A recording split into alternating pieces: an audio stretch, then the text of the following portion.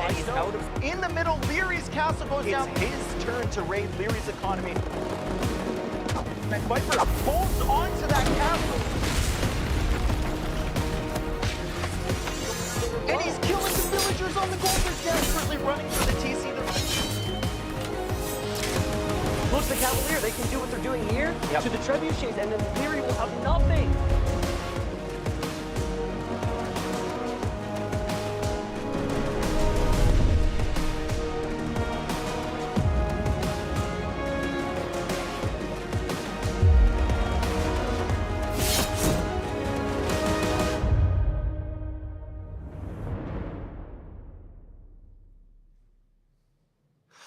Welcome back to Heidelberg Castle. Exalted viewers around the world, it is such a pleasure to have your company here for Red Bull Wololo Legacy, the biggest Age of Empires tournament in history. My name is Riley Knight, your host, and if you're joining us after having checked in with us last week, welcome back.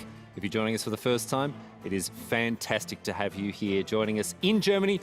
Nilly, alongside me, mate, we can't wait to get stuck in. We've had 3 days of fantastic action from Age of Empires 2. But now, Age of Empires 4 is on the docket. Let's go. Yeah, it's so crazy how high the level was there for Age of Empires 2. Obviously, their biggest tournament as well. And, like, everyone got pushed to the limits. And I wouldn't be surprised if, like, AoE 4 is maybe even better. Well, I'll tell you one thing that's better. Look where we've moved to. We are now in the Königshalle, the King's Hall, Nilly. Very appropriate for a tournament of this magnitude. We've got a massive setup here that we can't wait to share with you. And of course, something that I'm very, very excited for, personally speaking, is a live audience this weekend. For the finals, Age of Empires 1, 2, and 4 on display in front of a live crowd, all hooting and hollering. We are going to have a fantastic time. But what are our players playing for? Over $500,000 in prize money across these 3 events, Nilly. But let's focus in on Age of Empires 4. $300,000 and a massive $100,000 for first place. These players are not going to want to leave anything on the table. Yeah, we have seen how crazy their preparation was, right? Some of them like took 2 months off, practiced like 10 hours every day. I've seen them practice like day in, day out. Lots of strategies are being hidden. They know what's on the line. Yeah, and I mean, I want to come back to the point you're making about the strategies. We certainly know what's on the line. We don't really know what's on the line when it comes to strategies, man. We are in for some surprises this weekend, let me tell you. Let's have a look at some of the players we're going to be seeing here. We've split them into 2 groups. Each player needs to win 2 matches in order to make it through to the quarterfinals. Well, more on the tournament structure in just a second. But Nilly, talk to us about some of the names that we can see here in group number A. Actually, I always do that as well. Yes. And people get so mad on YouTube. Group number A, we've got some familiar faces for those of us who's already checked in with Age of Empires 2. Capoch, he's playing as well. But most notably, MarineLord, number 1 seed heading into this tournament. Yeah, exactly. Like MarineLord, Group A, BeastyQT, Group B, those 2 top favorites that everyone wants to see meet in the final.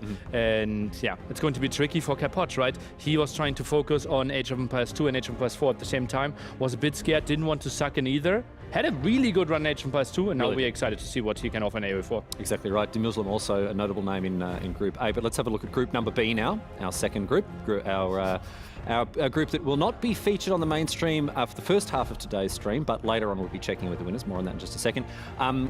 Some huge names here, but before I get to who I'm interested in seeing, let's talk about some of the big names in Group B. Oh, I think we have the Viper there, right? Yeah, exactly. Like that's obviously like arguably the greatest player of all time in the Age of Empires franchise, right? Has been dominating Age of Empires 2 for years. Underwhelming performance for his standards in the Age of Empires 2 event, only being top 8 there. And only. For his standard, like he was the last year's champion, so he had like 2-3 days to recalibrate, and he's hoping to maybe make an upset. In this case, an upset would be him making it into the top 8. Yes, indeed. He's got a proven track record in Age of Empires 2. What can you do in Age of Empires 4? We're going to find out. But there's only one bloke I'm interested in watching play, and that's Hut, my boy from Australia. He's come all the way across from Australia, just like me, and I can't wait to see how he does. I was chatting him a little bit shaky, confidence not at its best, but I'm hoping he can come out strong. Yeah, that's obviously the tricky thing, right? Some of the players like are veterans in esports, right? Some of us, like some of them have like 20 years of experience, like over multiple games, and then we have like I think like 4 or 5 complete newcomers first LAN event, like lifetime earnings, way lower than the min cash in this tournament. So like there's a huge difference in experience. And a huge opportunity for these young players, this new blood to come in and make their mark. That's right. Anyway, we'll talk more about these players as we actually see them on the screen. And speaking of seeing them on the screen, let's have a chat about who we're actually going to be getting across today on the A stream. So just to let you know, we've got two streams. We've got our A stream, which you're watching right now, and the B stream, which will feature the matches that we're not able to show. We just got so many matches, we couldn't show them all on the A stream. So if you want to get across that, you can check out the link to go through and have a look at the B stream there. But we will try to, of course, get across all the matches that are being played here across the A and B stream. On today's A stream, we're kicking things off with MarineLord versus IamMagic. This is the #1 seed against the #16 seed. IamMagic, the last to qualify. And, I mean, to speak fairly, an uphill battle against MarineLord, one of the best players in AoE4. Yeah, it's going to be tricky. MarineLord even like shared, they already draft and picked the maps. So he's thinking about, okay, what could be a strategy? Because Magic, he has to show some magic because he's such a big underdog. We've got TheMista later on against SortOf. TheMista described as a bit of a wild card sometimes. Don't know what we're going to get out of him. Then DeMuslim and Capoch. Now, I know lots of fans around the world will be looking to see DeMuslim and see how he goes. And of course, Capoch also representing the old guard of Age of Empires 2. So that'll be a big one. We move on now and have a look at Wham versus Lenok. That's coming up later on this afternoon. And then nearly these places here that don't have names in them yet, those will be our winners matches from Group B. Correct. So we have the big names from the other ones. Potentially the Viper, Puppy Paw, BeastyQT trying to get in there. For you, maybe Hut. Let's go, boy. Let's go. Finish off the day. So how it works, my friends, we've got essentially a double elimination system here where if you win 2 matches, you make it through to the top 8, the playoffs, the quarterfinals, whatever you want to call them. There is a cut there. If you lose 2 matches, unfortunately, that's it. So we will be sending 4 people through to the quarterfinals today as the winners of our first round of matches play off against each other to secure their slot in the quarters. And then tomorrow, Nelly, we have elimination matches and decider matches to round out the rest of the top 8. Yeah, indeed. Tomorrow, 12 people left. Only another additional 4 will make it into the quarterfinals. Going to be a brutal day tomorrow. It's going to be a cutthroat day of Age of Empires, but it is also going to be an incredibly exciting and very, very engaging tournament to watch. Of course, for those of you who have been with us so far, it's been fantastic, but it's only going to get better. In the Königshalle, with an incredible backdrop of this amazing castle. So appropriate for a medieval-themed tournament like this, and we're so happy to bring you live coverage of the game and the franchise that we all love. Such an exciting time for Age of Empires. So much happening, and we can't wait to bring you to it. All of the players assembled here, ready to go, ready to make their mark on this tournament earlier today. They arrived at Heidelberg Castle, ready to do battle. We're going to check in with them now, and then on the other side of that, we are ready to go with the games. The cast is standing by to take you through it. Killer Pigeon and Aussie Drongo are going to get stuck into game number 1, match number 1, right after this.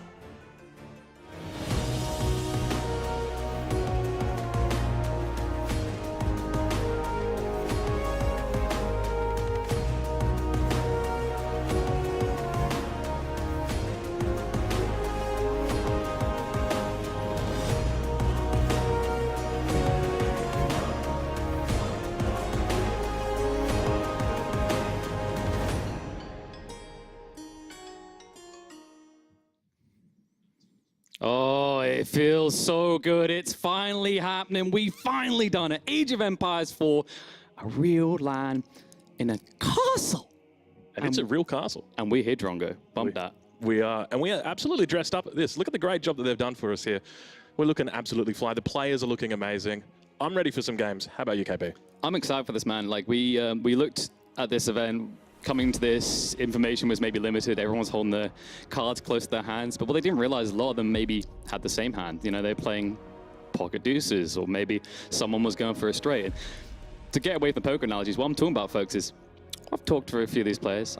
I've wiggled for insights. Maybe they're baiting me, but what I'm hearing are a lot of clashing ideas, my friend. Yeah. And it's going to make for a very fun first few days here. I think what's interesting about this event is that we've got a lot of different groups of people that have just been in their own kind of, if you ever watch Dragon Ball Z, the hyperbolic time chamber, we've had Wham and Puppy Paw in Canada practicing against each other, forming their own little meta. And we've had Vortix and Lucifron, some more twins or brothers over from Spain. They're fighting it out. So we've got all these little metas that are developing in amongst each other. And now we've got this whole amazing array of ideas that are about to pop out. Yeah, and then you got your boy Hut, who's fighting players, but also sleep schedules, right? Because like you got these different time zones, Lenok and Hart over there, of course. Yeah. Then you got all your European boys, as you mentioned. You've got the NA lads who I heard have been screwing together, and we've got that clash of ideas, right? I mean, I don't know if Magic is French Canadian, so I don't know if we can say it's Francais en Francais, but it's going to be NA versus EU, which is always a classic for esports, and I think this is an interesting clash between the two. MarineLord always on top,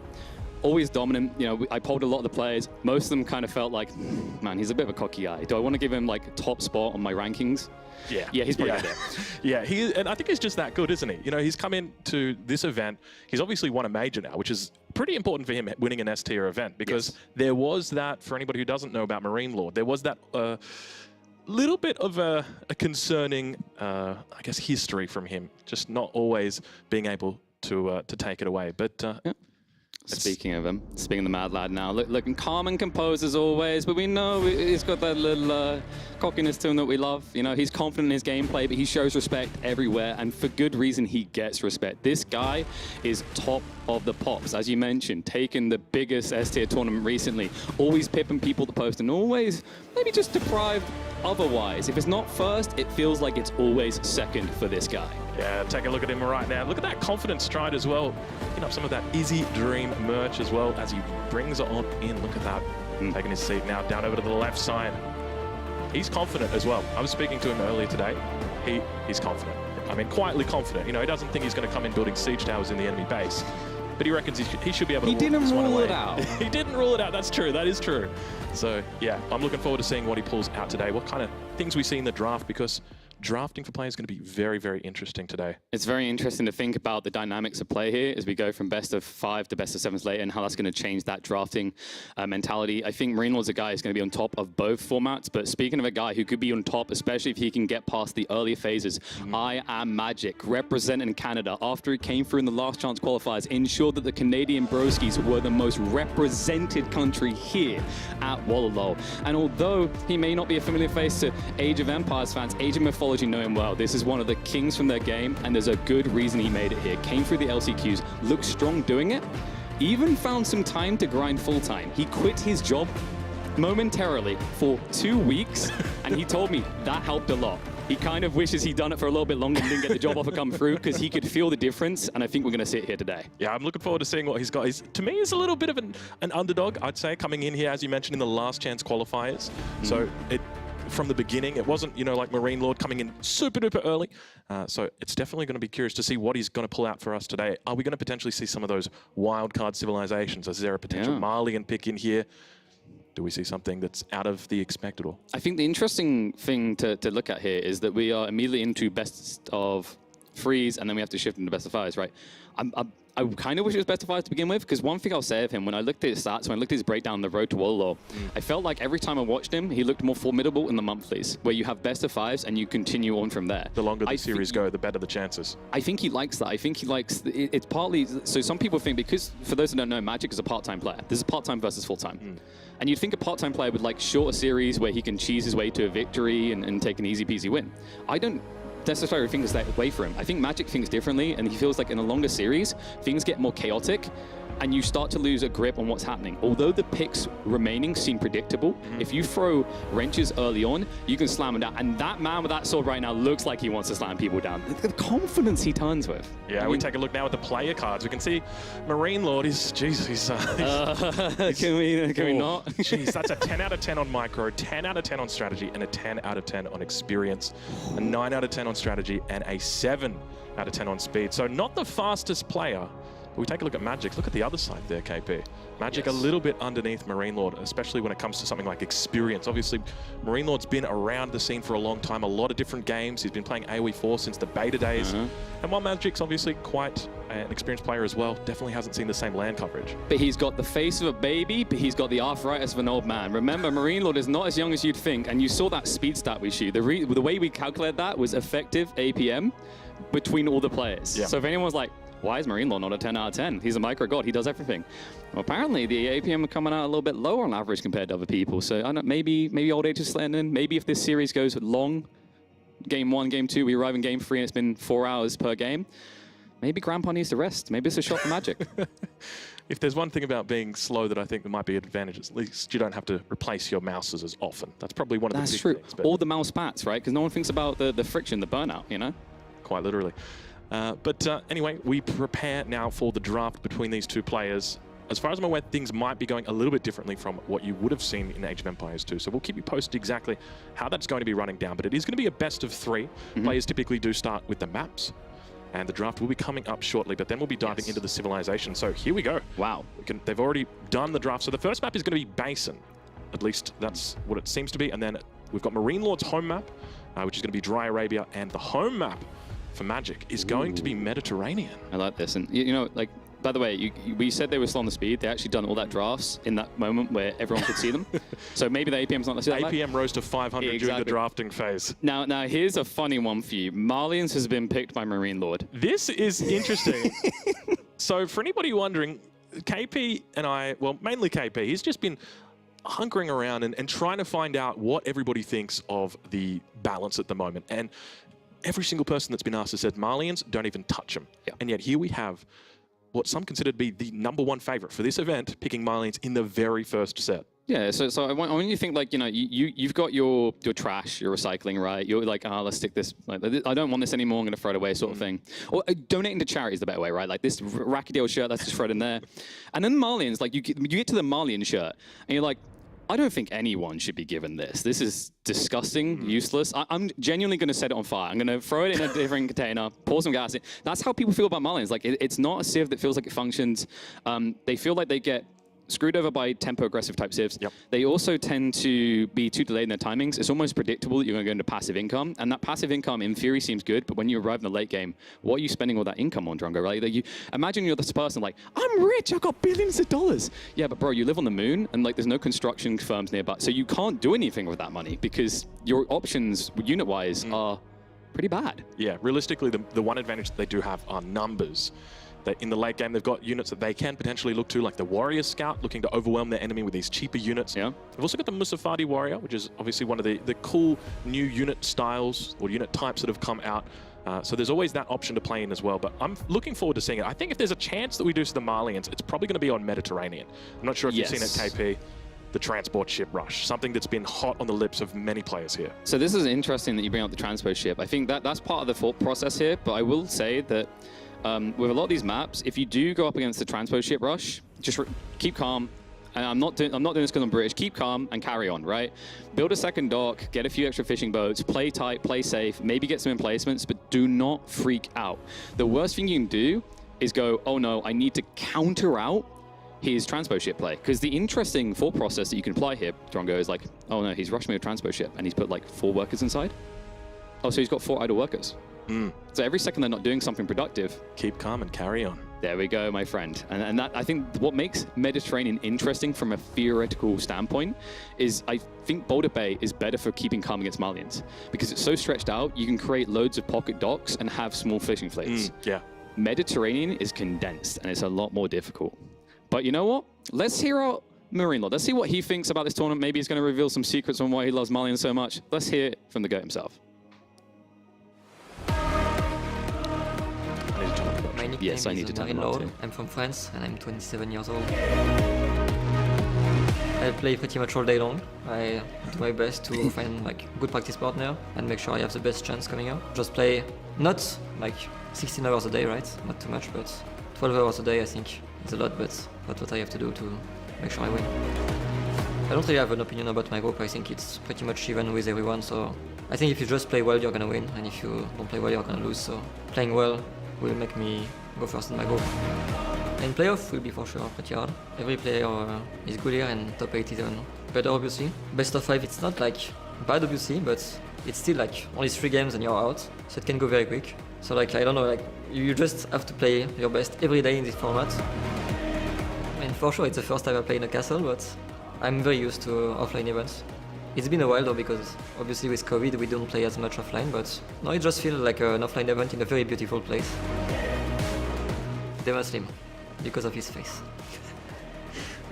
His face is very scary. Not because of his gameplay, he's pretty bad. Obviously the last seed player are not as good on paper, so technically you are more confident against them, but I know like everyone is trying very hard. Even if they are lower seed, I will prepare for them and I will make sure I win cleanly.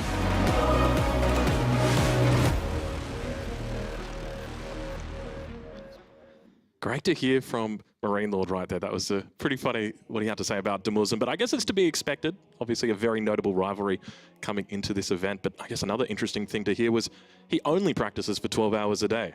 Well, no. I think he's lying because, and this is the thing, go be careful, Drongo. They might be telling us lies, so we say it on. He said a day. He doesn't play a day. He plays at night. And this guy is up at 3 in the morning for local time. Grind. That's when he begins his grind. Yeah. This guy does a weird o'clock. And maybe that was like an intentional advantage, because I guess in that logic, you can play against like Lenok more, you can play against people outside of Europe. You're not playing against the people that maybe see as the direct rivals, because although we've got great Canadian representation here, if you look at the overall earnings of an AoE 4, there's no doubting it's dominated by Europe. I think that's kind of been across the board for a lot of Age of Empires games, right? Like it's just frequently seen that, like, I think we've got Viper here who's playing AoE2, AoE4. He's seen as the GOAT all times, not European. There's plenty along there with Game of Legion. So maybe this is just intentional to try and stay away from the people that are at the top of him, like Beastie, for example. Yeah, it's definitely a good point. Yeah, undoubtedly he's got an impressive work ethic. I think that's the big thing. A lot of people might look to MarineLord and think, okay, you know, he's lucky, he's just been born talented. No, that is not it. He's an incredibly talented guy, don't get me wrong, but he's also, he tries so hard, and that's what just really impresses me. But it sounds like we're going to be jumping in to the interview with Magic. Let's take a look.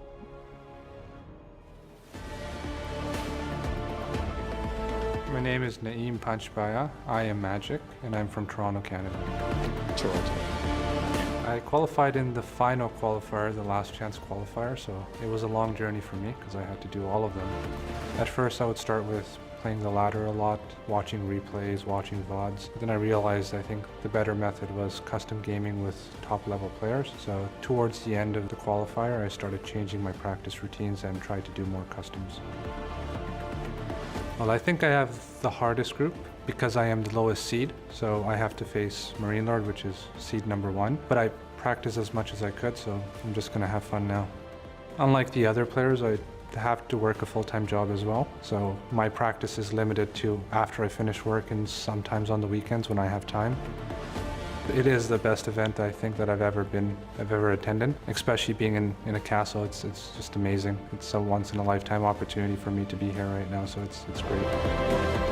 Probably BeastyQT. I guess he's after MarineLord, or with MarineLord, they're the two best players, so he would be the most difficult opponent I would face.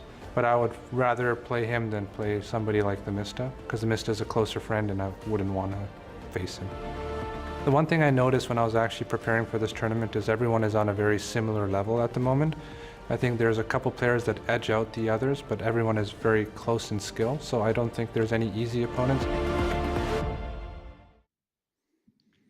We talked about the relentless grind of MarineLord, how he's always going 12 hours a day, never stopping. We talk about him as being this unassailable lord. Maybe what it takes is something magical to slay the beast. And it seems fitting that we've got that man here. You heard from him, calm as a cucumber, my friend. It didn't look like he was phased at all. He's realistic about where he's at, the expectations, but somewhat confident, somewhat eerie within that confidence. Yeah, it did seem like there was quite a bit of confidence in there, but I did like the fact that he says he's just going to sit back, he's just going to have fun. And I think that's the right approach. Coming into this, obviously, it's going to be nerves that are overwhelming you, but at the end of the day, you just got to keep calm and carry on, right? Look at you, we're all going back to British roots. Yeah, well, he's Canadian as well, so it's all coming back to Commonwealth, right?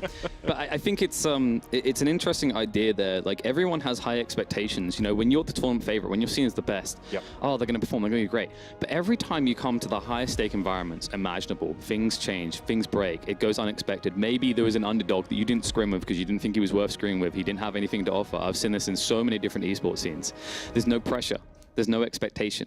I'm probably not going to say the original tweet, because the original statement, because it's maybe a little bit not trial friendly, but lower brackets are for, and I'm sure there's some people in the chat that could fill that in, is a famous quote from a team that then went on to win one of the biggest tournaments in esports after ending that lower bracket early on, because it frees you from this overwhelming pressure to perform by other people. Even in solo games, it's going to be there. I think we can see that when we look at the history of Age of Empires. Like, you know, I don't think it discredits Viper to say it took him a long time to get that that dub in AOE2, right? He won the last edition, but every time he came in, like, people always thought he was going to be the #1 guy. Yeah. That pressure can break people. Yeah, you're 100% right. Yeah, and I think you're right in what you're saying, that the lower bracket can free you, can change up the way that you play, the way that you think about the game. Or the lower seed in that situation, yeah. Perhaps. Well, it looks like we've got the first matchup of the day. The map... Oh, so the map, it looks to be Mongolian Heights, but as far as I'm aware, that's not only not in the map pool, but not drafted here. But I mean, if Mongolian Heights was allowed in this, I'd walk up to the stage and pour like Red Bull on the PCs. I mean, I don't want them to not play. I want them, the PCs to go faster, because that map is slow. That's something I'm proud to say. Like a lot of these maps are enabling a much faster state of play. Yeah. And the meta feels good. I've talked to multiple players about this. Like, they feel good that like the current meta is fast. It's not necessarily always these all-in feudals that we were seeing before on the previous patch. At the same time, Imperial hyper late game feels rarer, which my take is I've always felt like Imperial should be less than a 5% likelihood to happen in a game of Age of Empires, or definitely like hyper late game Imperial. If you get Imperial now and like end the game in 5 minutes, that's kind of different. But if you think about what usually happens when you arrive Imperial, stalemate. Everything gets stagnant. A lot of the map designs don't allow that. Yeah, it definitely does. But I guess the maps that we do have today, typically quite open. We've got both Base and Dry Arabia. The one in there that is going to be a bit interesting, Mediterranean. But we are entering now into the very first game of the main event. Ladies and gentlemen, welcome to Red Bull Wololo Legacy. I'm Aussie Drongo. With me is Killer Pigeon. KP, how are you doing this evening for this absolutely amazing event? I can feel it in my veins. I don't know if it's Red Bull, the AOE4 experience, but I am ready to see the greatest of our game on the stage competing for $300,000. And this is only day one, my friend, but yet I already feel like we're going to be sport with some amazing matchups. And what an amazing way to open up. On one side, you have Magic playing as his de facto signature Civ. I know this guy in and out for the Abbasids. He loves it. On the other side, MarineLord, it's not his signature Civ, but what it is, it's the signature Civ of the meta. The most potent Civ in pretty much every player's eyes, and somehow he got them, the Chinese. And it looks like it's going to be an early good game. No. It looks like we might be jumping into a remake here, ladies and gentlemen. So you'll have to bear with us as to finding out a little bit more information. But we'll get back with you shortly and provide some insight as to what happened there. But this is a great opportunity for us to talk about China at the moment. You know, a lot of people coming into this event didn't think of China as much of a big threat. Well, it turns out everyone's been grinding and everyone's realized that with the town center change, just a tiny little extra cost, a tiny little bit more time that it takes to build that town center, China becomes a powerhouse. Because Song Dynasty, you still have to pay for it, but with the build orders that players have got at the moment, where they're able to get out that Song Dynasty very quickly, pre-5 minutes, you barely even notice it. Exactly. Get more farm than China? Good luck trying. And I'm not just talking about the farm specifically. It comes in different droves, like the wood, especially the gatherings via the Imperial officials, how much that offers up. You mentioned the fact that the Barbican, like, what you have to keep in mind why that build is so good. Even if you don't build the secondary TC, as you said, you're at 1.5, but if you do, you build them quicker than other civs. Remember that the build speed on TC's got nerfed. I believe it was an extra 30 seconds across the board, as well as extra stone. What civ doesn't care about both those changes? Is it by any chance the one that supervises to get an extra 20% stone, so it's not hitting it, it's not screwing with his time so much? And then also the civ that builds much faster than any other civ in the game. Which means the window to shut down the town center is much lower. So because that town center is going up so quick, a lot of other civs, you know, you're talking about a 60-second, maybe even an 80-second build time once you really factor in all the villages. But with China, it's cut in half. And here's an interesting thought for you. A lot of civs have had to rethink and reassess the way they do multi-TC builds. Used to be your TC is meant to be moved out, some are greedy, you drop it down, you get new resources. So like, oh, but China's going to suffer from that as well, right? No. Chinese players, on average, play condensed TCs the most. They already were used to this, and yet they still looked strong. And now, when everyone else has been nerfed, when everyone else can't go out and get themselves a little Bambi for tea tonight, who's benefiting the most, my friend? That's China, baby. That's exactly it. So hopefully we'll get a little bit more information as to what has happened. But I suspect we might just be going into a rematch. Maybe they've got the wrong seed. You know, all of the maps here for this event are seeded just because you can't always guarantee that everything is going to spawn in the right place. And so you've got to have the right biome, you've got to have the right seed number, and then everything hopefully should. So it does indeed sound like it was the wrong seed. So it's an easy thing to happen. You know, you reach in the jar, you want a pumpkin, you get a corn instead. This is how seeds work. There's just so many of them. And you know, that's a relevant comment because, by the way, if people are like, where's Mista? He's going to be up after this series. So it's true. And also Halloween is happening. In fact, it should be happening very shortly. I got a little flyer in the mail about that. It's like, hey, if you want to do Halloween, we have pumpkins. Anyway, so there's your seed coming in right there. But let's talk a little bit about what the expectation is this game. For me, as a China main, I love China. I'm a big fan of China. I find the matchup against Abbasid Dynasty a very easy one, as long as it doesn't go to that post-Imperial stage. Yeah, so the thing to keep in mind is they're doing this on basin of all maps. If this was a water map, I actually think that China is at a potential disadvantage because, well, they have a lot of advantageous elements. On a map like, for example, Mediterranean, the Abbasids have the ability to spam a lot of docks. They can do cheap. They can now combat you on the waterfront. And although you get that 20% supervise I talked about, the Abbasids, what do? They get a gathering rate via the Golden Age incredibly early on, which is bonkers. On top of that, I think they have flexibility. What I'm looking forward to seeing at this tournament from the Abbasids is a shift in the wings constructed, because we're so used to seeing your atypical move into preservation of knowledge, right? That's immediately your first choice of wings, so you can get the 30% research discount. And why do you prioritize that so much? For the Abbasids, one of the biggest boons, sure, you can talk about military techs or whatever, it's about being able to get cheaper upgrades for your gathering rates, on your food sources, on your wood. Well, those just got buffed. They not only don't take as long as they used to get, they're also substantially cheaper. So it used to be, for example, preservation of knowledge, if you were to grab your first level gathering techs as the Abbasids, you would have ended up saving 75 resources per. Now you only save 45. So there may be some flexibility to go for some weird aggressive builds, maybe around military wing and feudal age for this civ. Yeah, that's a really good point. So perhaps we do start to see the military wing come out a little bit more. There's some powerful bonuses in the military wing to take advantage of, most notably the increase to health for infantry. That's a big one, and especially we start to see a lot more infantry compositions coming out now. Players really playing heavily into spearmen. Keep in mind they were buffed in the most recent patch, getting a little bit stronger in the Dark Age. So there's always that thing to consider, and most importantly, Abbasid spearmen, they get that phalanx bonus. Exactly. And that is what changes everything. That extra attack range. So you've got two spearmen standing next to each other. They're attacking the same thing. It's like, it's the double damage factor, right? So something to keep in mind whenever you get into a melee brawl is there's a spread out at the beginning of the fights. And that spread out is something that the Phalanx takes advantage of, because it takes them half the time to get all their spearmen in the fight if you have equal mass, because the other ones are scrambling over each other. And maybe we're going to see it here. It looks like we're finally ready to go. Apologies for the delay, but we are underway. Game 1 of Age of Empires 4 Wololo Legacy, Magic MarineLord. Let's get to it. Spawning in on the east side of the map in the color blue, representing Izzy Esports, playing as the Chinese, it is MarineLord. And then, of course, on the other side, Magical Fingers and Magic in the game. The one, the only IamMagic, Age of Mythology GOAT, here to try and be more than a sheep in the Age of Empires 4 War on his signature civ, the Abbasids. An interesting matchup that we've got here today. So Abbasid Dynasty up against the Chinese. So I'm curious to see what type of build orders we see out from MarineLord here, whether he looks to go for that fast Song Dynasty, whether he thinks about going for a second town center. One of the really potent strategies at the moment is to just play one TC and going very heavy on the Juku Nu. So that could always be an option for him. And we can see that he's opened up with a village. Let's talk a little bit about this. So he's gone for the straggler tree into the village. This enables him to have extra population space. We can see at the moment he's sitting at 11 out of 50. We don't know exactly how many villages he's got on food. It looks like 7 villages on food. So any villagers that are around that village are going to be able to dive into that village without the potential of being killed. It's such a good building, right? Like the build speed, I think, is it 2 or 3 times that of a house, so it's still quicker than building houses.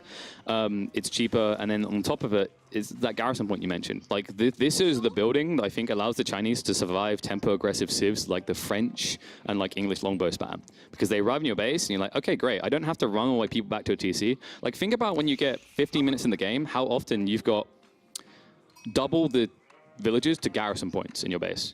What civ doesn't have that issue? What's the only civ in the game that doesn't actually have that issue? It's the Chinese, because they not only have the villages, they usually have the Barbican by then as well. No other civ brags this many safe spots for their villages at such an early phase in the game. And for a civilization, its power is somewhat limited early on, and then really starts to spike around that 10, 15, 20-minute mark. I guess it really just helps them out a whole lot. And that's part of the reason why they're considered one of the best civilizations at the moment. So it's curious that it got through the pick phase, but we begin to see the age ups coming through now. For IamMagic, it looks like it's going to be the economic wing, so no real surprises there. I think for MarineLord, it's probably going to be the Imperial Academy, but we'll have to wait and see exactly how he plays it. He's sitting at about 360 food at the moment, about to age up and drop it down. He's got a nice little spot. Take a look at this one right here. Look at the triple wood line as well as the gold mine.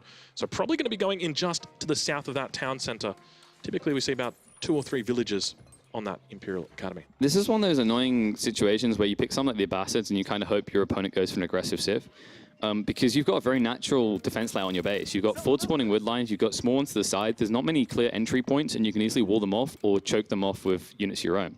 So a very desirable spawn start here for Magic if this wasn't a Civ that could just outboom you. Right? The Chinese, I think they've exceeded the Abbasids at this point, at least in the mid game. If you talk about hyper late game, I'm not going to pretend the Chinese are better economically. I think the Abbasids, they get up to what, 45% plus. They're better than the English in gathering on farms, which is what? How does that happen? Between the extra 8% drop off and all the golden age, and you understand how this Civ is so powerful at that stage in the game. So usually you want to drag that later phase, but as you mentioned, with things like the Chuge Nu, the Chinese can definitely all in very early on.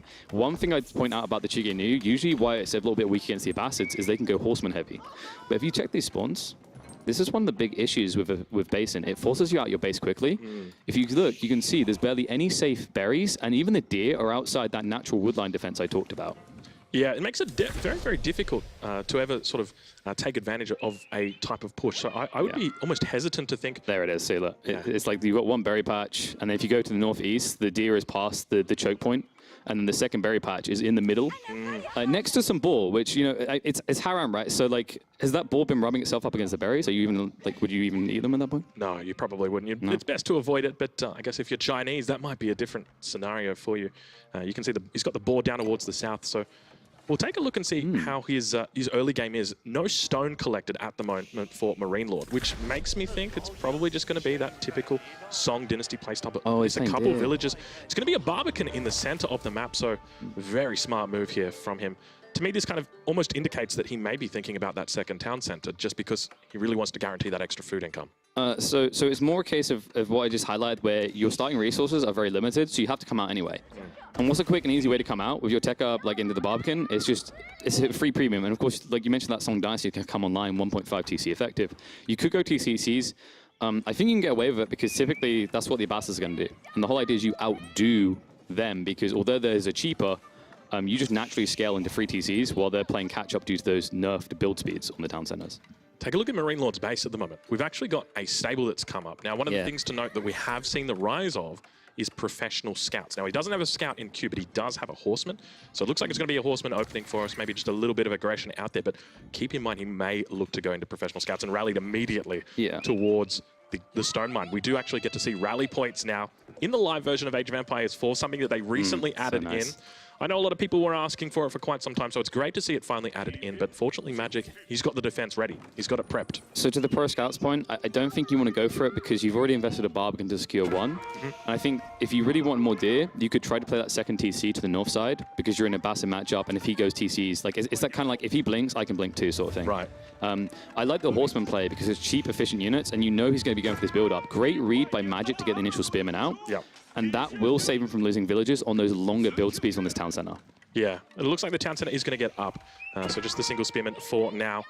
We can see that he's got another one in queue on the UI.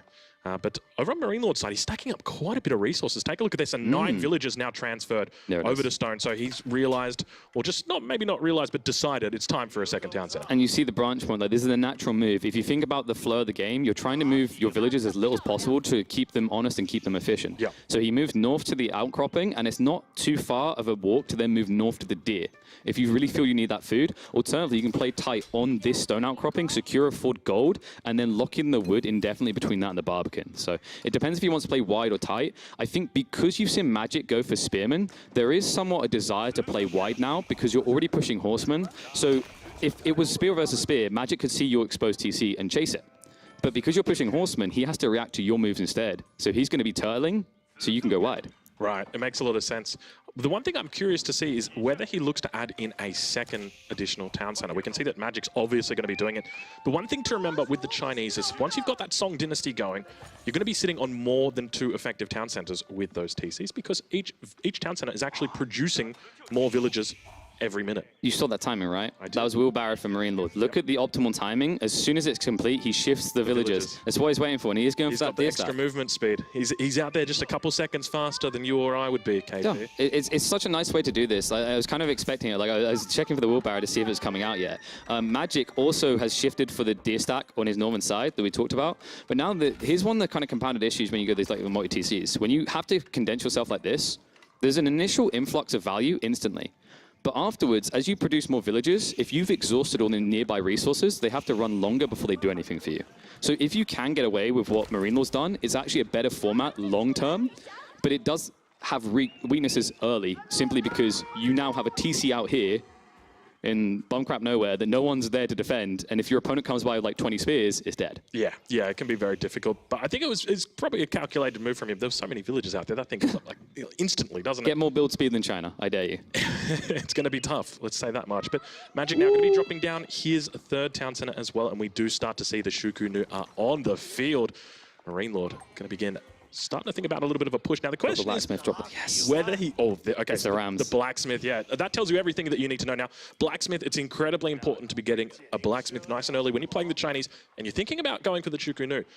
Partly because they've only got 4 damage, so that extra +1, you're getting an extra 25% attack damage. But they also have the 3 burst attacks, which means that you're getting an extra 3 damage per cycle from just +1 attack. It's the second most cost-efficient unit for going for balanced projectiles. The only one that beats it is archer ships, which we're not going to see on this map. But what we are going to see is the greed of the Abbasis. We said going wide, getting efficiency out of TCs is good, and Magic says, building villagers feels good. They're cheap, they're malnourished. I don't even give them full food. I only paid 25 food per, so I want as many of these as possible. He's now up to 4 town centers. And he's not stopping there. Look at that stone. He's kicked. Exactly. He's not stopping. We're seeing 5 town centers going to be coming out in this very first game. Do you want to know why this is so good? For a start, MarineLord has gone for Chikanu. So even if he goes to the Rams now, there's going to be heavily delayed in getting to the counter. Yep. On top of that, one of the big weaknesses of this map is when you play on Basin, the resources are so far away. Like you have no starting space to build a base. Yep. So if you can get away with wide TCs, it's better, and you can naturally bridge. And the cool thing is, in the meantime, these wood lines, you can see them all around. They actually create a natural defense line even when you spread wide. I think the interesting thing for me is that even, let's say, hypothetically, MarineLord gets all the Shukunu out. By the way, he's gone for 6 Shukunu, and that's it. So it doesn't look like we've got anything more than that coming out at the moment. So it's just going to be very light aggression. But even if he was to go for incredibly heavy aggression, sure, you take out 1 town center, but there's 4 more town centers. How do you stop all these town centers? And we do see a little bit of an update coming in from the B stream right there. BeastyQT going to be picking up a very early win, less than 10 minutes into that game, probably maybe 15 minutes. I guess we did have the restart on this one. So there will be spoilers throughout the A stream here. What do you see? That's a 5th TC. Yeah, that's a 5th TC. You're damn well right. But it's a whole, like, okay, I wonder if he, so the reason I'm kind of like, is like, imagine if he just goes stone again and goes 6 TC. No, okay, I'm going too far now. But like, I was surprised by the fact he put it back at home, because I thought he'd try and secure the northern resources, because there's another berry patch up there, so it's value. So this tells us actually a lot of about what Magic's about to do. He's now actually going to configure for farms early on. Because when you set up your wood lines, when you got wood lines like this and you set up TCs all close at home, what you now have is a lot of villagers gathering wood, which means he should more naturally be able to move into farms. So I'm now expecting MarineLord to up his aggression to punish that, because you know how this works, Strongo. Whoever goes farms first loses. Like on average, that's how it plays out. Yeah, very typically. And keep in mind, you're going to be losing, or rather using, less food when you're playing the Abbasid dynasty. So even though your villager count's going to be popping off, by the same token, you're still going to be spending less food on it. But we do now see the age up has come through for MarineLord. The astronomical clock tower in the back of the base, nice and safe. The best place to keep it. You don't want to be putting this bad boy on the front line. If this gets taken out, you're going to be out of any extra health on your siege. And there it is. It's not the Great Wall of China coming. It's the budgeted wall of the Abbasids coming in here. So yes, it's just one of those cheap little palisade walls, but hey, better than nothing, isn't it? Humble beginnings, right? An empire rises from simple things, and if they can keep number saturation, they can push back these initial palace guard. Love this play by MarineLord. This unit is just still insane. It has less armor than men-at-arms, but it's crazy fast. And the cool thing is, like, something we haven't been seeing much of, but I'm expecting to see it dip into the meta a little here at this tournament, is playing into Yuan Dynasty for the movement speed buffer. It's actually insane. I call them 2-legged cavalry. This unit moves at 1.36 movement speed. It goes up to 1.58, which is only 0.04 slower than heavy knights. It's pretty damn insane when you think about it. Now, the one thing that concerns me at the moment for MarineLord on the Chinese, I've played this matchup a million times before, and I know the power of the Abbasid late game. And even if he manages to make his way in behind enemy lines like we see him doing right now, there's so many town centers producing villages that, sure, you kill 5 villages, you kill 10 villages, you only put your enemy behind by a fraction of what you would if they were on 2 or 3 TCs. And that's something that these new civs are really waking people up to a bigger extreme that they even were apparent of before, right? Like, if you think of the way the Altmans function, you can kill their whole economy, they can still be pushing military. Malian's passive income, they're still good to go, and that's why he needs to go as fast as possible. That's why I like the Chuge Nua here, because it's not about killing villages, it's about blocking them from their food source. Yeah, and we can see him doing that now. Not going to be able to take out all of the villages there, but also going to be finding a Lancer in there, and MarineLord just absolutely taking over the minimap. Have a look at that, the attack, sirens popping off everywhere. Town Center going to be supporting out those villages, and still not able to get up that outpost for the moment, but now the Palace Guards have made their way behind enemy lines, and keep in mind, Magic is still not yet in the castle age, not even clicked up at this point, so it makes it a bit more difficult for him, but he's got more than 2,000 food a minute, so if ever there was a crisis when it came to food. Yeah, he's building camel archers. This is going to slow him down. He's not going to be in castle age anytime soon. Like, look how many are being queued up right now. These are not cheap. 180 food each, 60 wood, and you can talk about this 2k food a minute. It looks like a big number, but when you consider how many units are already in the production queue, plus the fact he's producing villages out of 5 TCs, even at the discount, that's a big drain. So I think that the issue for him is he has to make a very hard choice here. Like, am I basically trying to play towards a pop cap situation, or do I try to wiggle my way up, knowing that if I do, these deep diving Palace Guard are going to notice a weird little building being structured on the side of that House of Wisdom. I think he's just got to try and stick with the feudal age here, try and stabilize, because once he does stabilize, he's going to be able to hit that pop cap. He could do it very easily in the feudal age here. You can see him already rising up to about 120 population. Pretty early on in this game, but MarineLord back in his base, we can see a whole bunch of barracks being dropped down here. I'm curious what the villager counts are at the moment. We can see MarineLord actually with the lead, 97 villagers at the moment compared to 89, but down at the bottom, look how many villagers he's actually killed. He's killed 16 off, so he's managed to pull that villager lead back over from Magic. The interesting part is he actually had that lead when we initially saw the Chuge Nua moving to the berry line. So, like, even before that, he'd already slayed a few villagers out, and this is what I was talking about, that all-in move. Magic is going full cavalry comp because now he realizes, okay, you've been killing my villagers, but here's the difference. Even if you produce at a similar rate, if I kill your villagers and we're equaling each other out, you're spending double the amount of food that I am to replace them. And there's not enough room in this inn for all the poor people here. Look how many villagers have to scramble to the north. Even if they survive, they are not working for the greater good of the Chinese. That was not pretty right there, but MarineLord still manages to keep a villager lead existing at the moment and takes out a fair portion of the military from his enemy. Magic still yet to click up at this point in time, but we do see that down on the south side, the army value is in his favor. So he's continuing to build up that army. But he's got another 8 spearmen in queue, which is 100% the right choice. He needs to be going into those spears. Abbasid, one of the main strengths of the Abbasid dynasty is their military, specifically their infantry, and the spearman is the king of that. So I'd love to see from him just a really big spam of spearmen. The cavalry is your raiders, the spearmen are your sieges. You're just going to get in and you're going to blow up the base. Even if you don't use the spears to torch directly, you can build into the rams. That's always this issue. When you go full cavalry comp like this, you know there's going to come a point where you need to get static infantry that can build siege in the field. That's what he's aiming for now, and you'll notice in the reaction, MarineLord has to do this. He's lost map control, and the cool thing is, like, in a lot of matchups, if you lose map control, it kind of feels like you're losing the game around this point. If there's one civ that can get away with it better than any civ in the game, it's the Chinese. You can literally park yourself in a corner and say, I'll be back in 20 minutes.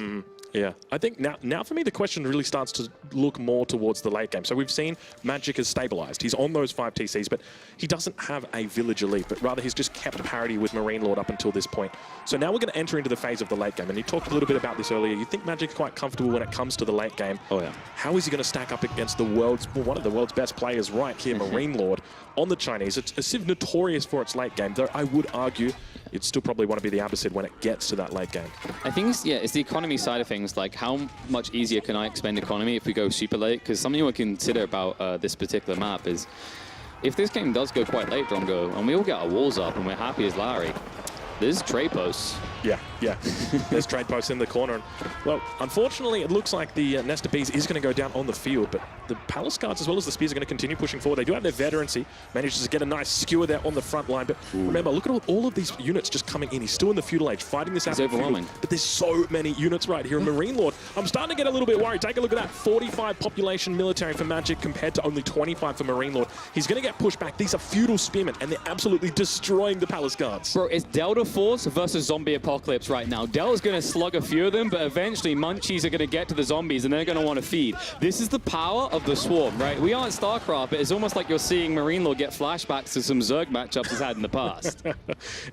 Look, at this point in time, I think he's stabilizing, but it's very hard for me to read this. The age up is going to come through now from Magic. We've seen aging up with just a casual 108 villages sitting at 153 population. So, look, I'll be honest, even though we do see a nerve to town centers, it seems that a bit more focus on the field is occurring. It's map control logic. The reason that he didn't want to do it before is if he just teched up, it gets seen, he's forfeiting map control, and what you'll see happen is MarineLord will probably move in and either stonewall or build keeps very aggressively. Right. Now look what's happened in the mid. There's so many vital resources here with gold stacks and stone. Speaking of keeps, take a look at MarineLord. He's sitting on 700 stone at the moment, and the villagers are moving out, but a little bit of a counter raid going to be coming in towards the north of his base.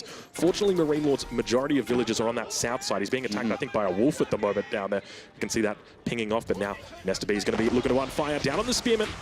Nice little split there from Magic. There it is. Just in time, and there's the keep coming down here, KP. Now, what's the response here from Magic? You type, why is trying to get to build keeps faster than me, and you surrender. Let's have a look how fast it's going to be. It gets dropped down at 18 minutes and 42 seconds. Now, keep in mind... What wins? The culture wing or the build speed on the keep? The keep, 100%. Now, remember, the keep has been nerfed in the most recent patch. It takes longer for the keep to build than what it used to. Not for the Chinese, really, For the Chinese, I mean, you don't really notice it that much, because when you bring out 20 villages and you right-click a keep, it's pretty damn quick, irrespective of how long it takes to build it.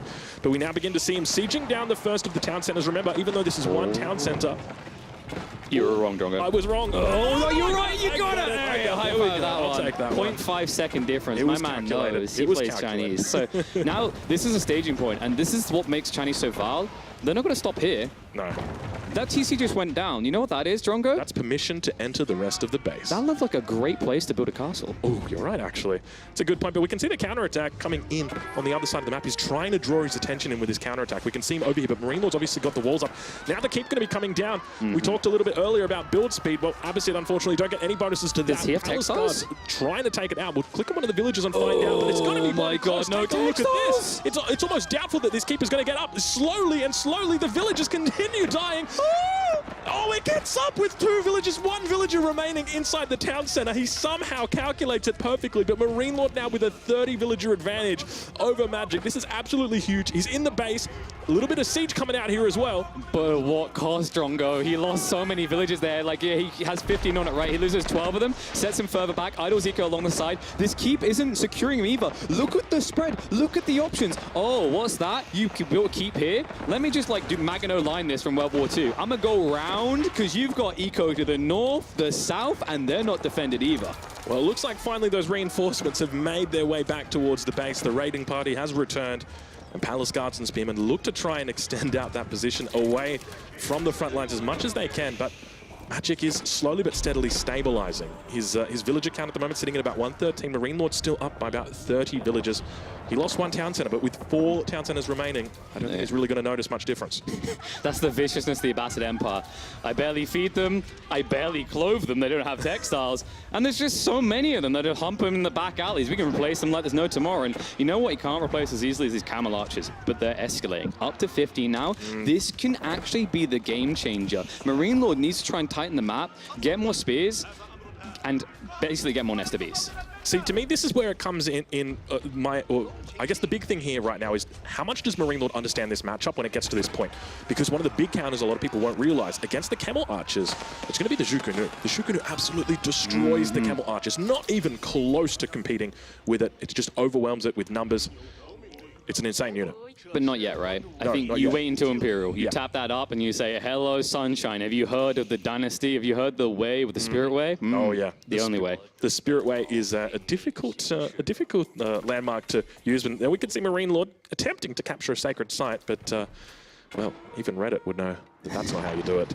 But it seems for the moment that both players are now beginning to treb up. We can see that there's 4 trebuchets reflected on the side for MarineLord and 2 for Mist. It's happening again. Magic, but yeah, here it comes again. I mean, he's going to get cleaned up. He's going to lose over half the villages. The keep should complete. He'll definitely get it in place, but it's once again another expenditure for him. He's now once again 20 villages behind, and also these Palace Guard are going to do more afterwards. They don't have to die to this keep. They can either shift away or they can clash with the cavalry or go deeper, and you're going to see that. That's the power of this unit. it. Like, Men-at-Arms can't do this. Yeah, that's exactly it. They can just run around the map. I'm curious to see whether MarineLord's got into Yuan Dynasty just yet, but I can't see the landmark on the minimap, so I'm going to suspect he hasn't. No. So at the moment, he's still going a little bit slow with this, but the relic pickup has looked pretty decent for him. He's got 4 relics now in total, compared to his opponent, who's still got no relics at all in the bag. It's about to be, like, I wouldn't be surprised if he just wiggles in and gets the 5th one. Like, let's be real. It's not that hard to go for at this stage, right? This is looking really, really difficult for Magic in this position. MarineLord's managed to do a great job in capitalizing on this. And he never let up. There was just constant pressure coming through. And he was never able to stabilize, never able to secure a wall on that south flank. And he's just used that to just enter into the base repeatedly. And this is a knock-on effect of not having textiles and going for keeps over walls. Like, he couldn't even try to warm himself in. Walls wouldn't have, like, solved long-term at this stage with Trebs, so maybe early on it could have helped him. But walls take so long to build, and Palace Guard are so fast. I don't blame Magic for making this play. MarineLord just turned the screws, and it continues to turn into a screw you moment. Look at this count. 40 Palace Guard already in the field. This is getting unbearable. If you look at the military count, before Magic had zombie apocalypse on his side. Now they found a cure. People have been converted back from zombieism, and as a result, GG will get called. MarineLord will take map 1. Impressive display right there from MarineLord. I think the big thing that I take away from that game is he just never let up on that pressure. It was pedal to the metal the entire time. Never did he sit back. Never did he say, okay, we're just going to sit back, chill out for a little bit. He was aggressive from the get-go. And that is, I think, a lesson to learn right here. So impressive stuff in that first game. Game number 2, we're going to be heading over to Mediterranean. What's your prediction for the civilizations? Do we dare see the Malians come out? I know you want this too badly. I really do. I can't hop on that bandwagon with you. Like, what other civs did we have? So we got rid of the Chinese, which would have been a great one there. Abbas's removed, another great one. I think an HRE pick came through, right? Yes, it did. HRE are great on that map. Yeah, we did see the Holy Roman Empire get picked up in, I think it might have been the first phase of picking. So, yeah, considered to be a pretty good. Yeah, here we go. Thank you, Mr. Production Man. So we can see French is available, English is. I mean, I think he's going to do Malians for an experiment here. I reckon he's going to go English. You really think so? Yeah, English is such a great water sieve at the moment. So what you're telling me is MarineLord was just memeing on us because he's never going to use Malians. Yeah, I think so. He's like, I know what sieves I'm picking on every single map. Malians is just there for the memes. So this is either HRE or Ruse. Because this could be a fake out, right? He could be thinking, well, I'm gonna 2-0 Magic, but I'm worried about the next game. I'm worried about the next game. I want to put Malians in there just in case. Well, it's that whole logic. You don't reveal more of your go-to strategies, right? Like if he goes through this whole phase, he's like, I just keep picking Malians. Yeah. The problem with that is it's very dangerous when you get against people like, for example, MiSTer, who these Fury Crafters who have an off-meta build. Someone like SortOf, who's probably got his own strategy, comes to mind as well. It could screw him pretty hard, so he needs to be a little bit careful not to meme it too hard. I think with the playstyle Magic, it kind of fits and it makes a lot of sense. But looking at the other side of this, HRE and Ruse are very desirable picks for Magic. I think HRE should be creme de la creme because, it's just better than Ruse. It really is. Like the whole idea of deep water fish sounds cool, but you clash so quickly on Mediterranean that you don't get breathing room to exploit it to the same degree you would on Boulder Bay or Four Lakes. And then Ottomans should definitely be safe to Dry Arabia. Ottomans is 4th best civ in the game right now on average across all maps. They are a powerhouse. I don't think a lot of people realized initially, well, at least judging from my YouTube comments, Ottoman was a civilization that people just thought belonged in the bin. Well, not belonged in the bin, but just that's where it was placed by the developers. But slowly and steadily, the Ottomans have been making their way up, and we've seen the priority for this civilization really start to increase. So I'm impressed to see it picked here in the first round. And as we can see, MarineLord just scrambling around Magic's monitor. He's very confident. He says, I took game 1, a friendly handicap. I'm going to stand over here with a long stick and play game 2. So they're just chatting a bit. We should soon get into the second one. But the interesting thing about the Ottomans and Malians, to bring that discussion you talked about, is a really good point because I mean, I was watching a show match. I was arguing with people. I'm like, Malians suck. Yeah. And like, but they have poison arrows. They're great. And I'm like, but they don't used to be great. Used to be great, right? So the thing about poison arrows, poison arrows is one of the biggest things I always hear from Malians about how great it is. Yeah. And it's like, it seems cool, but it's like bringing a Gatling gun to a knife fight. Like, even if you win, it's like you're now shooting the body unnecessarily, right? Right? You're like, yeah, I got him. It's like, dude, he was dead 200 bullets ago. Can you stop? Are you just talking about the fact that they overkill a lot of things? Yeah, they do. So, and the reason that's important, I think crossbows are better. Right? Because you can go for this armor, but you're going to turn him into a porcupine by the time he dies because he's heavily armored. Difference with crossbows is shoot quick, I move away. Shoot quick, move away. Shoot quick, I move away. And when you talk about dots, one of the dangerous things that people get baited into is overall the damage is higher long term. Sure, you can argue that maybe, but how effective is that damage? Well, it's also if it takes you that much longer to kill me, initially, I get to do more at the beginning of the fight, right? I will die, right? But it's almost like, you know what, it's kind of like you see in the movie Crank, where he's like, oh, my heart's about to pop out, but I'm gonna get revenge, right? So he goes on a baller, he like murders all the people that done him wrong. Like, that's the same logic here with poison attacks. Right. So I think there was some concerns like, oh, maybe we need to have healing, debuff it instantly because it's too strong. But right. I think it's like maybe the one cute little thing Malians have left. The only other way I see them being played is Musafati Gunners in the hyper late game. Yeah. Could be a clutch play. But to what we said before the series, I don't know how much late game we're going to see in general. Well, I'm a big fan of the sofa. It's important. What, to sit on? Or, you mean the... the unit, yeah. It's something that shouldn't be slept on, though. It is an incredibly strong unit once you get to the castle. Do your back in. Indeed, it will. But once it hits the castle edge, that's when it gets incredibly difficult to deal with, because you start talking about imported armor, which is the unique tech that it gets, an extra 2 melee armor, an extra 2 ranged armor. And now you're really starting to talk about, you know, a powerhouse. And keep in mind, these guys are fast as well. They're half horseman, half knight, but all badass. Yeah, they're an interesting unit. I mean, I think one of the big issues with them is like they're not good cycle chargers, in my opinion. Not to like, if you think of like what French knights can do, for example, how they can snipe villages, how they can even keep up with textiles coming in, it's a little bit harder. I think like one kind of X factor resource in the late game could be the movement speed buffer they can give over. That kind of seems cool. I think at the end of the day, that like the big issue to me with the Malians is like the pace of their economies and how they arrive at these things. Like I'm still kind of convinced that the way to maybe make them work back to that Musafani gunner fort is you go for the landmark that lets you just pay gold for your units, right? Oh, yeah, and you just churn them out in the late game. Yeah, I think that might be the way, because I think a lot of people were getting baited by the alternative, which basically buffed all of your cattle. Yeah. Gathering rates by 20 per cattle. Right. It's a bit more of an investment, isn't it? A lot of people look at that and they think, well, you know, that sounds amazing. But then it's like, well, I've spent 2,000 gold on cows. Yeah. And they don't defend my base. I actually still think the play is to build some cows and kill them. Yeah, you reckon? Like, it's just like, it's this whole, I think we get very obsessed with how cool passive is. And it's like, yeah, passive's great long term. Yeah. But like, if the game's going to end in 30 minutes, how much do you get out of passive versus just harvesting the organs and banking it straight away? To be honest, you sound like a real estate YouTuber right now, talking about passive investments. Look, you don't need to think about what you're going to do 30 years from now, because the market's going to crash in 10, okay? So you got to go to the moon while you can.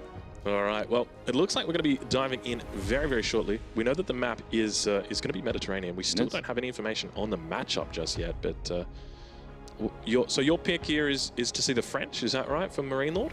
I think like English could work. I think English is like, I kind of feel like English is better than the French, actually. Yeah, I think it is. Because then you leave yourself English on Dry Arabia, which is still a pretty top pick for anybody who doesn't know. English is considered at the moment to be probably a top 4 civilization. I've heard mixed takes on like how easily you can wall yourself on Mediterranean. I'm still of the opinion it's easier than Boulder Bay. So like that might be the worry, but yeah, we got our answer. It's English and HRE. So game number 2 between Magic MarineLord. Magic now playing from behind. And we will get to see another one of those greedy effectives on Mediterranean's. MarineLord is going to throw a curveball at us, though, with the English. Yeah, something that I guess some people expected. Someone hoped to see the Malians, but not going to be today. So MarineLord going to be down on this, rather going to be up on this north side. Now, one of the key advantages here that MarineLord's going to have on the English, he's got that extra range on his warships, and that's a huge thing to talk about when. You know, when we're thinking about those 10-minute, 12-minute fights, when there's plenty of hulks, plenty of arrow ships out there, that's when it's really going to make a difference. Yeah, I think that the interesting thing to look back at is even in the old system, you know, the old naval system, something still came across, like that extra range you talked about. And if you remember back to Holy Island, we saw a lot of it. We saw a lot of MarineLord in it. Yep. I think most players were categorized into 2 people, English or French. Yep.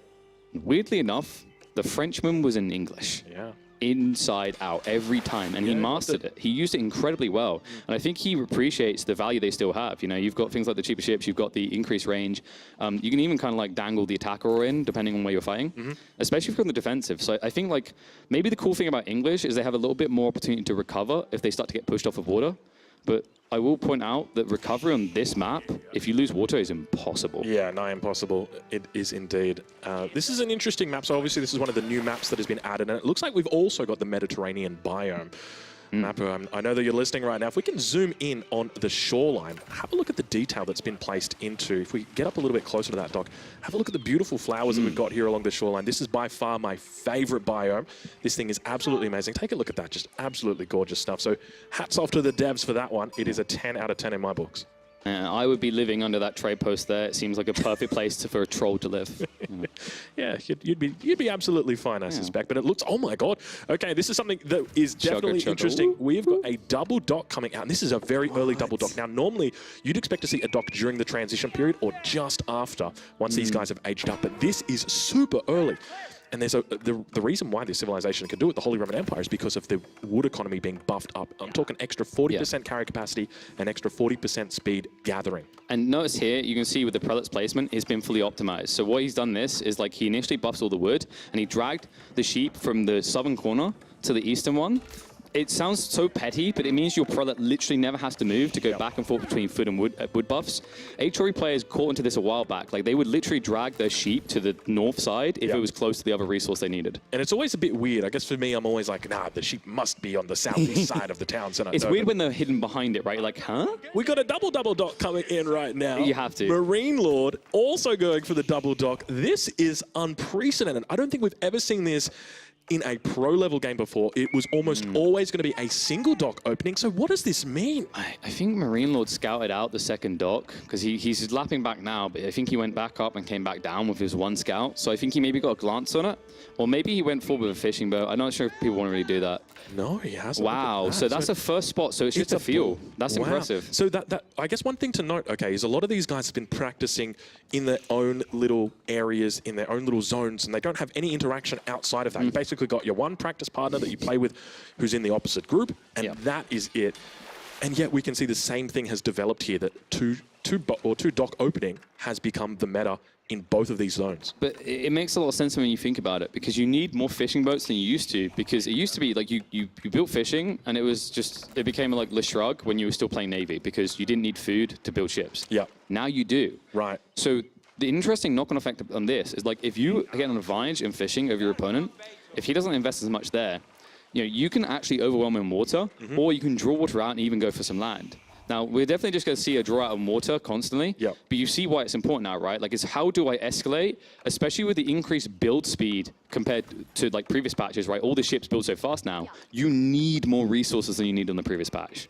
Yeah, that's a really good point. But it looks like now we've got the age up coming through. Arkan Chapel, have a look at this bad boy, all right? So Arkan Chapel is going to be grabbing the gold, gets the wood line, and it looks like it's also going to be picking up the deer as well. But if we can just move in over onto that right-hand side, we can see. So he could probably look to push in the deer as well from here. But in fairness, we're playing on water map, so if you just want to pan to the left again and we don't, who cares about deer, right? I know, but let's say, maybe he loses water or something like that. He's going to have to fall back and, oh my God, the other side of the map. It's going to be an Abbey of Kings. Oh my God, I'm actually losing my mind right now, and it's on the shoreline as well. It heals them. No way. Oh my, okay, so it heals all nearby friendly units that are out of combat. That's very key. By 6 every 1 second. We are witnessing it right now here. Double dock into Abbey of Kings. I'm going to do a developer dirty here. Can we hover on that heart as well? I want to check if it's... Because it used to... You remember, it used to say 6 on 1 and 7... Okay. Shout out to the devs. They heard my ramblings. They fixed it. It used to be very confusing because they kept... It used to be lower, and then I think they made it higher, and it's gone back and forth. But it's a powerful play because, as you said, it affects the ships, and the ships already get passive healing on the docks. Correct. By the way, that passive healing got nerfed. It went from 5 to 3 HP a second, which means the differential is a lot higher now for the English. Wow. I'm so excited right now, KP. I know it sounds weird, but just watching this, witnessing this unfold right now in front of our eyes, it is beautiful. These guys have been tucked away in their own little castles, working on this Magic, but already a bit of an advantage. Going to be coming over to Magic. It's going to be double galley opening for him. He's got one more in queue, and MarineLord. It's not what we thought. Oh my Lord. He's got men-at-arms coming. What is going on this game? He's got 2 men-at-arms out already. Oh my God. Where is he? What is he? No. Think about it, Drongo. It makes sense. So the Abbey of Kings is so he can park back and defend with less ships and trade. So he doesn't have to build as many ships as his opponent. He can start moving men-at-arms around the flanks. And when they arrive, even if they can't shut Eco down, they can torch docks. So then you have to run back to your base, and MarineLord can chase you with Springald ships. I wonder what... Oh, this is so interesting. I'm so unprepared for this because I've never seen it before, but it looks like MarineLord at the moment might be losing out pretty early on. Fishing ships also going to get pulled in. He's managing to keep the galley alive by the skin of his teeth. And he's trying to focus down that one on the back. The second one's coming in. It's going to be a Hulk. Watch out, ladies and gentlemen. The green machine is in and he's upset. Look at him Get the fishing focusing boats. down, and the fishing boats do get focused out. He's lost quite a few there, but still he maintains a pretty decent economic advantage. So the logic here is like he realizes, oh no, I can't actually match these healing rates next to the Abbey, so I just need to pull away. These archer ships are phenomenal against fishing boats because they do AoE damage now. And what do fishing boats do? They cluster up against each other on the fishing side. So like Magic, it's a subpar start the fight, but he done the best thing he could on the outtake, and he does still have naval advantage by a mile. Men-at-Arms, look at the Men-at-Arms on the gold mine, and the second one's coming in. Now look how disruptive he's being in here. The Archon Chapel in a really greedy position. The villagers have to be out here because he wants to be picking up the advantage that he's got by having it out here. But now the response going to be coming in a barracks from Magic. But like you don't have your advantage yet as the HRE. You don't. You only get movement speed. You can't get heavy maces. You can't get two-handeds. You're locked. And at best, you can just make Men-at-Arms against your enemy. He's also making Men-at-Arms. Exactly. So what do you do? And now you have this issue where like you took this early advantage and you took not a great trade with your archers ships to begin with. So now there's a bounce back effect. Okay, I need to build Men-at-Arms on land, which means I have less resources to build more ships. So what can MarineLord now do? He either says, let's turn this into an MAA slog, or now I'm going to build ships and I'm going to beat your advantage, or at least even up the numbers on both sides. And now we see this differing of philosophies. One side is pushing Springalds, the other is pushing archer ships. I've been through this with multiple people. I'm of the opinion that I think archer ships in mass clump have an edge, but I've heard plenty of tells about how Springalds will stomp them into the ground. Yeah, they definitely will.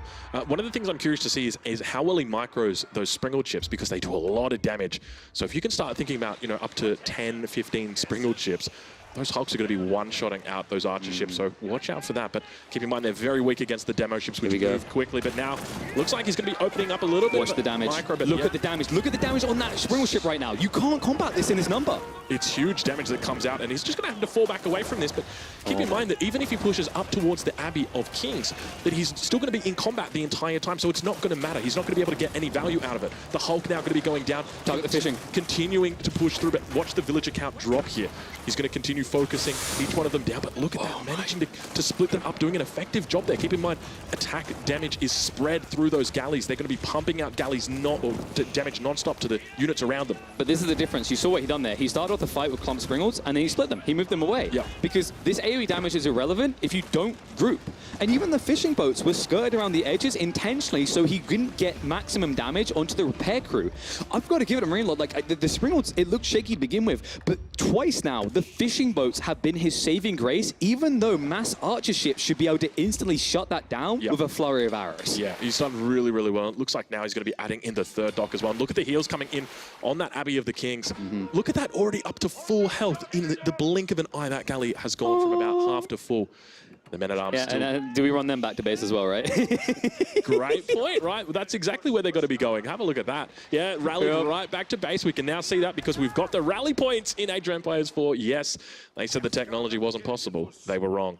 Upgrades now coming through as well. Wheelbarrow coming through. A little bit of a delay. What other technology can we? I mean, we got NHS. That's a modern thing, but we got that here, right? Like, can we maybe get teleportation? Oh, we haven't got that in real life yet, but you know. Eventually we'll maybe get like a prototype. I mean, maybe like cross-cleaning. Can I like genetically implant a lion into a Man-at-Arms? I don't think so, but it's an interesting thought, KP. We'll write it down and we'll talk about it later. Maybe in the future. There's a few devs here. I'll reach out to them. Well, for the moment, Magic just sticking with a... Oh, the archer ships! Yeah, look at them go. So Magic just sticking with an archer ship, I would say composition, but I think composition typically implies that there's more than one unit. He's just going there's Men-at-Arms and there's archer ships, right? Like, you land, you get your navy, whoop-de-doo, and you just keep mashing the buttons on repeat. Like, he could just have, you know, one of those little, like, wooden dipping things that you put into water, right? Oh, yeah. You could just have one of them for the his keyboard right now. Not to discount what he's doing, this is really effective. And once again, look at the archer ship count. Then look at the Springald. It's double archer to Springald. Springald's meant to counter, but what he's doing now is targeting the fishing fleet, because if you remove that economy and you still keep your fishing, then when it goes back to land, English can't win land. Not at this stage, because their economy is 40% weaker than the HRE. Yeah, but he still manages to keep that slight villager lead. I'm curious as to what the income is at the moment for these players, specifically the wood economy. We can see Magic sitting on 1,100 wood a minute at the moment compared to MarineLord, who's on 769. So it is quite a difference between these two guys. It is, but look, the food actually matters more than is like apparent at first, because you have to remember it costs food to build these ships. Right. So Magic needs to keep more food, because what he's doing, it's actually funny. He's literally doing the same as he's done last game. it's like Zerg versus Protoss or Zerg versus Terran. Whatever StarCraft reference more. One guy is going zombie apocalypse. This is going to be my reference for the day. Other one's Delta Force. Right, all right. Well, he continues adding in, and look, now we finally see a little bit of a change up in the composition. It's going to be demo ships, so he's marching them in 2x2. Typically the best way to have them, because that's going to secure a kill onto those hulls. So now moving forward, look at the DPS coming out there from the arrow ships, firing into the center. Look at that, spreading them out, and the galleys really coming through in force. We can see a couple of the demos trying to make their way through the field, not having a whole lot of luck. They're in. They're going to hit on the back line there. He can't get out of range in time, so no one goes down, and this is starting to switcheroo. You see now, MarineLord has to pull all the fishing boats, but they're not in position. They have to wrap around, and it means you just sacrificed more economy. Boom ship coming out the side to try and churn it around a little, but look at the numbers at the top. It's down to 4 Springles. Now it's a triple up in the Archer department, and MarineLord seems to have bailed on even building Springles at this point. He's about to lose water. I think he knows that water's over at this point, and we enter into that phase of the game now. If this really happens, where does he go from here? To game 3, because this is Mediterranean, my friend. If you get pushed off the water, there's not an easy way to recover. He's going to be forced to garrison. The only upside he has right now is these aren't Springle chips, so they cannot blow up the docks. True. If he plays very tight towards the Abbey of Kings, he can have his pond, right? He can have his little paddling pool area. Yep. But the rest of the sea is going to be dominated by the HRE. Look how many ships he's got out here. 11 right now. 11 galleys looking to close this out. And MarineLord, he's got a single Hulk in queue. He's got plenty of resources, 1,400 resources. Still got that Hulk in queue at this point in the game, but things definitely not looking pretty for him. And we can start to see Magic pulling ahead in score at the moment, about 500 points up. Oh, the villagers! Oh my God, he's so much damage. The skill dodge, remember, these archer ships, they're not homing missiles, right? They don't just target on. So he weaved perfectly there. A little bit of AoE 2 for people, you know, a little bit like of dodgeball, right? if you will. But we can see MarineLord. So immediately the response is, okay, if you're looking at this from the perspective of a flowchart, you have lost water. What do you do now? And MarineLord's taken that flowchart, add in town centers. He's got plenty of farms that are going to be coming down as well, so it's looking like he's just going to be transitioning into that full land economy. But he's still open. He hasn't won himself in at all, right? So, and he's losing men-at-arms count. So now the really big scary part is if MarineLord has to go across to farms, the magic can just boost to Castle Age. And that's exactly why MarineLord's doing this, because I think he knows it's coming. So the only thing he can do is hamper the HRE's relic timing. Yep. So it's not as big of an advantage economically for the HRE. I love the way that he's playing this, because typically when people lose the water, the one thing they're thinking about is self-preservation. How do I keep myself alive? Yet still MarineLord so proactive. He says, well, I'm going to keep myself alive, but I'm also going to hamper your experiences and your game. And I love that from him. Very, very impressive. But still, he sits over on this other side of the map. And keep in mind, Magic behind this, he is just absolutely popping off with the economy. The fishing boats are going crazy. He's upgrading the docks. He's getting defensive emplacements. This was an interesting thing the devs added as kind of a recovery point. So now they're going to fire off. They have 11 tower range. The importance of this is you can go back to at least shoreline fishing, and you have to back away. And I think maybe the one trick that Magic's missing here, I know he's a big fan of these archer ships, but like a few Springles would go a long way now, because you'd be able to kill these docks. Yeah. Yeah, that's definitely, I think, probably the correct approach, but how much more does he actually want to invest into this stage of the game? He's managed to force his enemy off water. He's taken out that aspect of the economy, and now take a look at what we've got in queue. It's going to be the Burgrave Palace coming through with 22 villagers now for Magic. So his focus is not going to be on the relics. It is going to be on taking MarineLord out. And it's a combo of reacting to what MarineLord is doing and then also saying, well, what's my food income from fishing? What do I do with all this food now? Yep. I mean, do I build more TCs and build villages? Oh, no, that sounds like something that someone behind would do in this situation. What if I just produce a lot of meat and throw it at you? Which is what he's going to do with these meaty boys. Look at the production crew. Men-at-arms coming through.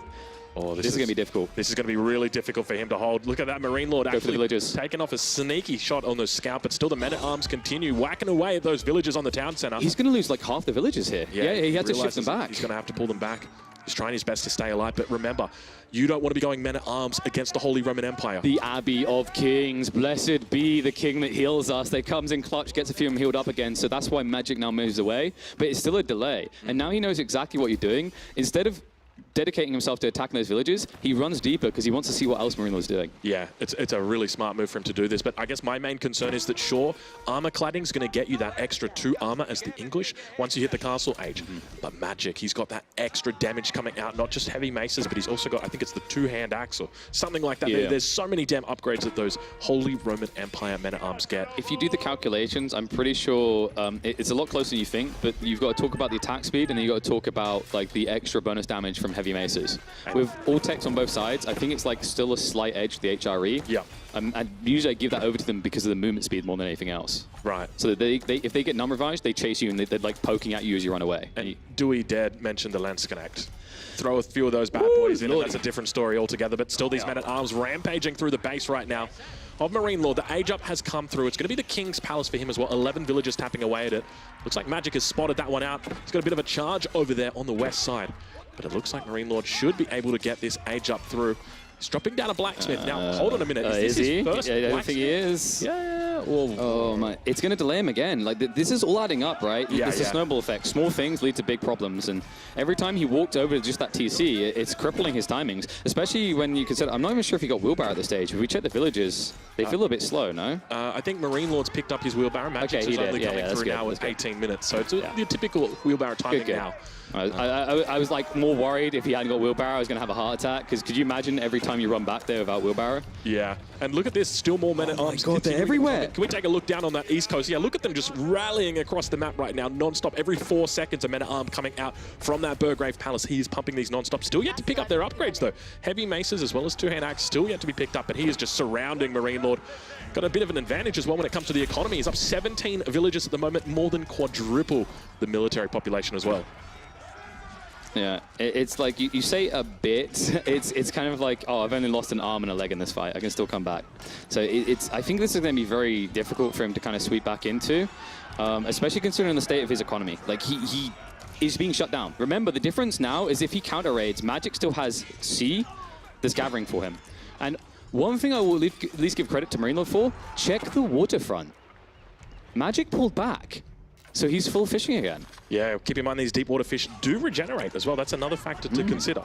So it means that, you know, throughout this game, you do take all of those fish out of the pond and eventually they will come back in. But it looks like now MarineLord is going to be able to reach the castle age finally.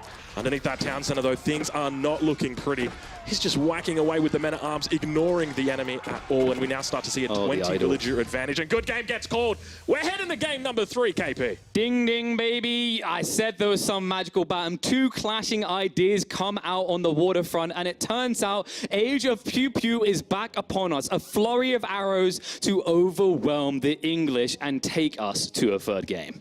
Wow. You couldn't have said it any better. I mean, that is just absolute magic that we're seeing right now. I'm looking forward to the 3rd game. We're going to be diving into it shortly, but before we do, let's talk a little bit more about that last game. So much aggression coming out. I think that's been the theme throughout this series. We saw the first game. MarineLord didn't let his foot off the accelerator. Well, guess what? It seems like this time Magic was the one driving the car, and he's got a lead foot. Yeah, maybe he saw the announcement yesterday. He was like, more calm than usual. Magic was like, if this doesn't work out, I can just go back to a little bit of Age of Mythology. But he wasn't going to like bow out that easily, right? He's like, no, I'm going to remain calm under pressure. Game 1 looked grim. The Grim Reaper was knocking the door, descending down to the lower bracket situation. But instead, he holds firm. He proves why the HRE is going to be dominant on these type of maps and proves what may be the dominant naval composition. This is interesting because, you know, I've been talking to a lot of people. I'm weaving for the information. My theory going into this is that it was going to be archer ships that dominated water, right? Because if you think about the way the new system works, for those that haven't checked the notes, demo ships counter Springle ships, Springle ships counter archer ships counter demo ships. But archer ships get the damage boosted by blacksmiths, so in prolonged feudals, it's an advantage. And then on top of that, they do AoE damage. So while the intent was to create like a balanced triangle, what we might have here is an isosceles, yeah? You know, like a further off point that's a little bit further out. Castle, it looks like it's the galley at this point, it seems. Exactly, and remember, folks, this is going to apply across the game to all your ships because they've normalized these archer ships. You know, so if you're picking a Bastards, for example, you're no longer trash anymore on the water. Well, it looks like the first pick has come out. It's not going to be the Malians as many had hoped. Really, Drongo? Oh. It's going to be his signature civilization. It's going to be the French for MarineLord. And over on the other side of the map, Ottomans. It could be the Rus. It could be the Ottomans. I think it has to be Ottomans. I feel like it should be. So the interesting thing about the Ottomans is that what are French usually good at? Like they raid, they snipe villages, it feels good. I've watched Ottoman players lose their entire economy. It is the Ottomans. There you go. It is the Ottomans. Yeah, so this makes sense because like here's how this works. Oh, no, you killed a few of my villagers. Yeah, but I'm getting free resources units here from this militaries. Do you want to take that knight and try to burn down the military? No, because that would take too long. That is such a good point, KP. I never really thought about it like that, but it makes so much sense, doesn't it? If you've got 2, 3, 4 military schools pumping out units and the knights are in your base, you don't have to idle them. They just keep making units. It's phenomenal the things I've watched the Ottomans overcome in test games. Like the Civ is probably the only Civ I can watch have their entire economy either dead or idled at 30 minutes. And it's like, but there's a chance. Right? So you're saying there's a chance. Exactly. All right, well, game 3 imminently will be coming in, but until then, let's talk a little bit about this matchup. Obviously, French, Ottomans. Where do these civilizations sit at the moment when it comes to perception of balance? Because that's something that we've talked about throughout the day. How strong is the French? How strong are the Ottomans, KP? I think you want to, what you're calling for is KP's power ranking section, dong dong, right? So is that what you want? You say that nicely like that, they're going to have to make it official. Okay, oh no, like, I'm going to go to the weatherman type section. So as we can see, we've raised in the ranks today. Well, coming into this event, you know who's looking strong? It's the rising empire from just on the edge of Europe. It's the Ottomans. They are looking pretty dominant. Ranked around 4th by pretty much like every player, 4th or 5th. And then the other side, French, here's a wild thought for you. Signature Civ for the lad in this game, but overall ranked 9th or 8th out of 10 Civs. Almost the worst in the game. Wow. All right. Well, we dive into it, ladies and gentlemen. Welcome to game number 3 in your first series, your first set of the main event of Red Bull Wololo Legacy for Age of Empires 4. Spawning in on the north side of the map, playing his signature French, representing Izzy Esports in the color blue, it's MarineLord. And then when you look across the way, the man who could swing this back after taking game 2, he's not going to be getting his feet wet. We are in Dry Arabia for an Ottoman showing from the one and only Magic. It's great to see him opening up with early aggression, and it makes so much sense. You know, part of my theory crafting when the Ottomans first came out is this is a civilization that's going to do incredibly well against the French. We typically think about the French early game. What is the #1 theme that's going to be in your base, hitting your villages at 5 minutes? Scouts? Well, technically, yes. But what's going to be hitting them even harder? More scouts. Also correct, because they do often go double scout, but no, it's going to be the knight. And so what do the Ottomans do in the early game? Well, they love to get that early military school out. It starts producing free spearmen for you, so you've already got the response to those knights. So the incentive there for the French player to even go for knights in the first place is lower. And that's a good thing for you, because you want to take that advantage away from the French. That's how they win these games. They always get in the economy, they try and mess around, muck it up. Not today, though. So what you're saying is what's going to be hitting me in my base at 5 minutes against the French is annoyance. Correct. There you go, frustration. It's a tempo-aggressive Civ. For those unaware, that's just basically, that sets in motion what type of Civ is going to dictate the pace of this game. When I refer to someone as a tempo-aggressor, like the French, they're the ones that are going to make the moves and try to look groovy early on. And the other side are going to try to be passive about this. Now, the reason the Ottoman military school opening, which is the building that gives you 3 units, is actually a brilliant opening against the French. There are other Civs where you just kind of build racks or whatever, and you push out a few units, or you rush your tech up. Against the French, when you go in this early for that military school, you're getting the natural counter. There is no realm of existence you can think of in which a French player goes feudal age and doesn't immediately queue up a knight, right? It just feels a given. Yeah. But now, MarineLord might have that thought like, okay, maybe I get a knight or 2, but do I build more? Because he's already been passively building the counter to me. And that's one of the amazing things about the Ottomans, I think makes them powerful around the 25 to 35 minute mark especially, is that they're able to more naturally transition into counters because they get units for free on the way. Anyone else sees that you start building knights, I'm like, oh, now I have to build the Raxus and then I have to pay for the spearmen. Whereas as the Ottomans, I can gradually just get the counter. And if nothing else, I've got free meat shields for the fights. Yeah, well, we begin to see a little bit of early aggression coming in. 3 minutes 20, typically the expected time to see this. And MarineLord only collecting 32 gold. He's managed to get the wheelbarrow in, so he squeezed that one in. But indeed, as we suspected, no knight's going to be coming out today. And Twin Minaret Madrasa coming in for Magic. An interesting position that he's put it in out here. One thing to note is that the berry patches for this landmark, they do spawn towards that northwest side of the landmark. So it means that if archers come down here or if knights come down here and look to camp this one out, it's going to be tough for him to collect that food source. He's trying to be optimal, because if he spends 50 wood on a mill here and he feels like he needs to get berries, then he's going to have to sacrifice the timing on a military school or another military building. So I think that's the thought process behind this. Also, if you think about the overall layout of the land, he's actually also benefiting from being further away from the French player, right? It's not the absolute south, but if he went absolute south, he's not getting this mill drop-off point for berries for free. That's a great point, yeah. Now, interestingly, we're yet to see MarineLord go for any kind of stone at this point. Typically, you would expect to see French go for a second town center, but it's just going to be a one-base play for the moment. Have you been seeing any French players do that on the pop? Because Oh, yeah. really? Yeah, especially in this matchup. Okay, let me put it. Have you been seeing any French players winning doing that? That is a different question. The Ottomans are a beast, my friend. But speaking of beasts, Magic, he is also going to be gathering up some stone, but don't expect any town centers coming out from him. But hold on a minute. We just spoke about town centers. MarineLord, he's investing. He wants to give us a win with TC Boom, huh? Is that where we're going? That is where we're going. So, I mean, we're coming down to the line, aren't we? Third game. He's going to be calling it tight in this first match, or the first game of the first match of the day, really, isn't he? And look at that. We talked about this, that if there's a Civ with this type of build against the French, like it's one of very few that's going to force you to instantly say no French Knights. It's the Ottomans with this opening. Look at his unit choice. He went into archery range, didn't even dream of getting a Knight out for harassment. Yeah, and so this is where the response is very easy. It's really easy to follow up this as the Ottomans. So you can see he's dropping down the barracks, or rather dropping down the blacksmith, dropping down the military school, and he switches it over to Spahi. And this is where it makes it so easy for him, because if MarineLord tries to push out with those archers, as we typically see these aggressive players do, like MarineLord, he's going to get eaten alive by those Spahi, and they came out for free. And not just that, Sipahi are one of the most punishing units in Age of Empires 4 right now. Horsemen have always been a pretty S-tier unit. The S-tier unit, if you ever listen to me, time and time, all you ever hear me say, in Feudal Age. Not only can they scale and come back in Imperial, but the difference with Sipahi and why it matters, especially early on the Feudal where they're powered even more, is with this Fortitude, they get bonus attack speed. Now, the logic is like, they get bonus attack speed, but they also take bonus damage. However, if I have the advantage on you and you try to run away from me and I body block your retreat and then I activate Fortitude, I'm going to do 1.5 times more damage than Horsemen would in that situation. That can cripple you and that can give a snowball effect very early on for the Ottomans. Yeah, well, it looks like at this point in time, Magic's only going to be sticking it with the one TC. Villagers have moved off stone completely. Scout comes in, also sees a barracks being dropped down here by Magic. And this is a curious deviation from the norm that we typically see. So think about it this way. For a start, he needs to get his upgrades. He wants to juice up his boys. But this is the other problem you now have. MarineLord revealed his hand. He revealed his intent. He went onto the stone. That's informed. He now has to move out and place a TC somewhere beneficial. So Magic can try to raid. Now, it seems like the timings are off it because the archers are still in position and he didn't get the Sipahi out yet. Magic hasn't actually brought any units to aggress. Maybe the play could have been to go for a stable and try to get a quick Sipahi out, because I've watched what one Sipahi does when 10 villages are trying to build a TC on this patch. It's not much. It's not much. Like, no, they do a lot. Oh, like, really? They'll kill like 3 of the villagers, maybe more. Really? Oh, you're talking about that.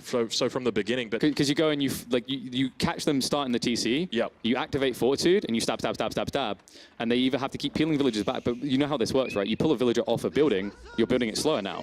So like it kind of alleviates. Like it's like you're addressing the wound, but you might still have an infection, sort of feeling. It makes sense, but it looks like it's going to be 1-1-1 coming out from MarineLord.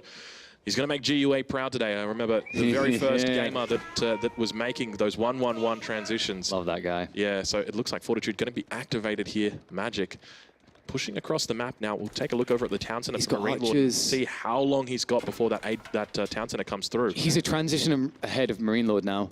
Another advantage of the Ottoman schools, because you can actually pivot quicker. So he's now got all 3, as you were mentioning, and like MarineLord's now trailing from behind. If he goes back, what's he going to go into? Like he's got 1 school of cavalry, but now he's burdened, because when you initially drop the second TC, there's a drain on your economy. You have to build more villages, right? So you can afford less military at this stage. Right, it makes a lot of sense. And keep in mind, the French are obviously making villages even faster than the Ottomans. They do train, I think it's an extra 2 seconds faster. So it's, it is quite a drain. So there's definitely a window here for Magic to really try and take his enemy out. So we do start to see the archer mass building as well. Take a look at this. He's got 9 archers out on the field at the moment, 3 more in queue. And this was all parts of the plan of what Magic wanted. He initially went for this spearman, and what it forced MarineLord to do is play turtle and go into the TC. Yep. Now, the danger of doing that is you're a French player saying, I don't have map control. So you forfeit ground. Yep. And what that naturally means is there's a way you can come back in, right? Like having map control is very strong, but it's not the be-all end-all. There's recovery points. But now he's sitting in his base. Even if he makes a recovery, that's going to delay. What's the importance of this delay? What did I say about the Ottoman's power spike? 25 to 35 minutes. Yep. So if the game gets delayed to there, this army scales naturally for free all of a sudden MarineLord could be at a huge disadvantage. Well, it looks like he might have pushed out a little bit preemptively. He does manage to get cleaned up. MarineLord doing a pretty decent job here. Obviously got the defender's advantage, so those reinforcements going to have less distance to cover compared to his opponent across the map. But we do see those Spahi numbers starting to rise now. But keep in mind, we've got that Spearman ever so slightly coming in. Unfortunately, going to take a few too many hits. So might have to start thinking about dropping down a second Rax in response to the heavy number of Spahi. But once again, he's got this gold mine that's exposed on the front. Might have to think about dropping down a tower on it. But the Spahi going to be hitting on the back line. Take a look at this, KP. At the same time, we've got the Knight that's managing to hit the Archers, so it's just a little bit of a trade-out for both of these guys, but the Spearman going to be here to save the day. He backed off the moment he saw the one spear. That's unfortunate for Magic there, because if that spear's not there, he commits, he activates Fortitude, he slays like half the Archers, and he's good for it. But it's a good reaction by MarineLord, getting a few more Spearmen in there. And notice he's lightly dipping his toes. It's still prior to Archers, but like he's just getting enough Spearmen to keep the Sipahi away and enough Knights so that when the Sipahi do commit, it's going to be an even trade on the other side. I'm starting to get concerned for MarineLord. I know how well these Ottomans scale at this point in the game. And we can hear now another Vizier point coming in. So I can inform you guys now, we won't be able to see this on the UI, but I can tell you what the Vizier points are. I've got a game open that's separate from the one that's on stream. So the first of the techs that he's gone for was Anatolian Hills. So that's given him the extra 8 sheep, it's given him the extra 10 mining speed. But the second tech that he's gone for, a little bit unconventional here, it's going to be Meta Drums, another tier 1 tech. So he's going to be able to spawn that meta in and also going to be buffing up the movement speed of any unit that's in the same formation. So he's going to make sure he groups them all together. We can see they're all getting grouped together, and that's going to buff up the movement speed of everything that he's got there. And the weird thing about Meta Drums is it's really finicky. Like, you think it's really broken, but then you realize that detail in formation.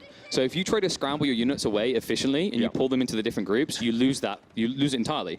And that also means if you're trying to retreat away static units like spears, the meta's also slow on the retreat. Exactly. And what happens when you do formation shuffles? Everything slows down. Not just that, they switch spots. So if you retreat, where did the meta end up? They're doing it now. They're ending up at the back of the formation. So they're the most likely to die. Yeah, it can be a little bit awkward with the meta. I still think that they might need to do a little bit of work on that one. But for the moment, it seems a bit awkward. And look at that. Look at the idle villages we've got there from MarineLord. Oh, jeez, that's the king of micro. How dare he? Yeah, well, it's a rare mistake for someone of his caliber. Oh, he's coming in though. He wants to clash. Aggressive right now, and look at the archer mass as well. 26 archers up against 15, but the town center firing off like a Gatling gun. Watch out. He's not going to be able to take that position. Might have to start thinking about, well, never mind, it's already in queue. Siege engineering is coming in, ladies and gentlemen. Magic is putting the pedal to the metal, and he's also got 150 stone in queue. Or 150 stone in the bag, so he might be thinking about oh no, it's not going to be a second town center. You can dream. Have a look at his macro, by the way. 7 villages on food, 33 villages on wood. That's the power of the twin minaret madrasa. That extra gathering speed on those berries. That is crazy, isn't it? But it's a short-term effect, right? Like that's why he's only got 7, because if you put too many, they drain and they don't replenish quick enough. So you have to balance it like this intentionally. But what I'm curious towards is whether if Magic keeps escalating like this and MarineLord gets forced to take a fight, if he gets an overwhelming lead, the next move for Magic that you can do when you're this confidently ahead is you wrap around the back of the base and snipe that corner gold. Yeah, okay, that makes a lot of sense, because the first one, the one on the front line, that's obviously, well, it's taken out, isn't it? But he can't go straight away, though. That's the key. Because if you wrap now, look at the military count. By the time you get around the back, you might snipe the villages, but then you're stuck there, and he can even up your army, in your effective army, in the battle.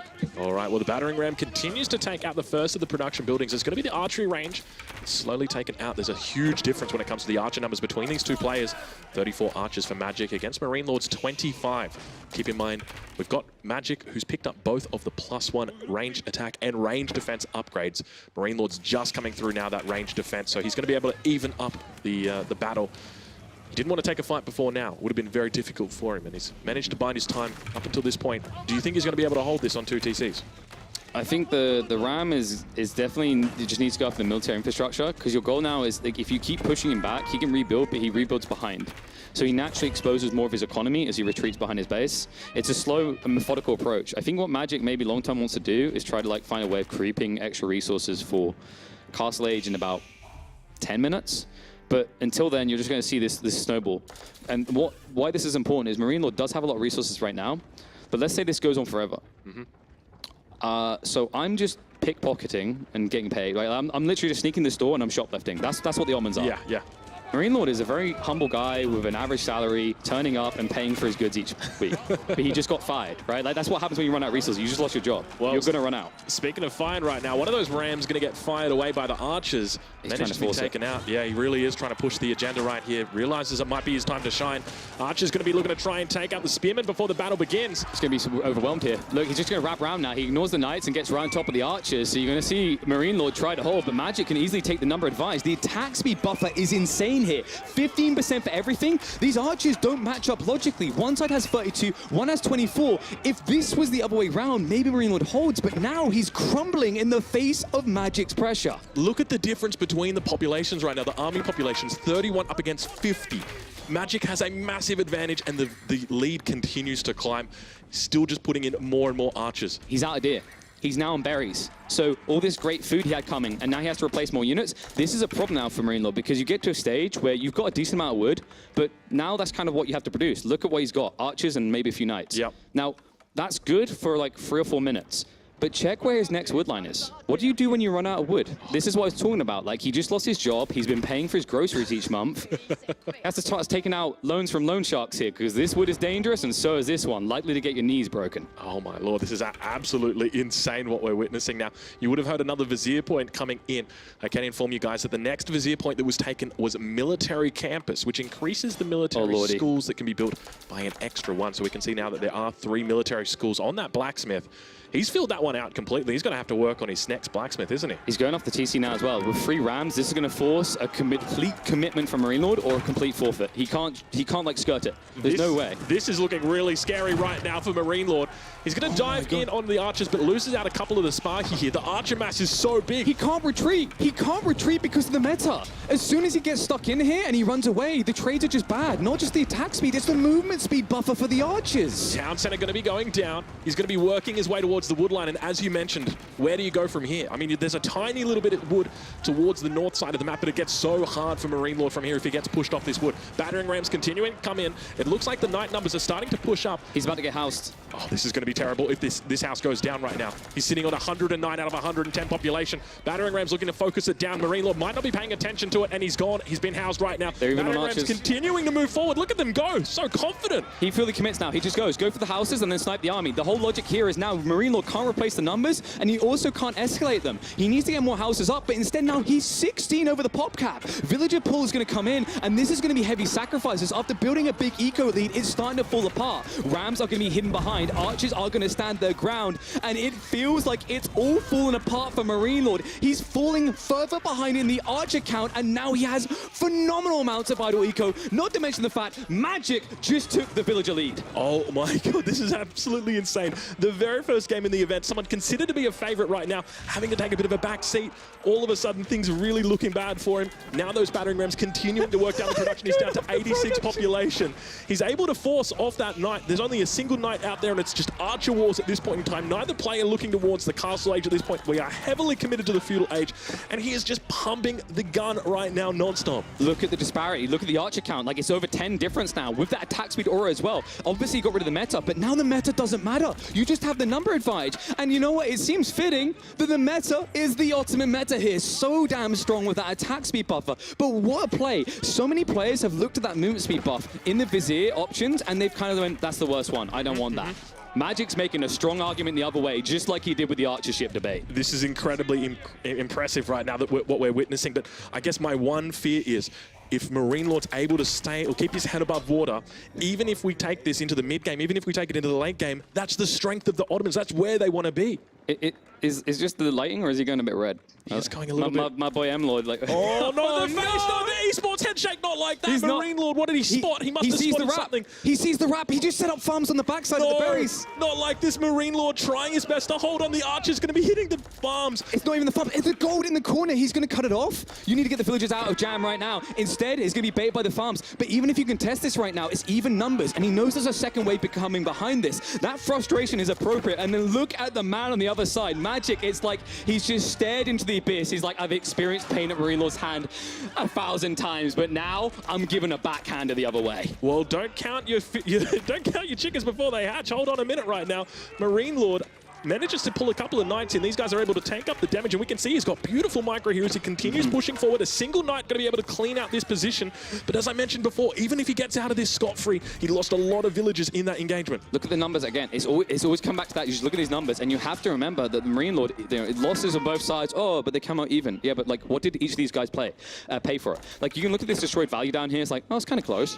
But like, this is deceitful. This number in the bottom left doesn't make sense because the Almonds didn't pay all this. Yeah, that's a really good point. We can see now MarineLord also going to be almost finishing up that gold in the north.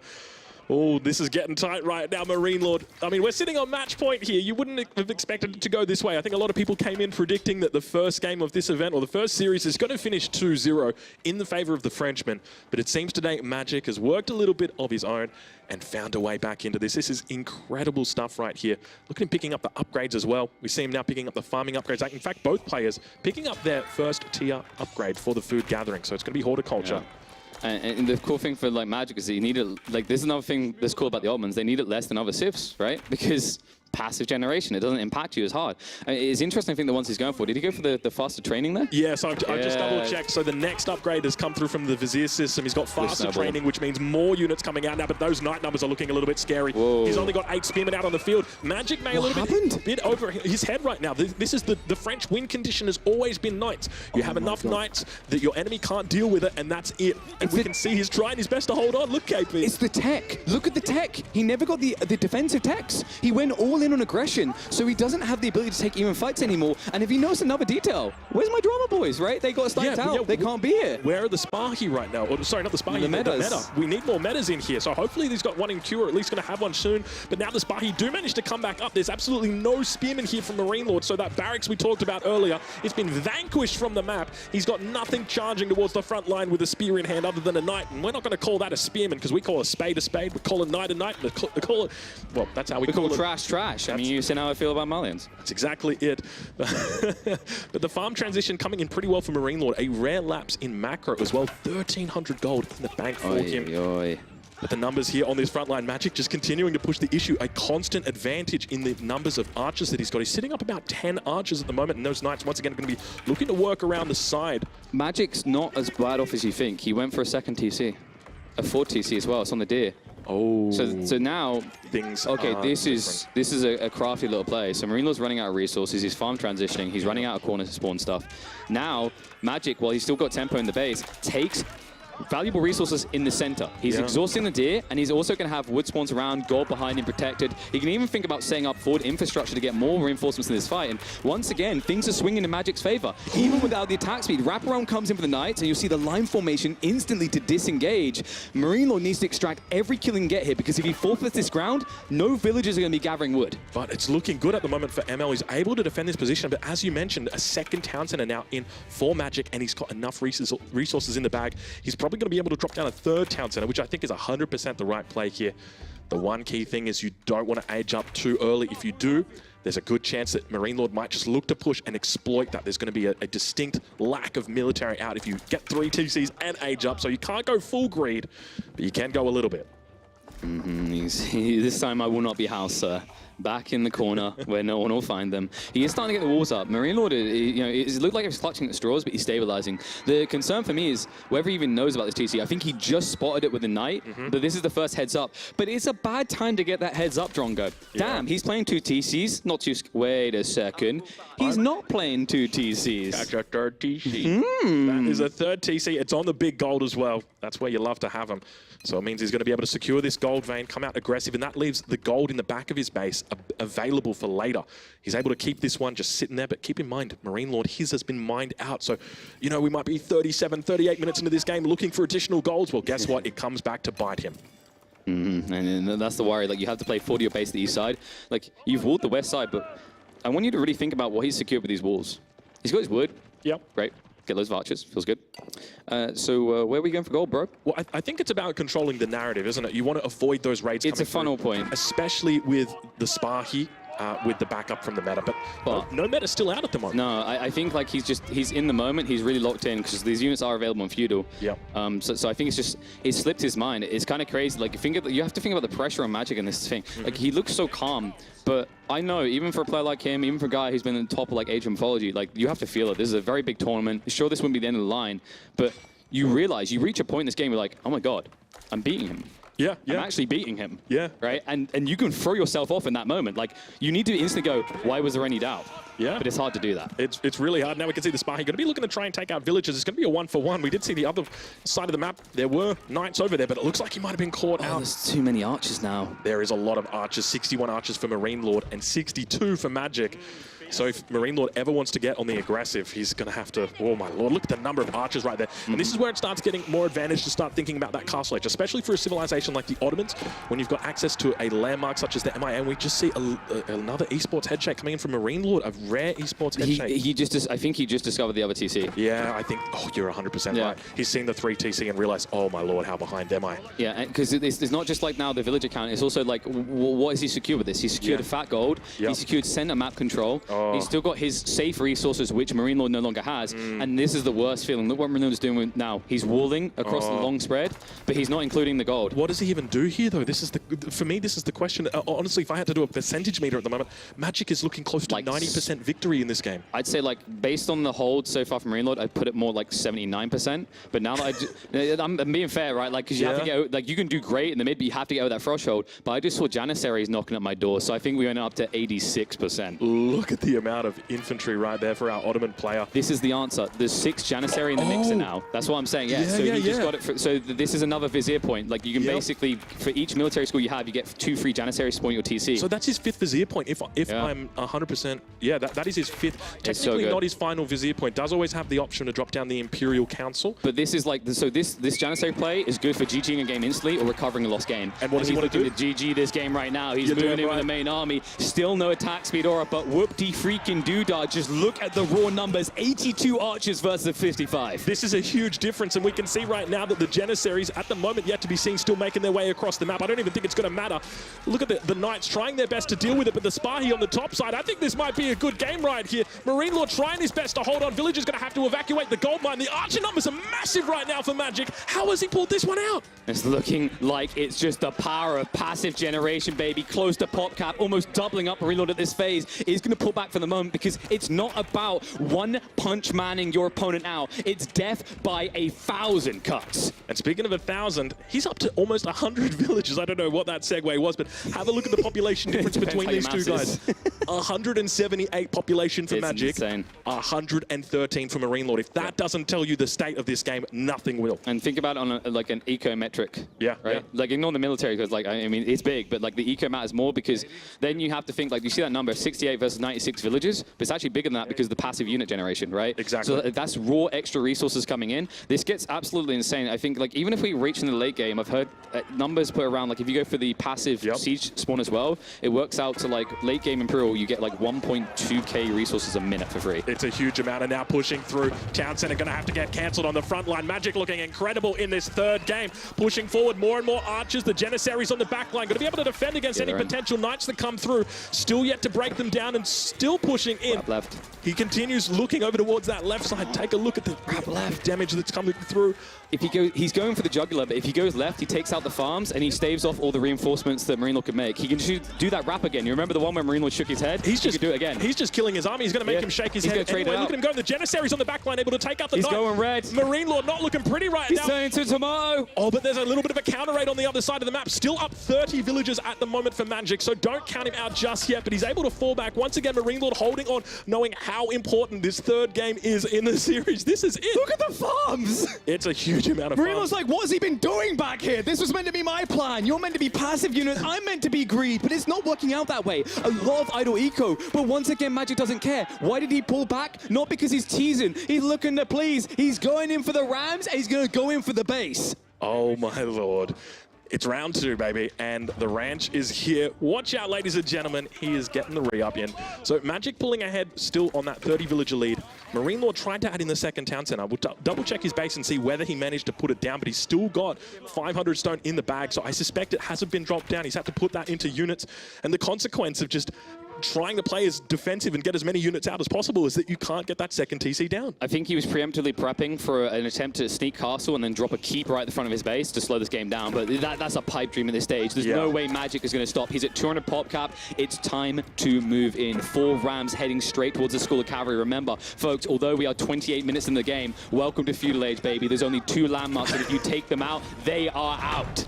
4 Rams now beginning to enter into the front of the base. Population capacity reached 200 against 120. Magic looking to really finish this out. The Janissaries on the backside.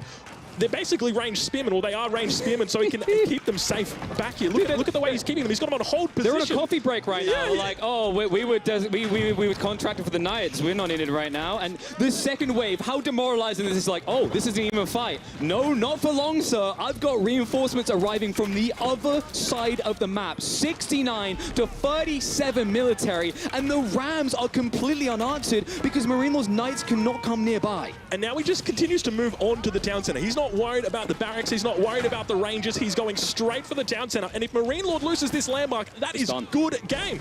He's now able to take out that final Knight, continuing to push through. 1 landmark is down. The villagers landmark victory is approaching. He pulls villagers over from the west side. It looks like he needs to repair the TC and take out the Rams. He's going to need to pull more vills. He needs to pull the villagers out of the TC. He needs these Rams gone instantly because this could just end right now. Archers and Janissary are starting to hit the villagers. He's only through 1 Ram, 3 remaining right now. Archer counts are dwindling down to 18. Second wave is coming in soon. If he doesn't clean this up, Magic is just going to swarm him with a second wave of troops. Rams have almost done it. 2 remaining. TC now on fire. Oh my God, still the not town being center's going to go down. He can't do it. It's good Magic's done it. Oh my God, the town center it's literally on the verge of it. He tries and it's down. It's good game. MarineLord loses the very first round against Magic. The #1 seed versus the 16th. And he refuses to say easy win for the easy org. He takes it from them. He swoops back after a vicious spanking in game 1. He proves what he thinks the meta should be against one of the best on a water map, and then he proves why the Ottomans should be respected here on Dry Arabia. KP, you're going to have to call me a Janissary after this game because I'm going to need a coffee break after that one. What an absolute insane game. And you can see them heading over now, both players shaking hands with each other. And oh my Lord, what an absolute game. I don't think anybody expected it to go the way that it did. 28, 29 minutes in Feudal Age, just non-stop battling it out. You can't get it up. So if we break down this game a little bit, like how this works is the French player wants to be tempo aggressor. Like the TC builds seem cute, but I think you're back to tempo aggression. That's your #1 play. What happens when you get forced to do this, like move on a stone? You're forfeiting map control as a civ that thrives on map control. How many times do we talk about French Knights aggression and pocket ecos? You can't do any of that once you start doing this. And it's all because the Ottoman opening, so brilliant from Magic to spam a few spears. And then because he's spamming spears on the aggressive, he sees the stone play. He knows you've just given him map control and he doubles down. And this is the danger of the Ottomans because, as I mentioned in the cast, even if you do somehow come back with this eco boom, you're going to have to rush out because you've exhausted your resources. And also, you're around 25, 30 minutes. Yep. And we saw, what did I say about the timing?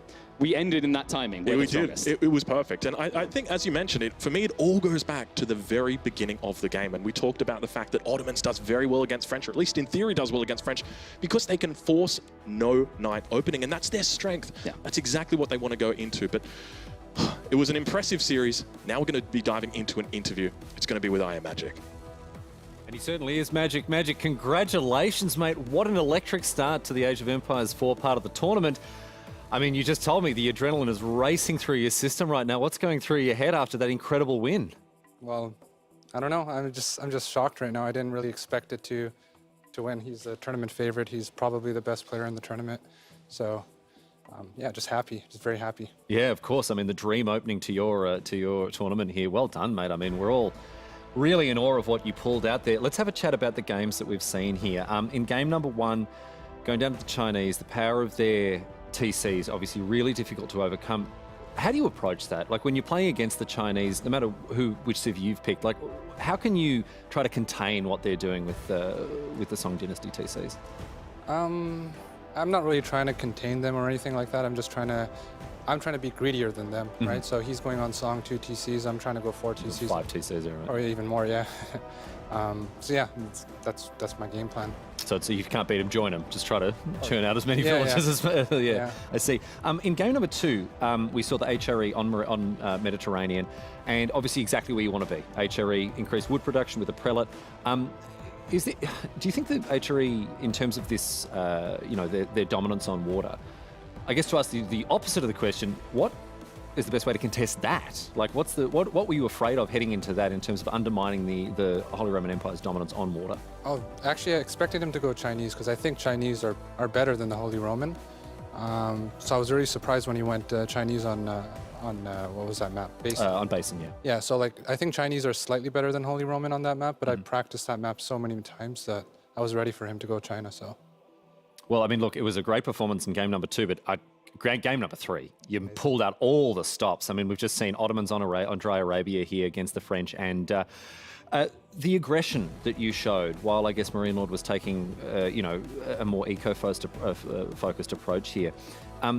What's your mentality when it comes to aggression in Age of Empires 4? Obviously, we've had some changes come in that have sort of shifted how aggressive you can be and how successful aggression can be. Have you come into this tournament with a different view of that sort of thing? I think after the nerfs to the TC and whatnot that's changed over the last couple weeks, I don't think that taking a TC, especially as French, is as good as it used to be. So I think aggression has a much bigger role than it used to in the past. So. Yeah. And how do you think the Ottomans fit into that? As a new civ, obviously we're still learning a lot about them. Is this a civ you're looking to be aggressive with? Yeah, they're honestly, it's an amazing civ, especially when you get that special unit that gives you the extra production, the extra movement speed with the 15% attack speed. I think that's honestly one of the reasons why I was winning a lot of those fights, right? So I think that coupled in with the military schools, it's just an amazing civ for aggression. Well, it certainly seemed to be in that game. Magic, mate, you have played your heart out here. We're so impressed by what you've shown us, and we can't wait to see you in the winners round later on today. Magic, huge win for you to open the tournament. Congratulations, mate. Thank you so much. Thank you. We're going to jump over to Nilly now in our analysis chamber. He's going to give us some more insight as to what we've just seen. So it's over to you now, Nilly. What a crazy, crazy set for sure. Obviously, MarineLord seed 1 against Magic. Everyone expected 2-0, maybe a 2-1 if Magic had a good day. But him winning 2-1 out of this world, and I'm so happy for him. He felt really calm. Obviously, we know not the biggest Age of Empires 4 experience there in the tournaments. And yeah, I cherry-picked some highlights from the games. We will take a look maybe at game 1. Basin. China against Abbasid there. And we already discussed it. We have the Song Dynasty there, faster producing villagers against what Magic said, trying to outgreed Abbasid there with 4-5 TCs in the end. And then we had some wild timings. We will take a look at the screen here and take a look what were the key moments.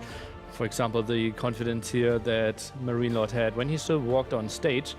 And Magic, well, he was one of the big questions marks, right? Something that MarineLord did really well was he always stayed hydrated there, seen him drink in all technical pauses. And yeah, I really like that one. And we will take a look into the game pretty soon and can work through this one. Riley is joining me now as well, I would think. And then we can digest exactly what happened game 1 till 3. Chinese against the Abbasid, you can see it again there. And now we are jumping into the game.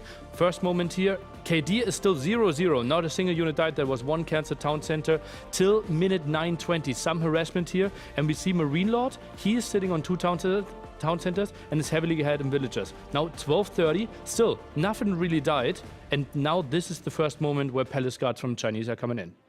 Well, one thing you pointed out here to me is just the power of, like, the speed, I guess, of the Chinese, right? Their Song Dynasty, the faster working TCs.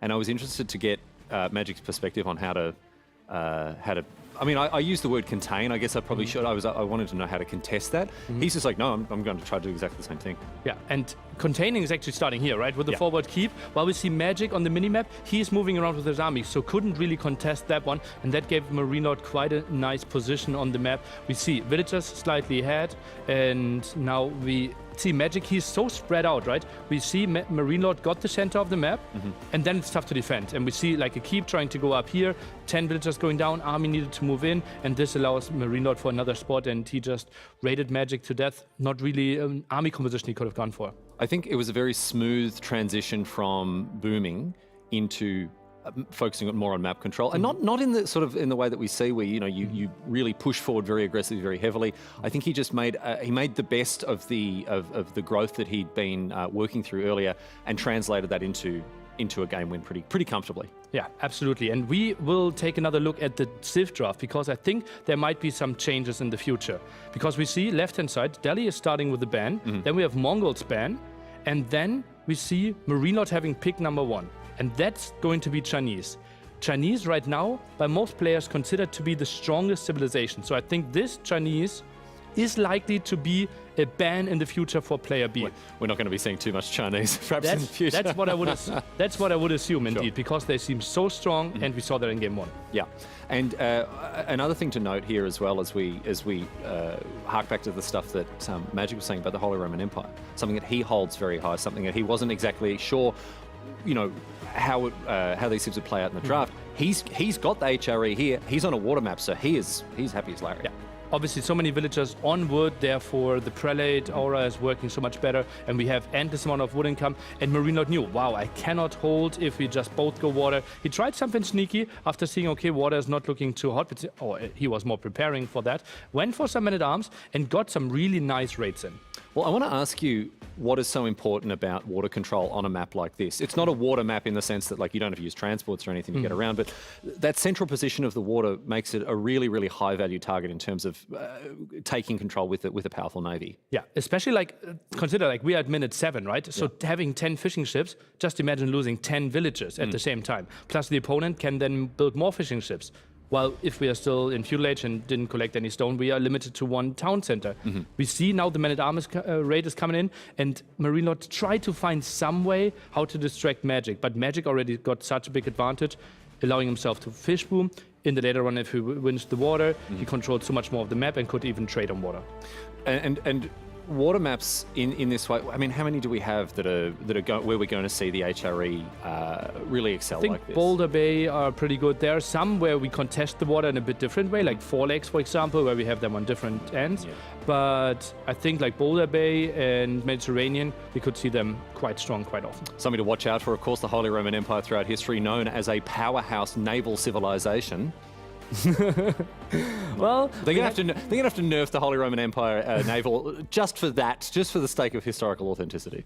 Here, an interesting choice. Something we discussed when we were on stage earlier at the day, that different people have different approaches. And that's what we just saw. It is mass archership by Magic, and MarineLord is going for the Hulk. So on paper, it should be the counter, but some people feel like the counter triangle is not working properly, and some of the players will play mass archers. Magic, one of them. Yeah, and obviously these sorts of strategies. This is something that is sort of challenging us in our analysis of this game, because we just don't have a huge amount of data, particularly when it comes to the new patch, the updates, the balance changes that have been made. We're learning as much as everyone else here. Yeah. Players obviously they are playing this for 1 month, but all behind closed doors. So Mediterranean 1v1 on this high level with the new balance changes, never seen before, and that's the beauty of this tournament. It's the beauty of this tournament, and certainly Magic in this situation, I imagine, would have been very, very happy to get on the board. I don't think many of us were expecting, as you mentioned, I don't think many of us were expecting Magic to get up here. And I mean, it's not a knock against the bloke. He's playing against one of the world's best Age of Empires 4 players.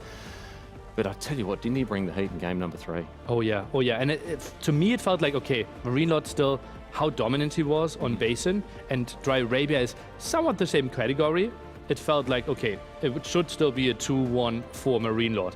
But Civilization, the balance shifted, right? French, a civilization that heavily works with strong armies, right? You want to go for those royal knights, you want to go for archers, spearmen, and if you want to, you can go for the extra TC, but Magic said, not that good. And if we now have clashing armies, and one civilization gets more army for free with the military schools, that sounds pretty good for Ottomans. I think we've got a lot to learn about the Ottomans. I think, I don't want to be too hard on the Malians, but it feels like a lot of people have kind of written them off as a civ. It is the last pick in this draft. Let's see about the next set. We'll see. Maybe someone's found some, some tricks that they've still got up their sleeve there. But the Ottomans here, I think this is going to be the breakout civ. I mean, I think we're going to see more and more of this throughout the weekend.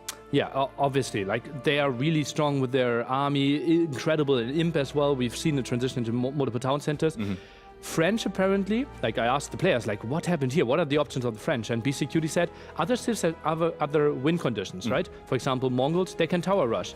Delhi, they can go and control the sacred sites. We can have HRE try to play for Castle Age, right? But French, they're so, I don't want to call them one-dimensional, but so army-based. They're focused. Yeah. They're a focused civ.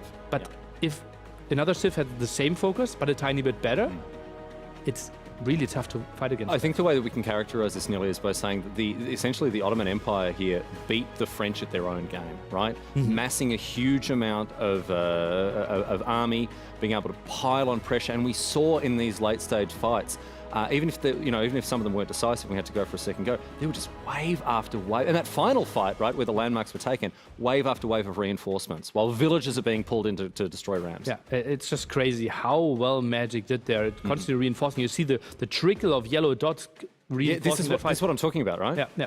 Just production, just crazy good. Villagers do need to be pulled, and we see an advantage of MarineLord. Like he was 15, 20 villagers ahead, but so many are going down, and after that, it was even economy, but still, one civ produces units for free. It's really interesting to look at how this sort of inverts a very well-known sort of paradigm of not just RTSs, but other games as well, where there is a defender's advantage, right? If you're looking to reinforce an army that is defending your home base, you generally have an advantage. Your production buildings are closer, you can get there faster, it's your home ground. But here, look at it still going. Just this trickle of units across the map, and I think that made all the difference. The fact that the Ottomans were just chucking out, spewing out units. And able to completely overwhelm the French in a full feudal fight as well. Yeah, and you think French, okay, they have those incredible royal knights, right? And they're so good. But in the end, we saw so many Janissaries out there. Well, they're just irrelevant, right? Yeah, and then like it's such a big investment that we saw. I think MarineLord even played 6 archer rangers at like the 14-minute mark. I think I've never seen something before like that. Yeah, and the reason we didn't see the knights really have any effect there, the reason that we saw that final push, which I think we're coming to reasonably shortly here. Here it comes with these rams. The reason that we sort of see these knights really ineffective, there was some raiding I think going on elsewhere down here in the map, is because you'll see them come up from behind here. Here they are, the Janissaries, which I think as KP said, they're not. I mean, they're just being pulled in. They're not even being assigned to do any work. They're like, oh well, we're here, but we don't have anything to do because these knights are being so thoroughly mitigated and neutralized by the threat of these Janissaries.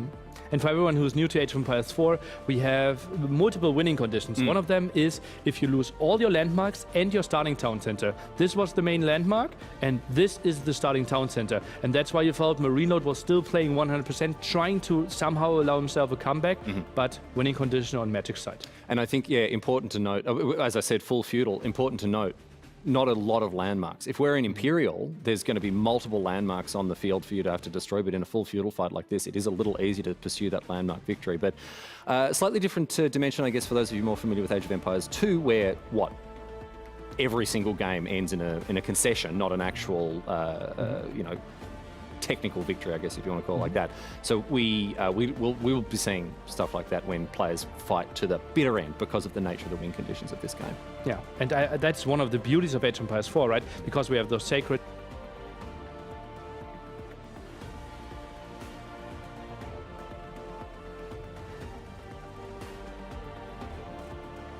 in Feudal Age, a crazy good game. Yeah. I mean, what a way to start this part of the tournament, Nilly, than with what is probably one of the most dramatic upsets I think we could possibly expect. And I mean, I'm not saying this because I have any disrespect for Magic. It's just that he's up against MarineLord, someone who is tried and tested. This bloke, we were expecting great things from him, and now he is in the 0-1 bracket and has to fight for his tournament life. On the other hand, Magic has to win one more match, and he's in the quarterfinals, and he's going to have 2 chances to do that. A huge start for him, and obviously full-throated congratulations. Absolutely crazy, right? MarineLord, #1 earner there as well. And yeah, as we said, like considered to be top 2. And well, Beastie was already saying though, wow, I will have to talk to him because there was one offline tournament we had before, and lots of people felt like MarineLord was the favorite there, but he might have gotten a bit too overconfident and might not have given Magic the respect that he now surely earned. Yeah, and for, I mean, I think, I don't know what MarineLord's situation is sort of psychologically at the moment, but I imagine this will give him reason to stop, reevaluate, look at things and go, right, okay, I have to shape up here, I have to rally, because I'm not going to bow to this tournament 0-2. Maybe the Leary effect. out of Age of Empires 2. Very true. We The saw big favorite lost as well. we saw Leary take an L in the opening round. I think it was to Tato. I think it was the winners match against Tato, yeah? Yeah. And you're right. That was something that I imagine he had to stop, think about, and go, right, well, I'm going to fix myself up here. So an early upset, some drama here from Heidelberg Castle as we get stuck into the Age of Empires 4 portion of this tournament here at Red Bull Wololo Legacy. It's so great to have your company, my friends. We've got our next match coming up before very much longer.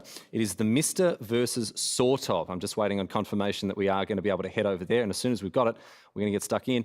Nelly, I can't wait to bring people over to the Königshalle once again. What a stage, of course, filled with hundreds of people this weekend, and we're hoping for your company as well from around the world. I'm told that we are standing by ready to head over there. TheMista versus SortOf coming up right now. Let's head over once again to the Königshalle with the casters. Welcome back, ladies and gentlemen. It's great to be here. Our next set coming up is going to be TheMista against SortOf. An interesting set, definitely. These are two players where, I mean, if I was a betting man, I'd be split down the middle, 50-50. Mista, obviously an incredibly talented bloke, but SortOf, do not count this guy out at all. It's interesting, actually, because this is kind of the wild card game, I'd say. I mean, wild card has a different thing in esports usually, but what that means is Mista has always been this unorthodox beast. You don't know what to expect. He's an enigma wrapped up in a puzzle, thrown in a box with a big question mark on it. On the other side, SortOf has that question mark to him because I've talked to several players and there's a feeling that they're not sure where to rate him. They're not sure how he's going to do. Some people ranked him really low, but other people were honest and they said, this guy has a big competitive history. He's incredibly mechanically gifted. He came out of nowhere at different moments to surprise people. Oh, yeah. And he could surprise everyone here on the biggest LAN. I remember at N4C talking with some of the pros, and they were rating who they thought were the top players. And SortOf came into the top 10 in every single player. And I'm like, sorry, who is this? Who is SortOf? At that point, I genuinely had no idea who he was. Yeah. Obviously went away, researched it, became familiar with who he was. He's a titan when it comes to his gaming history. But in Age of Empires 4, a little bit unknown. But one of the things that every single player said is that if this guy played more, he would dominate the competitive scene. And we start to see him picking up the game a lot more, and he's made it through here to Heidelberg. So I'm curious to see how he's going to perform today, going up against one of the best, TheMista. I mean, he earned about, I think, $82,000 playing in competitive StarCraft. Yeah. He's actually a washed-up caster now. So he retired, actually. I don't think he announced a retirement, but he stopped playing competitively in 2021. And he started casting StarCraft in 2022. Oh, really? So it's like a DeMuslim factor, right? Yeah. Like this guy, he retired, and then he comes in, and look what DeMuslim done, man. And as Nilly says, you become once you retire as a player, you become a caster. And once you retire as a caster, you become a tournament host. Where do you go from there? Is it like I don't actually know. Is it guttable, homeless? You just give up? Yeah, it's probably one of the two. It's scraping the bottom of the barrel by then. But yeah, it's an interesting one to me because I think SortOf really has a mechanical gift, and it's very clear. The issue he might suffer is being the youngest player here in terms of experience on AoE4. Yeah, that's definitely going to be a relevant factor. He hasn't played as many permutations. It's impossible. I think like that was the interesting thought for me is like looking at this patch coming into a new one. It was almost like I almost call it like the Viper buff, if that makes sense, right? Like those examples of people as well. They've been away doing something else. Yep. They haven't had as much time as like your BC to Muslims. So that type of reset, you know, it's almost impossible for, or it is impossible for like Muslim BC to play all these different permutations, late game, early game, all these different maps in time for this type of event. So there's always a risk that there's something they didn't think of. But what I love is his opponent may have thought, oh, what does Mr. do?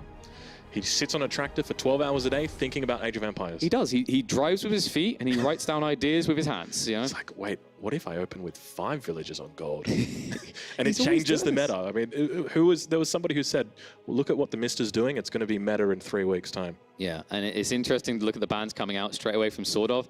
Mountain clearing. Why does he ban this? This has been seen as the ape map from a certain player. I think we can guess who said that, or the meme map is another name for it. And it's for good reason. That this map it's a curveball. Anything could happen on it. So if I say to you, anything could happen against this player, Mister, the first thing you need to get rid of is that map. Yeah, and it's a smart move by him to do it, but I guess my question is, we've seen the maps. We see Prairie, we see Dry Arabia, so 2 very open maps. What's that final? Technically, what's the first map going to be? Because remember, the last map that is left in the banning phase and the picking phase will be that final map that these players are going to be playing on. So we'll wait and see what it is. But we do see Basin's also been banned off. It could be a Golden Heights game. You're not wrong. It looks like Golden Heights to me. Yeah, it could be coming through. Okay, there you go. Yeah, so he gets rid of it. Yeah, all right. That's what I meant. It's Gorge. So we got 3 open maps. Yeah. Not too bad. And this is interesting. So you've got Prairie, Gorge, and Dry Arabia. You've got a very oppressive map, your very generic map. And then what you've got rounding out is like, do you like late game, son? Because we might be here late. Prairie is ridiculous. Yeah, we got Prairie, and we start to see the civs coming in. Yeah. Now expect to see Mr. try and pick up the English as that first pick. It's considered his signature civilization, but I think he's going to ban Ottomans.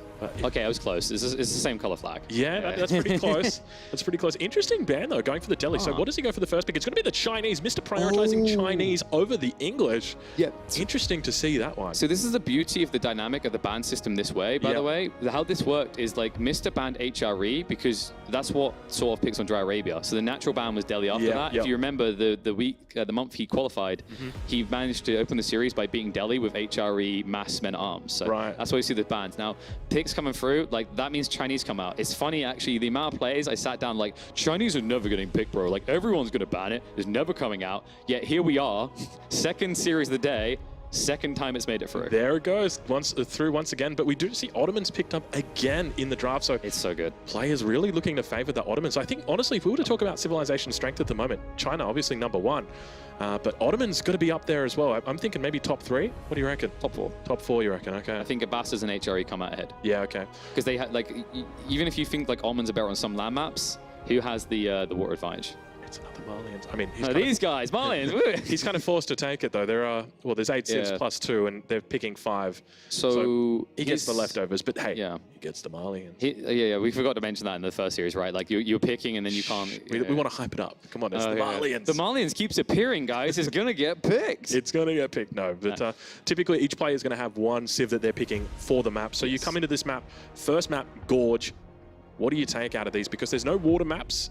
I guess you got to start thinking about what does your enemy have access to. So you've got the French, the Rus, the Ottomans, the Abbasid. Are there matchups that you like there? Can you predict where they're going to play the civs? So probably Ottomans and Mongols for like Gorge, but we're opening on Prairie, right? Oh, sorry, no. First map will be Gorge. Sorry, I'm getting bait by the Greens. Yeah, so we're opening on Gorge. It's going to be Ottomans versus Mongols. Dry Arabia is probably going to be, I want to say, French versus English. And then Prairie would likely be Chinese versus Abbasids. See, I reckon it's going to be China game 1. I reckon China at the moment, such a strong civilization. On Gorge, though. Just anywhere. Yeah. Honestly, I feel confident going into ranked playing China on Dry Arabia. So here's my thought process. Like Gorge is a tempo aggressive map. You can't play like turtly civs with the exception of Ottomans. But even Ottomans do it by fielding early aggression. So when you guys will see when we get into Gorge, it's so ridiculously open. There's nowhere to hide. Yep. So your only choice is to go aggress. If you defend, you're already losing the game because you can't wall yourself in. You can't build like an extension TC that secures all these resources. You have baby trees, which is pretty rough to deal with. But you know what? Someone who's not a baby, but killed one my little booze. We heard the results of Recon versus Beastie, where Beastie was able to take the lead. And we actually managed to find a little bit of time to interview him after the game. Yes, indeed. Thanks, boys. Over here with BeastyQT, who has taken out his first game here and found himself into the winners' brackets. Congratulations, mate. Tell us about the game. How'd it go for you? Thank you so much. So the first one went pretty scary, actually. It was Delhi versus English on Cauldron, where I was playing Delhi. He managed to get control of the water. I wasn't able to deny it. And from then on, he had a very, very good economic lead with food. Managed to get the 3 sacred sites, and from then on, I managed to kind of delay the game long enough for the sacred site to start ticking, made a couple of keeps, managed to win the game. Righto. And game number 2, what happened there? Game number 2 was HRE versus Mongol on Prairie, and he tried the tower rush, but as someone who has tower rushed, you know, you got to get up a lot earlier to once or twice in my life, right? I was pretty confident against it. I know Recon plays Mongol really, really well, and managed to defend the tower rush. After that, I went double TC. He went actually Silver Tree, which is the trade landmark. And once I spotted that, I reacted with units. He decided to not go for the trade, and I managed to get some harassment done on the villagers. got to Castle, and that's when HRE is at its strongest. Well, you can tell that Beastie is certainly an expert when it comes to Age of Empires 4. And personally, I want to thank you for your incredible series of YouTube videos that are available on your YouTube channel. Tutorials, some of the best game tutorials I've ever watched of any game ever. If you're wanting to learn more about this game, I can't recommend this bloke enough. Because you stream as well, and they were sort of odds taken from your stream as you talk people through the game. Yeah, so I like to make guides for every civ, especially with every new season of AoE 4 coming. I like to make build order guides for every civilization to keep people updated. Do some, civ tier lists as well, so people know, what's good in the next season and what's upcoming. But yeah, there's plenty of guides. There's all civs explain in detail all their bonuses and stuff like that. So if you're looking for something like that, make sure to check out the YouTube channel or the Twitch. If you just search BeastyQT SC2, you'll be able to find it. You'll find it, and those guides certainly helped me a lot in preparing for this tournament. So thanks very much for putting them together, mate. It's one of the reasons I can sit here and at least pretend to know what I'm talking about. My friends, we are going to get stuck in with the next game. Beastie, thanks for joining us, mate. Best of luck in the winners' games as well. I'm sure we'll be chatting to you again soon. But right now, players are ready. They're about to make their entrance into the main hall. So let's head over there and get stuck in with our second match of the day. Oh, the second match of the day, already almost ready to get underway. Look at who is going to be making an appearance. A smile comes on your face. You can't help it. One of the most humble people in the AoE4 sphere and one of the most loved. Definitely, in a way, the dark horse. Not the front runner 1 or 2, but he could easily do it, is what I'm hearing from all the players. It is the one, the only, TheMista. Yeah, incredibly excited to see Mista playing right now. Going past the Red Bull fridge. He's looking confident. Look at that stride, the subtle little smirk on his face. But he doesn't drink a Red Bull because his heart has to always stay at 40 beats. Can't even have it go 1 out of that. You know how this man has possibly the lowest heart rate we've seen out of any player in competitive AoE4. Healthy as well, despite his pastime of smoking. yes, it is true. But looking forward to seeing what he pulls out today. Obviously, the Civilization picks are going to be, I'd say, probably a little bit in his favor. He's got the Chinese, he's got the English ready. So a couple of great little pocket civs. But it sounds like, I don't know if you can hear that, it sort of sounds like SortOf. Here he comes. Look at him. He's a tall bloke as well. Watch out for this guy. He's pretty buffed. He's almost intimidating. If these face stuff, I don't think Mista would be phased, but maybe there's some players like he kind of does a little aggressive move forward. They back away. He's in good shape, which I think is actually an underrated element of performing at a competitive level. Having that extra endurance helps you out. And this guy, he's pure mind, body, and soul. He's grinded hard in StarCraft 2. He got a taste for AoE4 blood, and now he's looking to be a vampire sucking Mista dry. It is SortOf, ladies and gentlemen, and he's got a couple of cool picks again. Today we see the Ottomans coming out. Once again, we see the Abbasid dynasty. So he's going to be looking to put those civilizations to power. Which civ does he take in the first game? Some think it might be the Ottomans. I'm liking that pick. I think it's pretty strong. Let's read into this. You see that? He picked up his headphones, but he dropped one of them. It's like, oh, man. That's like minus 10 points on likely micro, right? I think so, yeah. Minus 10 points. Now he doesn't know how headsets work. Oh, I'm kidding. I'm not going to do that to my boy. He, of course, representative out of Sweden. Interesting as well. I don't know about you, but when we start the year, thinking Scandinavian representation in AoE4, who's going to be like maybe the front runners. I think some people were probably thinking, you remember Nevix, he had so many accounts at the top, he looked good. Maybe Serral finally comes. Everyone was always cartwheeling, hoping for that. SortOf just came out of nowhere in Golden League, upset and won the rounds, went on the grind, and it paid off in dues. He makes it here, and he looked pretty dominant. He was won the September qualifiers. He was able to beat Recon, I believe it was 4-1 in the end. Interesting little introspect into that, by the way. That follow-up month when Recon qualified, it looked like he copy and pasted what SortOf beat him with. So this man knows something. If you can't beat him, join him. Yes, sir. Speaking of joining him, Mista, over on the left side of your screen, we can see he's got 8 micro, 9 macro, and 10 strategy. I think the only player to actually have 10 strategy is TheMista. And that just goes back to that classic farm experience. We talked about it earlier, 12 hours a day out on the farm, harvesting the cotton. He's putting that to great use, not just driving the tractor, he is driving the strategies home. And that harvest kept him busy, Drongo. It kept him away from multiple weeks in the road to Wololo, which is why, obviously, it's Gorge, so we haven't got stats how they compare. But even if we're looking at Dry Arabia, there's not going to be many games for data between these two. SortOf, you know, kind of skirted here and there. MiSTer really only participated until he qualified. I remember talking to him. He was of the feeling, he said, I don't want to mess with the results, and I'm also busy farming. So it's like a duality there of reasons why I'm not going to compete for the rest of the road to Wololo. I'm qualified now. I'm happy to sit back. I'm happy to retreat into my mind bank and come up with all the great ideas for the big tournament. It's supreme, isn't it, to think that he just, you know, walked in, qualified, and he goes away for a couple months and just, well, I guess he just farms. But, you know, looking at SortOf, though, I mean, his stats were pretty high as well. I think he was 8 across the board, and I think his APM was 9. Yeah, he had an edge there. Yeah, so I'd expect that of a StarCraft 2 competitor who was competing as recently as last year. Yeah, so for anybody wondering about the speed statistic that we do have for the players, so essentially what happened was we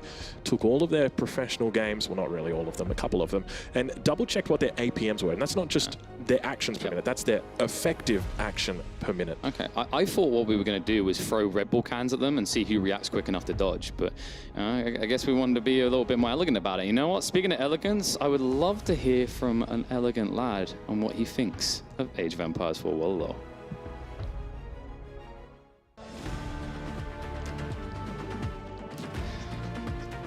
My name is Rickard Bergman. My gamer tag is SortOf. I thought we were going to MiSTer first. Yeah, I'm glad I didn't say MiSTer. Yeah. Because we're looking at it's My all good. qualifier was quite shaky, I would say. Like, I have only really been practicing like for 4 months or so. Day before, there's a lot of civs, a lot of matchups you need to learn and understand. And the games are also quite long, so it takes a long time to learn everything. So I felt like I was lacking some knowledge in some matchups and stuff, so I was very nervous going into it. But I think for my qualifying matches, I actually got quite lucky where I was able to get rid of some of the worst matchups for me earlier in the series, and then use my strengths later in the series.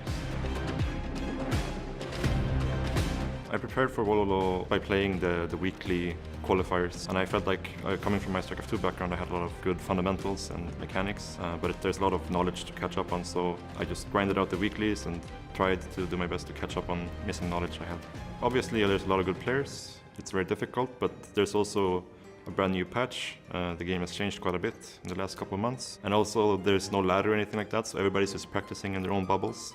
So it's going to be very exciting to see what everybody does. There's going to be some wild and crazy strategies, and I think people are going to learn a lot from the group stage matches. Playing here at the castle in Heidelberg is definitely something very unique. So I'm very happy and very excited to be here to meet all the players and just have the offline atmosphere and just hang out and talk and play the games, and hopefully fans will be here as well, so it's going to be a lot of fun. My most feared opponent would probably MarineLord. It's just from all the games I've seen from different people, he seems to be the strongest player right now. Who would I feel most confident against? If I would have to pick one, it would probably be like some of the guys coming from AV2, because they probably have practiced less for this. They probably focused a lot on AV2 as well, so one of the 2 guys from AV2 probably.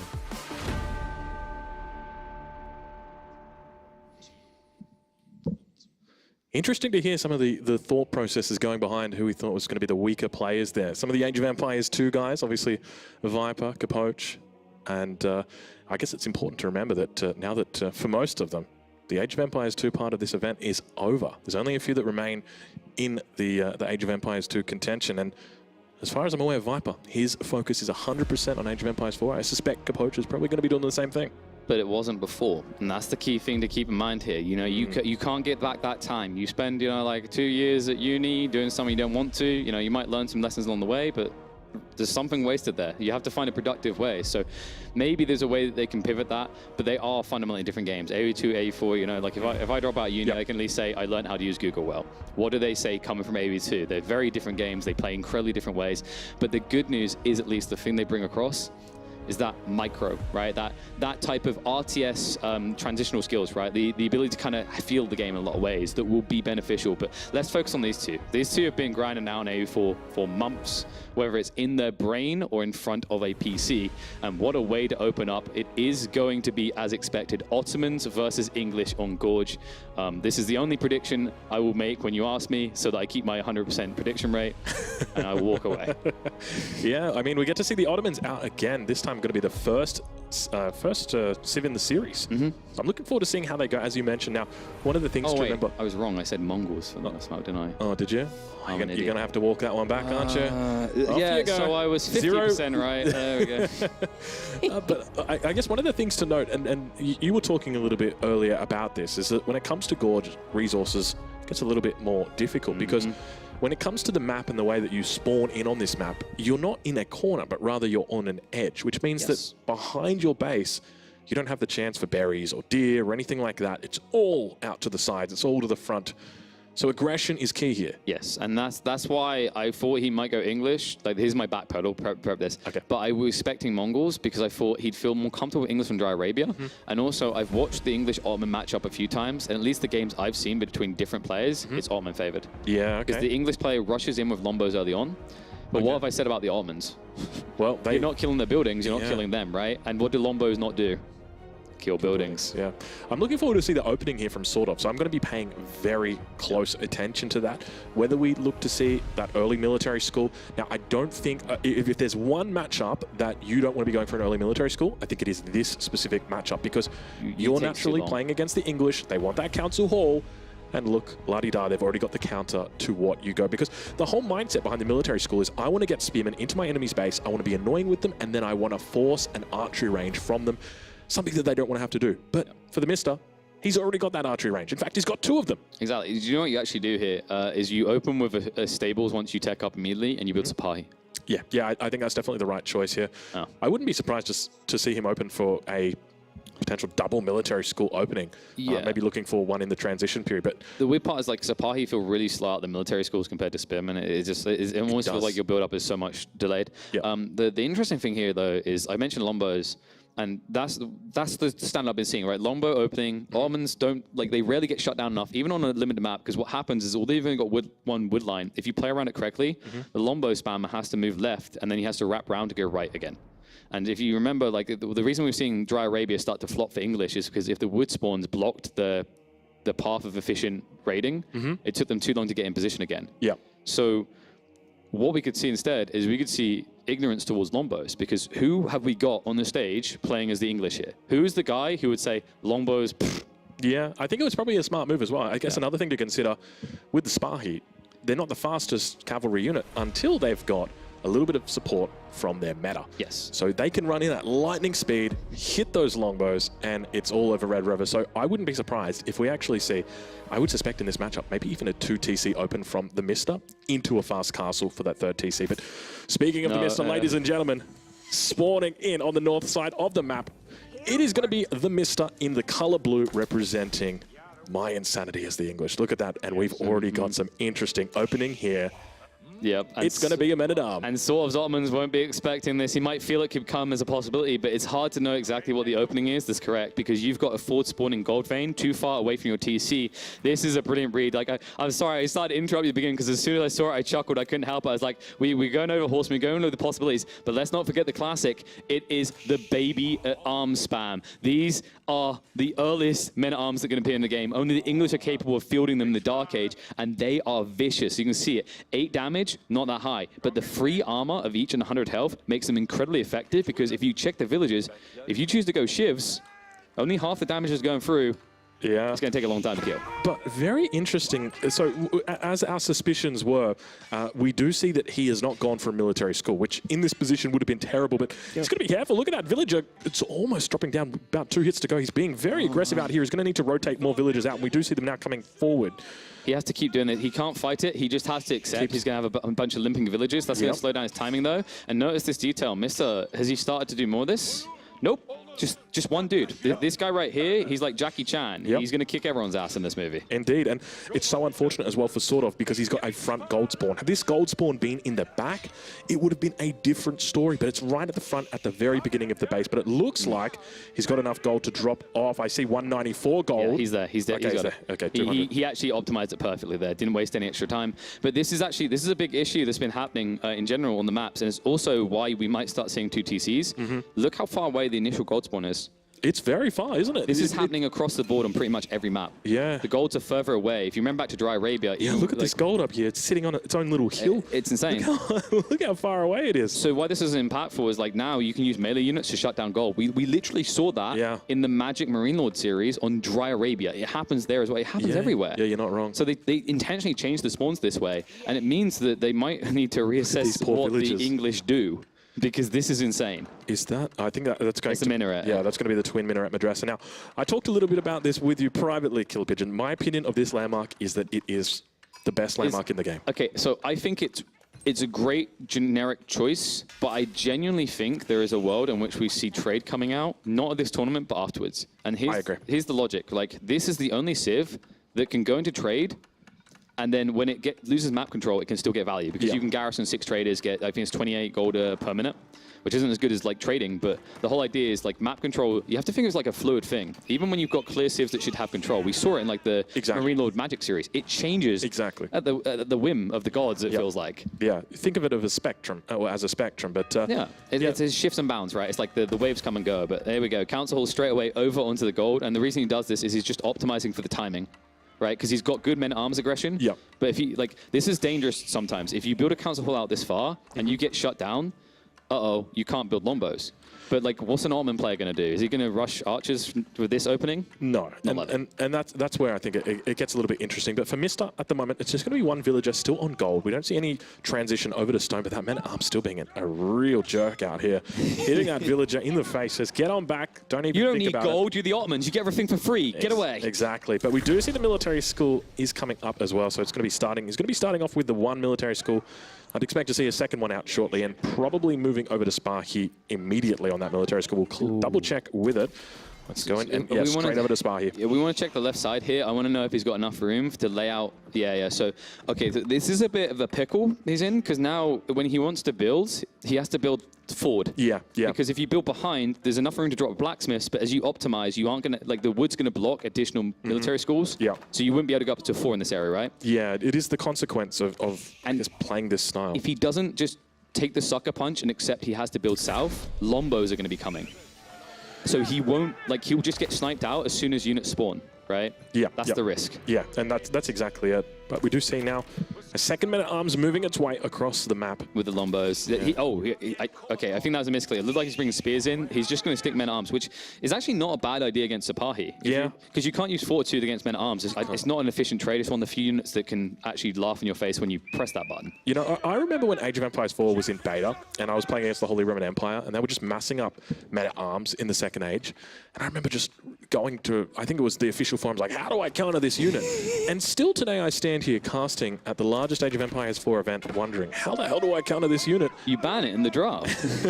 And then they pick Chinese and you're sad. Look at what we've got here. We've got Mista with some very creative strategies. The men-at-arms getting some extra value here, pushing the deer away. So for anybody wondering what that was, it's just killing it a little bit further away from the center. You want to keep all those deer nice and close together. And, well, if your enemy pushes them away, it's going to be more walking distance for you. It's creative because now you use these men-at-arms, what else can they do? You're not going to dive into the wood line. Yep. So just find an extra value. Like, these small tidbits actually can make the difference because what you're essentially doing is stripping options away from SortOf. Mr. loves to do this. This is, like, he's a very big on this whole, like, the method behind the madness, right? Like, he likes to craft these theories out. And one element of that is, like, if I want to play this out as I've scripted it, what you'll do, I need to take your options off the table, right? So now, with the deers, if he pushes it in the right way, he could also block the idea of a second TC on that hill, especially if he keeps parking men-at-arms in that area. But it seems like he has backed up for the moment.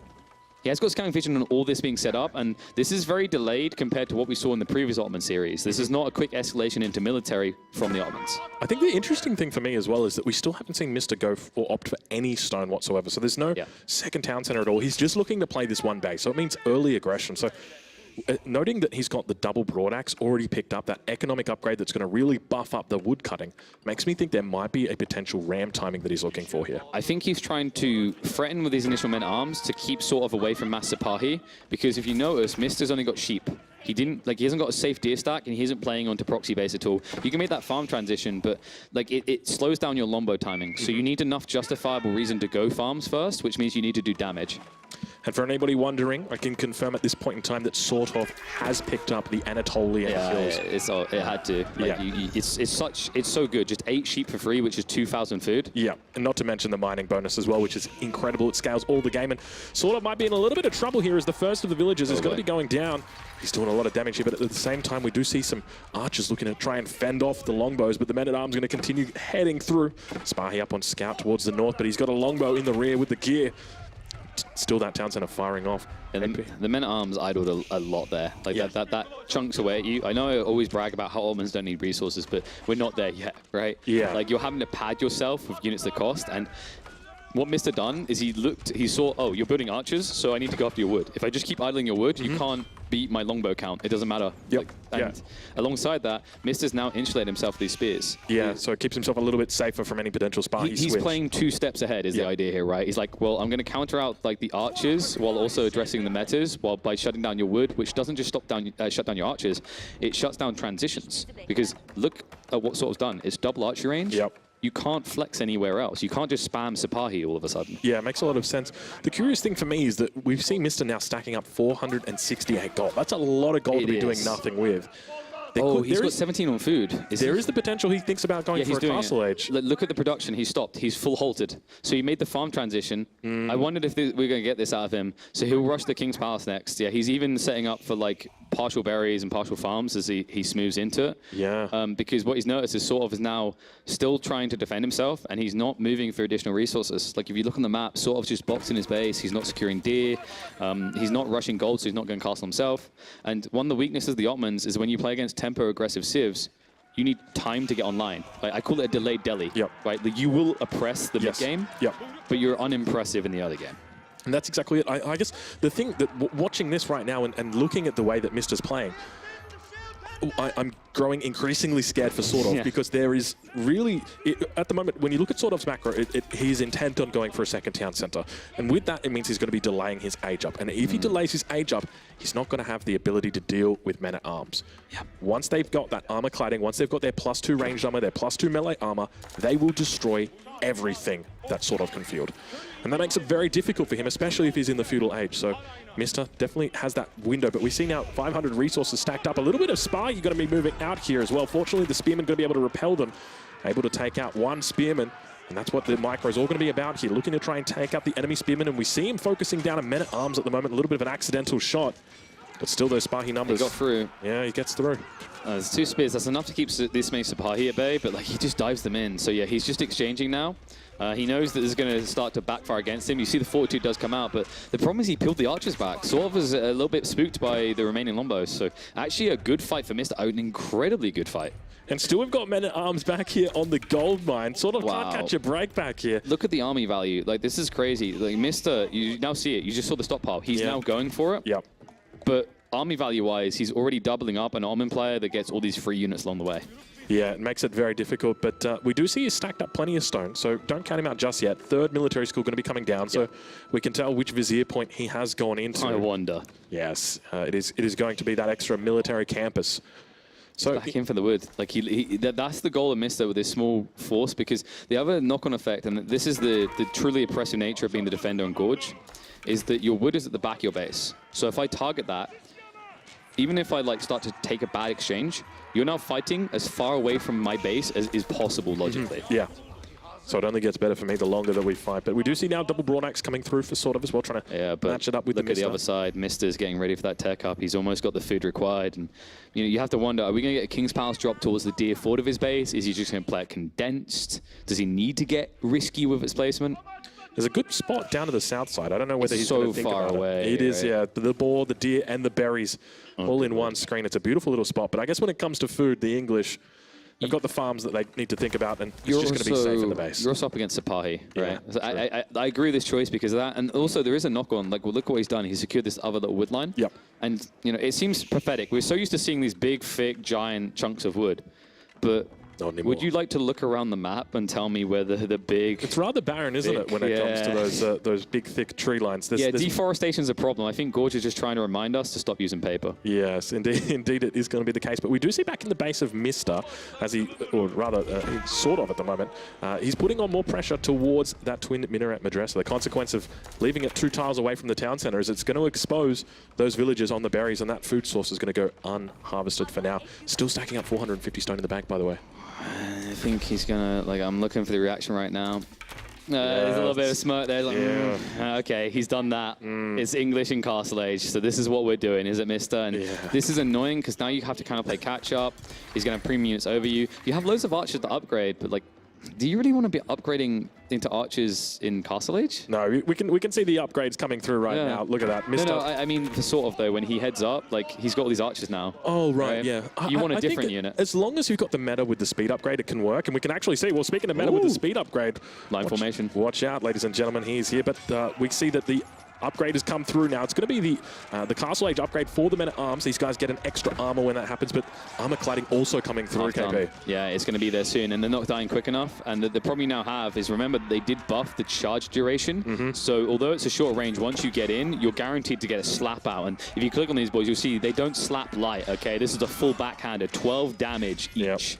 Yeah, and keep in mind, though, SortOf doesn't actually have... Numbers again. Yeah, this is terrible. He keeps on hitting that wood line. The men-at-arms just going to be able to deal with the enemy. The armor cladding about to come in. And looking in a tough position. Look at the villagers. This is so much worse. Yeah, this is so much worse. He read it perfectly. SortOf was trying to wall up and then run north. He went for a TC drop on the deer to the left. Those were the villagers.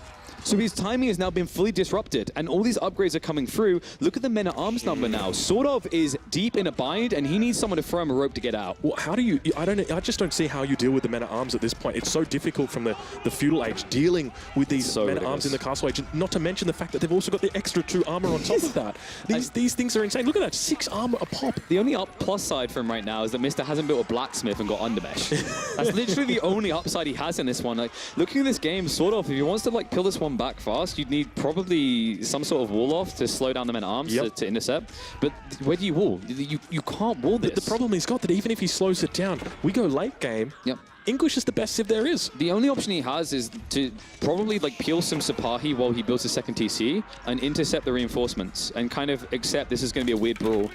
Because the issue you have now is you're addressing what Mista's doing in your base right at the moment, but you really need to prep for what he's going to do next. Yeah, that's a really good point. We could see already he's found that second town center, and the men-at-arms immediately head out in that direction. He's looking to idle out even more villages over there. And Mista now looking to pick up those upgrades. We can see +1 ranged armor going to be coming through for him. And Wheelbarrow finally coming through for SortOf a little bit late on this one, but obviously to be expected when you've got this many units in your base. And this is going to surge upwards, right? Mista's now got a 20 villager lead, and it's just done. SortOf realizes there's no rope coming. He's stuck in the well. He's poor little Timmy, and Mista will take map 1. Impressive display there from the Mista. Obviously playing his English, the signature civilization. He's obviously brought in a mixed bag of tricks, and that's the first one out. So he's telegraphed that to all of the other players here. Watch out for my Dark Age. And I had my queries about whether English would work at the start of this, and I'm glad to see how he evolved it. A lot of the players I've been watching have done longbows and spears. They've just literally, it's almost like their brain has regressed to release, and they're like, that was good, right? Remember the good old days? Let's go back to the good old days. Doesn't work anymore, but this composition, the men-at-arms instantly force the matter, and what Mista has been phenomenal identifying. I talked to him about this. He understands, just as many players do, those gold veins are spawning incredibly loose now. And that means that this men-at-arms spam is even stronger, especially on a map like Gorge, because what does Gorge guarantee you? Wood spawns at the back, which increases the likelihood that gold spawns at the front. And that's exactly what they got. So it's going to be an Ottoman loss in the first game in this series, and we'll be moving on to the second map, which is going to be Dry Arabia. So we've got a nice open map here. Likelihood of Abbasid dynasty, what do you think we see? 90%, 99% chance here? I've got a feeling he's going to save Abbasids for Prairie. Just because it's such a big, expansive map, and I think you can get away with, like, Prairie is probably going to be 2 to 4 TCs every game. So, Abbasids. And as a result, Mista might just choose to keep the Chinese for that and try to end him there.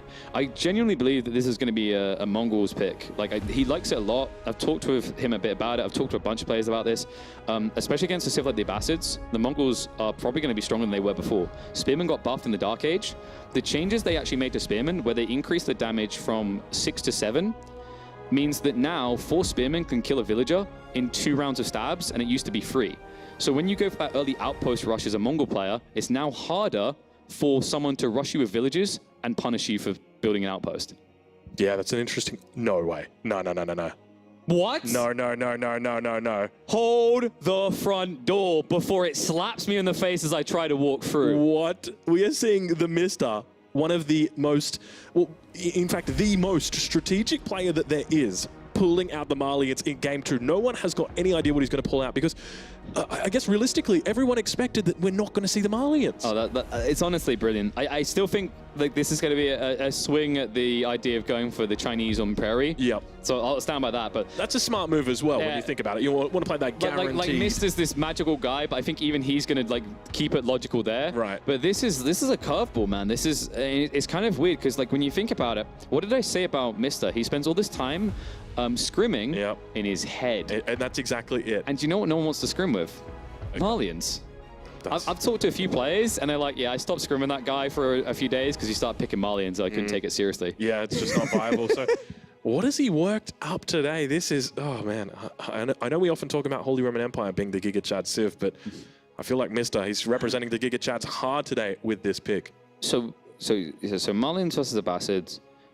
Early on, I'm trying to think like what the play is going to be here. So interesting enough, Donzos aren't too bad against Abbasid spears, even when they get phalanx. They're not going to win outright, but they're more effective as a front line. That's a good point. You do get a lot of value out of that, and maybe you just choose never to engage with it. Maybe. Okay.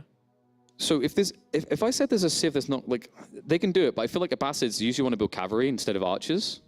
Yeah. So what you're doing as a Malian player is you're leaning away from your weakness because I think javelin throwers are. I mean, they should be thrown out the window. Like they don't. You think they're that terrible? I think they're pretty bad. Really? Javelin throws? So they'll win against normally archers, which is why it works here if he needs to. But I think it's more like you shouldn't do archers because I've got this sort of play. Yeah. Because like for those wondering, like if you pull out javelin throwers against Lombos or Chuginu, so Lombos they micro out your range. Yep. Ha ha ha, you suck. And then on the other side, the interesting part about the Chuginu versus javelin matchup is that Chuginu shred javelins if you get in range because there's only so much you can do with ranged armor against a burst unit, right? Right. Interesting. Well, we're going to be jumping into the game shortly. Malians up against the Abbasids. I tell you what, not something that I not really expected to see. It's a good time to be experimental, right? You're 1 game up. You could maybe just close it out here. You could maybe make everyone just eat their words, including me especially, because Mista is going to give us our first appearance of the Malians here at AOE Wololo Legacy. It's incredible to see this Civ finally coming out. I mean, we've obviously been through only 1 set so far, so we're in the 2nd set. I say finally, it's barely been half the day. So, I mean, it's still great to see it. A lot of people didn't expect to see this civilization, so getting it on the board nice and early, it is a victory in my books. Now, we do see him opening up with a straggler tree. Now, interestingly, straggler trees in the most recent patch have moved closer to the town center, so as a result, we see players looking to take advantage of them more often. Think about it when you're out on the map and you're dropping down a lumber camp and you start working towards that wood.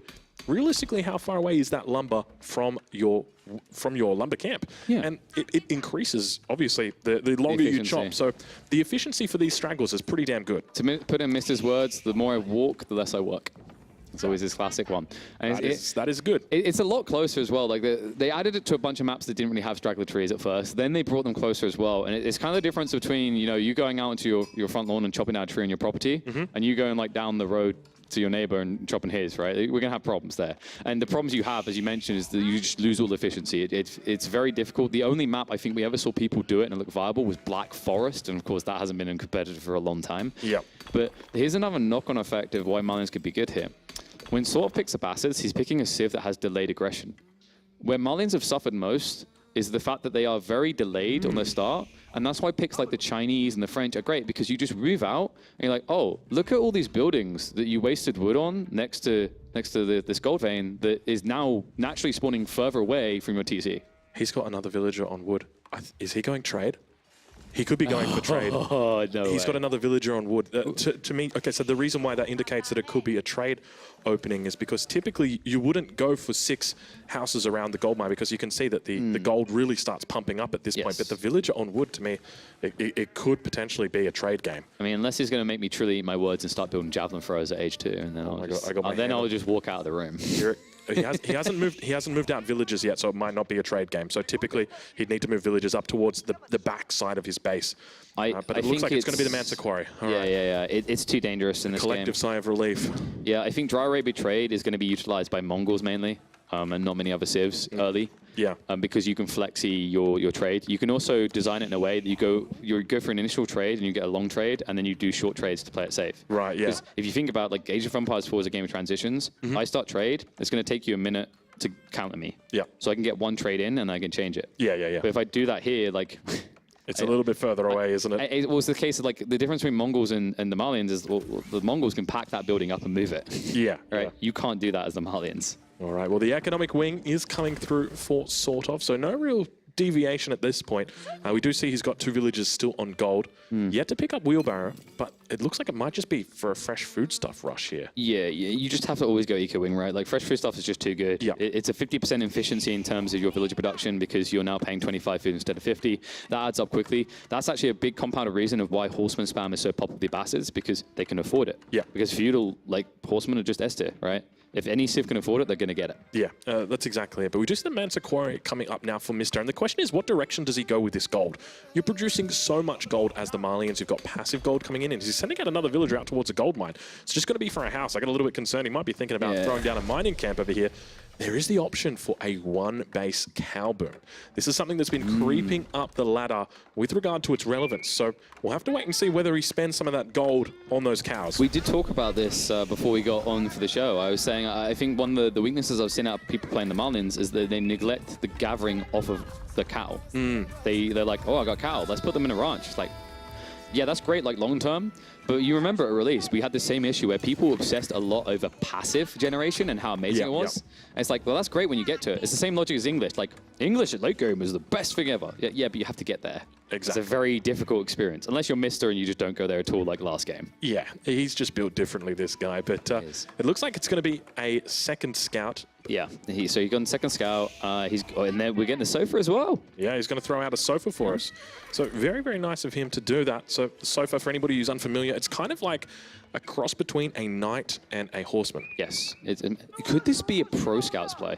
It could I think potentially be. Malians are the only civ I feel can justify pro scouts. Yeah, because of the warrior scout upgrade. For anybody wondering, Yes. Scouts actually get a special upgrade for the Malians. So this is unique to them as a civilization, which allows their scouts to move faster, hit harder. It does. Regen, well, not regen. To the regen away. Yeah. That's a bit dumb. We shouldn't do that. But they even get do they get speed boost down the line? Yeah, they do. So it goes from 1.64 up to 1.8. They basically become the horsemen. That's the reason, right? Because if you think, like, if you check a Malian stable, they don't have horsemen. Yeah. So this is their horseman. Yeah. So it's an interesting, different mindset that you can have playing this sort of opening. And the logic is, like, what used to be the counter to pro scouts, like, you maybe just get an extra scout and because you get the bonus damage, you kill them or you run a few spears over.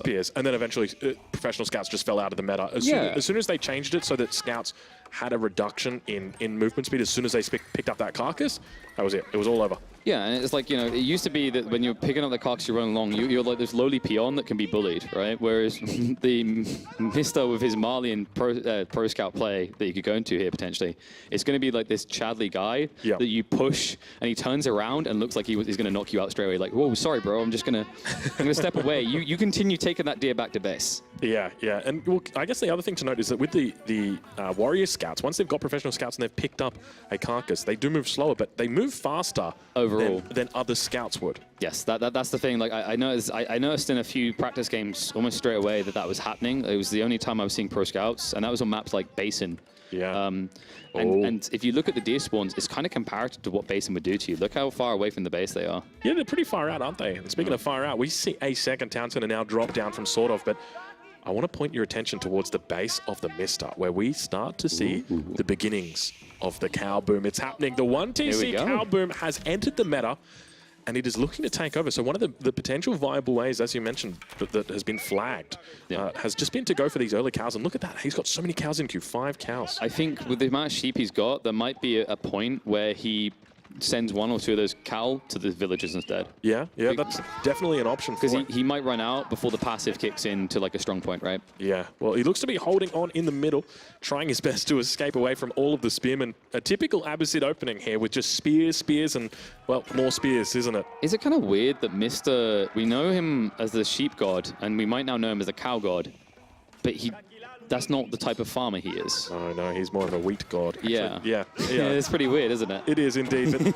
But look at him trying his best. He's got to be careful in this situation. A horseman going to be coming through. Nice little counter-attack on the other side. Does get cleaned up by the spearman, but now manages to spot out that horseman, and he's able to almost take it out. Horseman going to be traded out 1 for 1. No, not so much. A little bit too slow there. Horseman survives with 5 health. Not too bad. Oh, never mind. There you go. Yeah, so it looked like he was going to get away because initially there was body blocking coming out from the sofas, the moving sled. And I think he's also, when he sends them in formation, like if you hover over the warrior scout, you'll see his stats. Like he's, they're a little bit higher, so you see the movement speed. Yeah, 1.8. Yeah, 1.88. But if you look at the sofas, they're 1.62. Yeah. But whenever you select units together, or 1.73, sorry, forgot that a little bit quicker. But it's still slower than the horseman that moves at 1.88. Right. So something to keep in mind is whenever you select these units together and you click somewhere, they take the lowest movement speed and that's the formation. It's the weakest link. But speaking of weak links, over here, the pit mine going to be dropping down finally that second pit mine. So he's really playing out that one base theory, isn't he? But it's very smart because if you look at the lay of the map, what's happening right now is SortOf is being baited to the south side and he wants to be there to protect his TC. This puts him as far away as possible from this expansion onto the extra gold vein. Yeah, it makes a lot of sense. I'm curious what direction SortOf's going to take from this point, because we can see he's not gathering a lot of gold, so it looks like it's going to be a heavy feudal play. He's not gathering any stone either, so is he thinking about really going all in this early feudal stage? I genuinely think that it might be a better way for Malians. Like we've talked behind the scenes, I've talked with players, and there's a feeling that like you have all this economy that seems cool in the late game, but it doesn't feel like you have the best units. Yeah. Or the best compositions at least. Like there's some units that should be amazing. Like you think about Musafadi gunners, you're like, oh yeah. But then you never see them ever. Yeah, I think it's a consequence of they've got too much attack, especially when you consider something like the Fort of the Huntress, which increases their attack. It doubles it for that single attack. So it's like, well, I've already got 45 attack. Why do I need 90? And like, if you want to go for the Musafadi Warriors, they have like another issue where they get that really interesting tech where in Stealth Force they heal at Imperial. And it feels like it would make sense if it was a Castle Age tech, but then it also feels like it would be broken if it was a Castle Age tech. Right? Yeah. So even Musafadi Warriors timings, at least all the games I've been seeing, they feel like they don't do enough quick enough. I feel like that the Musafadi Warrior is so underused that you could pull that into feudal and people still wouldn't use it. For real. I mean, it's weird as well because you think it'd be stronger in Castle because people are pulling away from archers usually, right? Yeah. All right, well, the cow boom is continuing, and we can see he's got a nice little space here in the middle. So he's going to be going for the Grand Fulani Corral, which is a landmark that increases the gather rate, or rather the trickle speed of these cows. I love it when you use landmarks where it's like you're just broadcasting what you're going to do, right? This is probably the most obvious one. It's like, wonder what landmark. Could you imagine if he made the alternative choice here? Yeah, it would be quite funny. But we do see. He'd do it. I've talked to him. Like some of the things you hear from his mouth, it's like, and now they think I'm doing this. Yeah, I remember speaking to Mr. at N4C and asking him, so how do you beat MarineLord? And he said the trick is you build 3 barracks, but you don't build anything out of them. You show him the 3 barracks, and he builds all these archers to counter them. That's how Mr. thinks. So he might be doing this intentionally, then going for the Furuma garrison to all in with gold or something. But it is going to be the Grand Fulani Corral that does get put down. It would have been even better if he put the garrison in the middle and like sort of just doesn't check it as he runs away. Oh, you'd expect it from him, wouldn't you? But now the wall's going to be coming up for both players, trying their best to keep out the enemy. Not having a whole lot of luck here as both players getting raided non-stop. Culture Wing another 30 seconds until it's finished. So SortOf definitely hoping to pull out the victory here. Should be able to do it in the Castle Age. That's going to be the question, isn't it? Yeah, because now you bring things like crossbows in the equation, and you just don't want to bring javelin throwers. Like that's always been my issue at this stage. I think Malians, when most games are on average ending in Castle Age, you don't like have the same flexibility as other civs per se. So I'm really excited to see what Mista's going to do. A lot of people like to jump on poison arrows as the GOAT solution, but it's so slow to get a result. And well, someone that has been getting results is this little play out of SortOf. These horsemen have been running around the back of the base for a long time. Has achieve too much idle time. I think there's an issue that maybe slowed down this tech, but in the end, it is going to even up as both players make their way into Castle Age simultaneously. Yeah, so now we're going to switch it over and so we can see the income. You can see right there, MiSTer at the top of the screen, 400 income on food, but expect that to rise very quickly. Keep in mind, each cow here represents 48 food a minute. Times that by 20, you got 960. Look at of you. the finest beef steaks in the world. You actually bothered to get like a maths qualification? Yes, basic math. I just use my fingers, and if I run out, I assume it's too big. All right, well, we can see he's got all 20 cows that are safely inside the pastures, or rather the cattle ranches, as they're called. In Age of Empires 4, in Age of Empires 3, which is where I'm from, we call them pastures, but obviously the pasture exists for the Mongols, so they couldn't use the same name twice. So when you kill a ranch, the cows become exposed. Yeah, they just fall out, right? Yeah, they're just roaming around the wild. So my theory is that you don't want to go after the ranches, you want to go after the cows. Yeah. Because once you kill a cow, now your enemy not only can't build a ranch there, but they need to gather the 500 food from inside the cow to rebuild the ranch on top of it. Because what you end up doing is you're like that person that drops the like ice cream, and they just like get down to the ground and start licking it. You're like, but I know it's not optimal and the cattle's so far away, but man, that's a waste. I don't know. I don't see myself as that person, but I'll try. Some people are the Homer Simpsons of the world, you know? All right, well, sort of starting to pull ahead on the villager count, but keep in mind that isn't the end-all and be-all. There are still other ways or other things to consider. As an example, we've got relics that are out on the map, and players are now looking to try and pick those up. So it's going to start with MiSTer dropping a mosque. I think that one came up in the north of the map. There it is, getting built down now. So expect to see him picking up those relics. Sort of probably going to be looking to do the same thing eventually, but not something. He's still paying all the attention south side, right? Yeah, the majority of it is down towards this way. Because like he moved out for this very aggressive vein in the center, and it hasn't been punished at all. And I think this is a byproduct of SortOf's new comp. He's too slow now. He's on spears, archers, crossbows. He's got one of everything. Yeah, you know, like, I mean, that's the way you do it. You can't decide what you want, just throw it all in there, because, like, who knows what you want against Malians? Yeah, that is an interesting choice from him, but I do like the composition coming out from the MiSTer. This is my theory for the Malians, is that there's really only one mid-game comp and one late-game comp, and it is archers and Sofa. And we can see that MiSTer is doing that at the moment. Now, there are circumstances where you'd start thinking about going for maybe a Musofari or two. Maybe you've done a nice big trading boom in the early game and it's worked out successful, so you pump out some of those bad boys. But for the most part, it's going to be these two units, and we can see he's focusing on that. So I'd love to see whether he's picked up imported armor just yet. So we'll double-check on a stable or just double-check on the unit. It's up to you how you'd like to do it, Mapu. There we go. So we can see he's got 2+2. So indeed, he does have that imported armor. It allows you to get up to 7 armor during that period, or just in the Castle Age. Yeah, it's pretty effective. You know what it is? Actually, it's kind of funny that if this works, it'll be the same thing game 1 to game 2. It was armor clad for the English in game 1, and now it could be the armor extra for the Sofas in game 2. Yeah, nice little pickup here up over to the north, though. Knight taking out a shaman, but yeah, you're 100% on the money. I'm a big fan of those technologies. I think they're really strong. Veteran Sofa, finding out the villager as well. Rest in peace, sweet prince. Yeah, and he'll just mirror the movements of the knights. He can't beat it one-on-one, but like if you just skim it down to half HP, you never know when another one's going to come out. Yeah. So it's probably going to force SortOf to just keep the knight moving and not clash. And oh my god, okay, that's more than one chasing him. That is quite a bit, and these numbers are starting to look good. If we got poison arrows coming in as well, I think we do. Ooh, nice the stinger boys. There they go, the little glow coming in. I expect to see upgrades coming through from MiSTer sooner rather than later. But he could always be thinking about an Imperial Age. Take a look at the resources he's got stacked up there. That's 2 minutes worth of gold income that is stacked up at the moment in there. He's got to be careful here. Spearman moving out. Be able to clear this up. MiSTer not paying attention. Falls back and loses a lot for it. And the funny part is you say he wasn't paying attention, but he wrapped deeper, right? Because you could see he stopped them and clicked them in again. So maybe he's like, Sofas seem good. Yeah. All right, well, it looks like the Knight going to be doing a pretty decent job here of just cleaning this up. I don't know whether he's got any relics in the bag. In fact, he does actually have a relic in there, so he might be able to... He's not going to bother with the Wololo, but... he's almost got a second as well. The other one's coming back. They're fairly even in what they've achieved so far. And the interesting part is, like, you see this big eco lead on the village account for SortOf.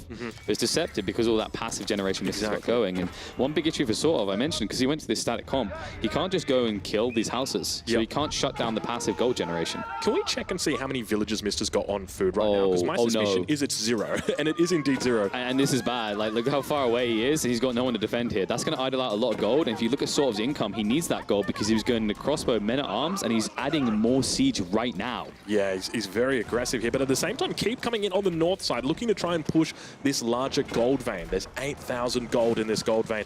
Really important that you fight over this in the mid game and set yourself up for the late game. He's obviously got the other one down towards the south side of the map that's free at the moment, so there's a reason why he's contesting this one. Yeah, it's interesting actually because he came out there early with an outpost because what he wants is a staging point so you can just park there and kill everything and you're not going to attack him. And then he's like, okay, I guess outpost won't do it. We need to bring in a full keep here. An interesting sneak around from MiSTer. Looks like he's setting up for potential trade here. There. Surely not. Might be an outpost, but hold on a minute. We've got ourselves a little bit of a battle beginning to unfold. KP Mangonel shot on the back line. Takes out 3 of those archers already on pretty low health. Springel's not dying, though. Well, good lord. He's dead now. Yeah. Same with that Mangonel, and it looks like MiSTer going to be holding on. Decent little hold here from him. Yeah, it's going to push him fully back. And I'm curious to see. I actually think MiSTer is prepping for trade as the game goes on. He's setting up the outpost in the bottom left corner.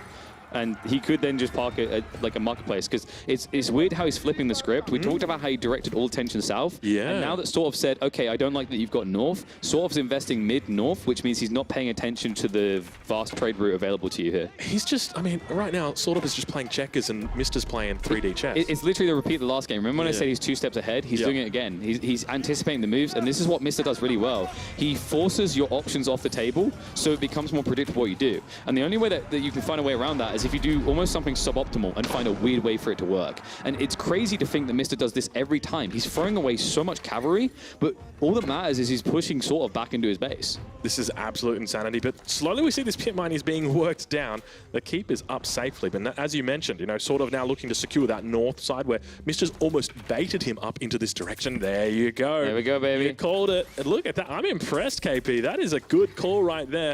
I saw the villager coming down. I'm like, it's just probably for the stealth forest. He's going to put the outpost in there because he wants to, you know, maintain the integrity of the area, but look at you. Remember when I was like, oh, Mongols will be the only people to do dry Arabia trade, and then just MiSTer is like so far in the series like, ha, shut up, KP.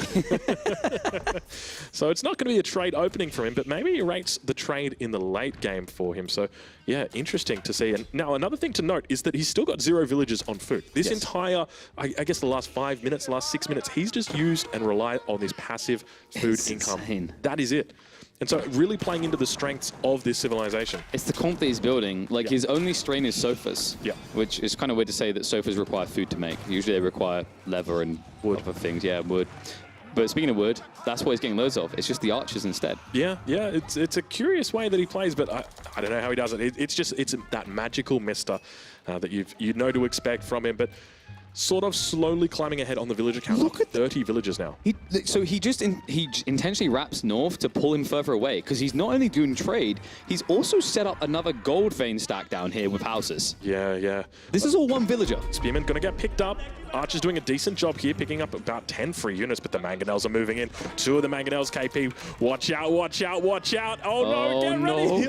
Wait, what? No, he's paranoid right now. No, he's not. Oh, watch out. Oh, heavy hit. Good night, sweet prince. That was impressive. He's going to hop out. So the reason that SortOf backed off initially is he's like, where did the sofas go? Yeah. Because like, think about the cost of these Mangonels. Like, it's not worth the risk of like killing off 8 archers to lose them instantly. And now they're here, he needs to back up fast. But sofas on both sides. Oh, baby, this is going to be a pinch right now. His army's on the south side as well. Villagers are going to be sacrificed instead. Springles are now moving in, so it's not even about the sofas in the end. Instead, it's going to be about the anti-siege. Finally, a wraparound comes in. The cavalry are going to look to clean up and get a good exchange. And this time, MiSTer will not flop horses dead for nothing. He gets good bang for buck. This is impressive from MiSTer right now. The reinforcements continuing to come in. He's picked up a Mangonel of his own, but hold on a minute. SortOf is coming in, and there's men-at-arms on the table. A different consideration is going to be needed to be made here. How do you deal with these men-at-arms when all of your cavalry is dead? You run, you reset, and you do it as fast as possible. More sofas being prepped, but this is maybe where we see the weakness of that passive food we were just talking about. He's kind of capped right now. He hasn't been increasing the ranch count, which means he can't necessarily increase the sofa production. Look at this, just 0 villager challenge right now on food. You know, it's pretty insane. He gets to 15 minutes, he's like, that's it, we're done with food for the rest of the game. You can keep the berries, you keep the deer, I got cows. Well, and let's be realistic about this. What do I need to make traders? For gold? Yeah, I don't need food. He's still yet to. He hasn't done it yet. It's literally just sitting there. He's waiting to. So what he wants to do, he wants to choke SortOf in because he realizes the bastards are a civ that can stay behind their walls for a while and keep pushing units to keep you away. So he wants to take map control, and the moment he has it, you're going to see him start spamming the crap out of traders. I'm starting to think, is he just putting this down to bait his enemy? Is he baiting us as well? Yeah. Is it the layer upon layer to the cake? Is it really? Like, because it's only 100 wood, right? And if your enemy sees that, they're going to overreact immediately. Yes, because well, it's to that whole point I made where like if he goes back into his base now, trade is going to happen. So SortOf naturally has to keep coming out. Yep. And because Mr. keeps trying to push him in, you get this never-ending slog. Yep. But at the end of the day, what's still happening is behind all of this, SortOf is running out of finite resources, and Mr. is infinite on 2. That's a really good point. All right, well, he continues to drain him, but I guess the question for me is, let's say that this does get to Imperial, post-Imperial. Who wins here? Because you've got Abbasid Dynasty, largely considered to be the second best late-game civilization, you know, only second to the English. The Malians, though, a very strong civilization in the late game economically. Yes. When it comes to their units, though, there's a little bit to be desired. That's the issue they've had a long time. Their games, they naturally feel like the players have felt like, oh, the Malians want the game to go late. And then when they've run the late game, they've been like this. Why have we done this to ourselves? We're literally at a stage in the game where someone has better units. So I think for Mr., it's the whole idea that he can allow SortOf to arrive in the late game, but he could not allow him to have any extra map for it. If you look at the wood lines as it stands, SortOf's about to run out of wood. Yeah. He has to go somewhere soon. And that's what Mr's been waiting for. All right, well, plenty of relics, and we do get an update from the B stream. Lucifron 7-1-0 up against Hut. The Australian sensation, unfortunately, going down in that first game, but it's a best of 3. Don't count him out just yet. It's okay. There's still an opportunity for one of the Australians to appear later on in the tournament if Hut balls out. We'll have Drongo on the mic. That'll be me. Yes, I will be back for later on in the event, I assure you guys. But once again, it looks like SortOf breaking through. It's just going to be scouting out a little bit, getting chased in by the sofa. You can see them trying their best to deal with it, but not having a whole lot of luck. No, they're just checking on him, right, as he runs, because he doesn't want to commit. Like, the whole goal for SortOf is now he's trying to get forces off of the front line so he can shuffle out to one of these smaller tree lines. And you see he start to do it on the south side. Yeah. So, like, this will work short term, but he has to keep doing this. And Mr. in the meantime, if you look at the pop cap, he's fallen behind. I love the way he's flip-flopping here. He goes from the north side now down to the south side, forces the enemy down here, and now he's going to challenge on the north side. Surely, I don't know, but I suspect that's going to be the case. And this is what I was talking about. Like, he needs wood, so he's now dropping a keep. So this secures 4 small plops of wood, and then because the keep now holds your east side, you go back to the center with this slow army. But when you come back with this slow army, being slow might be a problem considering what Mister's now built. 6 mangoes. Speaking of Mister, though, going to be running in plenty of sofas here. Wait, no, that's not 6 mangoes. I think that's 6 population of mangoes, isn't it? Yeah. No, that's 6 mangoes. They're on the way. Surely not. They're not here yet. That is a lot of mangonels. They're chugga-choo-chooing. Well, we can see down... Oh, they are indeed. Watch out. Down towards the south side. It looks like the sofa make their way in. Going to be taking out the first of the mangonel. Second mangonel about to get his shot off. He needs the springles. He needs to get the springles. Oh, it's a decent shot. Hits about 3 of them. Manages to take it all out. Another springles getting focused down. Take a look at that keep as well. The keep is slowly but steadily. It's not going up. It's doubtful that it goes up. That is for sure. Second wave of cavalry coming in. Mangonel full up as well. And the interesting part is that Mr. traded mangoes for springles, and now he has anti-siege advantage. While still only having 2 mangoes, it feels like a rip-off deal, but it means long-term you're going to have the advantage in these fights. Keep now not going up means that SortOf needs to back away. The more he commits to this, the worse it's going to get. The best thing he can do is exchange the last of the springles for mangoes and cut it at that. He's looking really good, and the keep does indeed get cancelled. So not going to be going down, not going to be going up. Lord Doubt smiling upon that keep indeed. This is looking tough for SortOf. He is up on score by about 500 points, but as you and I know, score means nothing. Do not pay attention to it. If there's anything I've learned from my overdraft account, a bigger number isn't necessarily better. Yeah, okay. Oh, the villagers? Oh, they're going to have to run away faster. Yeah, so they'll be able to get out. There's only a few horsemen. This is an issue for SortOf, is like he didn't hard invest into horsemen early on, and now he's trying to like play catch up in that element. Yeah. But this is naturally going to sacrifice something else. Like we said, this is food and wood is like, you know, he can switch into farms, that sort of food. But the wood is still going to be a problem, and you just forfeit this southern side where you were confident this castle was going to secure your long-term wood investment requirements. Yeah, and we can see up towards the north with a little bit of that onion play style now coming in with the walls. So layer upon layer upon layer. It's going to be a big stone wall coming in, and now this is a beautiful wall. Wow. Secures that large gold, also secures the sacred site. So really looking to take advantage here. Yeah, it's interesting because it still leaves the center open, but it feels like SortOf is shifting hard into a keep defense line. He's trying to Magano line this into the late game. Mr., one thing that you can say of this passive generation is like if you're both still stuck in Imperial and you get pop capped, the Malians have the advantage. Yes, definitely. Yeah, but I guess the one thing that concerns me the most is, are you ever going to be able to defeat that Abbasid army? It's so strong when you start thinking about things like camel archers in the late game. Once they're fully upgraded, it's not really many ways to deal with them. No. It's kind of weird to think you get to that stage, like, oh, you see he's got camel archers, so shouldn't the counter be javelin throw? No. It's I think the damage is just too high on the camel archers. They just pierce through that armor. Oh It's yeah, like and javelins are just too bad. Yeah, there's also that as well. They're just too. I think they're just too slow to throw. But they're slow to throw, slow to move, slow to. Look at the score though. I know I talked a little bit earlier about it. Typically, I don't like to play with the score on because it's a big one. Yeah, it kind of gives me an indication as to how the game's going rather than the feel of the game. Because right now it feels like Mista's ahead. But SortOf is ahead by 1,300 score. But they're like crazily drawn if you look here. Army values and also destroyed values is more or less neck and neck. Villager kills pretty similar. And it's almost like, I wonder if the code, like the score probably just doesn't fully calculate for the passive generation maybe. Perhaps that's it. But we do see SortOf is pretty far ahead when it comes to villager count. Almost double the villagers here for Mista. And Relics and as well as cows are only making up so much. And one thing to note is it looks like Mista at 28 minutes into this game is still yet, despite being a farmer, able to pick up his wheelbarrow. He said if they're walking, they're not working. So he's just trying to keep them condensed. Hasn't got too many villagers to worry about. He just lets the cattle manage themselves on the farms, and it seems to be working for him here. Maybe he does own a cattle farm somewhere we just don't know about because he never attends it. Perhaps it's one of those things you just don't have to walk to it. The Springles are on a coffee break right now. Oh lordy, he'll try to counter against that, but the wraparound now onto the mangoes plus the trebuchets. Heavy siege commitment by Mista and a heavy price paid as a result of that. Several of the trebuchets, mangoes, and Springles going down. Yeah, and the consequence of not having any Donzos in this composition is that there's nothing here to stop that. He loses 2 trebuchets, lost Springles, and we do see it was a quick 2-0 there for Hut, losing out to Lucifron on the B stream. That is your little update, so big shout out to Lucifron. But he's not out yet. That's true. Hut fans, hold on. Half the copium, he still has an opportunity here. You have to be bonked twice to be bonked out of this tournament. So maybe there's a shot for the Malad to make a comeback, but Lucifron, congrats on a win there. But focusing on this one, you've seen the issue now that Mista has. He had to overcommit into siege because of all his keeps. And it was a brilliant read by SortOf to go hard into Horseman there. Yep. It's a heavy cost. You can talk about the fact that gold is like free and fabricated, but wood is not for Mista. Yeah, it's a decent point to make, but the Trebs now continuing to work through it. 3 Springles moving up. Look at him just relentlessly attacking the siege, and this is so smart for him to do this because every time you're taking out those trebuchets, you're delaying the push. And the longer you delay the push, the more time you buy yourself. And we can now see he's bought himself enough time. It's Imperial Age. Oh, baby.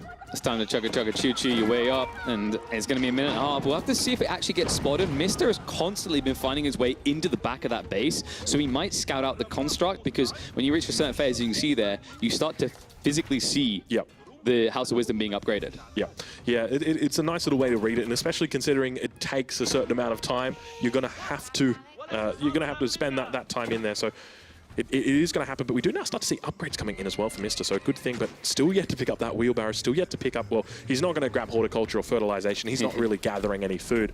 But yeah, very interesting decision, because I almost feel like this is intentional. Not only has he picked up lumber preservation, but he's picked up double broadaxe as well, so he's got the 2 levels of wood cutting, yet still no wheelbarrow. Yeah, it's because all the siege, just like, look at the numbers again. Look at all the blue siege. He's got 8 mangonels now, 8.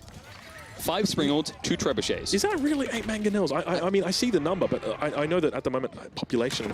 Do you think like Malians are just fake news sieges? No. So essentially, there's this bug where if you've got one of a unit, it will represent as 2 of the unit on the UI for siege. So we can see there's a single trap here and 4 mangonels, and that's maybe you're right then. It could be the case, but he is starting to lose out some of those Springles. Let's have a look and see. Maybe the Springles are a bit different. There's 2 of them. Okay. I see 2 up there, but I'm sure we'll work on it eventually. Yeah, I think you're right. Like I thought he had mangoes elsewhere, like the fight on the south side, where they start shuffling in. But it's still a big mango vine, especially in the center like this. The choke point, the sacred site, is shuffling the troops together. Spearmen, they're not going to reach them before a second flurry of rocks come flying their way, and it's going to be a full retreat away from SortOf. Those mangonels, though, that's a lot of damage, and the Imperial Age now comes through for SortOf as that central sacred site starts being captured.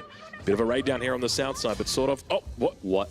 Oh, Mista's just GG. Wow, yeah. The Imperial Age came through. He knew he couldn't contest it. We talked about this. We talked about the idea that the castle has to be the time, right? You can't rely on Imperial. You've got all this false hope of passive generation, but Mista doesn't hesitate. He had a theory. He executed it well, but he understood as soon as that Imperial gets cracked, it is over. He calls GG. Wait. No, you can ignore that. It wasn't winner the Mister. It's winner. Hold on. That was Drum roll, please. There we go. See, it is a win for there we go. SortOf, so we will get a third game.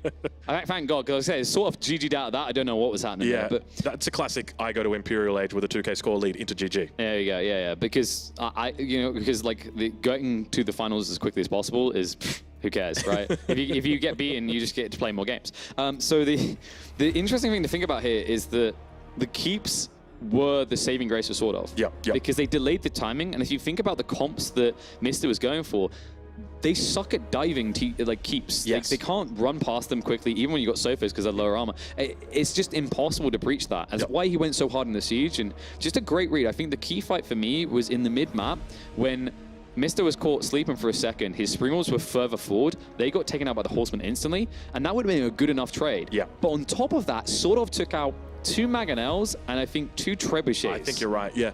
So it's a consequence of just the composition that he's playing. And I talked about this, the mid game, the composition that you want to go archers so far, but you leave yourself open if your enemy opens with or goes for cavalry. But we now move into the third and final game in this series. We've seen the first set of today going to 3 games. Now the second set also going to 3 games. It's fitting the script, baby. I mean, most of these players said that they thought the competition was incredibly close. The outliers they gave were MarineLord and Beastie, but actually now that I think about all those infos that they gave me, I guess I can't trust anything after the first series. That's exactly it. So Prairie's going to be the map that we are playing on here.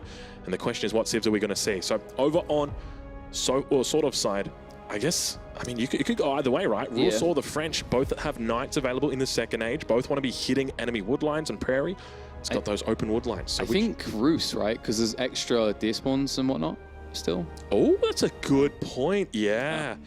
Actually, they may have changed that. We'll have to double check when we get into the game. I know. I think they went from 2 ball per player to 1. I recall that being discussed. For me, it seems like an obvious choice to go China on this last map, and I think absolutely. That's going to be the case for Mr. But he is known for throwing out his wild cards, so don't count out the Mongols if you are a Mongol fan. But the problem is, like, can you really Mongols on such a big map?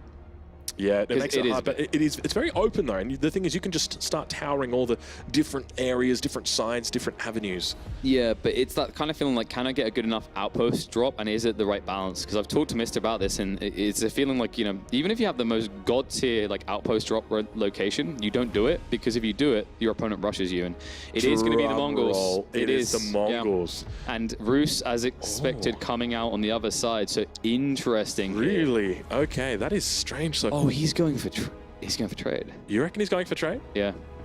You think that there's an actual potential for trade here? There's an interesting way of, like, you can at least get the initial trade on like long map. Yeah. And if you do that, so you build 2 trades straight away, and then you let them run the distance, and then like, while they're running to 1 trade post, you move your silver tree to the other corner, and they bring it back across, and they'll drop off like 400 gold each. And then you pull it back towards your base and create like a half trade route, so you're not being greedy anymore. But at that stage, you've just gotten like 400 gold. Right? Yeah, it's so kind of wild. You're pretty Gucci in the gold department to just rush castle, and then it's the whole thing that he's done in the last 2 games, right, where he does something to force a reaction. So if I go silver tree and I build 2 traders, what are you doing? You're instantly looking for aggression to punish my trade.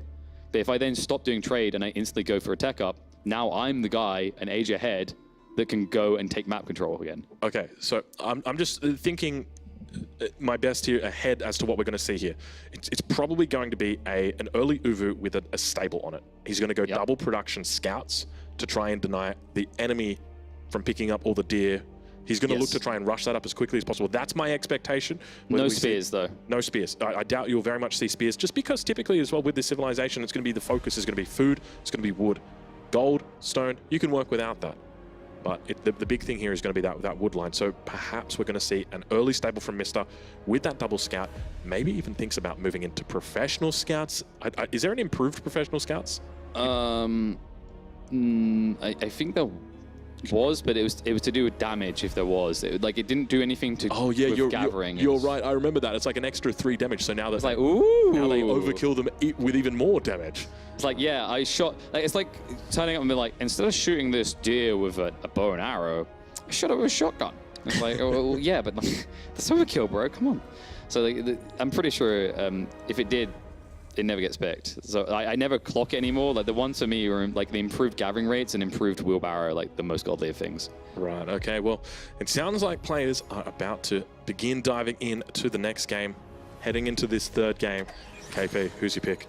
Oh man, when I hear a Mongol arrow go off like that, when I know what this lad can do and the curveballs he can throw, I've got to lean a little bit to MiSTer. Even though he picked what looked like a weak sieve to a lot of people, Marlians looked somewhat convincing for a decent amount of that game. He did a pretty good job of convincing me as well. So yeah, I'm looking forward to seeing what he pulls out today. But I mean, I got to go the other side.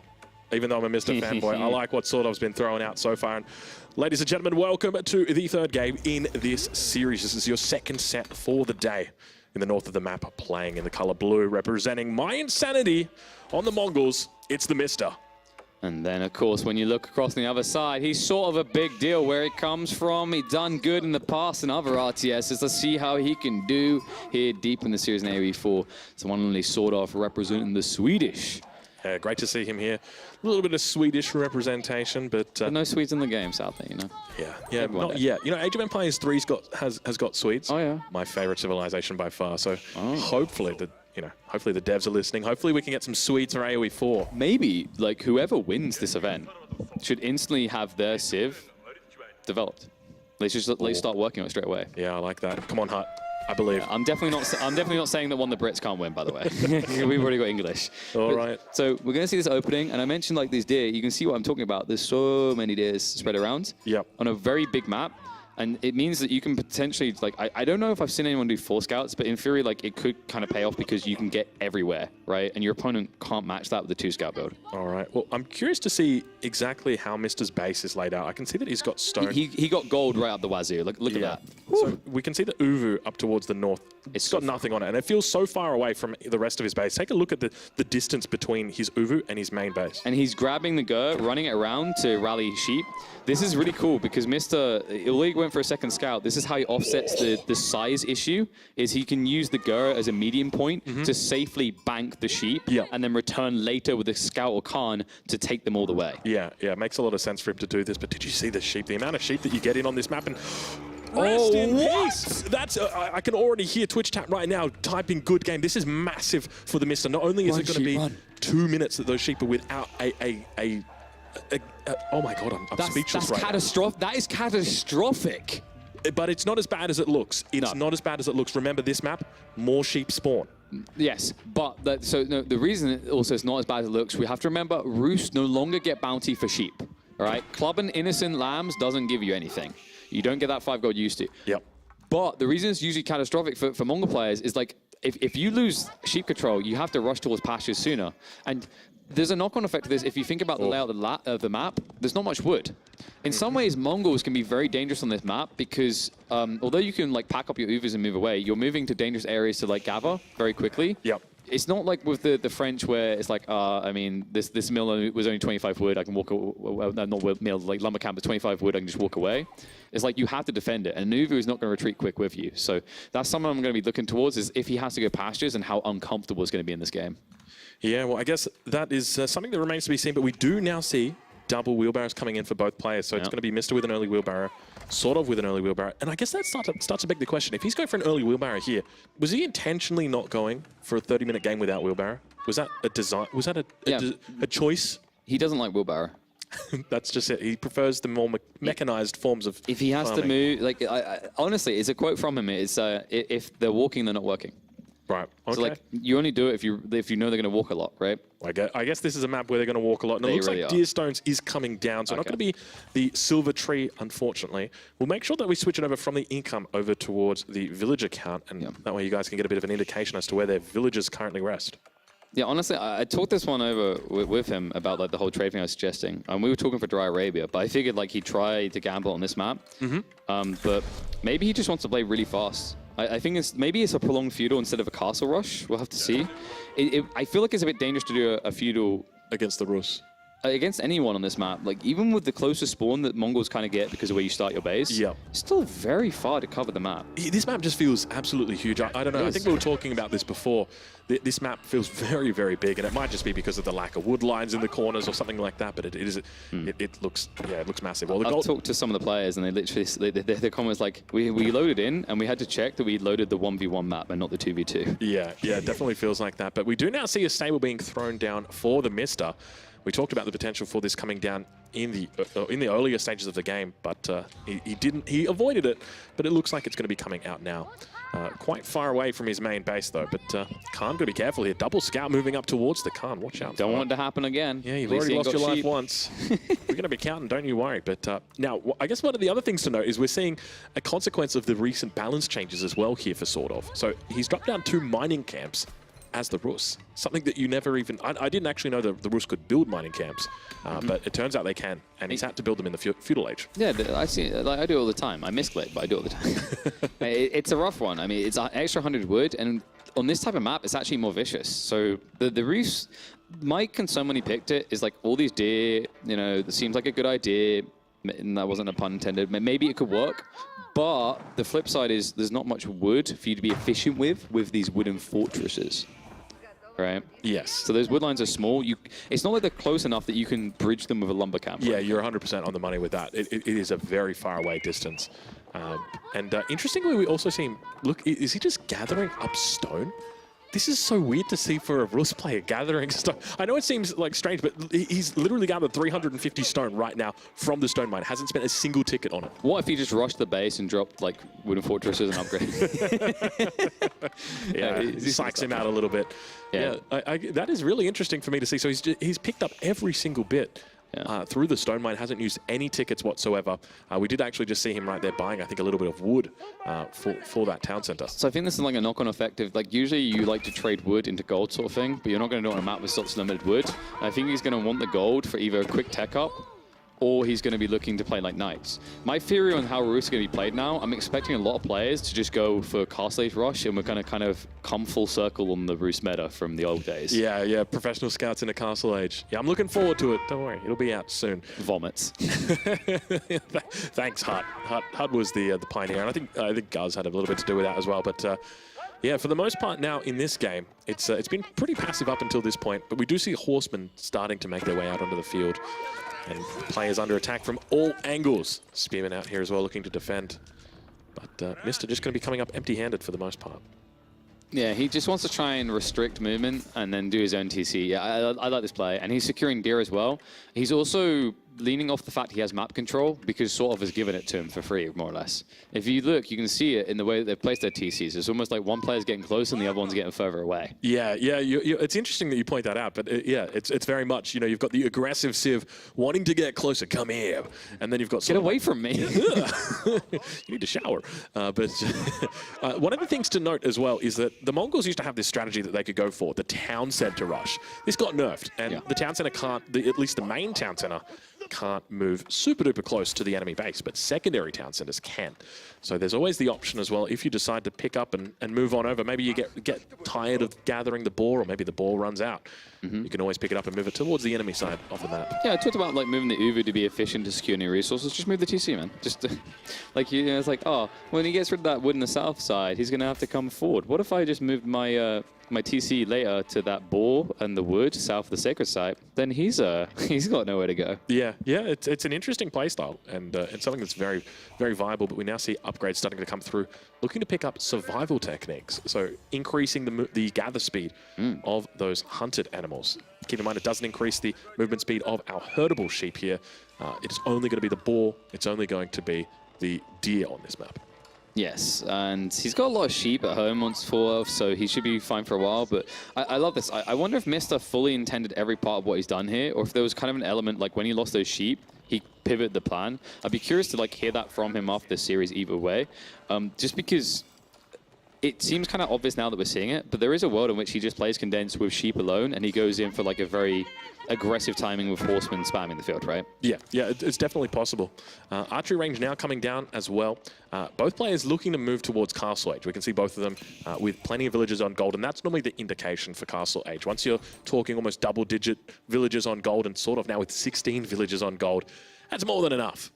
Yeah, he's definitely going hard in the cheddar. So sort of just trying to beat Mr. the punchline. I mentioned that this is a lightly build, and you can see how it's feasible when you realize he's built, what, 2 spearmen this whole time? Horseman raiding in now. It's going to harass a little bit of eco, but the problem is SortOf's already underway, right? He's teching up in the south corner. And take a look what he's aging up with. It is a landmark. You don't expect to see a whole bit. It is the high trade house, ladies and gentlemen. Don't get too excited about this. The last time I saw this landmark, I'm like, oh, it's going to be amazing. Guess the number. 103. 169. Oh, it's bold. Let's see how it pans out. So my suspicion here is that he's just looking to maximize the bounty here, is what he's going to be on. And we actually haven't checked in with his bounty just yet. I'm going to dive into one of the games and do it just to find out exactly where he's up to. Because unfortunately, with the new spectator UI, we can't actually see it. But just know that the high trade house is going to continue pushing him towards it. He got enough bounty to get 169.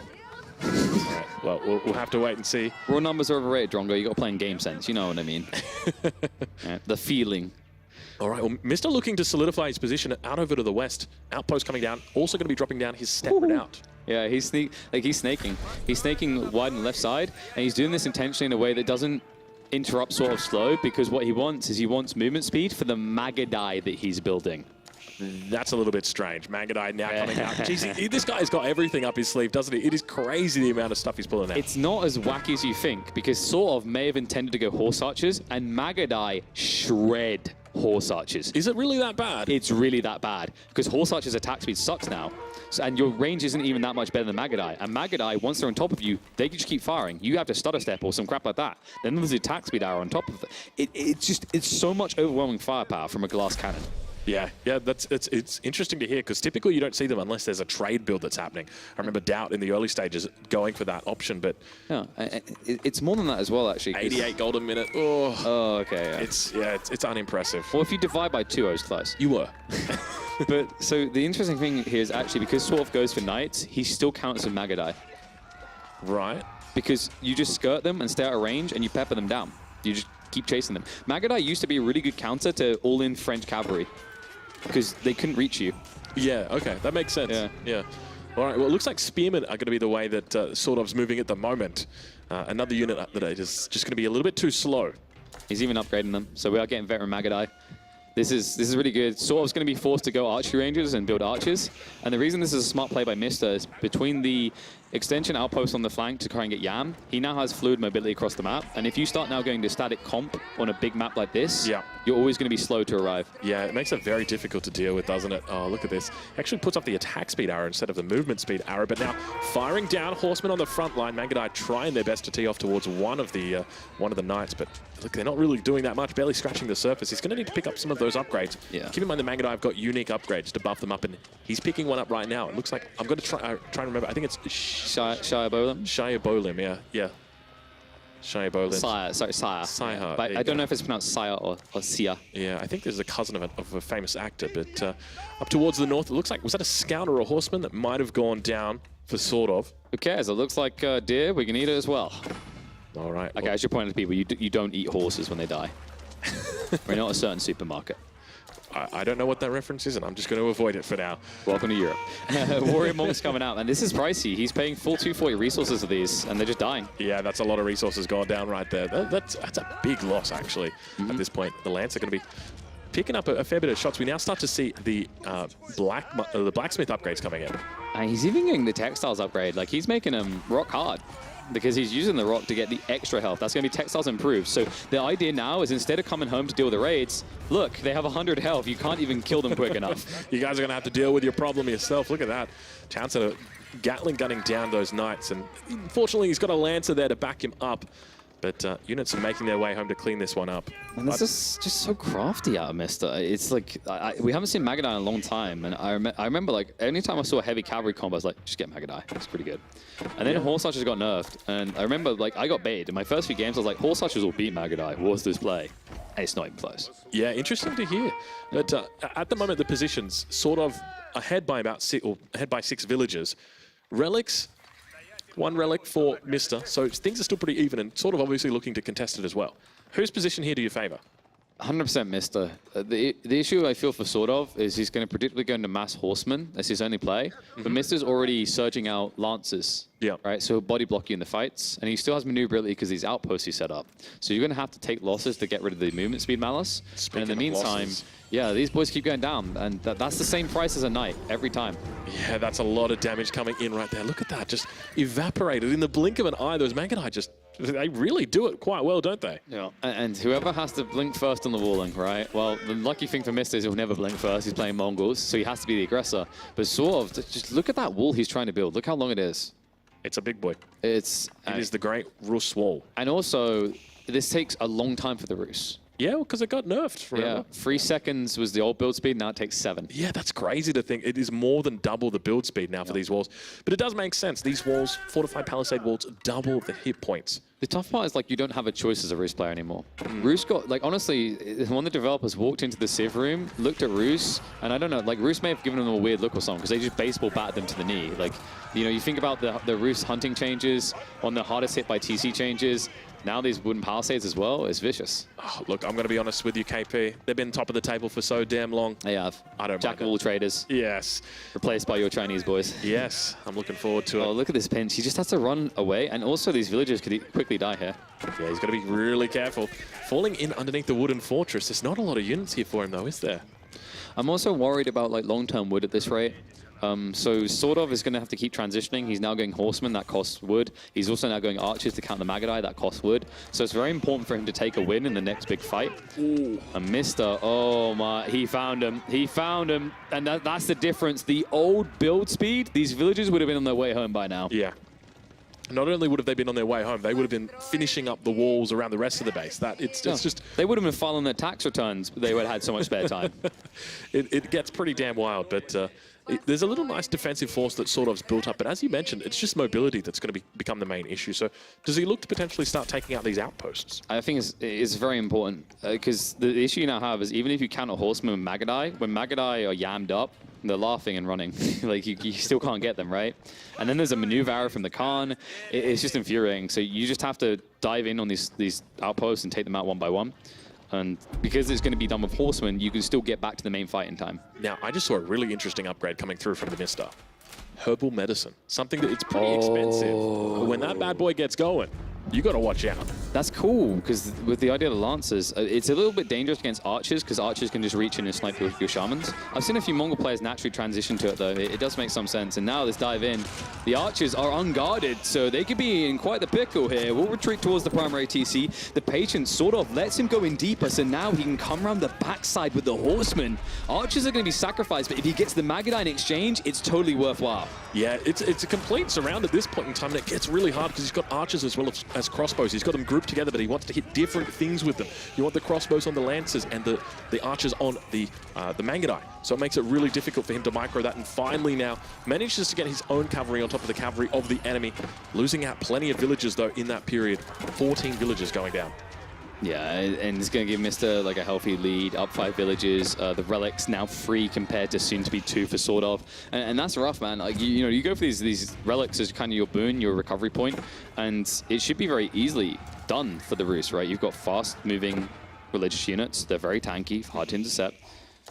Mista hasn't really got that many outposts, right? Or he didn't initially when he came out. He's expanded it now, which I love. If you look around, you can see on the mini-map, there's blue markers everywhere. Yeah, he's doing a really good job with it. And you can see that SortOf's so frustrated by these outposts constantly coming in, he's decided to go for another wall. He's walling off the west side. This went well last time. Yes, it went very well. And Sprinkled in placement doing a decent job there, tagging that Lancer. But I guess my question is for you, KP. In the event we do start thinking a bit more about that Imperial Age, start thinking about the late game, who do you favor here, the Mongols or the Rus? I think with the wood limitations especially, and the way things have played out so far, I kind of lean slightly to Mongols, but there's no denying Rus have a lot of potency to them in the late game. One of the things that can be a really big boon for the Mongols in Hyper Imperial is their ability to set up outposts and put cannon placements in and get permastone going that no other Civ has. But my question mark is, like, can you do that on this map? Is it too big for that? Do you need a choke point map to really justify that? Yeah, that's a great point. And, you know, typically on this map, we talk about it often. You see civilizations that love to go for these big, long lines of walls, but both of these civilizations without access to, well, I should say the Mongols without access to walls, and the Rus without access to stone walls until Imperial Age. You know, here's an interesting thought for you. I mean, Mongols, this game goes like hyper late.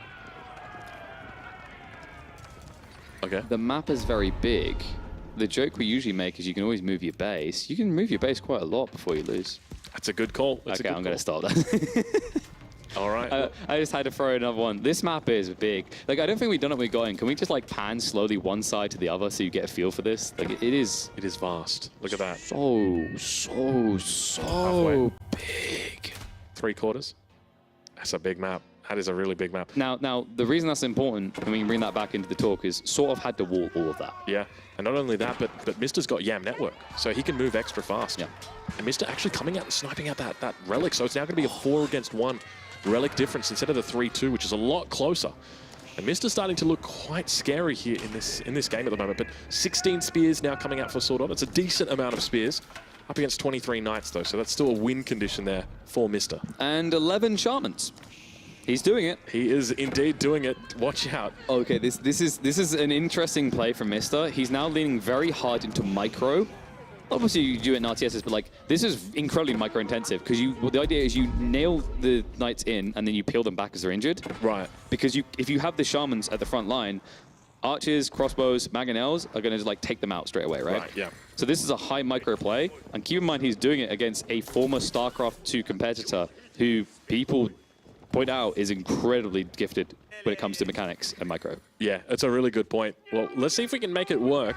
There's a pretty decent mass of crossbows there as well. So one of the ways that you can approach a large mass of lances is you can just look to one-shot them with crossbows and just focus down individually rather than just slowly killing each of them. And then that way you kind of bypass that. But I'm curious as to whether SortOf's connected the dots just yet as to that strategy that we've seen Mista go for. I don't think he's really revealed it. He keeps raiding him with lances, he takes a trade, and he runs them. Like right now, he's treating it more like an Abbey of Kings, right? Yeah. Where they just sit at home and they're like, farewell, my husband. May you come back from this war. I'll see you in the summer. But now we do see him beginning to siege down the Palisade Wall. Keep in mind the extra health buys him double the amount of time it would normally take to get over here. Or rather, you've got the extra time to get over here. So we can see the Spearmen, despite them being slower infantry units, they've got twice as long. It's just such a big map to cover, as we already highlighted. So this is one of the reasons why you're seeing Mista just stick with cavalry. Yeah. He's just playing flanks intentionally, and now the village is panicking. They can't build the gate because the enemy units are too slow. Fortunately, the spears are here in time. And look at the smart wall right there. He puts the wall down to prevent the units from going to the right. Bring the Magadai in.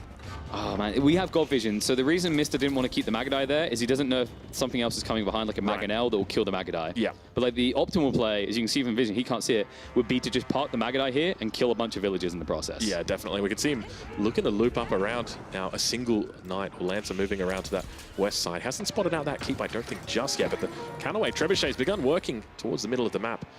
On both sides. Traction Trebuchets, of course, got a range buff, so they're not as exposed anymore, which is why Mista confidently just lets it sit there on its own, because he knows the whole army has to react to this. He's in. Let the tide of the Mongols commence. 183 population up against 181. These guys are almost maxed. Another keep going to get dropped down. Villagers on the wrong side, though. Spearmen moving forward out towards the Lancers as the Lancers begin moving over towards the Mangonels on the north side. Take a look at that. Good night. Sweet Prince. The Mangonel goes down. God, the Shamans. More Springlers moving out, looking to fire down. And beautiful dodge there on the Villagers as they try and get the keep up. The Shamans just popping off. Look at this KP. Huge amounts of damage and Mista. Overwhelming SortOf right now. There's just a complete difference in the outcome of this game. I didn't expect it would be this one-sided. He can't stop it. It's the power of the Shaman heals. Like, if you look at the numbers, he's still up at 14. He's not going to stop. The archers get cleaned up. The crossbows got pushed back and distracted by the knights. It's why they weren't able to assist, and this could quickly turn into a complete wipe. SortOf is now down to half the military count, and anything remaining for Mista, any damage done is going to be completely offset. He's still got 14 Shamans. He's healing everything right now. He's healing the world. It's just crazy now. And this is like 54 versus 15, but it's premium versus budget. Yeah. The budget number is the lower one here. The Mangonel shot comes off, and all of the Shaman are going to be starting to heal that back up, so it's not going to even matter. Wave at each other like, ooh, yeah, it's fine. It's like, you know, just Jigglypuff, or you're fine, or Clefairy off, rather. You're absolutely fine. And now, Idle Eco coming in. He might just head for the back corner, because it's a secondary TC. There's also a landmark, and then you can just surge back up from there. These Shaman are just ridiculous. It's crazy to see this. And, I mean, we called it out when it happened. We said, watch out, Herbal Medicine is in. Mr. has demonstrated why Herbal Medicine is so strong. A 50 population difference now between these two guys. Mr. has SortOf on the ropes. And he might just turn the noose around because he's also prepping traction trebuchets, the second wave coming behind. So this is why he peels to the back corner. All of a sudden, SortOf has to pull his entire army to react to this, or he's going to be idled up. Magadai is still getting value in the meantime. Looks like he does need to get the traction trebs in position to finish off this keep, but we're going to ignore the 6, right? It's free. We're free in the field. It should be easy peas. It should be easy peas, but he's holding on for the moment, SortOf is. He's keeping his head above water, realizing, obviously... Hold on. I see a 2 on the screen right now for TheMista. But I don't... Can you see that right there in between the logo? When did that 2 happen? Bias producer. Bias. There we go. There we go. It's been fixed up a little bit curious, but I can assure you the game is still going. I'm watching it live on my screen over here on the right-hand side, which, I mean, it's actually... It is literally the exact same thing. You know what that is? That is the next level caster curse, so now SortOf's going to make a comeback. That's the production curse right there. I mean, it would feel like a 2% comeback at this stage. I don't think... It really does, yeah. I don't think SortOf would disagree with that at all. Like, he might even say 2% is generous because he's lost control. This wall was his boon. It was his safe point, right? It's kind of like in, you know, in World War Z. Like, Israel's safe because they got the wall. But then the zombie's like, what if once we're past that? Yeah, then there's a problem. But Mangonel's firing off, going to hit the front line. He's just got a whole bunch of siege underneath here, unfortunately. It's unguarded. There's nothing here to keep it alive. There's a couple of archers, but unfortunately against that many lancers, what do you do?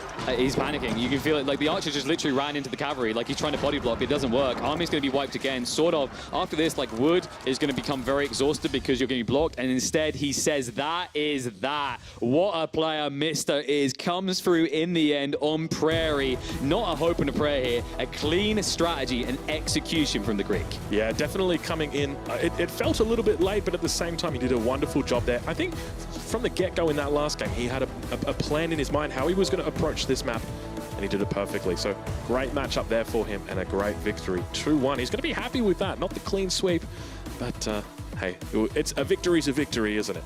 And you saw him, I think he slightly shook his head, and it's kind of like a what you do type feeling, like that maybe there's some in that game that he feels can still be perfected. I thought it was a pretty clean strategy. Maybe it was the early Khan that's like still with him a little bit, and you know, maybe this was that adjustment I talked about on the fly, which would be incredible.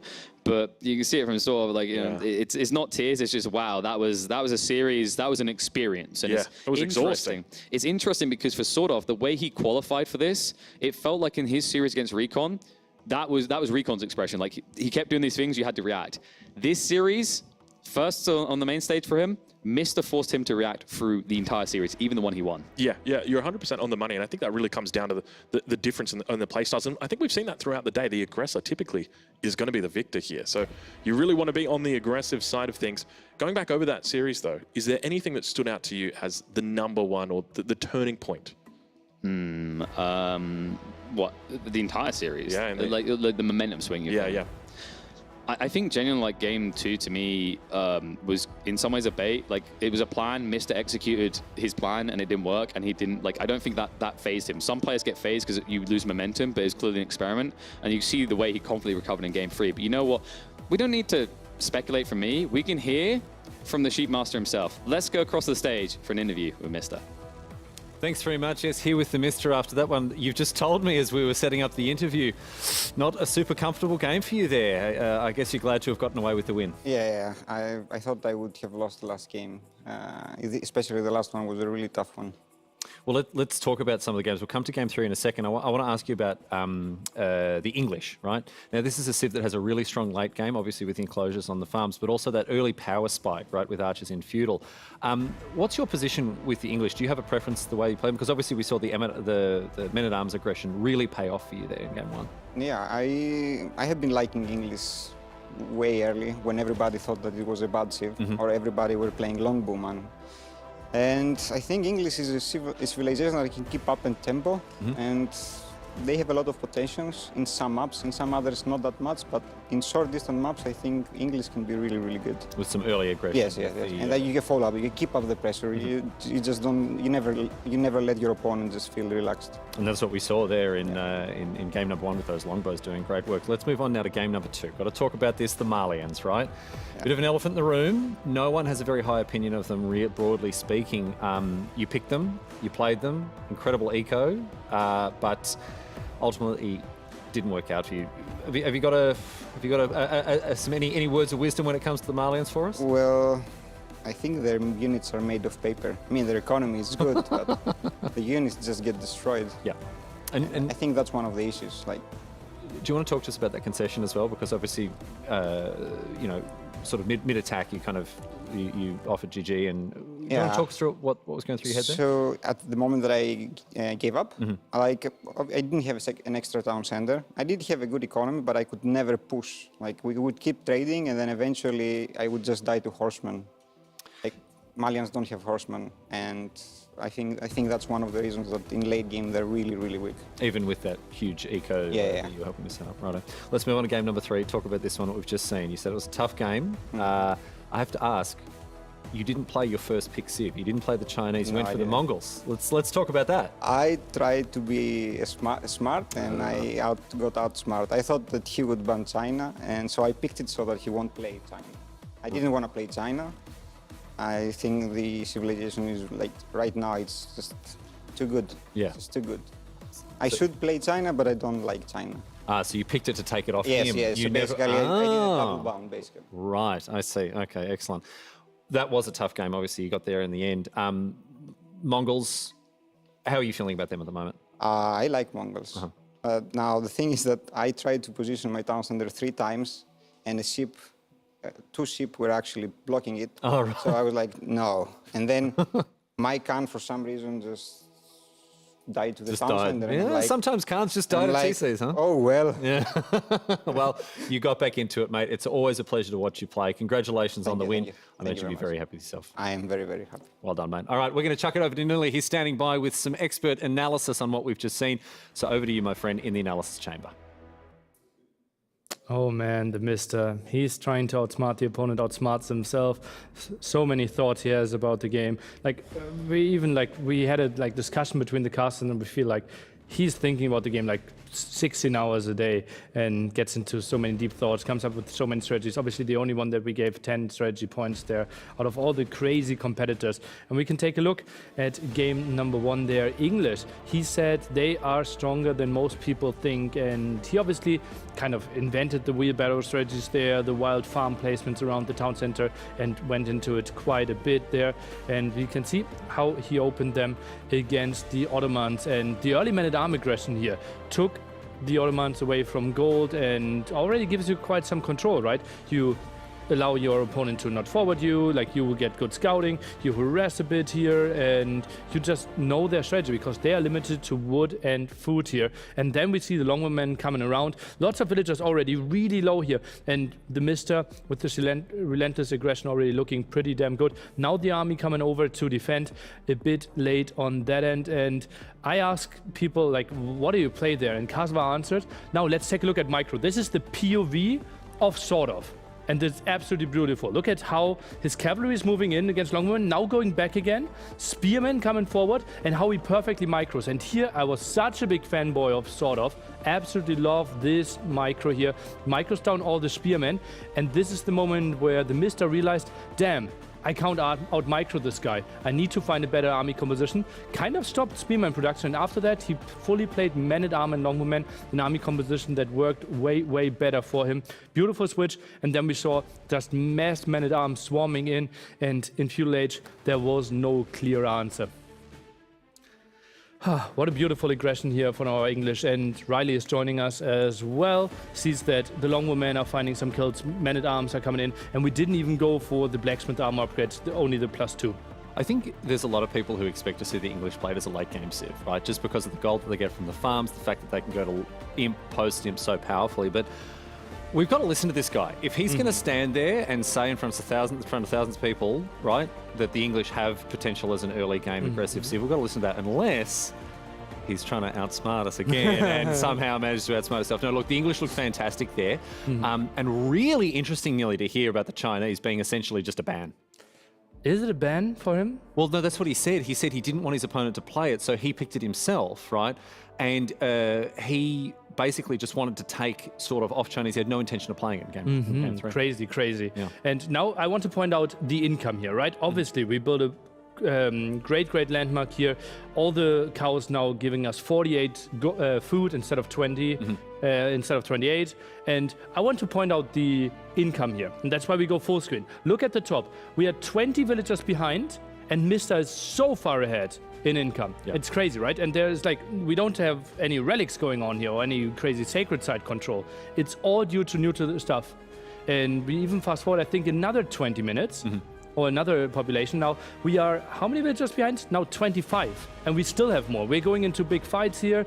Block of the MarineLord, trying to snipe that one. MarineLord gets some good shots off. Stringled a bit late there, and as Mr. said, he feels the income is absolutely crazy, but their units are made out of paper. That's the problem, right? Is that you can generate this just absurd amount of passive eco with things like the pit mines surrounded by 3,000 against 3,000 while being 30 villagers behind. And but the problem is they don't have anywhere to put those resources, right?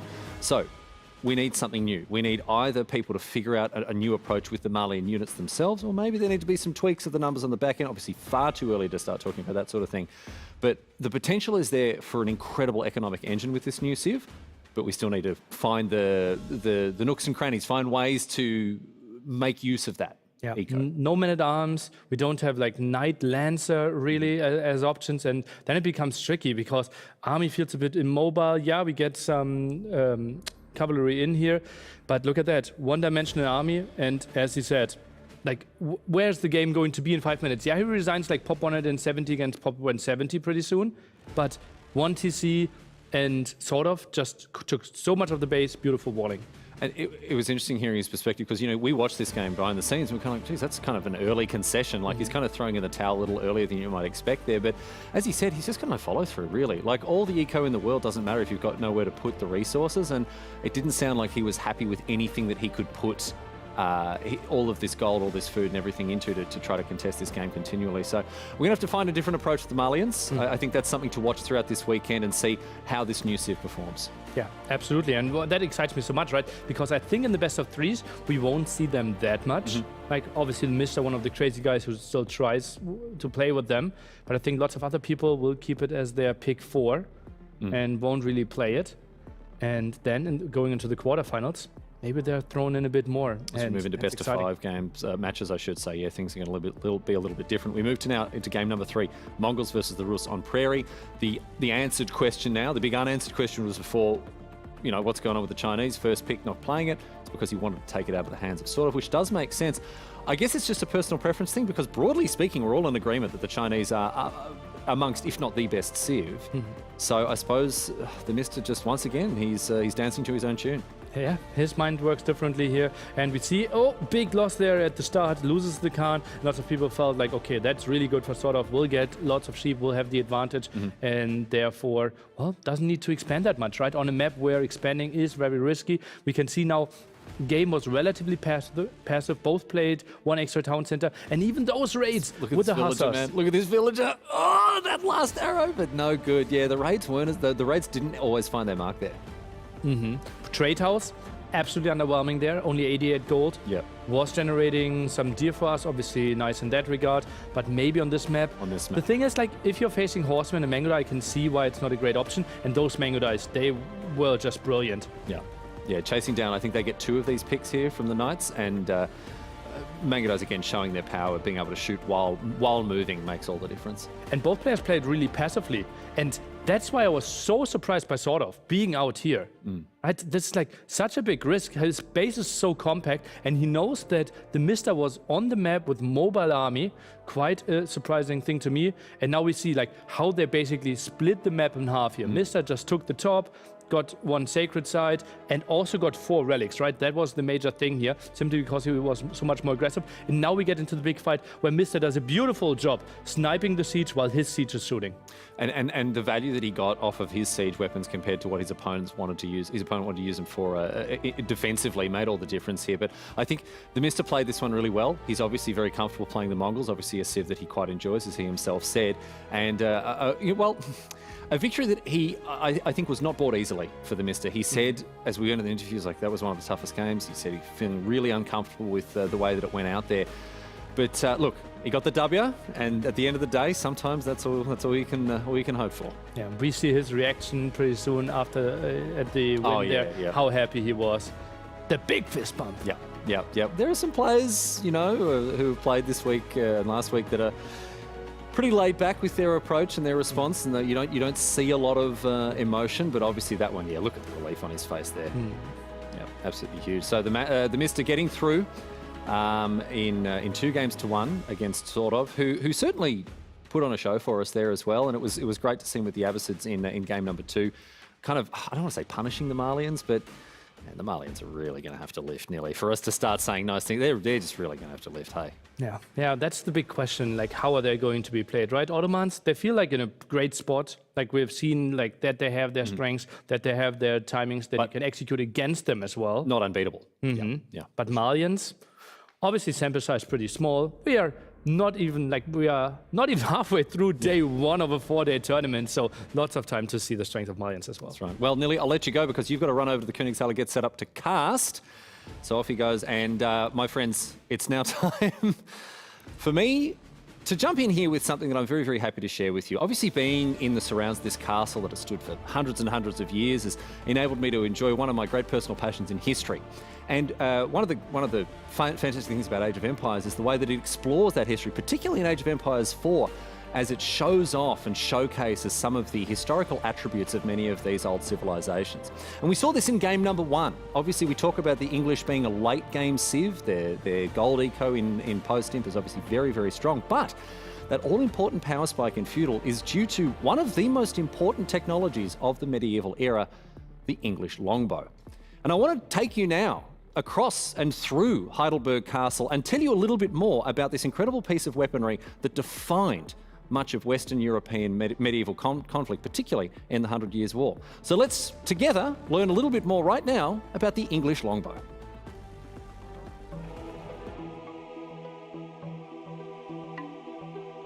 I want to tell you about the English longbow because it was such a crucial piece of military technology throughout the late medieval era, and of course is a crucial part of both Age of Empires 2 and 4 when playing with the Britons or the English. But interestingly, the English longbow actually isn't really English. It originated in Wales and was sort of nicked by the English after their conquest of the Welsh, and then used to great effect in engaging in the English national pastime of going to war with the French. Of course, the famous battles of Agincourt and Crécy, the English longbow was decisive throughout the 100 Years' War. But the bows themselves, incredible pieces of technology. They could fire a bodkin arrow at 200 kilometers an hour with pinpoint accuracy. These arrows would shred iron plate armor and were devastatingly effective, particularly against heavy cavalry, the favored unit of the French throughout the 100 Years' War. And in this conflict, we saw, as I say, in Agincourt, in Crécy, these heavy knights be mowed down by the might of the English longbow. Bows were made generally of yew wood, and the English used so much, they chopped down so many yew trees to make bows for these archers, that there was actually a shortage of English yew wood throughout, all the way through to the end of the 13th century, when they started importing wood from overseas just so they could keep up with demand. And as for the archers themselves, it took years to train a longbowman effectively. But this wasn't so much of a problem in England because there was a huge culture of archery, and every Sunday there was a legally mandated period where normal villagers and peasants would go out to the village green and practice for hours and hours, practice shooting at targets with these bows.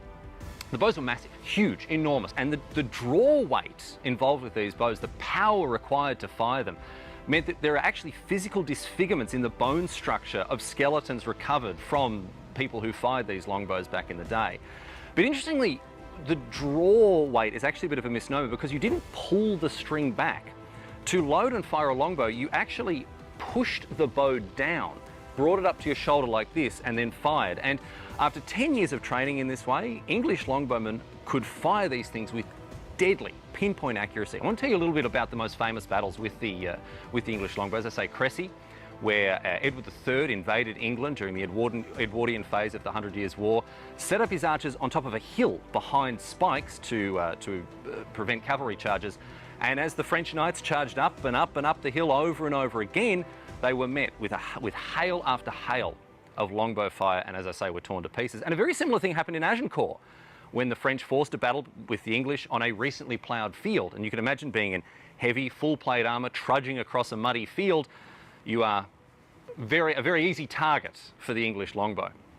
But like everything, the slow, steady march of time and technology came for not just the longbow, but bows of all kinds. In the 15th century, with the emergence of gunpowder in Europe, these weapons were rather quickly obsoleted, as was indeed armour and knights and all that sort of thing, because there was a new age of gunpowder and gunpowder-based weapons. But even today, people still engage in archery for sport and for pleasure, and sometimes even hunting.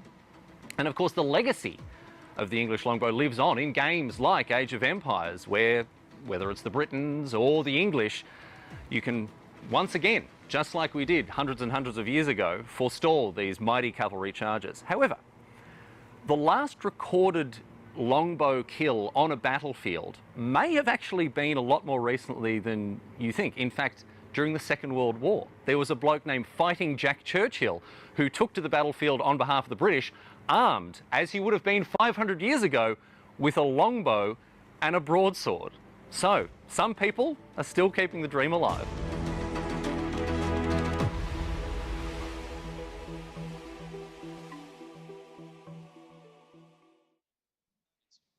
Welcome back, ladies and gentlemen. The third set is upon us, and an absolute banging set it's going to be. How you doing, Nilly? I'm doing so great. And like looking at those two like esport legends going head to head here. Like obviously both having crazy achievements in their respective games and now facing off each other in Age of Empires 4. Obviously DeMuslim a bit more committed to that. But I think Capoch, he might have something up his sleeve. Yeah, look, you never got to count this guy out. He's incredible. I was speaking with Memb a little bit earlier about him, and he said, watch out. He's incredibly talented. Obviously made it through for Age of Empires 2 as well as Age of Empires 4. So, yeah, it's incredible to be that multi-talented, but I guess the question is going to be whether he's focused enough time on Age of Empires 4. Obviously, DeMuslim spending 100% of his time on Age of Empires 4 when he's not looking after his children, of course. Keep that in mind. But I'm looking forward to seeing what we've got today because the map pool, obviously, open maps have been very favoured for these players. And we've seen a switch up in the way civilizations are thought about. So Malians have come out once today. Do we dare see it a second time? I would be a bit surprised, right? I think that simply like Mista's brain, it works a bit differently to a lot of others. And that's why he threw that one in. And I actually talked to Capoch some days ago, and he said he focused on Age of Empires 2 and Age of Empires 4 50-50. Wow. Because he didn't want to suck in either game. Well, I respect that. That's a great... And he was so close to make it into the quarters in AoE2. That's an impressive approach. Well, we can see the players now. Fortunately, there's not going to be a walk-in. These guys are already sitting down at their desks. But take a look at that. That can't be right. 18 ladder games head-to-head in 2022. That's sick. And 100% win rate. What? For DeMuslim. Is that even legal? Is that even possible? Sick. That's crazy. Now, we can Capoch has to have some smurfs, though. Yeah, you've got to think about it that way, surely. But have a look over at DeMuslim's stats. We can see there's one stat in particular not that high. The speed stat, indeed. And lots of people will be angry about that. The system that we used to determine this was we looked at the last ladder games that they had, then averaged the numbers out. And this was efficient APM. Right. So actually, if you change something, obviously if you look at his stream, his keyboard movement and like his fingers are just flying over the keyboard, but mainly it's switching between groups and he's so like ready to use the proper group, Right. but that's not counted as efficient APM, and that's the stat that we use. Right, okay, so 500 APM, 350 of it is being spent on control groups, and 150 is on moving them. It feels like it. It feels like it. Yeah, he's right. just like flying over those groups. Like I had the pleasure to watch over his shoulder multiple times already, and like he's so active with his groups. All right, well, it looks like we've got the draft up on screen. So starting map is going to be Prairie, home map for DeMuslim, Basin, and Mediterranean coming out for Capoch. So interesting maps, going to be seeing some water potentially in this series as well. Another thing to note is China made it through the ban phase.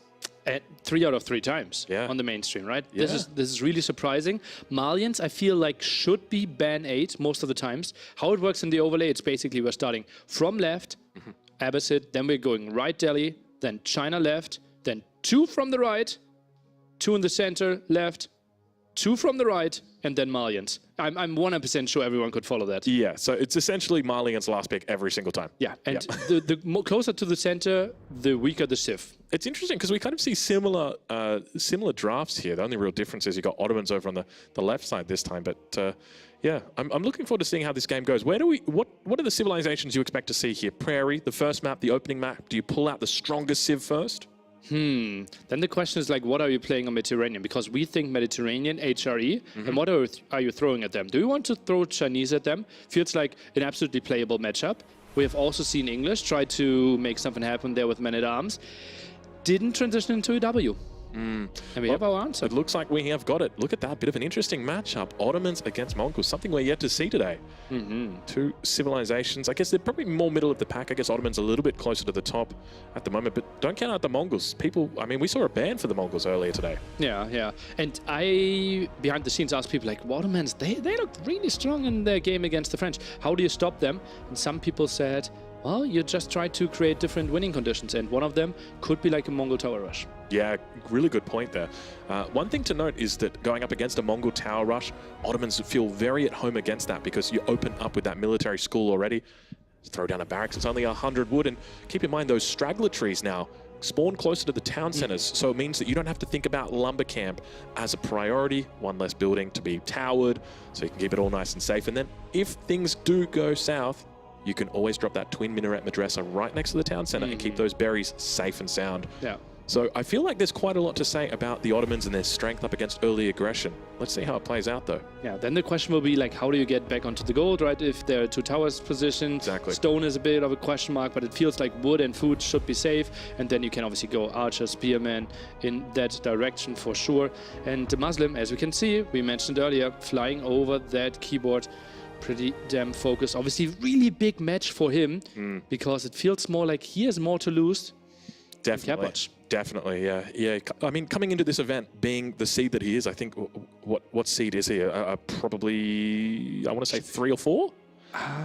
Shouldn't 3 or 4 be like, no, they changed that, right? Yeah, could be. He's up like there. That. So there's a big weight on his shoulders to perform here. So, you know, you got to be real careful with it. But we are going to be diving into game number 1, ladies and gentlemen. Welcome to the first game in this series between DeMuslim and Capoch. Spawning in on the south side of the map in the color blue, representing Team Liquid on the Ottomans. It is DeMuslim. And on the top, we have the Esport legend Capoch playing the RTS franchise, Age of Empires, for over 20 years now. Has been competing for over 20 years. He is playing Mongols. I'm looking forward to seeing what we've got today. Mongols typically an aggressive civilization, so we may potentially see some early aggro out here, but do note that Uvu is very far away from his starting location, so do we see an early barracks get thrown down? That's going to be the question. We can see it right now. There we go.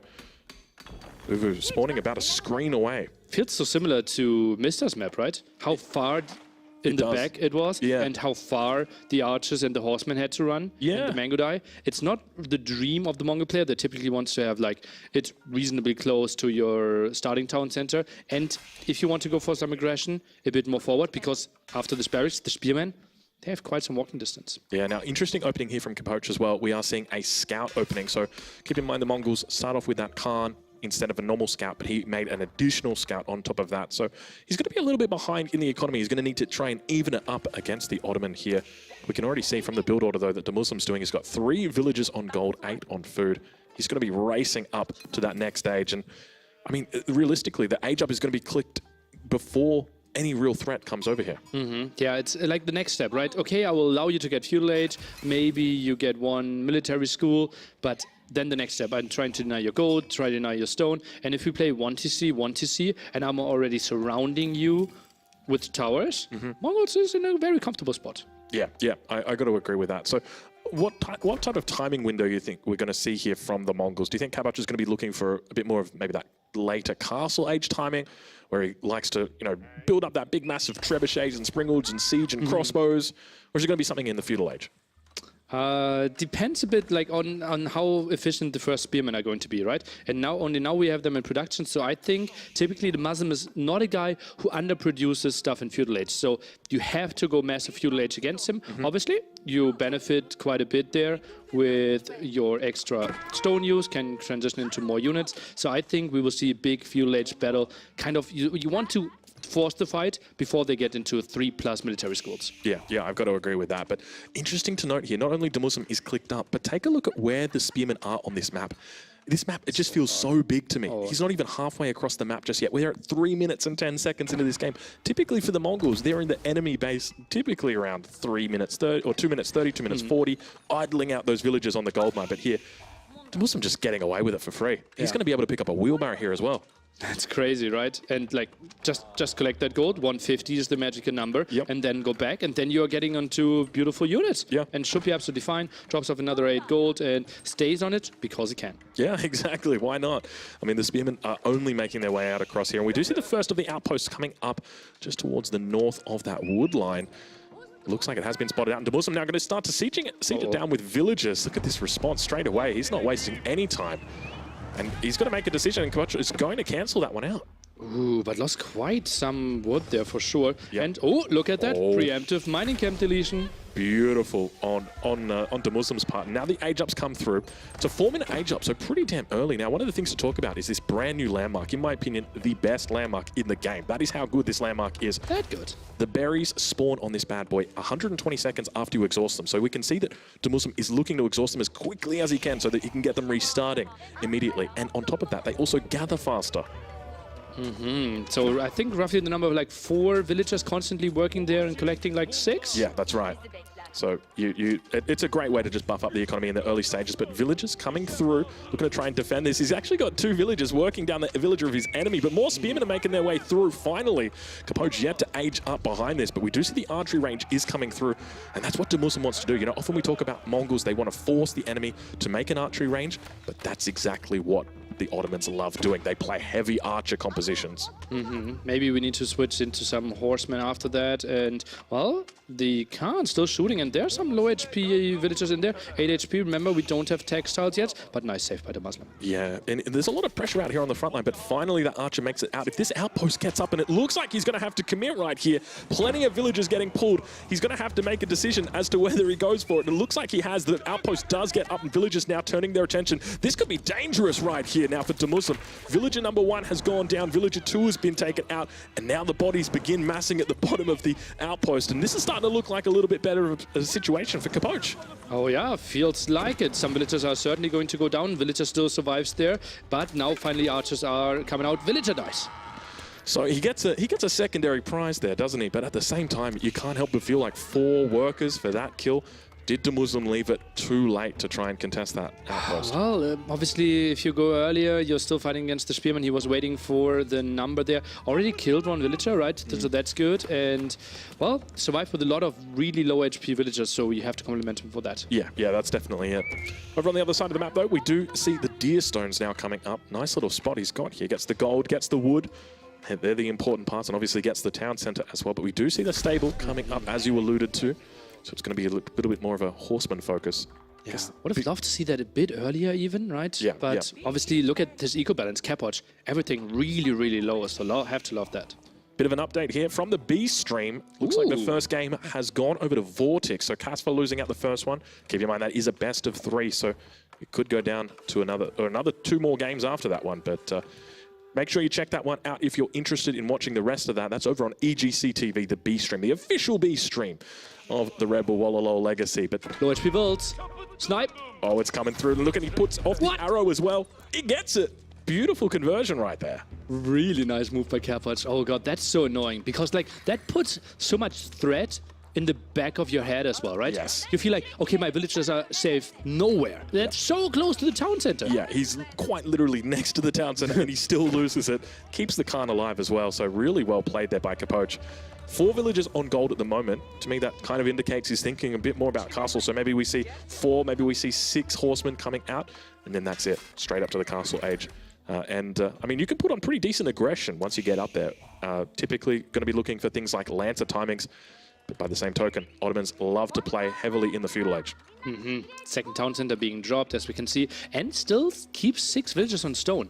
Is he maybe thinking about going 3 town centers in feudal age here? Yeah, I actually like this. I think this is a pretty smart move for the Ottomans. You can get away with it as well. Just because of the 3 units coming in so regularly, you don't really notice the 3 town centers. What 3 units, by the way? Well, that's a great point. When you actually make the military schools. So it could be just for military schools that he's thinking about, but having a little bit of trouble here on the second town center. Just the consequence of not having those military schools earlier. Well, not having them at all, rather. Yeah, still 8 on stone. That should be a massive switch on military schools, but he's so much pushed off wood. Now villagers could die here as well. More horsemen are arriving. This is like such a great damage here by Capoch because he keeps the Muslim off wood, and therefore we still see 0 military schools. Yeah, that's a really good point. I would have loved to have seen him spend these resources on military schools first and then begin that transition over, because you're 100% on the money. There's a window here right now for Capoch to attack. Take a look at his resources in the back. He's halfway towards what he needs for Castle Age. 6 workers killed already by Capoch against the Muslim, one of the best defenders we have in the game. So many villagers hurt behind this, and Capoch, he just looks in a really nice spot. Yeah, he still has 400 gold, flirting with Castle Age already. And honestly, like a massive Lancer attack here, I could see the Muslim fall to that. Yeah, and that's what you've got to be really careful about. But we do see plenty of sheep underneath the town center here for DeMuslim. So for anybody wondering, anyone playing along at home with the Ottomans and their Vizier system, I can confirm Anatolian Hills was picked up here by DeMuslim. So 8 extra sheep there. That's why you see this massive herd there. Plus 10% extra mining. I think this could be getting balanced at some point. I've got a feeling you might see that 8 come down to a 6. I think the 10% kind of stays, but definitely that 10% the whole game for some mining. Oh, it's a lot, isn't it? Starting from feudal age, basically. Yeah, it's a lot. Sounds scary. And it's the 2-for-1 as well, right? Because it's mining, which is the stoning as well as the gold, and then you've got the food in the short term. So it's a beautiful tech, definitely a very strong one, and it seems to be the go-to for most of these players 99% of the time. Yeah, I absolutely love it. And also, it allows you against the mobile Mongols that are so actively raiding to keep all your villagers even closer. Like, you see how tough it is to raid them. And we see the step raid out, better gold income, also kind of the go-to landmark for Mongols. Yeah, definitely is going to be. But now we also see a mining camp as well as the town center right next to that gold, and the first of the military schools comes down. Interesting positioning here as well. Typically, as the Ottomans, you want to try and keep all of your military production together to maximize the advantage that you can gain from your blacksmith. For anybody who doesn't know, the Ottomans' blacksmith reduces the time it takes for both your military schools and any other military production you've got. That's your barracks, your archery range, your stable, and your siege workshop. Reduces that down. So if you can try and keep them all nice and compact, you can reduce them all together with just a single blacksmith. Yeah, and if we look at this, like military schools here, maybe blacksmith in the center, but that's obviously not including the archery range. So yeah, atypical base layout for sure. The military school to the front, but then you're pretty exposed. And yeah, now he's putting everything together. So just ignore the archery range. He's got this planned out. Definitely, when I saw that, I'm like, that is a very specific number of tiles that he's got planned there. So the blacksmith will come smack bang right up against the barracks here, and it's going to be picking up, I think, corner tiles for both of these 2 military schools on the end. Curiously, let's see if he switches over to Spahi here on the military schools. Because typically they do produce as the default spearmen. And he's going to keep it on default for now. Probably makes sense against the Mongols. Yeah, saw some horsemen, right? So he knows, okay, you have a stable, not unlikely that you will continue maybe going into the Lancer direction. And that's indeed the case. And Capoch, look at that. Only 1 stable. He realizes that he can't do massive amount of damage. So he's playing the long run. Yeah, makes a lot of sense. So I guess from here, typically as the Mongols, what you're going to be expecting to see is that he's going to drop down a monastery or a prayer tent, apologies, and then going to look to start picking up the relics across the map, eventually adding in a market where he's going to trade out that gold that he's picked up from the step raid out, and then go for that second town center. So do we see that here? Probably. Probably that. All right. 5 relics. Let's take a look at the relic positioning. It feels like 1 next to Capoch, 3 kind of in the center. Obviously the Lancer finding quite some kills. A bit surprising that there was not a better protection by the Yeah, it's definitely tough, especially on this map where the wood lines are so damn small. It makes it difficult to know where to commit all of your forces because you got villages absolutely everywhere. And attacked on the south side here, we do see the blacksmith has come through for him. No upgrades coming in just yet, which is quite normal. But we do now see the Castle Age coming through. It's going to be the MIA, the Mehmed Imperial Armory. Another great landmark here. Gives you constant siege pressure throughout the game, really. Yeah, absolutely crazy, especially in Imperial Age. We feel like it could be too strong, right? If we think long game, if we try to look like 25, 30 minutes ahead and we go for the great bombards, just having that extra production can easily turn the tide. Yeah, especially when you consider that you're sitting at 200 out of 200 quite a lot in the late game. Your enemy is as well. And that's going to enable you to just be getting those free resources, even when you're 200 out of 200. And then, obviously, once your army dies, boom, there's the big bombard that comes out. And things are looking good. But looks like the majority of the raids down here getting picked up. Capoch has taken out 12 villages, which is pretty impressive at this point. And only now we saw textiles finishing, right? Yeah. You could have made an argument maybe before rushing the towers down. That's sometimes a moment where we see, okay, textiles timing, then rushing down the towers. But we were pushed away from gold earlier, so textiles was not an early option. All right, well, it looks like the 3rd military school has come down now. You can expect to see a 4th military school coming out very shortly as well, because I can inform you guys that the 2nd Vizier tech that was picked up at the Imperial Council was the military campus. So nice little pick up there, but Spearman on the front line going up against the men-at-arms. It's going to be difficult to deal with these, but fortunately he's up in the Castle Age. He'll have access to crossbows, or rather, Janissaries. And those men-at-arms could easily be healed, right? We should get quite some Hmong numbers. How many do we have on the field? Oh, 5 imams already. Yeah, that is a lot. Yeah, he is really pumping out those shamans.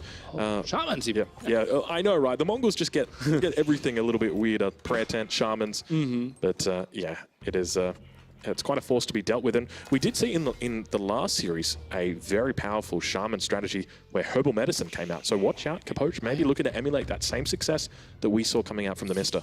Was that 12 shamans there? Yeah, in the end, 14 shamans he had out, pumping out just ultimate heals. So, yeah. 4 relics guaranteed by now. We're still looking at the one at the bottom there, and look at that, another shaman might be shift-clicked into that direction. Great map control by Capoch. I'm impressed by him. Looking at this matchup, like DeMuslim has to be considered to be the massive favorite, but Capoch, absolutely on his level. It's looking insane, honestly. The way that he's playing this is perfect. The fact, look at the control that he's got, able to pick up 4 out of those 5 relics already, and we're only 14 minutes into this game. He's going to be looking to target that one down, but keep in mind, DeMuslim's not going to be too focused on it. Don't expect him to be even thinking about religion throughout this game. But, I mean, the Sacred Sites have spawned pretty well for Capoch. If we have a look, he's got one very close to his base, the other one kind of on the edge of the map. Nothing really close to DeMuslim. We also have to mention, though, relic income. Typically, people are associating that with 100 gold per minute. Now only 80 gold per minute. Yeah, that's a really good point. Yeah, people will forget about that. So it's not as pronounced in the late game. So not as advantageous as it once used to be.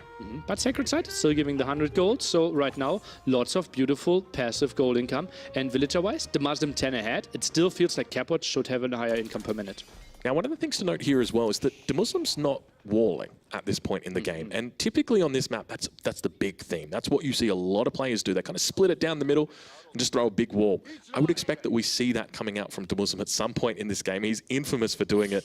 He does it on maps like Basin, Dry Arabia, Highview. You always see him go for these huge stone walls. So expect to see that at some point.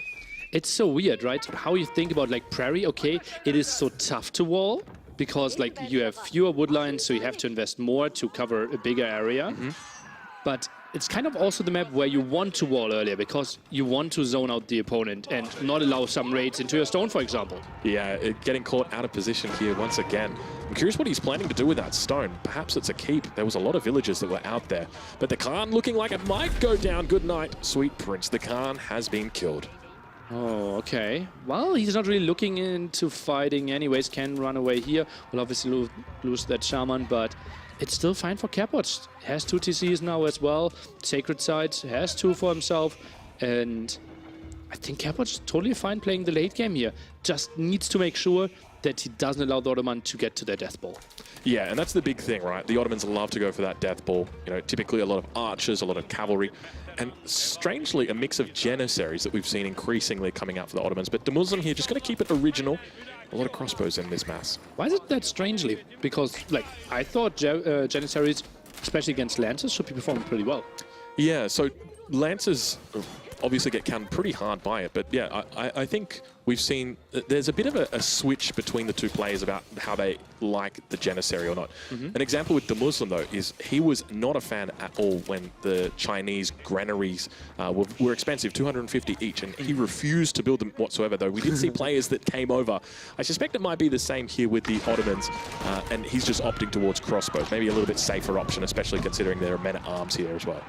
Yeah, especially like good against Lancers, even against crossbows, and good against the men-at-arms, so lovely choice. Oh, Capoch caught a bit on the open field here.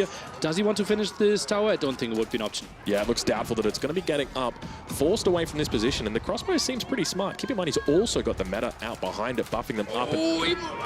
Shamans, I mean. The Shamans trying their best to throw out a little bit of healing. He's down to 3 Shamans, so he stopped Shaman production, and I never actually saw the herbal medicine come in, so not looking to emulate the same success Mista had, though we do see a 3rd sacred site being taken. So for the first time today, there is going to be a sacred victory approaching on the mainstream. Unlikely to obviously go through, simply because DeMuslim has so much map control. Now sitting at 56 military and trying to push in next to the starting town center, and that's where typically all the villagers collecting food are. Yeah, so he's going to be careful. He's going to get idled out. We can see 15 villages inside. Sacred Site victory is approaching, but not really that viable when you've got this many units in your base, though, Millie. Absolutely. Just one unit being sent over, and it could reset. The Lancers are coming in from the left-hand side, trying to go for the Mangonel. Obviously, Mangonel shots over at the villagers could be absolutely lethal. Yeah, and unfortunately, he's going to get taken out. Look at the crossbow's just doing a great job there. Oh, big shot! All those could be a second one. Watch out, watch out, watch out. He's coming off the top rope. He's coming off the top rope. Oh, my Lord. Nilly, you got to be careful with those villagers. Did you see that? It's only a 20 villager lead, and the army can't really contest this one. Beautiful move here by the Muslim. That was 11 villagers taken out with a single Mangonel shot. That's a lot of villagers. Crossbow numbers on the backside. Not looking terrible for him, but that death bush that we were talking about, that death ball from the Ottomans, is coming out in force right now. And Capoch, he like raided for like 10 minutes, super active, like used horsemen, used his men-at-arms, lancers to get to like 15 kills. The Muslim, 2 Mangonel shots. And now a keep coming in to seal the deal. The nail in the coffin here might just be this keep. And it's going to be so difficult for Capoch to deny it. He's sitting on 8 military population at the moment. Sure, he's got the sacred victory in the bag, but 8 minutes is far away, and good game gets called. DeMuslim victorious in this first game. Ooh, it looked really good for Capoch for a very long time there, but it just felt like maybe some more siege were needed, and when he moved out on the map, felt like he didn't have enough vision there, right? Lost his Khan, and then moved out with his men-at-arms.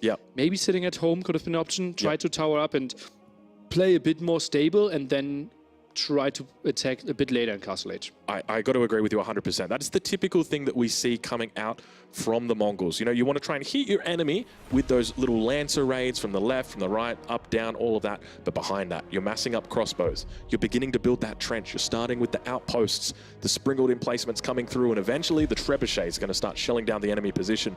But we didn't see that from him, and unfortunately, he got caught out of position. He lost it all.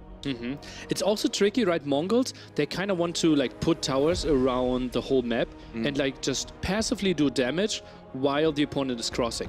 But the Muslim, he never raided. He sat at home and then made one final push through the center, and then towers all around the map won't actually help you. Yeah, it was definitely a tough spot for him, and DeMuslim played it really well, so hats off to him. But we move forward onto the second map of the series. It's going to be Mediterranean, the home map of Capoch. The question is, what civilization does he go to here? And I feel like the answer has to be the Holy Roman Empire. Technically, Capoch can even choose if he wants to play Basin or Mediterranean. Wait, what? Really? It is his home map, but he can choose out of both maps. Oh, I never realized that. I didn't know that. That's an interesting. Today I learned. For example, if Capoch is now thinking, okay, I need to win the whole set, I need to win both maps, and I have one crazy good strategy prepared for Mediterranean that I don't want to show, so I go for Basin first. If I lose, I would have lost the set anyways. But if I win, then I can win the whole set. Yeah, okay. All right, well, so the next map is indeed going to be Mediterranean. It says that now on the UI, so that's been confirmed. So the question is, does DeMuslim use the Chinese here, knowing he will very likely be up against the Holy Roman Empire. I feel like it's a 99% chance we're going to see HRE on the Mediterranean. Chinese don't typically have a good matchup against them. But I guess you've also got the English that are available to you. I think you play English, Yep. take it as a throwaway, Yep. and then just feel very safe with Basin, Chinese, and you think, okay, I'm facing French or Rus, and you have to feel very comfortable with that Yep, matchup. no Abbasid, no Delhi.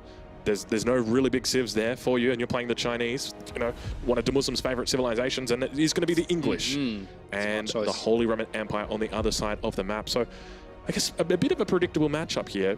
Who do you favor? I favor HRE. You favor HRE? I think they're just so much better than English there. It's just like so many villagers are on wood. And that makes the prelate just so much more efficient, I feel. Yeah. The income is just crazy. You get to those fishing ship numbers pretty quickly. And English, I don't think on Mediterranean you really get to do your like villager rush to prevent the dock because the distance isn't that short. Yeah. And the reduction on the wood cost, I think, doesn't outweigh the faster wood income of HRE. Yeah, okay. All right, well, I'm going to go with the English here. We saw a double dock play in the last series when we had this matchup before. We did see a Holy Roman Empire victory earlier today in this matchup on this same map. Yeah, interestingly, we saw double dock, which was both players in the Dark Age going for double dock, which is unprecedented. Typically, we only ever saw one dock openings, but players are now starting to test it out, and it seems to have become the favored strategy for these players. All right, well, we've just got news now in from the B stream. It was a 2-0 victory to Vortix over Casfa. So for anybody playing along at home, congratulations if you picked that one. Not me, though. I picked Casfa victory there. I would have picked Vortix. And I know that the brothers, they absolutely love Age of Empires 4 right now. Oh, yeah. Obviously, like, I spent a lot of time with them in March, having an offline tournament there, and they were, like, a bit searching. Like, is that what we will dedicate our future to? But the game improved so much since then, and they're so happy, and they say, like, we are enjoying practice so much, we might be just doing it without the tournament. Oh, wow, isn't that sweet? And speaking of sweet, we enter into the second game in this series. Ladies and gentlemen, spawning in on the west side of the map, playing in the color blue as the English, it's Liquid DeMuslim. And on the right-hand side, from Argentina, played Age of Empires 2, now looking to have a deep run in Age of Empires 4, potentially. It is Capoch. All right, well, I'm looking forward to seeing how this one goes. We've got a bit of a different map orientation from the game that we saw earlier today on this map. It's going to be a west to east rather than a north to south, so it makes it a little bit easier to follow for the colors. But it's a double, or it's a dock opening, as we would expect. Yeah, absolutely. And the distance to the town center is so short, which should result into even faster feudal age timings than we're normally known, right? Because you don't need to send a single villager on sheep here if you're Capoch. Yeah, that's a really good point. Now, I guess my question for you, Neely, is in the first... I'm just comparing it often to that previous game that we saw, because for me, my knowledge of the meta has gone completely out of the window because all of these players have just been in their own little worlds practicing. Hate them. So the only thing I've got is the games that we've seen right now. Do we dare see another Abbey of Kings? I actually have seen him practice, like I actually practiced a bit as well, and I've seen that strategy as well. It's just like, it feels so natural, right? Because like, what are 3-4 more longbowmen going to do for you? Yeah. Push the opponent a bit away, right? But also the healing with all those ships. And if you micro as well as those players here, the top 6 in the world, it just is so nice. Yeah. I got to agree with you. I like it. It makes sense. And if there's ever been a time to go for it, it is on a map like this. There's so much advantage that you can pull out of it. Yeah. Get the sheep. If Capoch is playing it right, he should kill the sheep here. Kill the sheep. Let's see if he does it. A little bit. Oh, come on. Doesn't want to. Murder that sheep. Okay. If we click on the sheep, you'll actually see that if you do kill the sheep and hover over the little sheep icon, it will call you a monster for killing the sheep. You monster. You monster. Can't believe you did it. So Capoch is no monster. he's not a monster. No, that myth has been settled. A bit of a ring around the rosy right there. Not sure if you saw that, but yeah, there's no sign of a second dock at this point. Capoch just sticking it with 5 villagers on wood. And more on sheep than I would have expected with this really close spawn. But also, you maybe don't want to take the shorefish away. from yourself, because if you're getting pushed back a bit, maybe your fishing ships can retreat and still get some food. Yeah, yeah, definitely. Have a look at the monument that we've got in DeMuslim's town center as well. Look at that bad boy right there. Is that has he actually got, is that a kraken right there eating a ship? Wow. Isn't it beautiful? Unleash the kraken. Yeah, devs have done a great job with that. You know, apparently, I've heard this, Nelly, but I've got a feeling that we're going to see the Kraken in an update in 2023. What? I just reckon that, you know, I'm putting that rumor out there right now. I want to see like some sort of campaign. I don't know if you've seen, but the Ottomans and the Malians have got these campaigns. Well, they're Art of War missions. But I've just got a theory. Maybe we see the Kraken come out. Maybe we see him rise once again. But until then, we'll deal with the monsters that are before us. It's DeMuslim. Capoch was not a monster. Not a monster. Not a monster today. All right, well, Ajup's going to be coming through shortly. Capoch, it's going to be pretty predictable for what he goes for. DeMuslim, we'll have to wait and see what he looks to play for, though. Yeah, and villagers should be dropping off food a bit and maybe even try to drop off with the fishing ship. Not going to happen. And that villager, ooh, further away dock. And that's not great when it comes to deep fish if we take a look at the mini-map. But still, wants to spread quite a bit. Interesting choice. Yeah, so I think typically players like to move these docks away from each other just because if you keep them close, the boom ships, they go boom very, very closely. But it is going to be a Council Hall Ajup coming through from DeMuslim, Arkan Chapel from Capoch, so no real surprises there. Let's take a look at that positioning as well. Council Hall. Yeah. Okay, so maybe some harassment. Actually, towards the other side might have been better for him because Capoch, if you look at the minimap, it's one major woodline for him. Yep. And then the other one further away would have been ugly. So like some longbows with maybe a scout there. Yep. Could have done some damage. Yeah, you're not wrong. Let's take a look at the Arkan Chapel, though. I want to see exactly what resources this Arkan Chapel picks up, because at the moment, to me, it's just looking like the wood line, and yeah, it's the wood line and the TC. That's a 2 out of 10. That ain't pretty. Maybe a bit higher would have been an option to think about the gold spot up top there, here, but it's so damn hard, isn't it? You know, a little bit of extra walking distance, but especially if you're scared of like 3-4 longbows, and they would have had a way easier time to find damage if you build the Arkan Chapel. I guess it's a bit of an unfortunate spawn for Capoch rather than his decision making. So don't worry, we're not dissing him. But the second dock is up for DeMuslim. So what do we see the directions for military coming in? Because remember, water's been reworked. It's changed the way. Stone. Oh my God, a second town center going to be coming through right now? Or is he thinking, oh, he's thinking about arrow slits potentially? Arrow slits on docks? Yeah. New upgrade now. Yeah, so one of the new upgrades that's come through with the water rework is that you can actually get an emplacement on your dock. That could be interesting if he goes for like, oh yeah, and it's crazy. It's really, really strong as well. It's got a massive range on it. Yeah, and like, it obviously won't really win your water fights. It more prevents the opponent from winning. Like, it's tougher for the opponent to take fights closer to your docks. It protects your fishing ships a bit more. Plus, I think you have to do it, you have to do it in every single dock. Yeah, definitely. And it's like 150 stone or something, 125 stone? Yeah, I think it's maybe 100 and then 150. It's really expensive, though. I remember when I first saw it, I'm like, oh my Lord, that better be good. It's good. It's good. Yeah, it's like a springald, but it's got a really long range. If you've ever seen the springald emplacements on outposts from the Holy Roman Empire with a relic inside, it's like those. Okay, first harassment now. Obviously, no fishing ship should go down here is what I'm saying, but DeMuslim a bit late with the reaction actually saves that one. Yeah, does a pretty decent job there, but the galley's now coming through. We do see a Hulk in the queue. First one out on the field.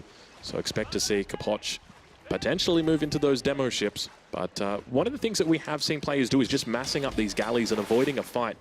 It seems like it's very easy to avoid fighting when you're the galley player, because if your enemy looks to push across the map, then you can just throw some of those demo ships out towards them. Oh, look at that. Lots of land aggression. Yeah, push on land coming through. It's going to be men-at-arms as well as the longbows. And it's the one woodline, and DeMuslim is going to the right direction, right? The placement of the longbow production is maybe a bit on the wrong side. Yeah. But he identified exactly where he can find damage. Yeah, you're not wrong. All right, well, Hulks and Galley moving out. Now, I guess one of the things to notice is if Capoch knew about this, if he scouted this out, there's always the chance that he could just bring a couple of ships up here, park them. It's going to be really hard One is enough to go through. One is enough there, right? Yeah, I think one ship. What's the vision of Capoch? Like, where is he scouting right now? He is scouting that north side, so he should know. Oh, we can see that he's moving back with his naval fleet. At home, though. Yeah, he's just kind of leaving them for the moment, just ignoring them almost. And the first of the demo ships is out, but This is going to be very awkward for him because there's undoubtedly going to be units right behind that fog of war. And there they are. Oh, man. Emergency outpost. Well, makes lots of sense, right? Yeah, Step one through. Should not lose a single villager against this, but then gold is exposed after that. The problem is that the range on the longbows is the same as the range on an upgraded outpost. So even best case scenario, you get this outpost up, which he's done. He still can't gather from this position because the longbows just sit there with the line of sight on it. But now we've got the demo ships coming in. Watch out, the demo ships making their way through. He hits a fishing boat. It's not going to be successful, and then hits 2 galleys, throwing away 2 of the demos right there, nearly. Oh, really costly. I think it was only 1 Hulk, 2 Hulks on the field that he could have targeted here. Now fighting next to the docks, obviously really nice there defensively. And still aggression on land by the Muslim. And this is so smart from DeMuslim because he's saying, if you want to kill my docks, you're really going to have to commit. But at the same time, you're not going to be able to get those resources. Look at the damage that he's putting in here, just idling out these villages for so long. Now this is the moment where we switch to income indeed. And you see wood income 350 against 650 for the Muslim. Yeah, DeMuslim are doing very well. Keep in mind, both of these players have picked up the double broadaxe upgrade, so that's going to give you your tier 1 lumber cutting. Makes it a little bit faster, 15%. And look at this, an outpost on the shoreline. Jeez, he's really role-playing here. So arrow slits on the towers instead of arrow slits on the docks. That's a bit surprising to me. Yeah, I think he's still got the arrow slits on the docks, though. We can double-check that. I'm pretty sure I saw it at least on the south dock. Yeah, there you can see 35 damage coming through on that dock, 11 tiles of range. On the north one, it is also through. Nice. So he's controlling a lot of this this area. Remember, though, those can only attack ships, but this could be a nice trap. Oh, this is a beautiful trap right here. He's going to lose absolutely everything unless he can pull out the dodges. He's going to really need to duck, dip, dive, dodge, and dodge. Look, oh my lord, how much damage that is. Good night. Oh, that's so beautiful. Didn't find the kills in the end against those 4 units, but obviously no way to heal up at this moment, so sitting under the tower is not an option anymore. Yeah, no Abbey of Kings in this game, so unfortunately for him, he's just going to head back to the drawing board. But I guess for me, the question is, where does DeMuslim go from here? Because it doesn't really look like he's contesting his enemy's water. He's done a great job contesting the wood line. But for anybody wanting to watch, so we just got a message through right now. So the B stream, if anyone's interested in going to watch Leenock against Wham, that is going to be starting on the B stream now. You'll find links in Twitch chat. So that is going to be over on EGC TV. So go check that out if you're interested in seeing that game right now. But we're going to get back into the action here, nearly. It's going to be some more galleys up against galleys. Oh, yeah. And, well, land aggression kind of stopped. I still wouldn't be surprised if Capoch thought about some horsemen, but he's thinking about castling and then just go for knights directly. Yeah, I think that's a pretty smart move here, but it's going to be the Burgrave Palace. Ooh. So the second time we've seen it out here. I remember the good old days where we hadn't seen a single Burgrave Palace, and now we get it every single game. It's beautiful to witness the true might of the Holy Roman Empire. But the distance is so long. Don't we want, like, on this map where, like, the travel distance for a man-at-arms feels like 2.5 minutes? Maybe some more mobility could have been an option, or men-at-arms just too strong? Yeah, I think it's just that men-at-arms are too strong combined with the economy, because at this point, Capoch has just really maintained his water presence. Sure, he's down on the village account. He's lost plenty of them, but he's still got that fishing economy, and he's going to be able to use that fishing economy to pump out those men-at-arms. So as long as he maintains a decent amount of water control, he should be in a great spot. Actually, only 4 workers lost for Capoch. That is a really reasonable defense by him. Yeah, you're definitely right. Yeah, I think the one thing that DeMuslim hasn't done is he hasn't taken advantage of the scout. So typically what you'd see players do is look to move the scout in around on the opposite side of the wood line so they can see the villages, and then the longbows fire in over the top. Absolutely an option here, but the scout apparently dead and didn't really rebuild one, so the men-at-arms and archers are trying to find damage on their own. Not really an option. Galley is still nicely working there. Yeah, Capoch looking to push in, but once again getting repelled away by those docks, and DeMuslim adding in even more docks up towards the north side. Naval arrow slits coming in again for him, but longbows on the backside looking to try and pick up some of these men-at-arms. The age up has come through, and Capoch is angry. Look at the men-at-arms. These guys have been upgraded now through to the veterancy or the castle age men-at-arms. So they get that nice little bit of, look at their hat right there, Nelly. I don't know if you can see it. Yeah, look at that. I want a hat like that. We've actually got hats like that here at the castle, but I don't think you can wear them. Not on stream. No. They're ancient relics. One of the few that weren't taken. Look at the military count, 18 to 51. There's barely any water left. Yeah, it's a big difference between these two guys. I mean, Capoch looks like he's in a pretty decent spot here. What's the win condition here for DeMuslim? I mean, obviously take it late, try and stay alive. It's going to be the White Tower. What? No way. It has to be very close to the water, no? Where is he building it? What, at home? Oh, this is so smart. See, I can't help but feel like he watched the MarineLord game and he knows what's coming. He knows that it's going to be a men-at-arm flood. How do you deal with that? Just drop a keep down, baby. Okay. Well, that obviously gives him a good spot to survive. But is that really giving you a better spot to win the game? Because water still looks like it's more in Capoch's control. Not unlikely that Capoch also will get more relics eventually. Obviously, only 80 gold per relic there. But it feels like a lot of late game winning conditions are in Capoch's favor. And DeMuslim, does he maybe need another step than just survive till maybe 45 minutes and then rely on his farms? Yeah. Look, as long as he stays alive, then he should be okay and manages to keep at least a little bit of, a reasonable maintenance. Because once we start talking about the Imperial Age, he's going to accelerate away very, very quickly. But DeMuslim doing a decent job of picking up the men-at-arms, making their way through, and we can see they're going to be rallying all the way around here. Still a scout alive in the north side, but at the moment, I mean, the villager count's looking pretty even. The main difference there, it's going to be military difference. Have a look at that, 56 up against 12. That's obviously mainly on water there. 12, Galley's still out, and yeah, that should be a pretty solid defense. We also got network of citadels, right? Yeah, coming through.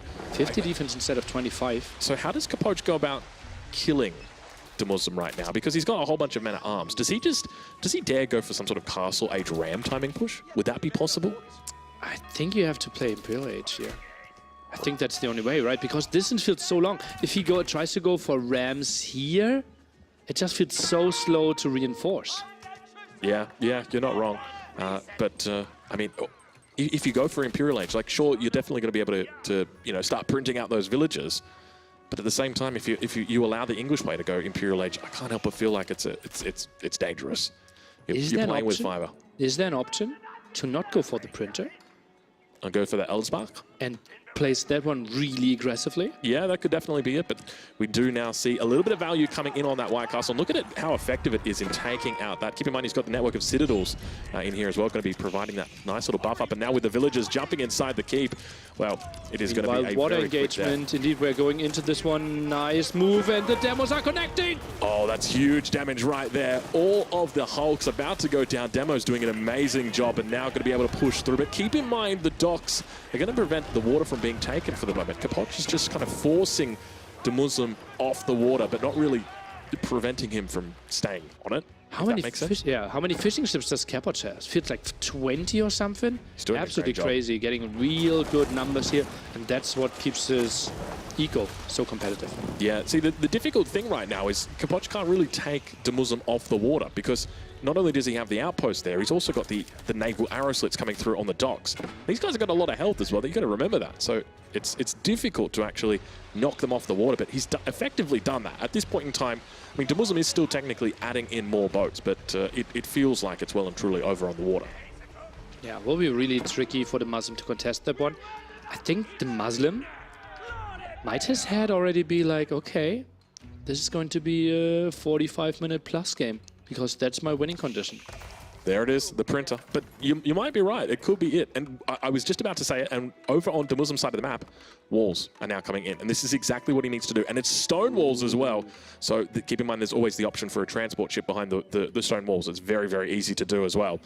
But against arrow slits on water, it makes it a little bit harder. It's tricky, right? Because we have like 3 docks pretty close together there. Yeah, that's a really good point. Now crossbows coming out for him. We're going to try and repel the men-at-arms. Going to be successful, but I mean, I feel like the longer this game goes, the better it gets for DeMuslim. But at the same time, if Capoch has got a lead and he maintains that lead, it doesn't really matter if both of these guys are in post-imp, because if you've got the resource advantage, if you're able to take, even though they're not better trains, if you're able to get more efficiency from the late game, you should be able to come out ahead. So Capoch now reaching the Imperial Age. DeMuslim nowhere to be seen when it comes to Imperial Age. Yeah, obviously that will take quite some time. How many TCs does DeMuslim have? 1. Is he playing 1 TC? He's playing here? 1 TC. At 70 minutes? I can't remember a game where he has been Castle Age for more than 5 minutes and he didn't even have a second town set. It's very rare to see DeMuslim play like this. Very typically, he's the kind of guy who will go for 2, 3, sometimes even 4 TCs, depending on the civ. If he plays the Abbasid, he loves to do it. But it looks like these stone walls are going to be confirmed over on the west side. A couple of men-at-arms making their way behind, though. With some losses, yeah. I can see that happening. Yeah, and even men-at-arms, yeah. The Muslim Master sent those back. Obviously not that important, right? Villagers, maybe one dies, and there's no real push coming from there. But still, Capoch being annoying. We did see a keep going down. Where was that keep? I will need to double check. It's up towards the north, so take a look at this. Securing two large gold veins towards the north. Keep in mind there are a lot of gold veins on this map, or large ones in particular. Two more down to the south, but he's holding on for the moment. I mean, he's continued the game, the game length. I guess the main thing for me is that despite doing that, he doesn't really have the economy behind it. He's sitting at the moment behind 12 villagers. His enemy's got fishing boats, and he's also just finished the Palace of Swabia. 3 relics at the top secured with that. Keep as well, kind of the sacred side as well. But it feels like Capoch should be reaching like 110 villagers, when the Muslim should be around 80. Yeah, it's going to look pretty brutal. And keep in mind, even if these two guys do get to the late game, well, it's not all over Red Row, because Capoch has been there for so much longer in the Imperial Age. And now we start to see emplacements coming through, some cannon emplacements as well, by the looks of it. So there's a lot of stuff coming in. Yeah, there we go. Does Capoch think he needs to defend that much? Because, like, I think he's scared of a timing. If a timing comes in here, it has the potential to kill him, but he doesn't realize how different, or how the positions are. In his head right now, DeMuslim sitting on 200 pop with a million men-at-arms, but in reality, that's not the case. Yeah, and obviously we see everything, right? We see that the Muslims' force not that scary there on land, and Capoch maybe think, okay, I'm an imp.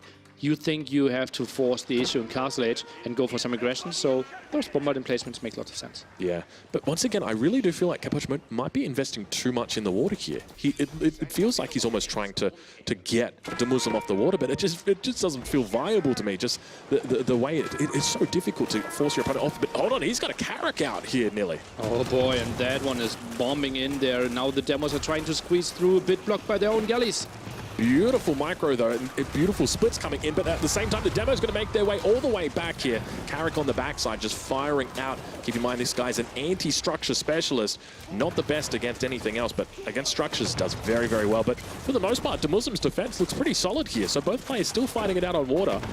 I guess you can't count your chickens before they hatch. DeMuslim still staying in it on water. Wow, that was crazy good defense by the Muslim. Went in there with some repairs, went in there with the defense, and nice splits. Impressive play. Yeah, now we've got crossbows picking off the fishing boats as before they come in, so they got a full haul. And unfortunately, they don't ever make it home.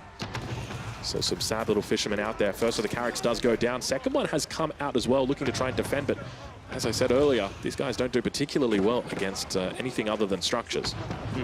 Well, still some bombards flying to the heads of the ships and units, doing some damage from distance. Needs to be closer to his own docks, though. Now add some demos and scares the Muslim away. Still pretty undecided on water. Yeah, it definitely seems that way. I'm curious to see how these Carracks go, because it looks like Capoch is going to be massing them up. We've seen that he's created 3 already, and none left in the queue. Just imagine he just goes in and tries to snipe the docks, like 4 Carracks. Yeah. Tries to go in there to volleys, and then he's maybe disengages, tries to heal again. Yeah. I think that's what he was looking for. Just not a lot of success, though. But now we do see Keep coming up on the north side here for Capoch. So looking to extend out this game a little bit longer, keep himself in the game, keep himself alive. But DeMuslim doing a pretty decent job despite only having that 1 town center. And I think he's still on 1 TC despite this. Compare that to Capoch, who's sitting on the equivalent of 4 right now. And obviously fishing income, like if you wanted to add some more fishing ships, obviously not that great anymore compared to the option that villagers can pick all resources. I'm a bit surprised that we don't see a single relic in a monastery yet. I think Capoch picked up the relic a very long time ago. I'm not sure if like there was a mischief click. We also have the monastery for the Muslim, but only now, 22 minutes into the game. Yeah, it's interesting to see. We did see that the monastery dropped down to the north quite a long time ago. But no more. But yeah, nothing ever came of it. So yeah, I think we've all been there when we forgot that we had that monastery. Yeah, most of the time I add a second monastery, and then I go to my hotkey, and then like it produces out of the wrong one. But he's picking them up now. First one has been swagged away. Second one now coming through as well. I'm curious how many fishing boats we're running at the moment for DeMuslim, though. Should be like 6, 7-ish. We can take a look. Nice defense there, and yeah, you're on the money. Yeah, 6 fishing boats. Well, at least they're worth 6 fishing boats. It's a sad state of affairs for the fishermen in this game. A lot of them have been going down, haven't they? Yeah, absolutely. And we see like worker KD at the bottom, 27 worker units that could be villagers or fishing ships went down. So that's actually no worker kills, right? So Yeah. the Muslim actually did more killing. Yeah, that's correct. Yeah, so 27 kills on DeMuslim side. Yeah. Yeah, it can be a little bit confusing, but yes, that's the way it works. But now the demo ship's coming in once again. Hulk's a little bit confused as to what direction they want to go, but he manages to bait them all out into a single Hulk. And hey, I'll take that trade any day. That was like 5 demo ships for a single Hulk. And now look at this, the water game, it's starting to sway in favor of DeMuslim because too many resources have been spent on Carracks. He's got another 2 in queue. He's really a big fan of these Carracks, isn't he? It seems like it maybe not knowledgeable enough about them. That they aren't like the banger unit in Imperial Age. Yeah, maybe a little bit. Yeah, I mean, this is the consequence, right, of not having enough games in Age of Empires 4 at this stage, in that you just don't know that the Carrack isn't the ultimate unit. Ideally, what you want to be doing is just look for those Imperial upgrades and then just keep on making the traditional 3 units that we had earlier on. And even if you practice Mediterranean, like let's say 10 times, Yep. how often do you get into like late im with the HRE on this matchup? Yeah, very, very rarely, right? It's typically, what, a 15 to 20-minute game. We already see a 25-minute game or 24-minute game. But a little bit of a stable transition towards the north we saw for Capoch. So it could be a night flood that he's thinking about. Villager count, by the way, look at that, 128 for Capoch, 82 as you suspected for DeMuslim. So he's about 50 villagers ahead, which is an absolute huge amount. Yeah, pretty impressive. Now it's pretty important that he doesn't overboom too much though, right? Yes. We have seen some people in the history of all RTS games throw games where they were heavily ahead and built too many workers, villagers, fishing ships, and didn't allow themselves too much room for military. The big thing for me with the Holy Roman Empire, and a lot of players will make this mistake, is not leaving space for siege. Typically with the Holy Roman Empire, you want to make sure you've got at least 1 to 2 bombards, because that's how you're going to be working through those buildings. If you don't have that space, it's going to really slow you down and you're going to be forced to think about or outside the box. So you want to make sure you leave that space in, but 100% do not overboom here. Yeah, and that's actually something that's absolutely beautiful to see on BeastyQT's stream, for example, right? He can sit at resources 6k, 6k, 6k, and has pop 190. Yeah. Just to think, okay, do I want to add 2 traps here? Do I want to add 2 bombards here? Yep. Just beautiful. Yeah, he does it very well. But we now see the Carracks getting some use, but it looks like they're going to get repelled for the moment. At the same time, DeMuslim starting to look pretty solid on water. Some huge amounts of ships out here. He's got 11 Hulks. Now looking to add in a few more galleys just to try and snipe out any potential demo ships, but down towards the south, look at these demo ships there. They're looming, they're looking for it, Millie. Not sure about the upgrades. Oh, 4 here. I want to go for some sneaks. And just feels like Capoch not that knowledgeable about the upgrades of the ships. Yeah, and we now see the demo ships coming in. Looks like they're going to exchange on the north side. No one going down. It's just going to be the demo ships. He's trading them out, but at the same time, DeMuslim coming in from the south side. Surprise! Good morning and good night. DeMuslim taking out 3 massive ships of Capoch right there and definitely swinging the way on water. Oh, that was massive, and what a beautiful play by the Muslim. Like 1 wave from the left-hand side, 1 from the top and from the bottom. 270 degrees around there and nowhere to go for Capoch. That was a beautiful maneuver. I don't think I've seen something like that for a long time. That was really well thought out, really well planned. We saw both of the players kind of leaning towards that south side. It was only DeMuslim who really got to play it out. And take a look at his resources. It's going to be an Imperial Age coming through very shortly, Millie. So DeMuslim, he's been on 1 TC this entire time, but he did decide to add in an extra 2. I saw him drop down a market. He's had a bit of trouble with his wood gathering, but it looks like he's done the right thing. So an extra 2 TCs now, going to be trying to max out. Crazy how the Muslim is still in this game. It feels like Capoch, he needs to make something happen on land now, right? Because we mentioned it multiple times. If this game goes on for another 15-20 minutes, it feels like enclosures. The upgrade there for English that gives you gold for your farming is just so strong in late game that HRE needs to find a W earlier. You're 100% on the money with that. And I mean, I think that's what just separates the good from the great, isn't it? DeMuslim knows how to drag this game on. He went for the keeps. He made sure he got them early. He went for the White Castle, the White Tower. Only no demo upgrades for Capoch. There they come in finally. How long's he been in Imperial for? 10 minutes? I don't want to know. Yeah. It's been a while, and now finally we see him going into that. And it's great. Look, at least he's worked that out in this game here. It's better to work it out here than it is to work it out after the second game gets finished. But the Wingard Palace now coming through for DeMuslim. He's thinking about, or he's not thinking about, he is aging up to the 4th age, and demo ships coming in from both sides for these players. He's going to need to send out a couple. And look at the beautiful splits coming in from DeMuslim. And now Capoch has got his back up against the wall. Demo ship's going to be trying their best to come out, but he's able to leave all the galleys on the front side. They soak up all the damage. And now DeMuslim is looking for a kill on the water here. Finally, the tables have turned, and DeMuslim, he's furious. Absolutely crazy how DeMuslim did that. He constantly like had a tiny bit on water so that he would never fully lose it. Played the arrow split, and now massive demos put him ahead, and Capoch ran out of options. And behind this, DeMuslim reaches the Imperial Age, and we start to see those upgrades coming through. The technology you were talking about, enclosures, considered to be probably one of the stronger technologies in the game. Definitely an S-tier technology coming through immediately, and that's going to pump up his economy in this late game, and it's going to make it very difficult for Capoch to contest this. But we've also reached a stage in the game where maybe water's not that relevant. Maybe it's not that important. When you've got 139 villages, you know, what's 10 fishing boats? Yeah, eco is not the most important thing anymore here. It's all coming down to map control now, right? Because you can still snipe so many buildings from this area. You can maybe get some raids in, and English, yeah, they can go for horsemen, they can go for knights, right? Options are there, but sitting under the docks for quite some time and eating some demos, it's not full water control for DeMuslim. He lost all his whole fleet. Yeah. It's not looking pretty, but I guess by the same token, he didn't have the Carracks. You know, we saw plenty of Carracks coming out from Capoch earlier, but nothing from DeMuslim. But we do finally see ships sailing over from that west side. Oh, that's a lot of horsemen right there. Do we potentially see a landmark snipe? Probably not a landmark snipe, but definitely it is great to see that little switch coming out. Yeah, I wanted to see land aggression for such a long time. Felt like so many resources needed to be invested into our water fights that they didn't think they had the option. More and more demos are coming in, but one by one doesn't excite me too much. Can we just get clarification? Because there's one landmark here on the shoreline. Where are the rest of those landmarks? Because I know Capoch is focused here on the north, but yeah, one, Chapel, all of them in range. They're all in range, aren't they, Nelly? All of them in range? All of them in range. So no way! We talked about this just before. You know, okay, sure, you've won the water, but what are 10 fishing boats? Well, what are 4 landmarks to you, mate? Oh my god. This could be terrible. And Capoch, I'm not sure if he can realize this, right? Because, like, he has been playing games where landmark snipes are not a thing for like 20 years. Yeah. So if he loses all of his 4 landmarks, he loses the game, and he could be caught off by surprise. Oh, this is not good. Imagine, you can't go out like this, Nelly, not like this. Oh, I need to look at his face cam if it actually happens. That would be so devastating for him. We could potentially have a race on our hands if he realizes early enough, but he's going to have to start repairing.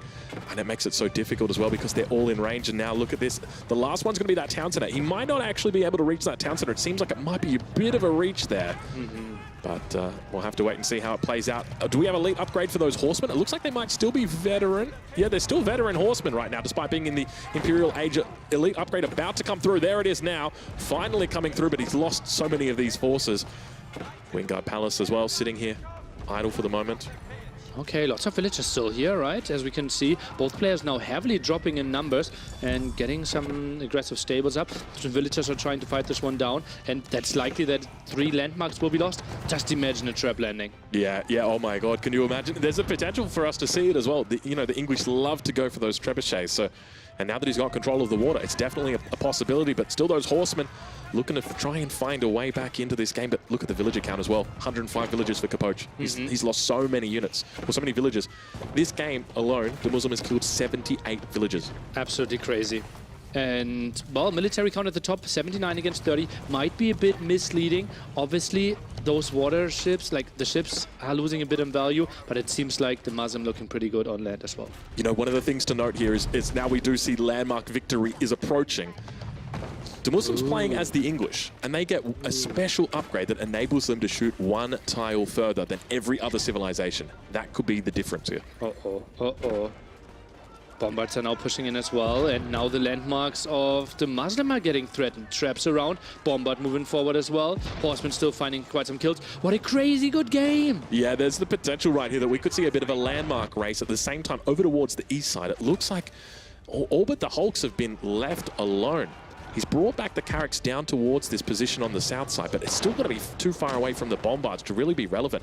Can we double check the range on those Carracks just to make sure that we know how they're going to be stacking up against the Bombards? So it is a 10 tile range, so the same as Bombards. So watch out if you're a Bombard.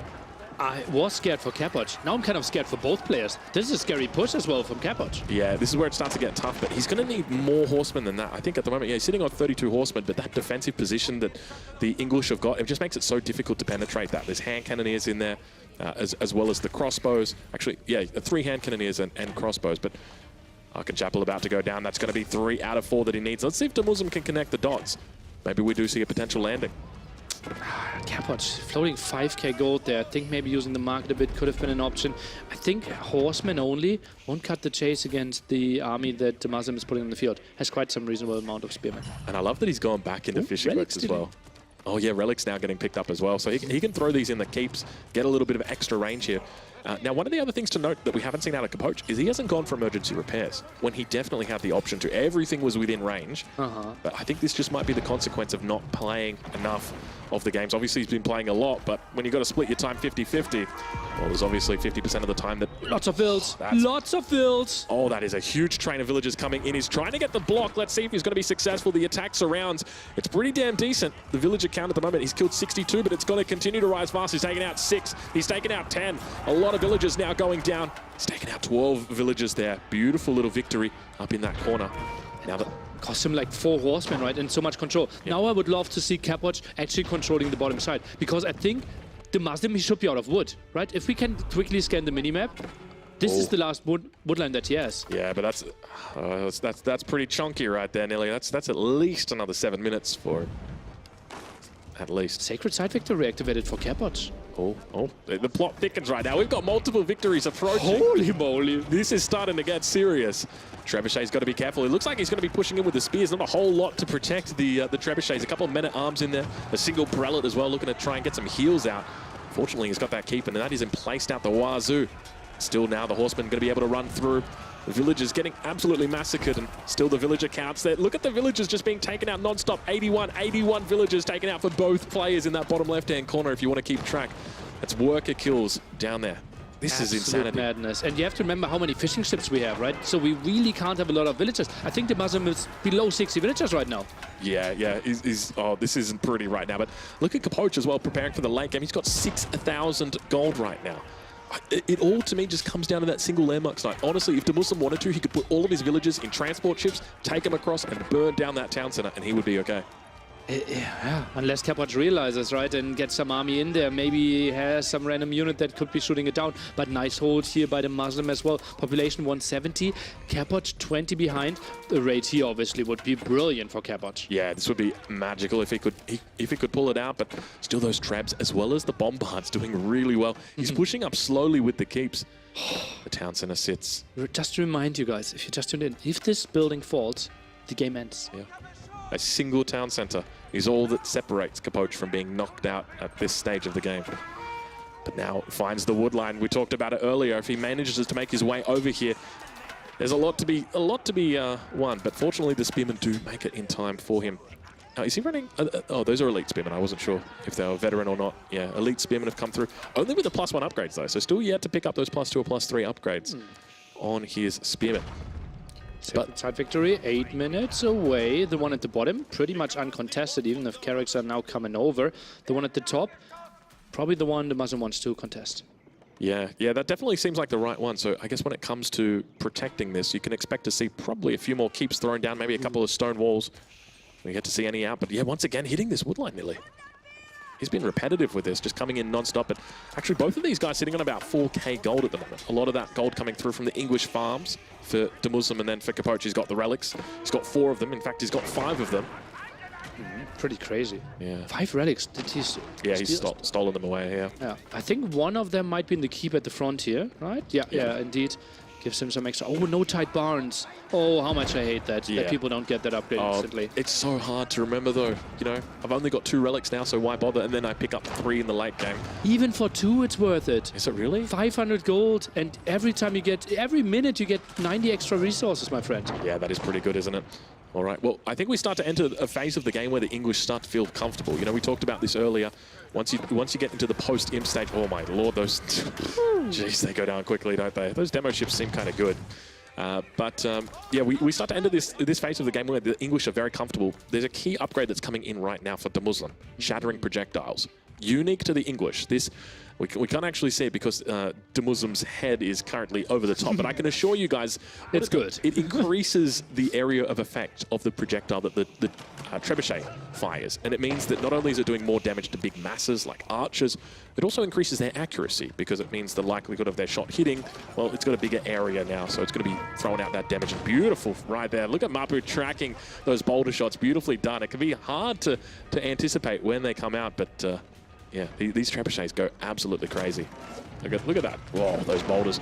And so it's going to get to the point, Billy, where he's going to start using these trebuchets as long-range mangonels. And now some people feel like, oh yeah, but traps are really tough to get, right? They take some time, plus they're really expensive. But he has a building that actually produces a Wingard army, so constant trap production for basically no price for him. Yeah, and keep in mind that not only does it not really cost anything, but he also gets that infinite gold in the late game from his farm, so there's so much synergy for this civilization. You've got the network of citadels that's buffing up the attack speed. Scary army though. Yeah, it's looking really good. Holy moly. And keep in mind, we've got Sacred Victory approaching. This could be over in 5 minutes and 24 seconds. Oh, traps, it's really important. Oh, now Shadow Projectile finished. This could be it. Big shots coming in. It's looking like he's focusing down the production facilities for the moment, but trading out, trying to hit the enemy trebuchets. Oh, that one trebuchet's on a slither of health right there. He's going to fall it back for the moment. I think we need Coverings here for Capoch. Yeah, definitely could be a smart choice. He's got nothing in queue at the moment of that style, but we also see Siege Engineering coming in. Is he thinking about going for a bit of a Siege Tower defense maybe, or just a bit of a meme? But yeah, an interesting decision to be going for that. Maybe he's just clicked everything in the blacksmith. We all do it sometimes, don't we? Well, it's relatively cheap, and now the horsemen, they are trying to see what they can do. But this is an impossible army to engage into, I feel. Yeah, it's so difficult to engage into this because of the wood line that's in front. There's so much value that can be caught out from this, just because when it comes to pathing, well, wood lines typically don't help your pathing, rather they hinder it. And there's so many melee units here, it's just going to really make Capoch, very, very easy. But now looking to push forward. Let's see where he goes with this. The longer he delays this, the better it gets for him. Yeah, so 4 minutes, if he could hold it. The question is, like, does he want to really push here? Or does he try to defend? Obviously, the main thing is keeping the keep alive here. Yeah, that's definitely the big thing. And obviously, the trebuchet numbers aren't that high at the moment. Only 2 for DeMuslim, and that's the main. Actually, he has 6 on the field. No, so it's a bug. So that it shows it shows them as 2 each. So he's only got 3 at the moment. So they're represented. Yeah, they're doubled up. Okay. So do not be fooled. I got fooled. It's happened to us all before, don't worry, Nearly. But slowly, he's looking to try and get this network of castles spread out a little bit further. The outpost coming down. Capoch was sniping them out, but not having a whole lot of luck with it now because he's lost the trebuchets. That keep has like endless amount of kills, right? Yeah. How much damage it's dealing this whole time? Yeah, just got another kill. Another 2 kills, by the way. It's doing work. But we do see villagers getting pulled now. Capoch has got almost 1,000 stone as well, so he's going to be able to repair that for quite some time. Horseman could be annoying. Oh, but the army got changed. That's why the men-at-arms are diving in, maybe trying to go for the trap kills. Beautiful little charge. He's managing to hit the backline as well. Look at him straight for the trebuchets. He knows what he needs to do to prevent this game from finishing. Take out the trebuchets. He does not care if the units die. It's all about the trebuchets going down. If they go down, then the keep is able to hold the fort. Oh, another trap goes down. 2 left here, tries to die for it. Some horsemen going to the economy, won't really get there. Too many low HP. But look at that, Capoch drops below pop 170. Wow, this is looking good for Capoch.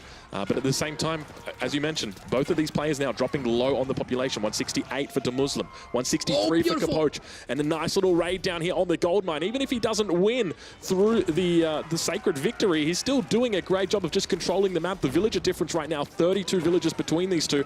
And DeMuslim knows it's go time. 2 minutes and 26 remain. You can't leave it until too late because Capoch, he can just put his units on the sacred site and just park them there and just win by default. We see another keep getting dropped on the sacred site. It's starting to look good for Capoch, Nilly. I think you should put in even another relic in the other keep here. Yeah. And just try to defend even more. Villagers have to repair. No boiling oil. Reasonable amount of stone still to repair. No boiling oil, really costly. And I think use the market, buy yourself as much stone as you can.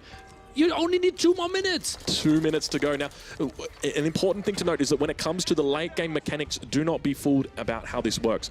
If Capoch puts a single unit on that sacred site before his enemy sets foot on there, the timer keeps ticking. I know it seems a little bit strange, but that's just the way it works. So DeMuslim not only will have to clear the entire sacred site, but he will have to do that before the clock hits 0. Only one trap. Unprotected trap. Oh, it's Drongo, hold my hand. If this trap goes down, those keeps aren't threatened at all. Oh, it's terrible. And the thing right now is DeMuslim just expects that he has got the boiling oil. The boiling oil is his expectation. He doesn't know. He could just literally walk in there right now and kill and just neutralize the sacred site, but he doesn't know that there's no boiling oil. And there's still no boiling oil coming through at this point. This is the moment where DeMuslim just realizes, okay, I can't win within the next minute. I need to go through and kill the town center, lose all the army. Yeah, well, I don't even think he's put 2 and 2 together about that one just yet, but he's parking units on the sacred site. You can see there's still a couple of horsemen that are back there. It's not looking pretty right now for DeMuslim. He's going to try his best to hold on, keep him on. The emplacements are constantly firing down, giving off that AoE damage. He's trying his best to get in on top, but at the same time, the hand cannoneers aren't going to be pumping out too much damage, just constantly getting peppered by those cannon emplacements. It's not looking pretty right now. Still units on the sacred site. He's getting shut down completely. The keeps are still standing. I don't think there's any way that he takes this. Keeps going down to the Carrack at the left-hand side here, though, as we can see, and boiling oil won't finish. Carrack doing a beautiful job here at the bottom, but still the sacred side stands strong. Yeah, and the keep is going to continue working down these units. There's too many units right here. He's actually managed to pause the timer. We see it sitting at 27 seconds at the moment. He is neutralizing it, so he needs to pull a couple more units back towards this direction. Should be able to do it as the horseman comes through. Villagers now getting pulled as well for DeMuslim. What is his plan with these villagers over towards the west side? He's pulling everybody to the sacred site right now. It is time to go. Look at him. Just what an absolute madman. He holds the sacred site for the moment. More units coming up. Nilly, is he going to hold this? 27 seconds. It feels like the villagers don't really have any fighting power. Still good population lead for DeMuslim, but doesn't really matter. The villagers are retreating. And with that, the sacred site, he manages to hold it for a little bit longer. He manages to get men-at-arms onto the sacred site, but he pulls them off. And with that, the sacred site timer begins counting back down. 23 seconds to go. 20 seconds to go on that sacred site timer. He's able to hold on, but unfortunately, I don't think there's any way out of it. I think it's a Capoch victory. We're heading to game 3, Nilly. Holy moly, what a crazy game by Capoch here. 10 seconds, and what a big W. And he has to be looking brilliant for the next games. But, oh no, we get villagers again. Oh, he's time was up in 5 seconds. He took the units off the sacred site. It's the consequence, once again, coming in of not knowing how the mechanic works, so he doesn't keep the units there. He could have won this game, nearly. It could have been over. 29! The keep is down. There's nothing defending the sacred site. He was 5 seconds from victory. All he had to do was stand on the sacred site. The horsemen around next to it. Did DeMuslim really do it? 7 military! Look at oh my god, there's no way he's pulling this. Look at the difference between them. 109 military versus 7. Where was DeMuslim hiding it? He pulls them out of his pocket. He's like, hello. Look at the difference, and now the sacred site's going to get neutralized. Incredible scenes. 5 seconds. 5 more seconds of patience, and Capoch would have won this game. I can't believe this. And just after calling good game less than 60 seconds ago, I now say to you, ladies and gentlemen, things have switched for the worst for Capoch. Unbelievable scenes here in Heidelberg. He needed 1 unit on stand ground for 5 seconds. I can't believe it. I can't believe it, but we move on. Capoch, he holds on. He's got 114 villagers against 56. Military, 6. Drongo, stop it. I'm too angry for you to hype this game. I'm primarily angry right now. It's unfortunate for Capoch because it's one of those things where if he had known, you know, very well he could have done that because it's a confusing mechanic, and unless you really study how it works, you're not going to know.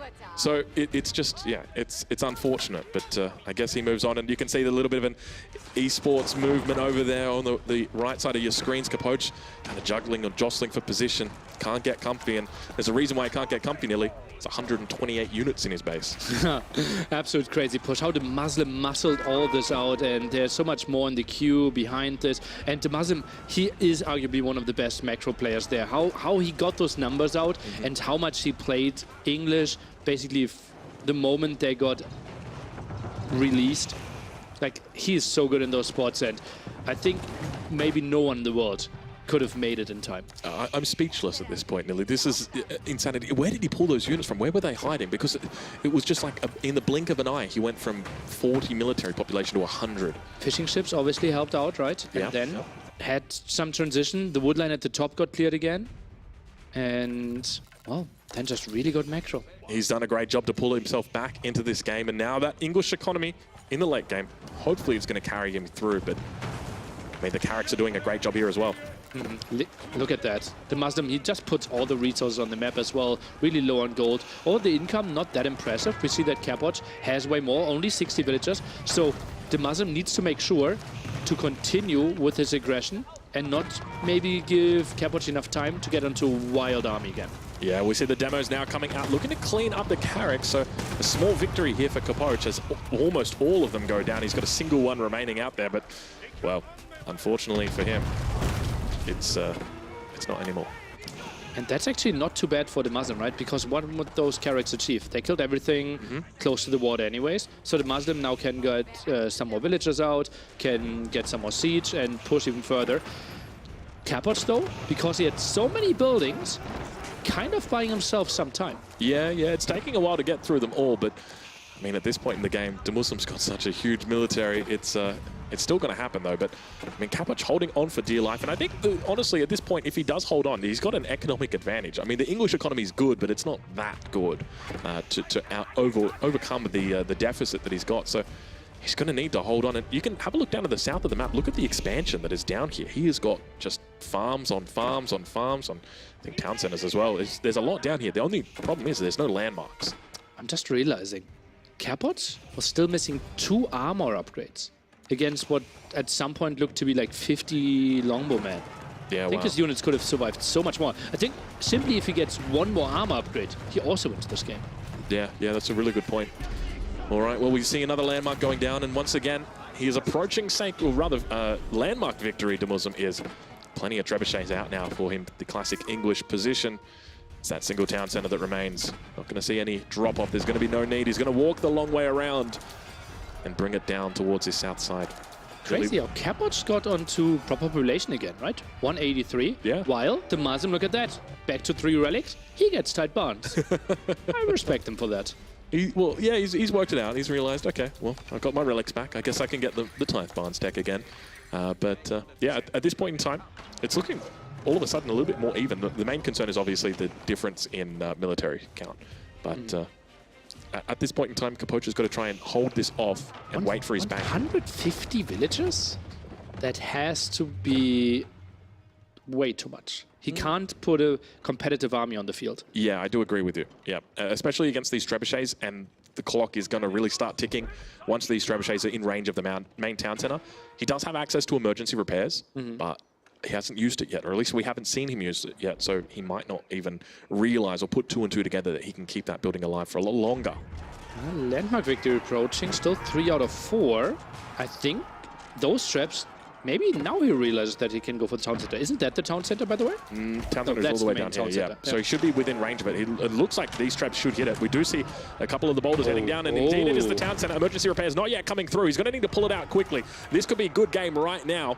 He's maxed out on the population. Both of these players have hit 200 out of 200, but it's not even going to matter right now. He's got 3 out of 4. This is going to be the 4th one. Every other town or every other landmark is down nearly. And just as we called good game on the other side of the map not too long ago, I'm suspecting it's going to be the other way right here, right now. It is indeed. It's going to be a 2-0 for DeMuslim. He heads on through to the next round, and Capoch, well, he's down to the loser bracket.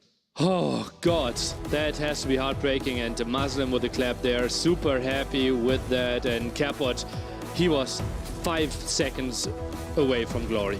It really was 5 seconds away from glory into a potential 3rd game with the chance for a victory, but DeMuslim managing to make it out of that set. Impressive stuff, but by the same token, he was very close to a victory himself through landmarks. You know, one of the things that we didn't actually see from that game was whether a Carrack could actually reach all the way to the town center. Those things have got a crazy amount of range. Yeah, but we felt like he was trying to move there a bit, right? Yeah, maybe he didn't really have the vision, but simply like landing 2 traps, right? It's so ugly for the HIE player trying to kill that traps if like 8-10 ships are protecting it. Yeah, exactly. So that's always cost you. Just like always land 1 trap. It can be so annoying. Yeah, that could be really annoying, but incredible game right there that we got to see.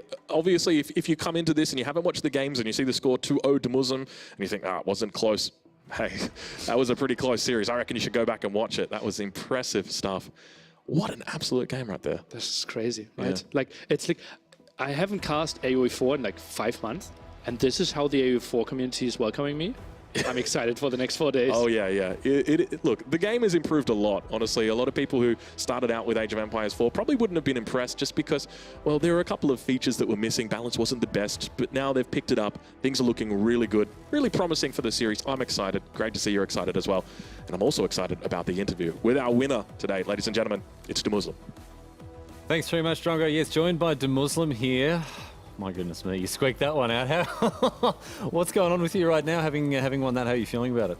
No, I'm stoked, you know, because I know Capoch has been playing both the tournaments, and I heard down the grapevine that he was maybe playing a bit more AoE4 than I thought. When I saw the draft, I was feeling okay, but I had China in the bank, and I was like, do I really want to use it here against HRE? I knew that he was probably going to do the arrow ship stuff, but yeah, I'm stoked because honestly, in my head, HRE along with China on water maps is just impossible. Well, I was going to ask you about game one, but let's leave that for a second and focus on what happened in game number two. On Mediterranean, we've seen the Holy Roman Empire, their power in one of our earlier matches. We saw how good they are with the prelates inspiring the villagers. Extra wood converts directly to it, more or less an immediate material advantage on water. What did you do about that? How did you look to undermine the naval supremacy of the Holy Roman Empire? Well, I thought I was going to lose the water straight away, actually, so... so just don't bother, okay. it was a little bit like... I know this arrow ship style is getting traction, especially with MarineLord just losing to it. So I decided to, given that fish is... Well, that map is very random with where the fish spawn, so sometimes they're a bit closer to your dock, and I was like, all right, if I just make sure I spread out my docks and put them close to the deep sea fish, I can get the arrow slits, and if he overwhelms me, I should be okay. And the arrow ship stuff, it's mainly good against mixed armies. It's actually terrible against just straight spring older than just a couple of arrow ships. So that was what I went for, but I still felt not in good shape. I kind of took a page out of MarineLord's book. He went Abbey of Kings with what he did, but I just decided Lombos are amazing. So I did a little bit of eco damage, but honestly, I went into that map thinking I was going to lose it for sure. Yeah, I mean, we do know how good the HRE are on water, and I think it was an incredible effort to, for you to ultimately win water and pressure those landmarks in the way that you did. Obviously unfortunate for Capoch there with the Sacred Site countdown on just 5 heartbreaking seconds for him.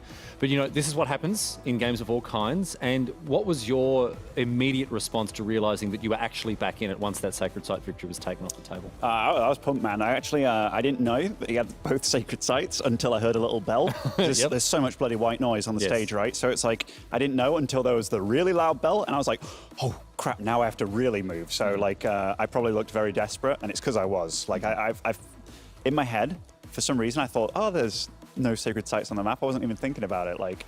But yeah, when I got the keeps down and when I saw his little horseman run off the Sacred Site and I got to keep it a little bit, I was proper happy. It was thrilling stuff, mate. And honestly, you did really well to keep in it, not just go, well, that's it, I'm done. I think you can obviously walk away with your head held high. A fantastic set, really entertaining. DeMuslim, congratulations on your win. Thank you. Look forward to seeing you later on. Thank you very much. All right, we're going to check in now. We've got some more analysis. We've got Killer Pigeon standing by. Going to check in with that game and get his impression on how it went. Obviously, a sad one for Capoch, but DeMuslim walks away with the 2-0 victory. Over now to Killer Pigeon in the analysis chamber. Thanks, Riley. Very interesting series coming out here. Of course, the first one we see in the mainstream that doesn't go 3 games. One interesting way to open up. We'll focus on what happened on Mediterranean because we can't ignore it. But when we talk about this series, we have to highlight what's happening on Prairie. A lot of Mongols picks are starting to appear on this map. And I started to wonder why. When you break it down, there's a lot of logic behind this. This is a Civ that is able to be aggressive, which is very important on a map like Prairie because there's so many opportunities early on.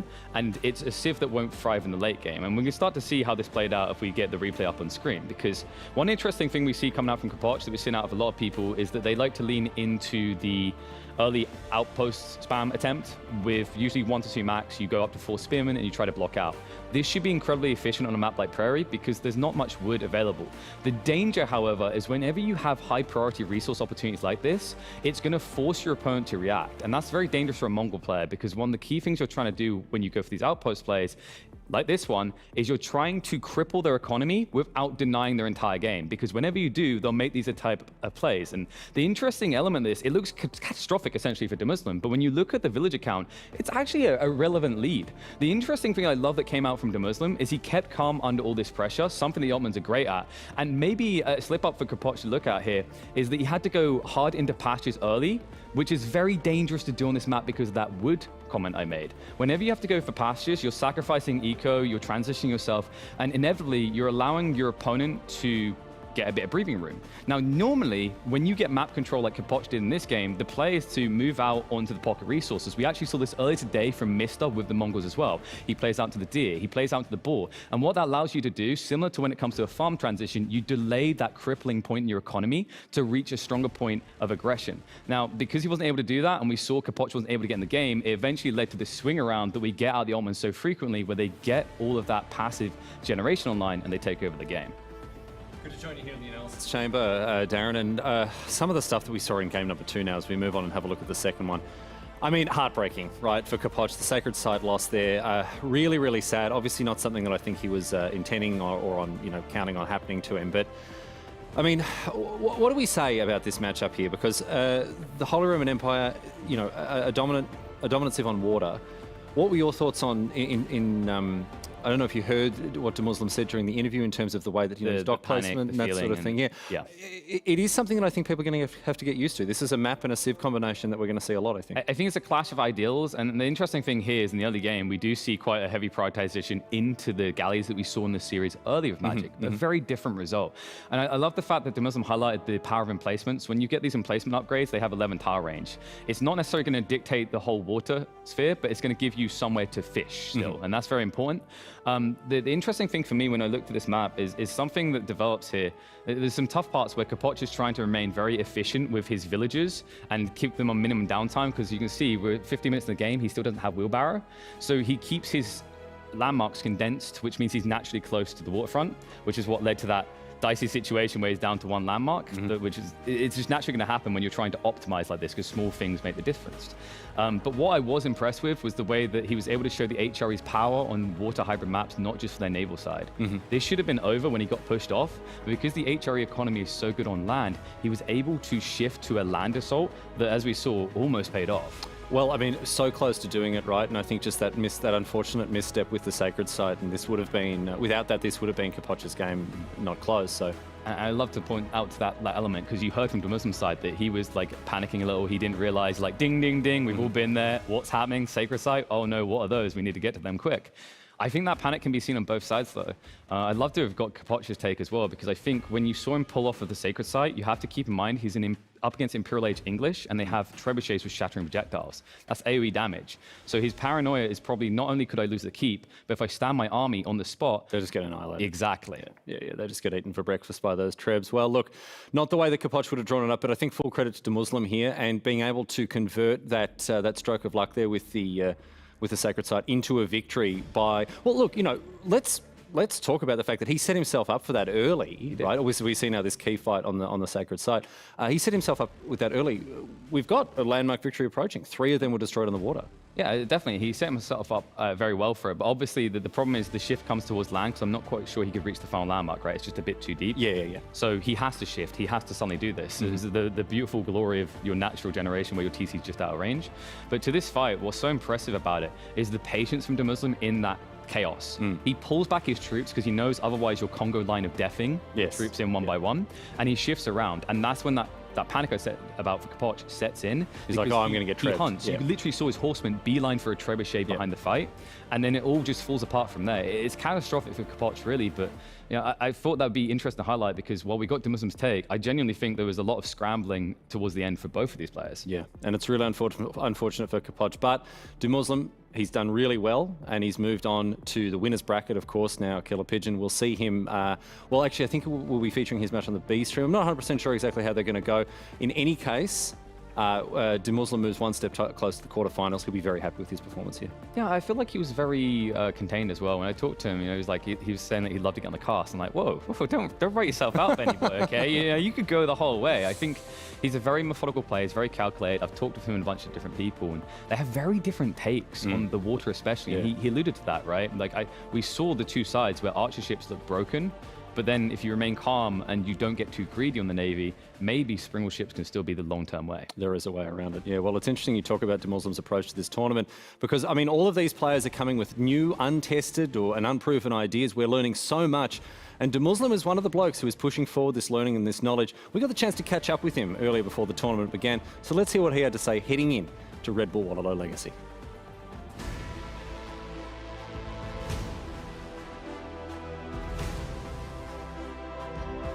My name is Ben Baker. I'm also known as Liquid DeMuslim. I come from England, currently live in Sweden, and I play for Team Liquid. My qualifier was fun. I was working as a StarCraft 2 commentator on an event when the qualifier was happening. I didn't think I was going to be able to play, but luckily I got to borrow somebody's equipment at the event. I was playing on a laptop, my friend's gear, and fortunately I made it through, but I was really happy to do so. I definitely think my group is tricky. I'm not super happy. I would have much preferred to be in the other group, but I think everybody can feel like the grass is greener. Maybe if I landed myself there, I'd be like, oh no, I don't want to be here. But it's going to be tough. I think everybody's going to find it very tough here. I've not even yet thought about making it to the playoffs. Like, I'm just taking it literally one step at a time, but I'm also not trying to psych myself out. If I win a series, I'm really happy. If I win 2 series and make it through, I'm ecstatic. I always like playing live. It's always fun in front of a crowd. It's always fun to be in a new environment. I boot camped at the Team Liquid HQ very recently, like for the past week. So I've already kind of acclimatized to playing on a different setup, not quite my own. My most feared opponent, I'd say MarineLord. He's really solid. His face is also a little distracting. If I'm in the same hall and I see him over there, kind of, it's going to be very off-putting. Not because he's there, just his face. If I do get to the playoffs and I think about who would I be confident against, if it's like the semis or beyond, probably MarineLord. Like, I'd just whisper in his ear, like, oh, do you remember that time that you choked? And he's like, which time? And I'm like, yeah, there's so many, isn't there? And like, you know, just mess him up. Yeah, maybe MarineLord as well.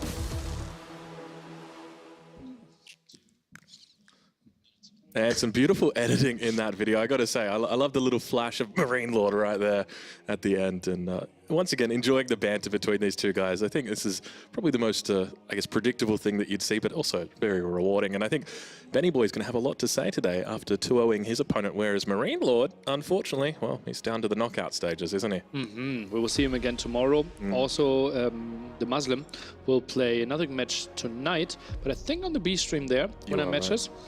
And obviously, if he wins that, already through to the quarters. Yeah, so doing really well already. Tonight, though, our games continue, and on the mainstream, it's going to be Puppy Paw who takes us in. Look at that, a man who's serious. Now, keep in mind, he's got an identical twin, but that's not him. That's Lucifron. That is a different man, I tell you that much. It's not the identical twin that looks exactly like him. No, it's a completely different person down there. DeMuslim, 4 speed. He's so slow, he didn't even make it out of the overlay. Yeah, he still stays in the overlay from the last game, and he's going up against the player with... Oh, here we go. Oh, no, they just turned it off. He's going up... we'll just say it. Lucifron has got 10 speed, and the reason why is because he has got the highest average effective APM out of all the players at the event, higher than Lee Nock, higher than Recon, higher than BeastyQT, higher than anybody else here. I think Recon had our lowest number. 136. Like, shockingly, we've seen shockingly low numbers there. But still higher than Donati, 136. Okay. Yeah, Donati's effective APM is about 12, I think. What's Donati's world rank, roughly? He's top 30. Okay, yeah, okay, that's good. Yeah. All right, well, we got the drafts up. First map is Dry Arabia. I'm excited to see that. Mediterranean, once again, sneaking through the pool. Look at the water that we've got coming out today. Yeah, it just feels like simply because people couldn't really practice Medi that much in the month ahead. It feels like everyone who feels, okay, I prepared a lot, can pick Medi. And it doesn't matter if you think you're the underdog or if you feel like you're a better player. Medi might be a good pick for you. Yeah, all right. Well, having a look at the pools right now, I can't help but feel like Puppy Paw has just absolutely drafted the heck out of this. Look at this. He's got Delhi for Golden Heights. He's got the Ottomans for anywhere, really. He's got the Holy Roman Empire for Mediterranean. This is insanity. He's got the Rus just in case you want to have that. Yeah, and obviously Malians picked. Actually, Malians are picked. Yeah, by Lucifron over Rus. Over the Rus, yeah. Something I guess you don't typically see. So the Malians actually did get picked. They didn't get picked last. You know, you're used to the Malians being the fat kid in the gym class and getting picked last just through default, but not the case today. It's going to be Malians coming out with the French, but Mongols and Abbasid also picked up pretty early on in the draft. But yeah, definitely can't help but feel like Puppy Paw already off to a great start here just with that draft. What is Lucifron playing on Mediterranean then? Abbasid? No, surely not. Could be Mongol. No, it can't be the Mongols. Then it has to be French. But that doesn't excite me. Yeah, it's like... It has to be Abbasid. Yeah, maybe you're right. Cheaper docks. But then, okay, you throw the Abbasids out on Mediterranean. What do you play on Dry Arabia? You're not going to play... You don't play French on Dry Arabia, do you? French? Well, this is... You know, we're not talking about Season 1 here. We're not talking about Golden League. We're not talking about Genesis. We're talking about... Steel Series, Prime Card. Hey, I'm just listing them all, aren't I? Yes. I mean, it just seems very, very strange that they would dare throw that out, but it looks like we've got the Civilization's first game, Dry Arabia. What's it going to be? The Delhi Sultanate against the French. Ooh, okay, classic matchup. Yeah, indeed, we will have to take a close eye or a close look at the placement of those sacred sites. Lots of fight there. And French, obviously an all-time favorite, but not that much anymore. It has really decreased over the last, I would say, like 2 or 3 months. Yeah. Like every civ, like kind of got buffs in some ways, and French... It just fell. It just fell down. Obviously struggled a lot due to the more costly and longer build time for the town center. Yeah, that's a big factor as well. Yeah, that's going to hinder them even more. So probably don't expect to see 2 TCs coming out super duper early here. And I got to really feel like this is a great opening here for Puppy Paw. I mean, we talked about it earlier. The draft is in his favor, and it seems like the first matchup's looking pretty decent as well. A lot of players come into this though thinking it's pretty split though. It's based on skill. Typically, it's mainly about denying the food of the Delhi player. That's going to be the big thing that France needs to do here. Let's remind ourselves also what stage we are in. We had all the opening matches with 0-0 scores earlier. Now we move on to the winners. And those 2 players both beat their opponent. So if they get another W here, they're already through to the quarterfinals. Yep. If they lose, they will play another 1-1 player tomorrow in the evening. Yeah, so there's a lot on the line right now. Both of these players are going to be really... I mean, I'd be incredibly nervous sitting up there against either one of these guys. Both incredibly talented, making it here.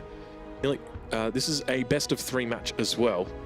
So the games tomorrow, I believe that will be probably... Best of 3s. They're also best of 3s. Okay, so we're not leaving... Well, we're not getting best of 5s until the very end, really. The semi-finals, the finals. Quarterfinals even. Yeah, there we go. Okay, now we've got that one up. And experience 3 for Puppy Paw. Why is it 3? That seems so low. He seems like first ever offline event. Wow. Right? And didn't have like an esport history before. Imagine Lucifron. Like he has played how many offline events? Like 20, 30? Yeah. Has played like the game from the alpha. Yep. Was a StarCraft 2 pro. Was a Warcraft 3 pro. Was a Heroes of the Storm pro. Like over 6 digits in lifetime earnings. Yep. Compared to Puppy Paw, who had like $300 lifetime earnings in April.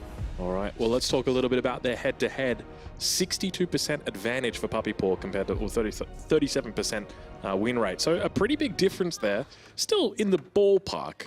Speaking of ballparks, it's time for us to head into game, ladies and gentlemen. Welcome to the first game in your Group B winners. This is a best of 3 and spawning in the north side of the map. In the color blue on the Delhi Sultanate, it's Puppy Paw. And on the other side, flying over from Spain with a pretty open gold spot here. It is playing the French civilization, Lucifron. All right, so what are you expecting that we see in the early stages of the game here? I would say that we need to turn off the overlay with the upgrades here, Yeah, because there we I go. just wanted to say network of citadels is coming in Dark Age. Was it? Yes. So for anybody wondering, so we've got this brand new overlay. It's very schmick and very schmam, but it's still, well, it needs a little bit more work on it. And so at the moment, there is a bug for the Delhi Sultanate where it doesn't actually show their techs being researched. So you could be 40 minutes into a game and they've got every single technology, but the UI just says, no, they got nothing. So we figured, you know what, we're not going to bother showing it to you. And we will try to keep track what they are roughly going for. Obviously, you can expect Delhi getting every single Dark Age upgrade that they can.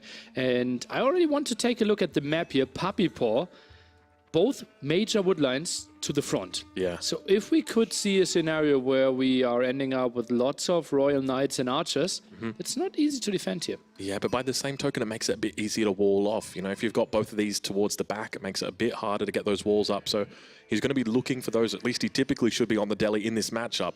Should be looking for them early. But one of the other things to note in this matchup is that the Delhi Sultanate get free textiles. And because it's free, you don't have to pay for it, which is always a good thing, not paying for things. And textiles is one of the best technologies against the French. Indeed. You survive another hit? Another 2 hits. Another 2 hits. Yeah, so you're effectively doubling your health against French Knights, which is kind of crazy. But look at this pickup right here. We've got a nice little sheep haul for Lucifron. Now, he's got a great expansion point over towards the east side of the map as well. Take a look at that. Double deer hunt and the gold as well, and protecting the stone. And have a look a little bit more to the north of that. There you go. Lure that bad boy down in as well. Crazy You can stick spot. a town center in between those two hunts and lure the boar down. You're sitting on, that's 2350 right there. You're talking 4,700. Add in the 2,000, that's 6,700 food that is all hunted. That's crazy. Pretty crazy indeed. Puppy Paw also, double deer spot for him at the top, so could go for that. The thing is, like, as we mentioned earlier, like the wood spots there kind of exposed. Probably want to squeeze a town center next to the wood line, and the stone there could have been another option. But if he wants to expand to the right-hand side, obviously left-hand side walled off, and it feels like he controls the whole map. Yep, I agree. I think that's a great plan for him. We'll see how he goes for it. Now, interesting to note, we do have the Dome of the Faith coming out, so it's not going to be the Tower of Victory. It has been rising in popularity through the pup. We've seen a number of different players testing with it and victorious with it as well, and partly because of the changes that came to it. Now, we're not going to speak too much about it because, well, it's not going to be really relevant here. But the age up now coming through for Lucifron. He reaches the second age and immediately drops down some houses. I thought it was an archery range. I was about to say archery range, but it wasn't. Yeah, sometimes houses, if they're above 75%, they look a bit bigger there, right? Yeah. Instant Knight queued up here for Lucifron, had 3 on gold, now goes for 5 on gold. Will collect some wood, and then the big question, obviously, is he trying to go for a mill? Is he trying to go for an archery range? Depends on his scouting. Yeah, but we see the first of the Knights making its way out of the School of Cavalry now, heading towards that north side of the map. He's going to be looking to pick up villages. We'll see if there's anything really exposed for Puppy Paw. Yeah, not really at the moment. I mean, he's got villages on berries, and keep in mind, as soon as he's up, he's going to be able to start researching that textiles. Let's see if he puts it in queue. Ideally, you'd want to get it in as soon as possible, but not just yet. Not just yet, but he is putting everything else in queue at the moment. We start to see. There, here we go. There it is, 25 straight away. seconds. Obviously, you kind of lose a villager there because you can't produce the villager at the same time. But how many do you save, Nilly? Hopefully more than one. Hopefully more than one, yes. As long as you save more than one, then it should be fine. But he's got a nice little wall up here. The charge already coming out. Look at the barracks. It's pumping out a spearman, trying to get it out as quickly as he can. And there it is, finally out. And he should be safe now. So, I mean, from here, where do we go? It looks like second town center is going to be the play for Lucifron. Sees, okay, wow, everything is really compact. Not unlikely that you are trying to go for a spearman defense and then try to go for a town center yourself. Well, then I will just use my faster producing town centers myself. Yeah, exactly. But now Knight coming in on the wood line. Looks like he's able to bypass, and now the villagers moving forward. They're like, hey, you want to fight? Let's do it. I think they were trying to actually trap the Knight right there along the wood line. It is possible to get a really good trap in, and perhaps Lucifron recognized that. Damn, I would be scared if my opponent sees my Royal Knight coming towards the wood line and they pull villagers because they're so much trusting into their micro that they can surround my knight.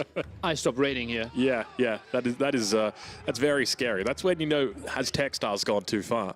We now see the upgrades going to be coming through for the blacksmith as well. So looking to pick up these early upgrades. Still yet to see any walls come down, which is kind of strange because in this matchup, that's pretty much what you'd expect to be coming out stock standard. Just the one tiny one that already paid off, right? Yeah. Because now he needs only need to position his spearman at the left-hand side. But also the problem, no real control over the berries. All right, let's see if he goes again. And look at him, he's trying to bring it in. Oh, he's so cheeky, isn't he? Isn't that interesting? I've never seen that before. This is the first time I'm witnessing this. Crazy. Puppy paw. And obviously well trained over the last month. Like, they came up with new stuff, and it's weird that you can't feel safe raiding with Royal Knights anymore. Yeah, well, I mean, that's just it, right? You get stuck and you lose the knight, and that's all. It's all over Red Rover. And look at these spearmen. Beautiful coverage he's got out here on the gold mine. Wheelbarrow now coming through as well. So plenty of upgrades in this early stage of the game. Second town center is coming through shortly. He's up to 250 stone. Survival techniques for Lucifron, so not unlikely that lots of villagers are actually moving out to the right-hand side there. I don't think you need to go for professional scouts here ever with those spawns for the player. And look at that, central sacred site already being walled in. Yeah, so this is an interesting play. So obviously going up against the French, they've got a lot of aggro out of the gates, but when they go for this second town center, it really starts to fall off around that 8 to 9 minute mark. I'm curious to see whether we've even got an archery range out for Lucifron yet, or whether he's just sticking, he's just going with the full school of cavalry. So this is going to make, I don't know how I feel about this. There's the potential we could see 3 sacred sites taken early on in this game.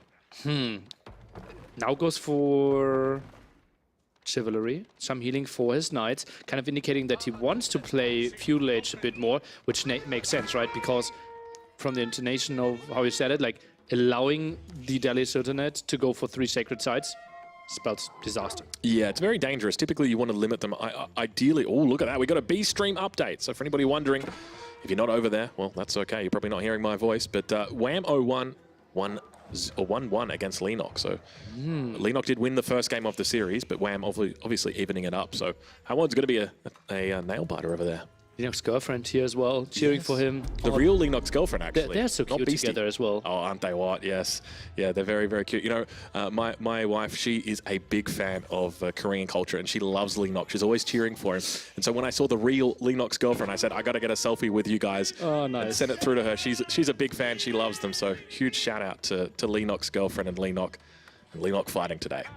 Indeed. And, well, it's still the opening match over there, if I remember correctly, right? Yeah. Yeah, it should be. Yeah. All right. Well, Sacred Site looking to get taken. It's going to be the first of the Sacred Sites that are slowly ticking in. Obviously, the one in the center has been taken. But with this one, there's always the potential for that one on the bottom side of the map as well to be exposed or to be taken. That's pretty far away, the bottom one, right? It does feel far away, doesn't it? It's totally fine as well. Just get 2 sacred sites, 150 gold each, and you feel like, okay, I'm in a reasonable spot because, like, Spearman push, like, you can still threaten this gold. It's the first archer out, right? Yeah, 2 more in the queue. Yeah. All right, well, we now see that town center as well over on that beautiful little spot, but look at the production. Second stable. Yeah, look at the production that's coming down. He wants to fight this feudal. Oh, yeah. So there was a couple of options that he had, whether he plays it out in feudal, whether he goes up to the castle age, but he really wants to commit feudal here, but I'm getting a little bit concerned for him because already these sacred sites are looking really pretty over here for Puppy Paw. He's captured up 2 of them, so 2 out of 3 ain't bad, but 3 out of 3 is going to be the challenge for him. Is there a world where Lucifron kind of ignores the 2 sacred sites and just mainly goes for the berries and the deer? Oh, because that's really exposed, right? And most of the focus will be on, for Puppy Paw, will be on the sacred sites. Yeah, that's a good point. Yeah, could be it. All right, we'll watch to see how he plays it. The knight numbers are starting to rise now. Archers as well coming out of the gates. He's got a little bit of a score lead, but for anybody paying attention to the score, it's probably best just to ignore it. This is, often at times it can be deceiving to see players ahead, but you're looking at the game and you're like, how is it possible? Yeah, it's much easier just to sort of judge it based on the way that the game's flowing. Now trying to go for the skates, only 1,500 HP, so can be broken eventually. Lucifron maybe feels, okay, my archer numbers aren't high enough to go for some raids. 7, 2 more in the queue, and now he starts to wall. That's a bit surprising to me. Shouldn't, like, French be so confident in their own push that they don't need to wall behind this? I think because the House of Learning is coming down for Puppy Paw, he probably realizes that there's going to be a big flood coming through of most likely Lancers, is what you can expect here. And it's going to be difficult for him to deal with that because he's not sitting on any spearmen at the moment. He's just been going for an archer comp, and the best way to beat French archer comp in that castle age is to just go for a heap of lances yourself and just outdo them. But now the response coming in, and it's a barracks that is dropping down. He realizes how important it is to get out some sort of meaningful response to that inevitable lancer mass. Crazy how actively Papipo was raiding this gold, right? He didn't have a lot of units, he didn't have a lot of map control, but we saw the raid now 4 times. Still didn't get it killed, but just the idle time forced. Yeah, yeah.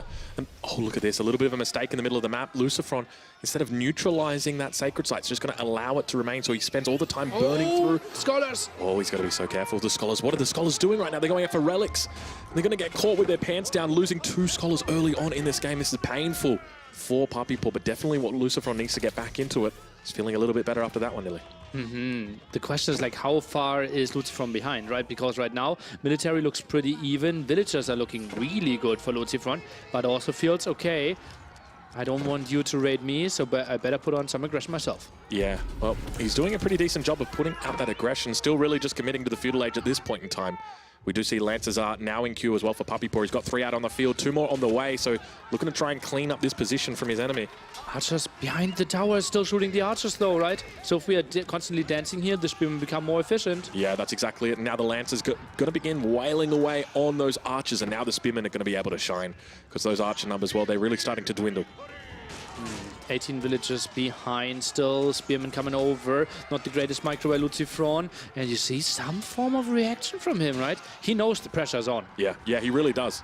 And I think this is a really great spot here for Delhi, because keep in mind those 2 town centers are still ticking in villages, but at the same time the sacred sites have got their gold as well as those relics. But Lucifron's done a good job here neutralizing the second sacred site, so it's just going to be the one that Papipo is holding for the moment. But in the middle of the map, I mean, this is looking pretty decent here for Lucifron. He's holding this position and doing a decent job.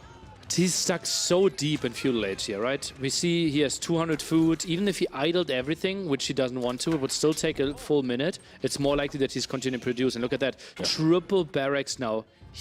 Is this maybe a feudal push against those lancers? Yeah, and this is definitely a viable strategy for the French. Keep in mind, the longer you stay in feudal, the more units that get produced and the better knights become. Just because if you do leave them, and if you've got 20 knights and they're all fighting, you can't micro them individually, and they do a huge amount of base damage, which means they're good against everything. But if you fight Lancer, especially with their extra attack, then it becomes tricky. Basically the Lancers against the Knights. Now some Knights trying to chase down. Spearman number for Lucifron at 5. Not too impressive for triple barracks. Yeah, definitely doesn't seem like the case, but he's still investing a lot of resources in it, sitting on 900 wood as well. So there's always the option for even a potential siege timing attack. Maybe some rams or 2, but look at those wood lines as well. Needs to replace those lumber camps. Now the Knights coming back in. Needs to get more spears out here. That's a lot of Lancers coming in from Papipo. We're going to clean up this forward position and retake the sacred site in the center. Maybe grab a relic or 2. It's just going to be the sacred site that he starts out with. Papipo lost 2 of his scholars early on. Still 3rd relic on the way home. So he had quite some nice numbers built up earlier. Yeah. And now look at that micro. Look at that micro. Pulls 3 low HP ones away. Look at that. Oh, my lord. That one almost got away as well in a slither of health. But yeah, he's going to need some assistance back here on the front line. Relics now getting picked up. Number 4. Yeah, he's doing very, very well. That last relic as well. It's the one in the middle. And that's going to be the easiest one for him to pick up. Fortunately, all the other ones were from the edges of the map. So looks like, is that a men-at-arms? Yeah, men-at-arms there. Just closing up the sacred site, and it does get captured. 150 gold. He could have picked up the relic in the middle and then taken it onto the sacred site and walled himself in. Oh, that's far away. Not sure if that one will make it home, but like no real incentive for Papipo to go to the left-hand side. Yeah, it's a hopeful relic, but hey, it might check out.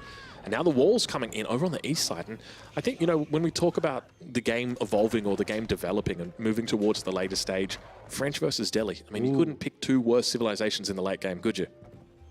Yeah, kind of running out of options, right? If we think like hyper late game, like Delhi in 60 minutes, they're okay again. Yeah. But they struggle so much early in Pro Age, and that's why we see Delhi often trying to force the issue in Castle Age, and that's maybe the reason why Lucifron thinks, okay, expecting some aggression from you in Castle Age, let's better wall up. Yeah, I think it's a smart move as well, and he's pulled back. It looks like the boar as well.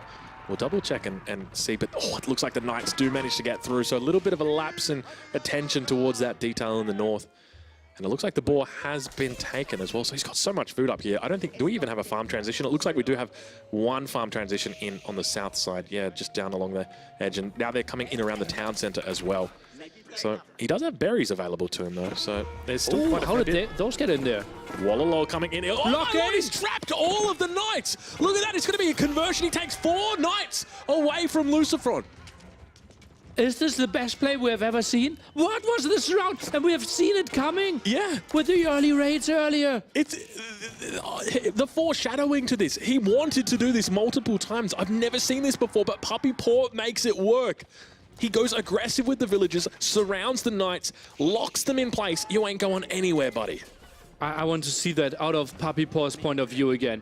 How he had to micro those villagers, absolutely crazy. How demoralizing is that as well? That's game number 1, and you have to sit there clicking the entire 5 seconds while that Wololo is going off, and you're like, get out of there, boys! And they just won't get. And now Captrades is happy because they know if we click at the bottom left, we actually have an overview. Converted units, and we see 4 converted units. There it is. That's confirmation, ladies and gentlemen. There were indeed 4 conversions. It's in there. Yeah, but I mean, at this point in the game, 38 military for Puppy Paw compared to the 14 of Lucifron. So a big advantage. A good game going to get called already. Almost just less than a minute after that Wololo, and it gets closed out. Sick. What an impressive Wololo coming in right there. That felt like Puppy Paw was on another level. Yeah, it really did. It really looked amazing.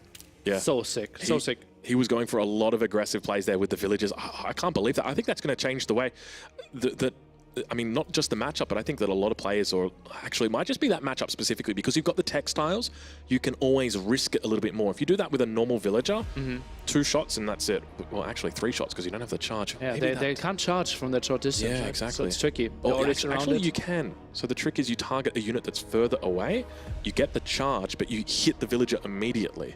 It's a weird mechanic. But maybe they attacked earlier, right? Because they were going in for the raid anyways. Yeah. Wow. All right, well, I think I've learned a lot from that game. Don't mess with Puppy Paw. That's the first thing. Yeah, that's the biggest lesson for sure. But Lucifron, he has to do it again. Yeah, he's going to have to do it again. Now, he's got 2 maps that he can pick from here. I didn't realize, but even though the Puppy Paw's got Golden Heights, he can actually choose that map, Lucifron can, or he can choose his own map, Mediterranean. But which direction does he go? We think that HRE are so good at Mediterranean that the question is like, do you want to build confidence and go a bit for Golden Heights if you're going, if you're Lucifron, or do you think, okay, this is my home map, this is what I prepared, and obviously this is his first pick with Abbasid as well. So I think Lucifron has a plan there. So I think that's will be interesting. I want to see HRE Abbasid or Medi. Yeah, all right. See how it plays out. Well, we'll see how it goes, but I guess for me, all right, it is going to be Mediterranean. That is the map that we are going to be witnessing here. So it's going to be another Mediterranean pick. This is great. Honestly, I've been enjoying Mediterranean a lot. I know I've spoken with Killer Pigeon. I've spoken with some of the players. Mediterranean doesn't seem to be a favorite of many people, but for me personally, I love the map. I think it's wonderful. I love the way it plays out. I love the design, and I love the biome that they use for it as well. I loved last game. Oh my! Oh, that was amazing. So good. And that's that's like this map is so much better design-wise in Age of Empires 4 compared to my Age of Empires 2 background, right? Because the mechanics, the victory mechanics, are just so much better there. Yeah. They have the sacred site, we had the landmark options as well, and you get out of the scenario where it could be like super stalemate. Just imagine like the Muslim fully stonewalling up and trying to camp it out with enclosures after he lost the water, for example. Yeah. And we had the HRE player sitting on like 3, 4, maybe even 5 relics. It could have been a really painful game to watch. But the aggression that Capoch put on there, I want to see the same again. The big question mark though, HRE, we still consider to be extremely strong. Abbasid, are they going to play against it? Or is it a Mongol Tower Rush? Yeah, it could go one of the... Oh, I mean, we also saw our very first Malian pick, remember? So there is always the potential. And he did also pick Mediterranean, so do we dare see it? What do they have, though? The Malians, the transport ship rush. I mean, most people count it out. They don't think it's that hot anymore. But perhaps he's found a way to bring it back. We'll wait and see exactly. Maybe a variation of it? Yeah, perhaps, yeah. It just feels like you want to have so much wood invested into like generating your free gold. And if you put like so much wood in on the water, you just take away one of your strengths. Yeah, that could be it. Well, We'll have to wait and see what the Civilization picks are going to be. Expect to see very shortly. Civilization is going to be dropping down in VR down in front of these two players. Expect any second for it to come on in. I'm waiting for it, Nelly. What's it going to be? Lucifron taking a small break there while we see the beautiful armor. Yeah, so maybe taking just a moment to sort of recalculate exactly what his decisions. Maybe recalculate his Civilization choice as well. You know, coming into this Puppy Paw, obviously having a pretty decent draft here. A lot of great Civilizations in there. Definitely an S-tier Civ for every single map. Just going to be very happy with that. But yeah, Lucifron might have to be thinking a little bit more about it. You know, do I go for the Mongol Tower Rush? Do I go for the Transport Rush on the Malians? Maybe just Spearmen without the towers? Is that an option? Yeah, all right. Oh, well, he's back now. And it looks like it is going to be the Abbasid against the Holy Roman Empire. So your call was correct. Abbasid coming in. How do you feel about this matchup? Well, cheaper docks obviously should help out. Maybe you can go... Is there a wild world where we go 3 docks in Dark Age? Or is that crazy nearly talking? You know what? I would have said double dock was out of the question here coming into the event. Ah, you're that... Oh, you're like so... September 2022. I am. I really am. So I am definitely not going to count out a triple dock. I think triple docks could be on the card. 2 dock is just so easy, right? So like everyone's doing double dock. You got to do the triple, right? You want to one up them all. But in all seriousness, that's why we had 5 TC today already. I mean, in all seriousness though, their docks are so cheap, 75 wood. You can afford to do it. You just. I wouldn't be surprised if we see some sort of Abbasid strategy where they literally put docks around the entire lake, get the emplacements on the dock so you can't even hide on that lake anymore. It's just covered with docks. The thing is, like, as we have to remember, the arrow slit is only working against ships from docks, so technically you can just build a dock next to a dock. Yes. Yeah, there may be a potential weakness there. Land units. But anyway, it sounds like the game 2 is about to start. What wing are we playing? This is going to be an economic wing. Economic wing every single game. Yeah? Yep. But like fresh food stuff is like... Yeah, it doesn't matter. Maybe you'll transition into it later. Okay. So you always want it. At least that's the way I've seen it played, because I had the same theory. Is preservation of knowledge a thing? Yeah, maybe not get really. some dock tags? Yeah. Unfortunately, it doesn't seem to be. Yeah, okay. We don't really see it. I'm a dreamer. Indeed, you are, Millie. And I'm going to be dreaming after this because we have got ourselves a beautiful game for you, ladies and gentlemen. Hold on. What? This is the same map spawn that we just had. Is it? Look at the 3 gold relics at the top. Yeah. Look at the 2 wood lines. Yeah. Puppy Paw. Yeah. Look at the 2 wood lines for Lucifron. Actually, I think you might be right. It does. Well, hey, I'll be honest. It's a good-looking map. It's a really fair map. Yes. Yeah. So maybe they've just said, you know what? We like it so much, we're just going to play it twice. So, look, I can respect that. But at the same time, I mean, the players don't know that, right? So we know that because we've got God vision. Yeah. It's impossible, like, during the game to see that. Yeah. Actually, like, in Age of Empires 2, like there are, I thought, like 48,000 generations, and we actually had one of the 2 in the same tournament. Oh, really? And no one realized till like someone watched some YouTube videos a month later. Really? Yeah. That's pretty funny. Yeah, it's interesting because for me as a caster, I'll be looking through games and you cast so many games, you're not sure which ones you've seen and which ones you haven't seen before. And I'll come into a game and straight away I'll see the seed and I'll be like, oh no, I've casted this one before. You can just, your brain recognizes it like if you've ever met somebody that you haven't seen in 20 years, but still you recognize their face perfectly. It's the exact same thing. So anyway, we continue on and, well, it's going to be single dock opening for the moment, Nilly. You've got 1 out of 3 so far. Let's see if you can get the second one in. Well, we have 8 on wood. How many do we need to keep 1 dock running? Oh, that's a good question. I don't actually know the answer to that. I would assume probably about 6. But then you also need houses as well to consider. Then you want to throw in other things. So yeah, let's watch to see how it plays out. Also, if you go for multiple docks, your shorefish income with villagers is becoming more efficient there as well, right? And yeah, we just got confirmation. Nilly had some good eyes there. It was the same seed. Good eyes, Nilly. And there was a mistake on our end. Yeah. So obviously it could have been an advantage for either player that watched the game prior. I recognize that straggler tree. I know where the relic's going to be. That sort of thing, yeah. And you just got to play it safe. You never know. Puppy Paw, he's already got this many advantages. May have an edictic memory under there that he's just not told us about. And he pictured it perfectly. But anyway, we move forward and we wait for the next game to begin. But until then, Nilly, I guess we'll just keep you company. I'm excited. I'm like, okay, so what was the episode opening? It was early dock, obviously, 2 on shorefish, and then they got up to 100 extra wood after 1 fishing ship. So I was a bit surprised. Maybe they got told a bit earlier and the game continued a bit, but the macro wasn't 100% on point building the next fishing ship there. Yeah, yeah. One of the things to note, and for me at least, is that we haven't really seen a lot of players go off straggler trees just yet. And I think for the dock opening, getting out that first fishing boat as soon as you can, you know, really just dropping down the dock immediately, straight into the fishing boat, then it starts collecting. You want to try and do that ASAP, but we haven't seen too many people really look to take advantage of it just yet. But you know, maybe we see it out today with the change in seed. Thing is, for example, if you play HRE, staying on stragglers really long makes so much sense because you have the prelate next to the sheep and the villagers on wood. Yeah. So you really love that as well. And only transition away the moment you run out of like your 3-4 stragglers. Yeah. And then obviously move your prelate, and then you have, relatively speaking, fewer on sheep. Yeah, yeah, it makes a lot of sense. Well, let's see if it catches on though, Nilly. All right, well, game two starting up very, very soon. You can see Lucifron with a bit of a head shake right there. Still trying to work everything out. Game 2B. Yeah, game 2, round 2B. Yeah, that'll do. All right, so when we head to the late game, is that a bobcat? I don't. It looks like one of those cats that you find in the American forests on those videos where it's like, you know, it's the camera that's outside, and then you see the cat running wildly, I don't know, over a fence or something. Documentaries that only run after 11 p.m. No. This is these are YouTube videos. Don't worry. But we are going to be jumping into game number 2, the rematch, very, very shortly.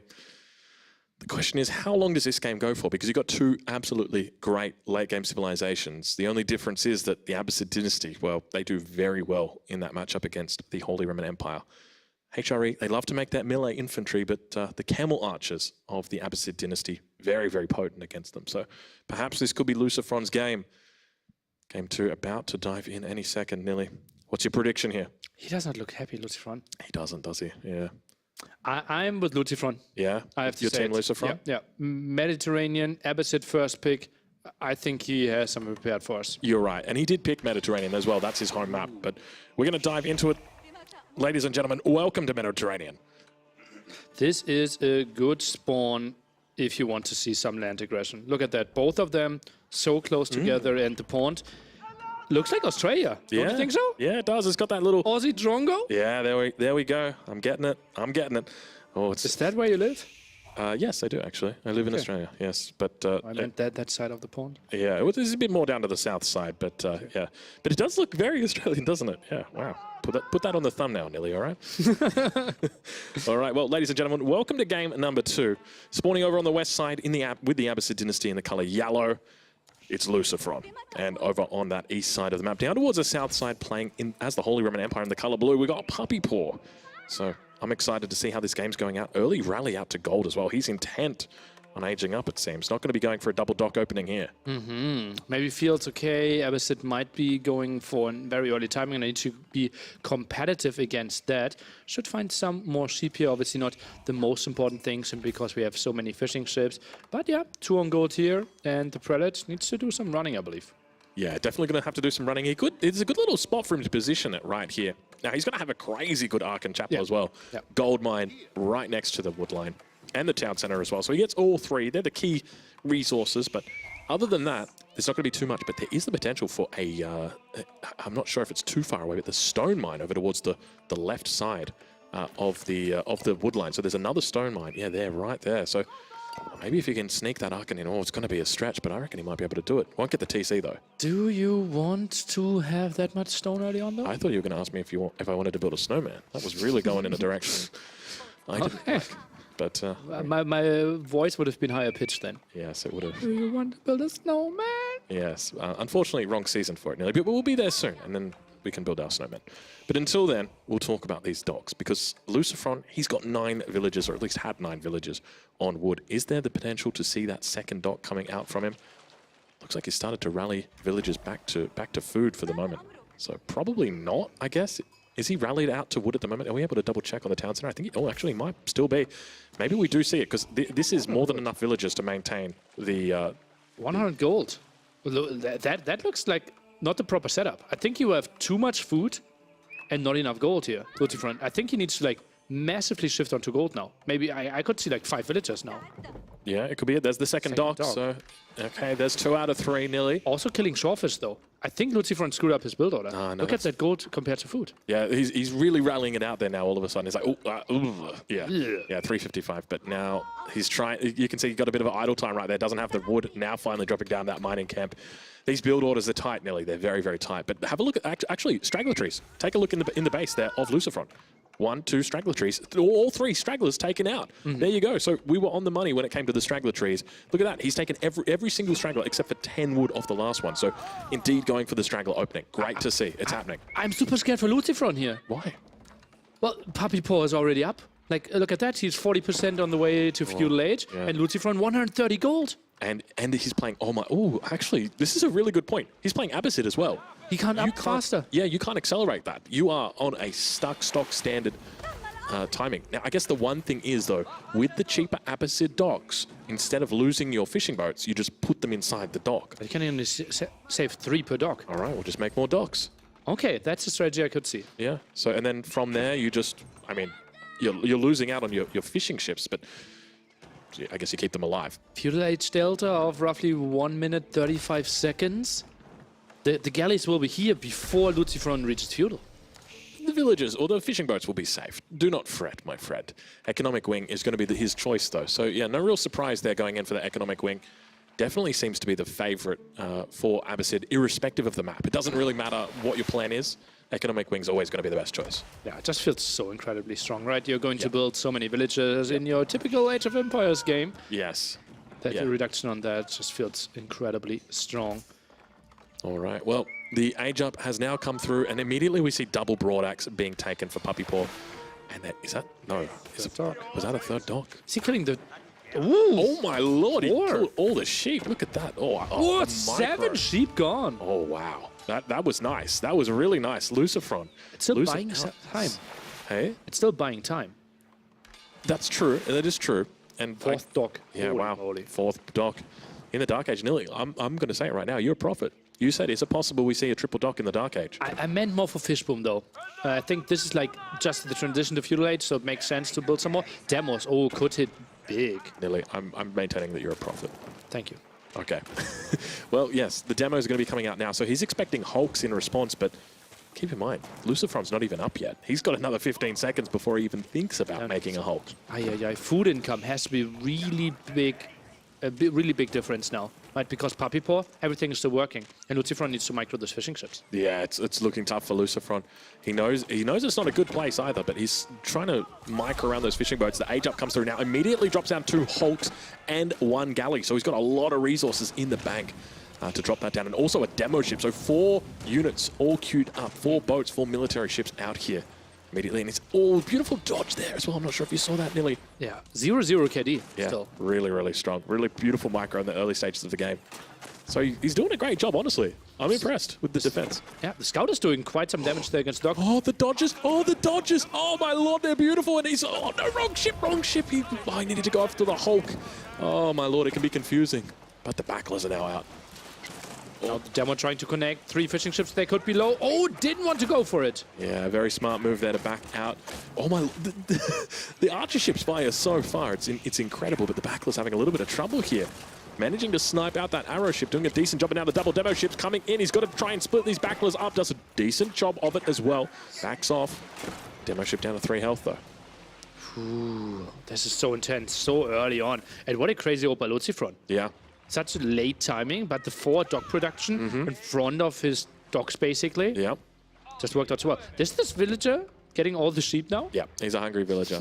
She's a hungry villager. Yeah, look at him go. Okay. Yeah. Keep in mind, she can drop that off at the dock, so it's not even that bad. Like, it's actually great. But Backler's moving forward. But keep in mind, if he loses the water, then he loses the sheep. And that's typically why you fight over the water, or the sheep. But Backler's got to be careful here. Hulk's moving forward. He's got a couple of dows on the backside. Able to defend. Fresh foodstuffs only now coming in.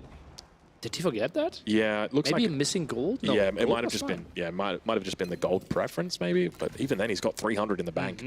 So you'd think that there'd probably be no reason. But double Brawn Axe also coming in for him. Interestingly, once again, we don't see any Wheelbarrow coming through. So it really feels like, I don't know why, but Wheelbarrow's just fallen out of favor with a lot of players. We really don't see it coming in at all. Right now we don't even have mills, right? So that might be one step, because like it's just 50 wood invested, then another 50 wood, even more gold. You rather want to go for one galley. But yeah, people feel like it's not that crazy as people believed like 2-3 months ago. Yeah, definitely. All right, well, the forces continue building right now. Lucifron pulling ahead quite a fair bit. And Leenock victorious, ladies and gentlemen. The B-Stream update taking out Wham 01. Now, keep in mind, that is the first round right there. So Wham going to be dropping down into the lower bracket. Leenock going to be moving on. And Leenock fighting strong. And playing another game later tonight. Yeah. To potentially go through into the quarterfinals after only 1 day of play. Yeah, wow. Impressive stuff from the Korean. We'll have to wait and see how it plays out. But the last S-tier event we had with him, well, we did very well. Yeah, semifinals there. That's how he got directly invited into the biggest Age of Empires and the biggest Age of Empires in general tournament ever. Yeah. All right. Well, still jostling for position in the middle. The Backless taking it out against the Hulks here. Continuing to push forward, but I'm loving this composition that we've got right now. It's almost looking like a land battle, but both players are running 1-1-1, making GUA proud. And now all of a sudden, the demo's coming in. He gets a connection. Oh, in the middle, it's massive. Look at the damage going to... Look at the boats. It's almost like a single demo just caused a good game. I mean, I'm not going to call it that early, but that is a lot of damage that just went down from a single demo nearly. Oh, absolutely beautiful there, how he got in and trying to even do more damage. That means those demos are getting sniped so much easier, and Puppy Paw needs to retreat. Yeah, it's looking tough already. Lucifron doing a great job on the defensive. Look at the destroyed value. 2.7 against 1.5k. Just crazy hits for Lucifron. Yeah, it's a massive difference right there. But the villager count continues increasing in favor of Lucifron, up 8 villagers now. Military numbers is falling a little bit behind. He's got to be careful here not to overextend. Needs to repair up some of these units. Look how low these Backless are getting. Did he try to squeeze in some fishing ships at some point? Because he has 4 docks, right? And 7 advantage. You can't explain that because only 1 fishing ship died of Lucifron. Yeah, then it's got to be. Yeah, he's just squeezed in a couple more when no one was looking. So yeah, look at this up towards the north. Great little coverage he's got up here. Honestly, this defense has been amazing. I'm really impressed with how he's gone because the late age up just meant that he was on the back foot from the get-go. Yet he still found a way through it. Just imagine, like, we have to ask him, regardless if he wins or loses this game, if this was intentional, because, like, it felt like he held quite reasonably well. And if you have 4 docks, then you can save 12 fishing ships again. Yeah, it makes a lot of sense, right? Yeah, perhaps. I think that's part of the plan. But I guess, I mean, you're using Abbasid here on this map. They're such a strong civilization. It feels like throwing them out on this map, it's kind of like a bit of a waste. It's like, I would have rathered it on Dry Arabia or Basin or something like that. But how do you think HRE are that bad if you kill them? Oh, I mean, if you take them out, yeah, it's still pretty decent, right? Probably killing your enemy's best civ with your best civ. That's always a good thing. Demo ships leading the way, unfortunately, leading the way into a whole bunch of galleys. Yeah. Not the best unit to lead with. And now we see the water triangle and exactly how it was intended. Galleys finding quite some snipes. Now the demos are coming in. No, just a prank. Just a prank. Backler is actually holding the line pretty decently at the moment. He's continuing to micro back and forth, doing a little bit. It feels like spin to win, but keep in mind spin to win no longer exists. He's got great splits in here as well. Look at the frontage that he's got here, meaning that the AoE damage that comes through. But Demo's looking and looming, trying their best to come through. He does a little bit of counter demolition ships, and all of the demos for his enemy go down. And that means that now you've got 7 Backless up against 10 archer ships. And I'm going to favor the Backless here. Yeah, so do I. We need to see Puppy Paw run. And look at that. He only has 4 archer ships in production. Where are the demos? Yeah, he needs demos right now. It's the only way he's going to be able to hold this is some sort of surprise angle demo. I guess realistically, he's also got the docks to help defend him. So he's got the passive healing. He's also got the fishing boats he can call upon if he needs a little bit more assistance. I don't know whether we've got through the emplacements just yet, but my suspicion is we don't. He's got 0 stone in the bank. Okay, but numbers are still a good thing, right? Yeah, rock, paper, scissors is a thing, but if you have 3 scissors. Actually, beat a rock. Yeah, I feel like at this point, he's really throwing those scissors quite hard because he's forcing back the backlers. Oh my god, these archer ships. I mean, we just talked about he's going to need demo ships to get through this. It doesn't seem that way.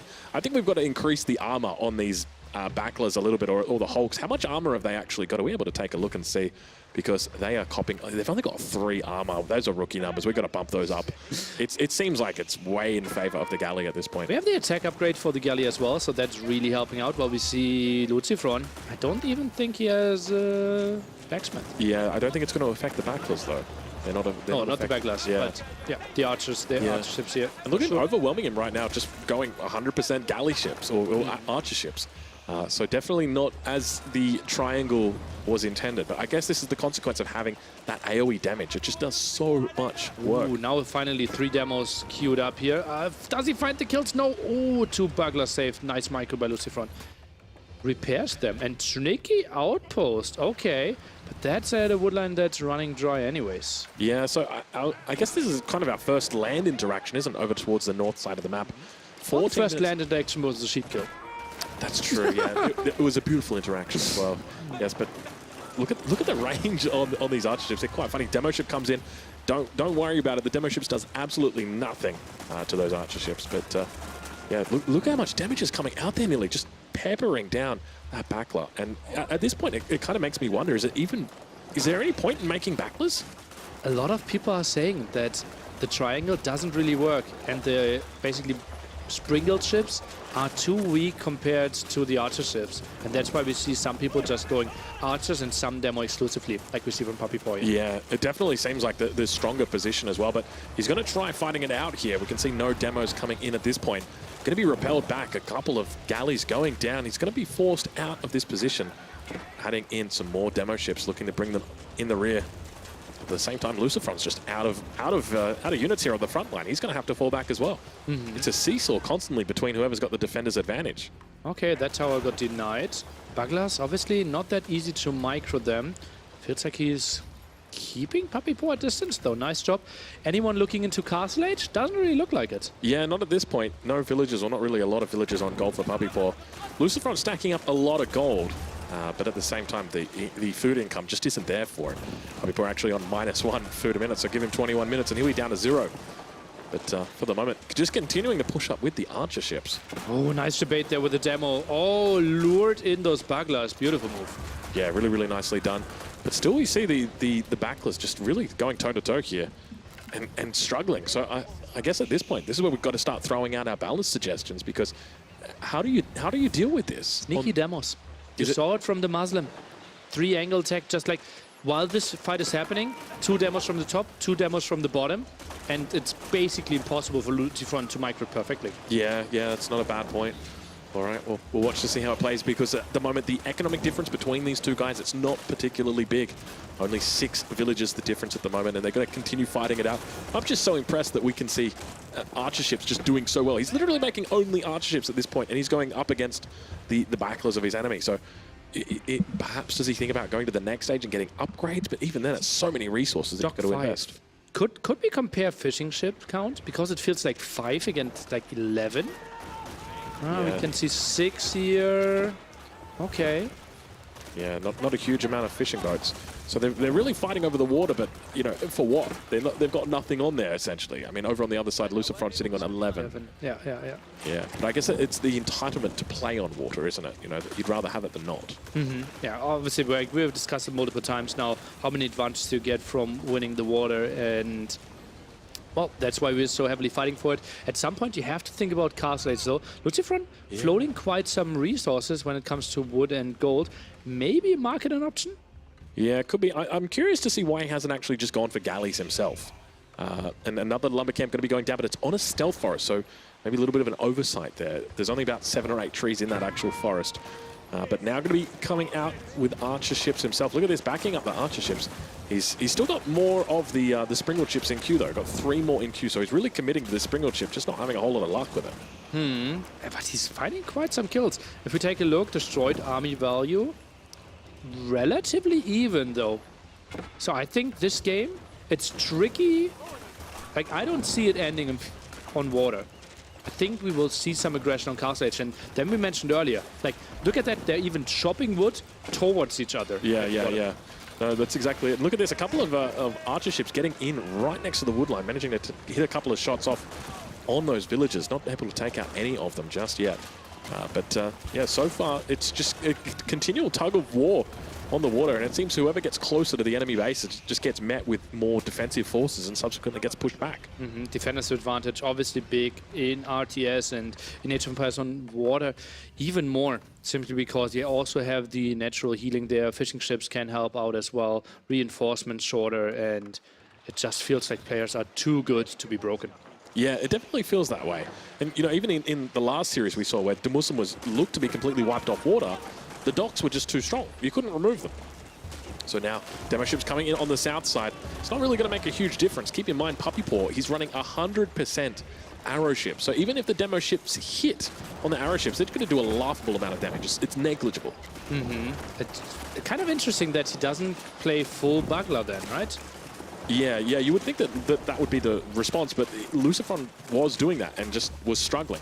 You can see he's got 4 more Bagler in queue at the moment, 5 out, but he's just getting completely evaporated on the water. But now we start to see him splitting up. Is that the appropriate play? You start splitting out these Backlers a little bit, one to the left, one to the right, one forward, one down. Yeah, it's, I think, the perfect play, but for a human, just so tough to control, right? Because the moment you double-click or you select a group and press them somewhere, they will group up again, and then you have to split them again. Double TC by Puppy Paw behind the scenes. I didn't even realize. Yeah, it definitely feels like, I mean, at this point, it's anyway. But the galleys at this point, just continuing to push out.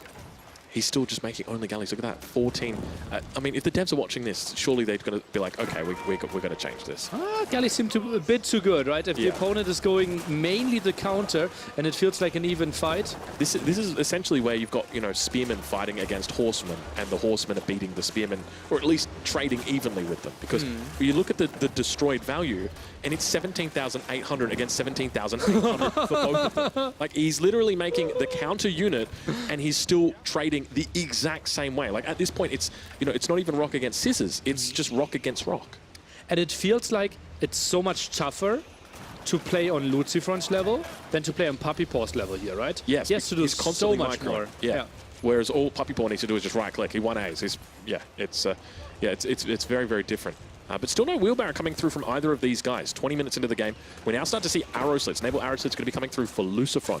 So maybe that could be that he's looking for a window to age up, maybe play a bit more defensively. We can see he's only got 1 Hulk in, or rather, one Backler in queue at the moment. Which dock do you use if you're Lucifron there? It should be the front one, the closest one to the front. Yeah, and at the bottom, the closest one as well? Yeah. I think, what do you think about like sneaking something at the spots where he's walling? You mean more docks? Yeah, maybe something like here. Like slightly higher of the sacred side. By the way, big walls here. It is my theory that that's probably going to happen. Eventually, you're just going to see so many docks around this with that technology. It really, I suspect that that's probably the way it's going to evolve, because it's a very, very strong emplacement that you can put on there. And docks are so difficult to clear out. And you can defend the dock. If your enemy comes in and attacks the dock with land, you can defend it with your boats. And they can't bring their boats in because the dock is there to defend your boats.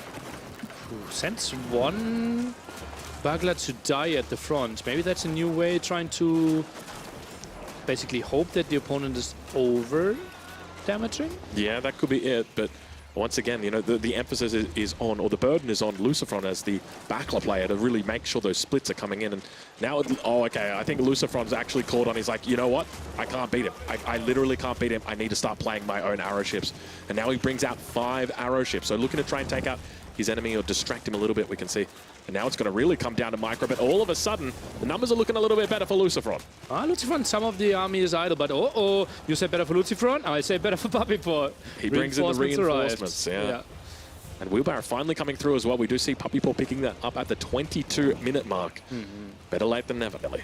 Lucifron, 1 single eco upgrade that late into the game, being at 89 workers. He's got to make sure that he picks up his blacksmith upgrades here. If he's going to be making those archer ships, he needs to get the upgrades on them. It definitely affects them quite a bit when there's so many arrows that fire off. And now Puppy Paw pushing up. He's going to be going up against one of those docks. Watch out for it. You'll see the attacks coming off as they fire down. They've got that little incendiary look to them.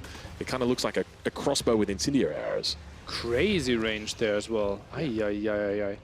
Do we have the fastest sails for Bugler as well? Yes, we do, yeah. Did we ever see that activated? No, but I don't think we can actually check at the moment. Okay. Yeah, with the way, so if we click on the dock, it shows the units we can make, but not the text that we can have. But I don't remember seeing it. But like this function, right? Oh, man the sails, yeah. No, but this is innate. Oh, but we haven't actually seen him use it, though. That's a good point. Yeah. I think it could have been better for the micro, right? Because he's constantly getting shot while retreating in a spot where he could have gone away way faster. Yeah, that's a good point. All right, well, more and more arrow ships coming through, still yet to pick up those +1 upgrades for the attack, for the defense. If we click on the galleys for Puppy Paw, you'll see that he's picked up the attack one, hasn't picked up the defensive one just yet. But that's going to make all the difference, because if we hover over that galley, you'll see that it fires off burst shots. Down a little bit, there we go. So it has 5 burst attacks. So you're increasing the damage that it does by 6 + 1, but then timesing that by 5. So it's an extra 5 damage. So it's really, really important to get those upgrades. Yeah, pretty sick there for sure. And I'm surprised by Lucifron's upgrades as well. Just went for the fishing ship efficiency upgrade, food upgrade as well, while we're still in feudal age. Yeah. Extra town centers now, I can see that. Some stables as well. All right, well, maybe the transition begins. I mean, we've spent 24 minutes now fighting over the water, with the exception of a few sheep, of course. But do we potentially see that land transition coming in? They've just been, hitting each other's heads up against the wall at this point. No one's really been taking any damage. And there's no way Lucifron can take damage, right? He's fully walled, except this area, but Villager is coming. This one's walled at the top as well. So the moment he goes to Castle Age, no. Lucifron actually builds horsemen in feudal age here. What is going to happen? Did they have an agreement? Like, oh, let's just finish this game feudal age. Okay. All right. Yeah, let's do it. Okay. Sounds good, but well, hold on a minute. Looks like Puppy Paw has immediately broken that agreement after the NDA was broken. And, it's going to be the Burgrave Palace that is dropped down. Only 6 villages for the moment building that landmark. So going to take some time for it to get out, but better late than never. And then 3 horsemen aren't that efficient anymore, right? Burgrave can easily just pump out the spearmen, easy defense happening there. And meanwhile, Puppy Paw's pushing quite nicely. Looking pretty good here. Fishing ships need to be pulled back as well. Demo coming forward. Lucifron tries to snipe it, and he did. Yeah, so keep in mind, once Puppy Paw gets up to that next stage, not only does he get +2 ranged attack from the blacksmith, but he's also going to be picking up a whole bunch of upgrades for his archer ships. Things like increased attack, I think it's a percentage. He also gets increased health as well on his warships. Do we have increased range, or is that exclusive? To the English. Oh, okay. Yeah. But actually, for the Springled ships, they do get an extra range. But we're not going for Springled ships here right now. Yeah, exactly. But that could definitely help out Lucifron if he was to consider ever going to just the second attack is so cheap for what it does. Yeah. We do now see +1 range attack coming through, and it's going to be the canoe upgrade, or rather extra hammocks. So this is going to, I can't actually read what it does, but I assure you it's probably good. Increase the ships by +1. All right, increase the ships by +1. So you get extra ships. Yes, that is going to be it. But yeah, for the moment, he continues holding on, continues defending. I think it gives him an extra couple of arrow attacks, like maybe an extra 1 or 2 burst attacks. So that could be the difference here, but still holding on for dear life. He's really pressed up against the edge here. Another arrow. It's 6 burst attacks. Yeah, okay, there we go. So six burst attacks, so an extra 7 damage. And I mean, that starts to really make a big difference here. But that multiplies with the attack then as well. Yeah, but he's also, I mean, both players at this point are trading out insanely well, but Puppy Paw manages to hold on. I think this might be it. I mean, look at the population right now. We've got 146 up against 164. I didn't even realize that that's how advanced we were getting in this game. Yeah, certainly nice population there. Yeah, definitely. All right, well, Culture Wing also going to be coming through from Lucifron. If he's looking to commit to backlers, then it could 100% be the right choice to make. But we got our first land attack coming through, with the exception of the sheep, nearly. It's going to be horsemen moving in on some of these villages. They're evacuating the gold mine and heading to a safer place. He's got plenty of gold in the bank, though. don't think the game will be won on water. Feels like maybe some more land attacks are going to be important. Maybe even going for some lancers might be the next step here for Lucifron. Yeah, probably a pretty smart choice for him to do that. We see veteran spearmen coming through, also picking up the lumber preservation technology, so making sure his lumber is getting chopped, or wood getting chopped a little bit faster. And look at the arrows that are coming out. It's almost comical how many arrows these guys are shooting right now off the front of the ships. Yeah, absolutely crazy how much we see in the air there. And oh, that's broken! Tried to re-wall earlier there, Lucifron, but couldn't finish that. Still some seconds away from getting Castle 8. And then we kind of need archer ranges to go into crossbow to defend this? Yeah, that's probably going to be a wise choice for him. He's already got them made, though. Take a look at that. He's got 4 rangers ready to go, beginning to pump out those crossbows. And 4 crossbows actually in queue. He's got plenty of resources as well. He throws a few more knights in the queue. He's got 7 knights in queue, 7 crossbows, 9 crossbows in queue right now. That's a lot of units ready to go. Yeah, it has 3 town centers, so it can easily replace those villages, but obviously, like, farm eco will look a bit worse. Lucifron not really focusing on any water upgrades right now. Yeah, interesting position for him. But still, I feel like this is just a drain for both of these players. 35,000 lost on one side, 34,000 lost on the other. They've just been throwing resources into a grinder, a mixer, and we have not seen a single victory either way on the water. It's just been a stalemate, really, for the last 28 minutes. Well, the victories happen behind the scenes, right? Lucifron, behind all this, was able to wall the whole map, was able to get more docks, was able to get to 3 town centers as well. So he put himself into a better spot on land while he held water. Yeah, you're definitely not wrong with that. And he's pulled up, I mean, I say villager lead, but is it really that relevant? We look at the resources at the moment, and it seems like Puppy Paw is quite a bit ahead when it comes to the wood in particular. He's up 1,000 resources. Now the horsemen are going to be cleaning up the men-at-arms. And still they battle it out on the water. And it's one of those things where you just can't blink because the demo ships are always coming in here. And those could be upgraded ones as well. And oh, that would be a good connection. Oh my lord, those ones are starting to look really scary. Hits the single Hulk, unfortunately, or Backler, unfortunately. But yeah, the burden is really here on Lucifron when it comes to this position. But look at the demos coming in. 4 up to the north, 1 down to the south. He's going to be clearing up the Backlers. It is boom, boom, boom, boom. They are all going down. How many docks are we playing here for Lucifron? Looks like 8 dock or something, another demo. Nice connections. Wow. All right, this is a huge amount of units coming out. But look at this, only the 1 unit from all of these docks, 8 docks, all rallied here. Is he just giving up water? Does he realize is it all about the land now? No one has water anymore. Look at that. It's like 5 ships for Puppy Paw at the same time. Yeah, and I think that's probably a relevant point. You know, at what point in this game do players just go, well, you know what? I've got 130 villages on land. Water, it's not that important. Like, yeah, a transport ship will be nice occasionally, but at the end of the day, I'm here, baby. I'm in the late game. Look at that preservation of knowledge right now finishing, and then we have 3 upgrades directly finishing after that one. Oh, it hurts a bit to see. Yeah, it does indeed. All right, well, the infantry going to continue funneling into the base. Lance connect together with Spearmen. Going to start picking a fight here with some of these Lancers. He's got to be careful not to lose these, but he's given them away. And more units getting picked up here on the backside.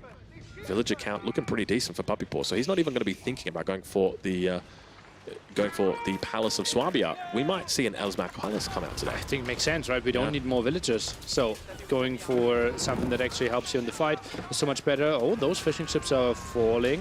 Military-wise, Puppy Paw now with a big advantage, plus the aggression on land continues. Yeah, he's really looking to hit hard down on this south side. He's up about 30 military population at the moment.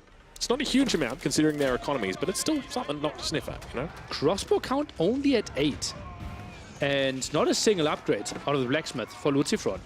Yeah, it's starting to look a little bit concerning for him because the pressure is coming in on that south side, and that's the majority of his wood, rather all of his wood gathering. He's got the town centers up towards the north, but unfortunately not a lot of control up here. Oh, tricky stuff, and those farms are still relatively exposed. The keep? It's a bit too far back. It is. Right? It's a very passive keep. You know, this is a 55-minute keep just to stop those horseman raids. Came in a bit early, but it's there. Villagers of Lucifron cleaning up some units of Puppy Paw. It looks like he might be stabilizing here. The numbers are starting to improve here on the front line. Stone walls coming in from Puppy Paw on the north side, so definitely the right choice for him, wanting to make this game last a little bit longer. When it comes to relics, no one's even bothered picking up. Oh, never mind. That's the first relic getting picked up right there from Lucifron immediately as I said that. So he is, he's got his first relic in the bag. Lucifron going full demo now. while we see Puppy Paw moving forward and sniping exactly those demos. So not doing a lot of damage, and that means Puppy Paw better control on water, but yeah, we still see the arrow slit, so won't live for long. Yeah, arrow slit. So he's just going to be throwing away all of his water, all of his boats right here. Is he maxed out? Oh, he's maxed out. That's why. So he's at 200, or almost 200 population. He's got enough to max out. So he's just quite literally deleting them at this point. Let's take a look. Unfortunately, maybe some demo. Only now Wheelbarrow here at 123 villagers for quite some time. Puppy Paw with a bit of an overboom, I would say. Yeah, sitting on 140 villagers, definitely quite a lot. But we'll have to wait and see whether it was an overboom. He's still got plenty of units down here on the south side, and he can funnel them in. Keep that in mind. He's anchored towards this southern side, and it seems like he wants to really push there. Now actually pulls on through. Look at this, a whole bunch of ranged units back here. There's no spearmen to defend this. This is unfortunate. Once again, Puppy Paw going to be trapping his enemy here outside the gates. Oh, nearly this is looking terrible here for Lucifron. What a nice engagement with Puppy Paw, and Lucifron simply not having enough spearmen. I'm not even sure, can we maybe even go through here if we are Puppy Paw? At least the gate should be taken down pretty soon, and look at that aggressive keep. I wouldn't be surprised if we are thinking about imping pretty soon. Yeah, it definitely seems like it. A couple of siege workshops there on the backside as well. Plenty of production back here for Lucifron, but Imperial definitely seems like it's a reasonable choice here. Are we going to see that Elsbach Palace? I think we have to, right? 143 villagers. You're not making Swabia. Surely you're not making Swabia here. I don't think. It would only like to save the tiny amount of resources, but just get another keep out here, I think makes lots of sense. Siege around there as well. I think for double fortifying this area makes lots of sense. Yeah, definitely. And keep in mind, it also has a passive bonus which it provides to all of your buildings within the same network. And if you're thinking about going for that Sacred Site victory, it could be very helpful up against trebuchets. All right, well, the flood continues of units into the enemy base. He's managed to stop on top of the production and now managed to also break through to the farms.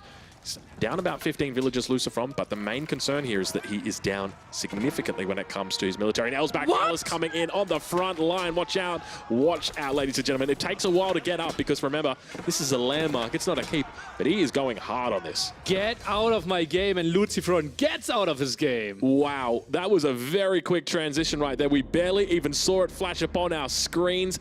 Good game, ladies and gentlemen, and Puppy Paw moves through to the quarterfinals. Impressive play, and I loved his Arabia play with the Delhi, how he avoided damage here, and this one felt so clean, had a clear plan, just mass archer ships, and then behind this the transition on land. Beautiful execution. 2-0 Puppy Paw. Yeah, very well played. That score in the top left hand corner will be updated for you shortly, but we can assure you he's victorious here.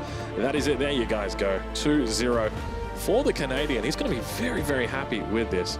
Lucifron, unfortunately, going to be heading down into the lower bracket, and we'll be playing his next games tomorrow, where there is the potential threat of going home. And Puppy Paw being 2-0 means in the quarterfinals he will meet someone out of the other group, Group A, that advanced with 2-1. So arguably someone that is a bit weaker, someone that already lost, like MarineLord. Yeah, someone a bit weaker.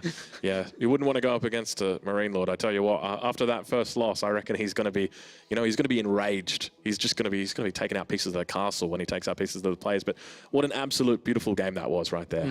Puppy Paw just demonstrating. I mean, really putting on a clinic, and really.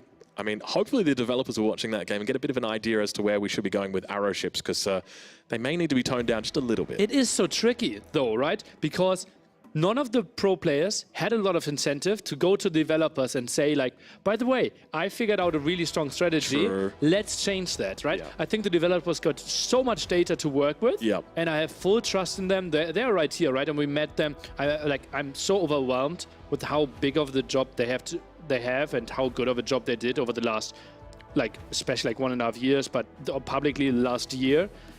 I have full trust in them, and I think water balance will be even better in the future. Yeah, I'm confident that it's only going to get better from here on in. But it's time for us to jump into the interview now with Puppy Paw. Thanks very much. Yes, here with Puppy Paw. Congratulations. Thank you. The 2-0, obviously, very. I'm sure you're very happy with that result there. Yeah. You're through to the quarterfinals. Yep. It's massive. You're one of the first people to have made it this far. You get the day off tomorrow. Exactly how you wanted this tournament to start, I imagine. Yeah, of course. Yeah.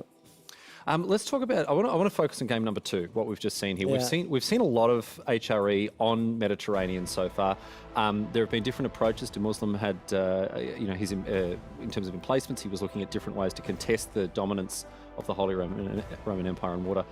But it's doubtless that this is just one of the best ways to play this map. I want to know, I guess, like, how do you beat it? If you're, like, in your situation playing as the HRE, that's obviously where you want to be. But if you're facing that, how are you beating it if someone is playing against you as the HRE on Mediterranean? Well, China and HRE are top 2 civs on full water maps, like 100%. I didn't expect Abbasid. I saw him play Mongols in the previous set. But yeah, he played like super well, I think. I wasn't really able to get too much damage with the like my early age up. So yeah, just he threw something like unexpected at me, and I think that's how you have to beat it. I don't, because it's not supposed to win. So there was a huge and very long fought contest for water. I mean, is there any other way? Do you just have to win water on this map? I think so. I've tried going double TC, and I did eventually, but yeah, I think you have to win water. Yeah. We're obviously learning a lot about the naval rework with the updates that have been made to the way that ships work. What are your thoughts on it? Do you think is it better, or is there still some work to do? Yeah, I think it's much better. Like, I think the early scrimmages between the boats are like very fun. Like they can be like, it's easy to micro your units and target and pull back, of course, like basic micro. But when it gets to like huge naval battles, it can feel a little clunky sometimes. Yeah, it certainly gets seems like it's a little bit overwhelming. Well, mate, look, let's talk about how your day has gone. 2-0, exactly where you want to be. And now the quarterfinals, you've got tomorrow off, really, essentially, to prepare for these quarters. What does it mean to you to have made it to the quarters, and what are you going to do to make sure you succeed? Oh, I mean, I'm super happy. So like I've been, I haven't played any other game competitively like to this level. So it means a lot to me, especially to go to my first offline event and obviously, do well for the beginning super well, exactly. Yeah. You should be very happy with yourself for sure. So, yeah, I'm just gonna keep practicing with Wham and IamMagic. Those are my main practice partners. Yeah, and hopefully I can do better. Make the most of the time that you've got tomorrow to prepare fully for the quarters. Well, congratulations, mate. We're looking forward to seeing you this weekend. It's going to be, on Friday, I should say, for the quarterfinals. It's going to be huge. Puppy 4, congratulations, mate. Well done. Thank you. We're going to chuck it back over now to Killer Pigeon, who's standing by to give us his thoughts on the matches the games that we've just seen. Thanks, Riley. Great showing comment out there from the young prodigy Poppy himself. And one interesting matchup, of course, one of the 2 twins on each side representing. And it's interesting to think about the clashing of styles here. Now, what we saw in this series from Puppy was quite a lot of outright aggression, and that's what it's come to be known for.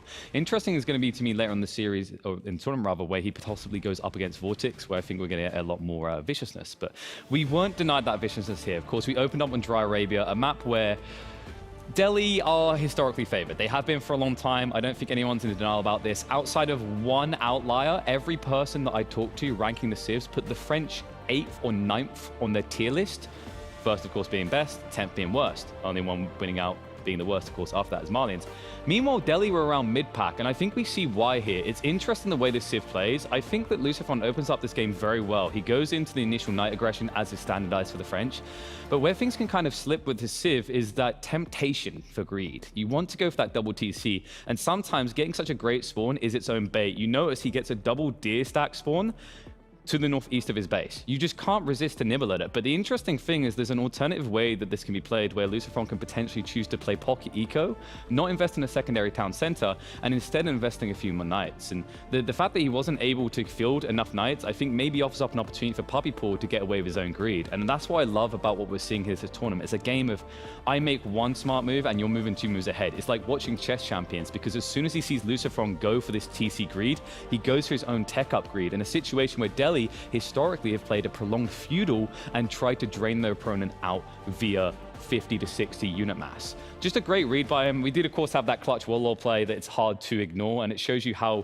amazingly useful body blocks can actually be in a game that you essentially wouldn't think it is. Like when you watch body blocks in this game, it's like watching orchid people rub up against each other and walk past, right? But that's a grand tradition in Age of Empires. You know, it goes all the way back to Age of Empires 1, Age of Empires 2, the pathing of the units horrifically bad in some situations. It's good to see the ancient ways being passed down. It is. You've got to teach the children. You know, I'm a big cheerer for it being even stronger. I'd love to see more clear, rigid boxes between the units. Yeah, hitboxes that are actually just rectangles. Like yes, like they just knock into each other. What are you doing? Get out of my way! And speaking of knocking into each other, this was a phenomenal turn of events.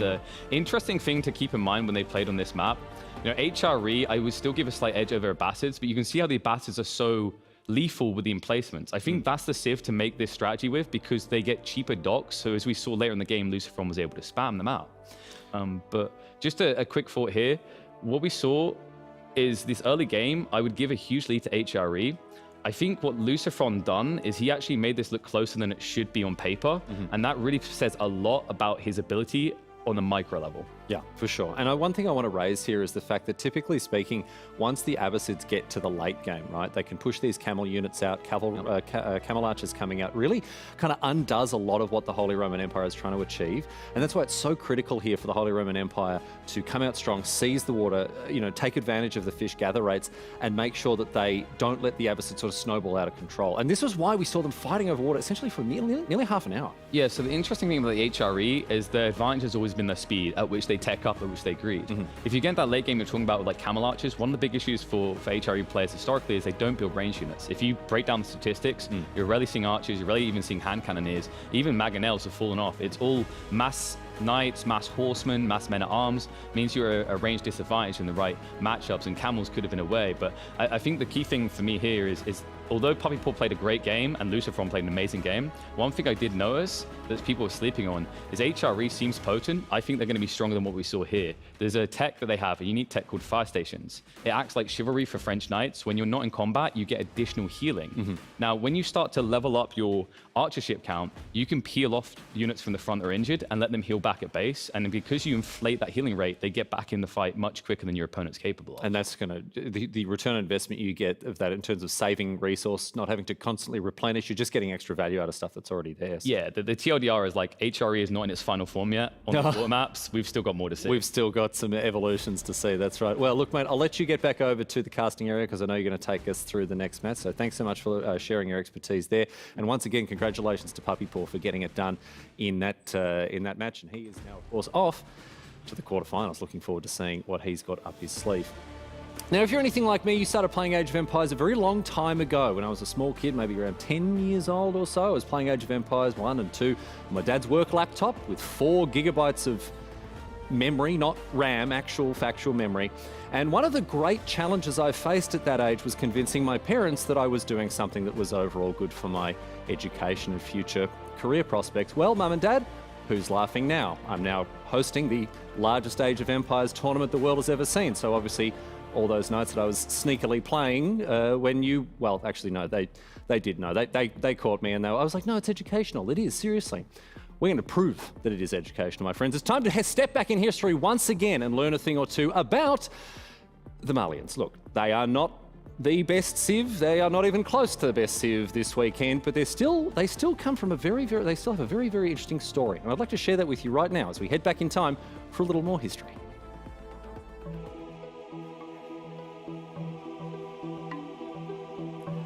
In both Age of Empires 2 and 4, the Mali civilization is very, very famous for its gold economy, and there's a very good reason for this.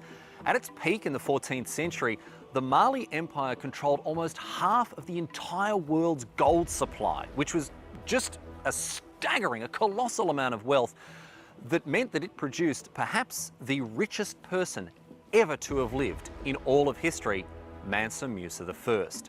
Mansa Musa was so indescribably wealthy that he single-handedly crashed several regional economies when he went on a pilgrimage. He was a devoted Muslim and he went on Hajj to the Islamic holy city of Mecca. And you know, in doing so, he got together a smallish retinue of 60,000 people, loaded them all up with as much gold as they could carry, and then crashed several regional economies and threw them into a recession as the price of gold deflated so quickly as he went to places like Cairo and Medina and just threw around this gold like it was nothing. The economic impact of Musa's Hajj was felt for years throughout the South Mediterranean because of this massive recession that he caused single-handedly as he went from town to town, as I say, throwing this gold around like it was nothing to him, which it essentially was. He had so much of the stuff. But I think there was an element of his Hajj that was, you know, certainly he did it for religious reasons at least a little bit, but I think there was some political and economic reasons for him doing this as well. This bloke who emerged from Africa with all this gold, stories spread of this absurdly wealthy king in his realm where gold grew out of the ground, according to these stories. And the Mali Empire became very, very famous as a result. And even on old European maps of the area, you know, they didn't have the most detailed geographic understanding of Northern Africa, but there were still all these references to this mystical land almost, where gold was so plentiful that people threw it around like it was nothing. And of course the reality was the Mali Empire was an enormously prosperous and wealthy and very powerful nation under Mansa Musa, and his Hajj, the story of his pilgrimages, lived on through the ages, but unfortunately it wasn't to last. The successes of Mansa Musa frittered away his fortune, and unfortunately the wealth of the Malians evaporated almost as quickly as it had come about. But even today, with all the billionaires around the world, they are put to shame by the immense, immeasurable, colossal wealth of the richest person perhaps ever to have lived, Mansa Musa I of the Mali Empire.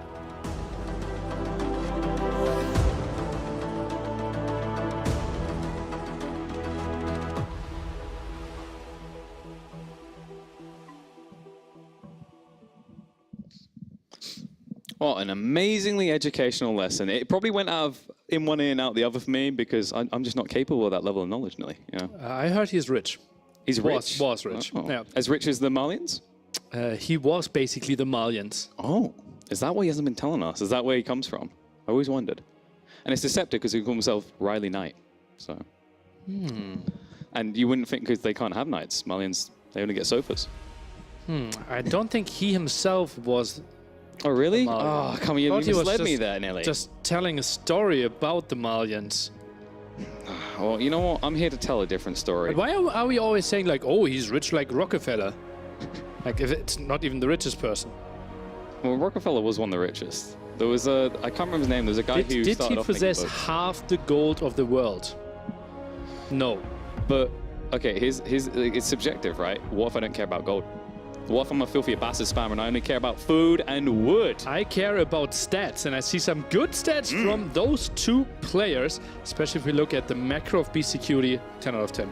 Yeah, and this is a guy who loves his food and wood. It seems appropriate we've got him here. This is a guy who's infamous for heading into the late game and making every production crew go, oh, please, God, no, we want to go home.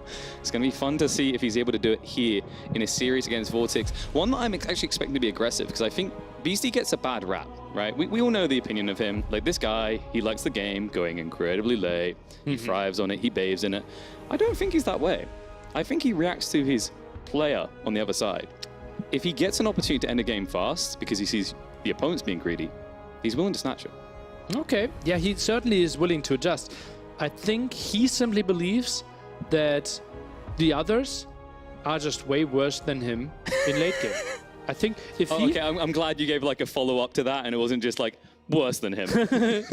In the late game, right? Yeah. And I believe, like, if he was like trying to shadow box against himself in the Age of Empires 4 world, the game would never end?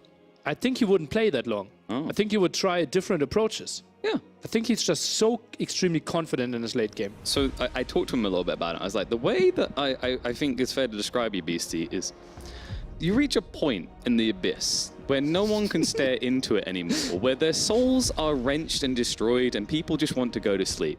In that moment, you have a creeping smile on your face. And in person, opposite me, that smile started to creep in. I went, yes, that one. He knows what he does. He's an exploitative player in the way that he plays his opponent just as much as the game. He understands that he can arrive at a stage where they don't want to play the game anymore. They're essentially going to tire out.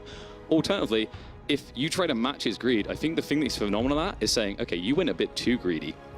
So now I get to go all in. Isn't that like the perfect scenario for a competitor? That no one wants to play against you? And they're like, I just try to get it over with.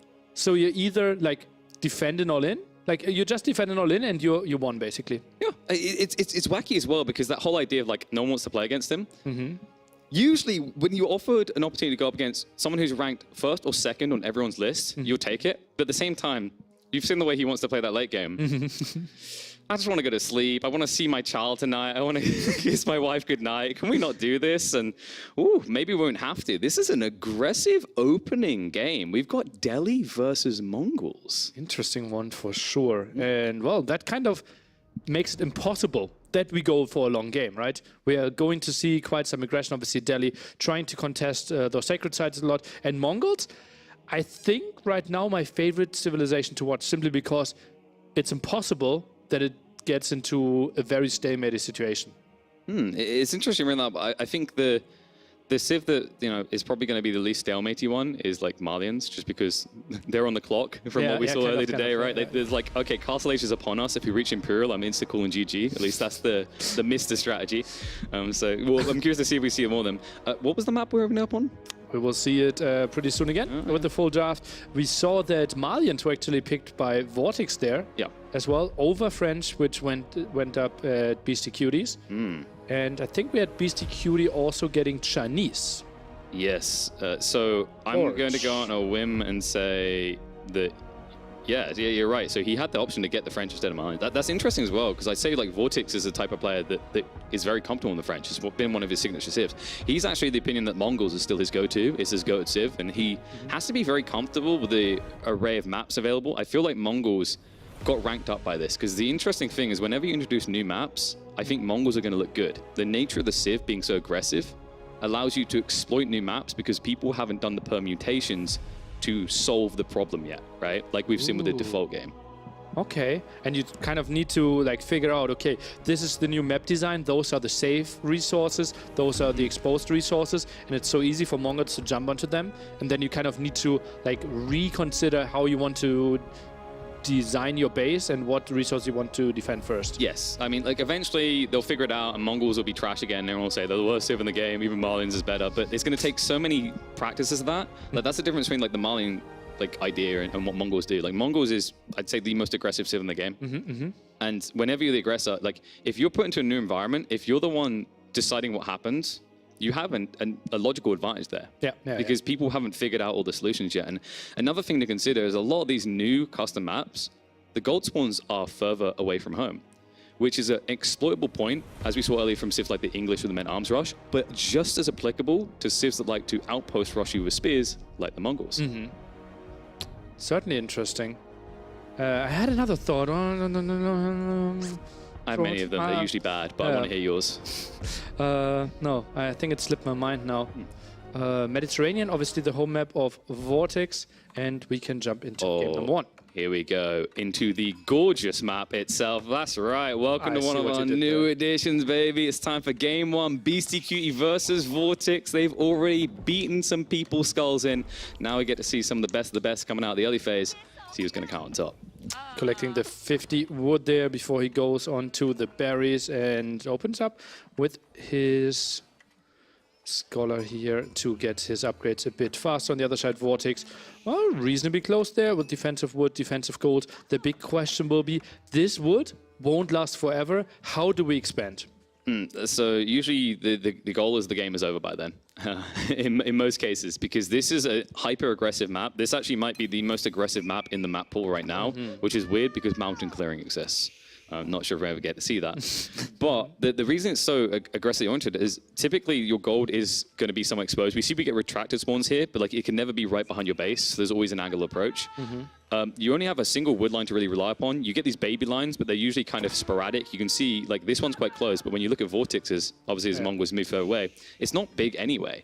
And although Vortix doesn't have to worry about the idea of walling, let's say you're like a civ like the English coming here. You can't think, oh, I'm just going to kick back into Imperial Age. How do you wall this map? Yeah, impossible. Impossible, absolutely. And if we look at the big wood line in the South, that's probably the one for BeastyQT. Absolute reasonable, and you see the 8k gold mine next to it. If we now look at the one at the top, it feels like the main gold line is spawning a bit inside the wood line. Oh, I love these. So this wood line is actually smaller. So if we like get into like the 40-minute state, I think this wood line is already running out, but BeastyQT still has potentially like 3,000 more wood. I kind of used to love those spawns. Like I remember the old King of the Hill, and you could literally get like gold or berries spawned in a tree line. So it was almost like a beautiful little grove you walked into, and like there's like little fairies around you having a good time.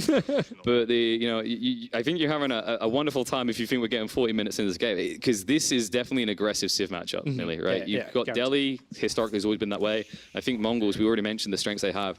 I would expect this to probably be maybe a 20-25 minute game, especially knowing the players. We mentioned BC likes late game, but he will match aggression. And Vortix is one of, in my opinion, the most aggressive players. To quote a certain Frenchman, not looking in the upper bracket section anymore, he said, sometimes he just goes full ape and you just don't know what to do with it. Yeah. I would have just said he is very aggressive and entertaining, but okay. I like his words. Different wording there. Okay, Vortix, the village actually going to the bottom and trying to go for the wood line. At the top, could have attacked the berries there, might have been able to attack the gold at some point as well. I actually wouldn't mind if he sends a second villager at some point. Ding, ding. Here we go. This is what I was waiting for. So this is a smart way of playing this. You get the most aggressive outpost placement you can for a wood line situation, because now, what's the backup option if BC loses this? He either goes to the forward wood, which you can more easily connect with the second wave of spears, or he goes to the northwest and he starts to funnel himself away from valuable food resources for the mid game. Oh yeah, that's so true. You get him to push him away from the deer. The other deer spot kind of in the middle of the map, also pretty ugly for Beastie. Trying to wall this one off. Nice, because the scout can't get in and get some vision. Yeah, I like this little detail. It's one that's easy to kind of forget. I don't feel like we see the small walls as much these days. It's always the long walls and how do I create a safe base. But this is a nice kind of confinement because, like you said, the vision means he's not going to be able to shoot over initially. But this is a Mongol player. We have to remember the Falcon can always be deployed to let you see over. Yeah, and that's still staying in effect like for 30 seconds, the Falcon? Yeah, it's pretty long. Like, I think the cooldown isn't much longer than that. So it's maybe like a 60% uptime, if I remember correctly. First pasture here as well. No, it's okay. We will be limited there. Builds the pasture next to the over there for fast production. That's interesting to me, considering how close his deer are. And interesting that he opened with an extra scout in addition to his Khan. So I think, and we should expect this anyway, because it's still to this day the Mongol way. What this is Vortix kind of giving early signs of an attempt to go for castle as quickly as possible. Because if you want to play long feudal, you'd have map control, or you tried to by doing long feudal. So you'd be out on these deer. I mean, if you can literally see it in the back of Vortix's base, it's really not that far away.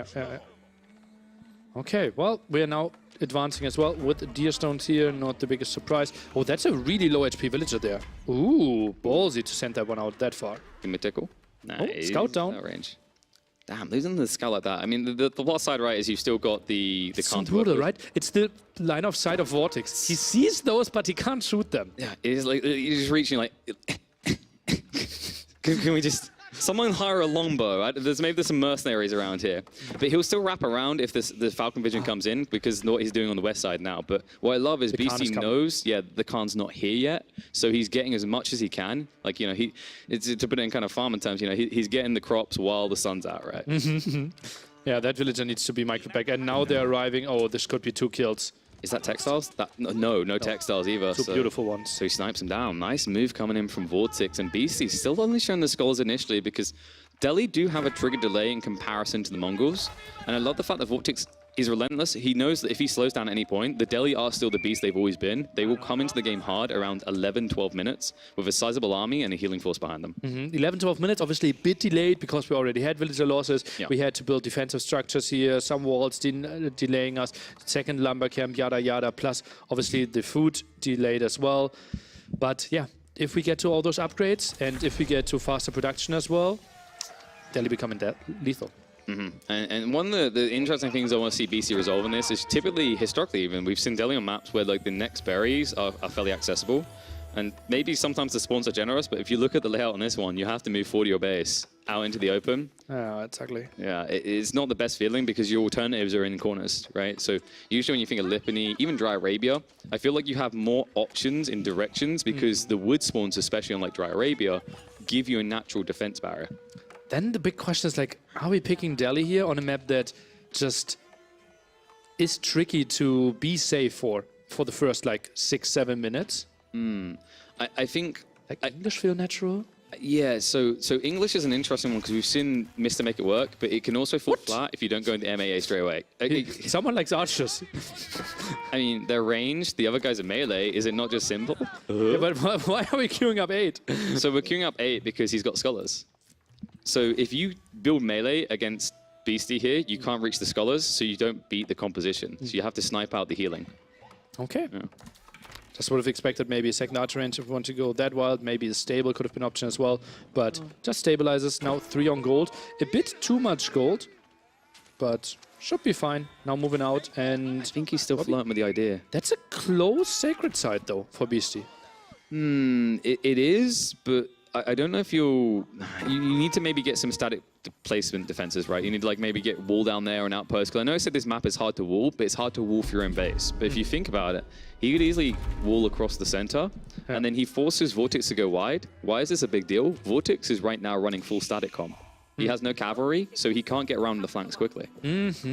Also could have seen like cliff till the edge of the map there, but that's obviously quite some way to go. That's and first archers are arriving. Oh, that's a great find for Vortix.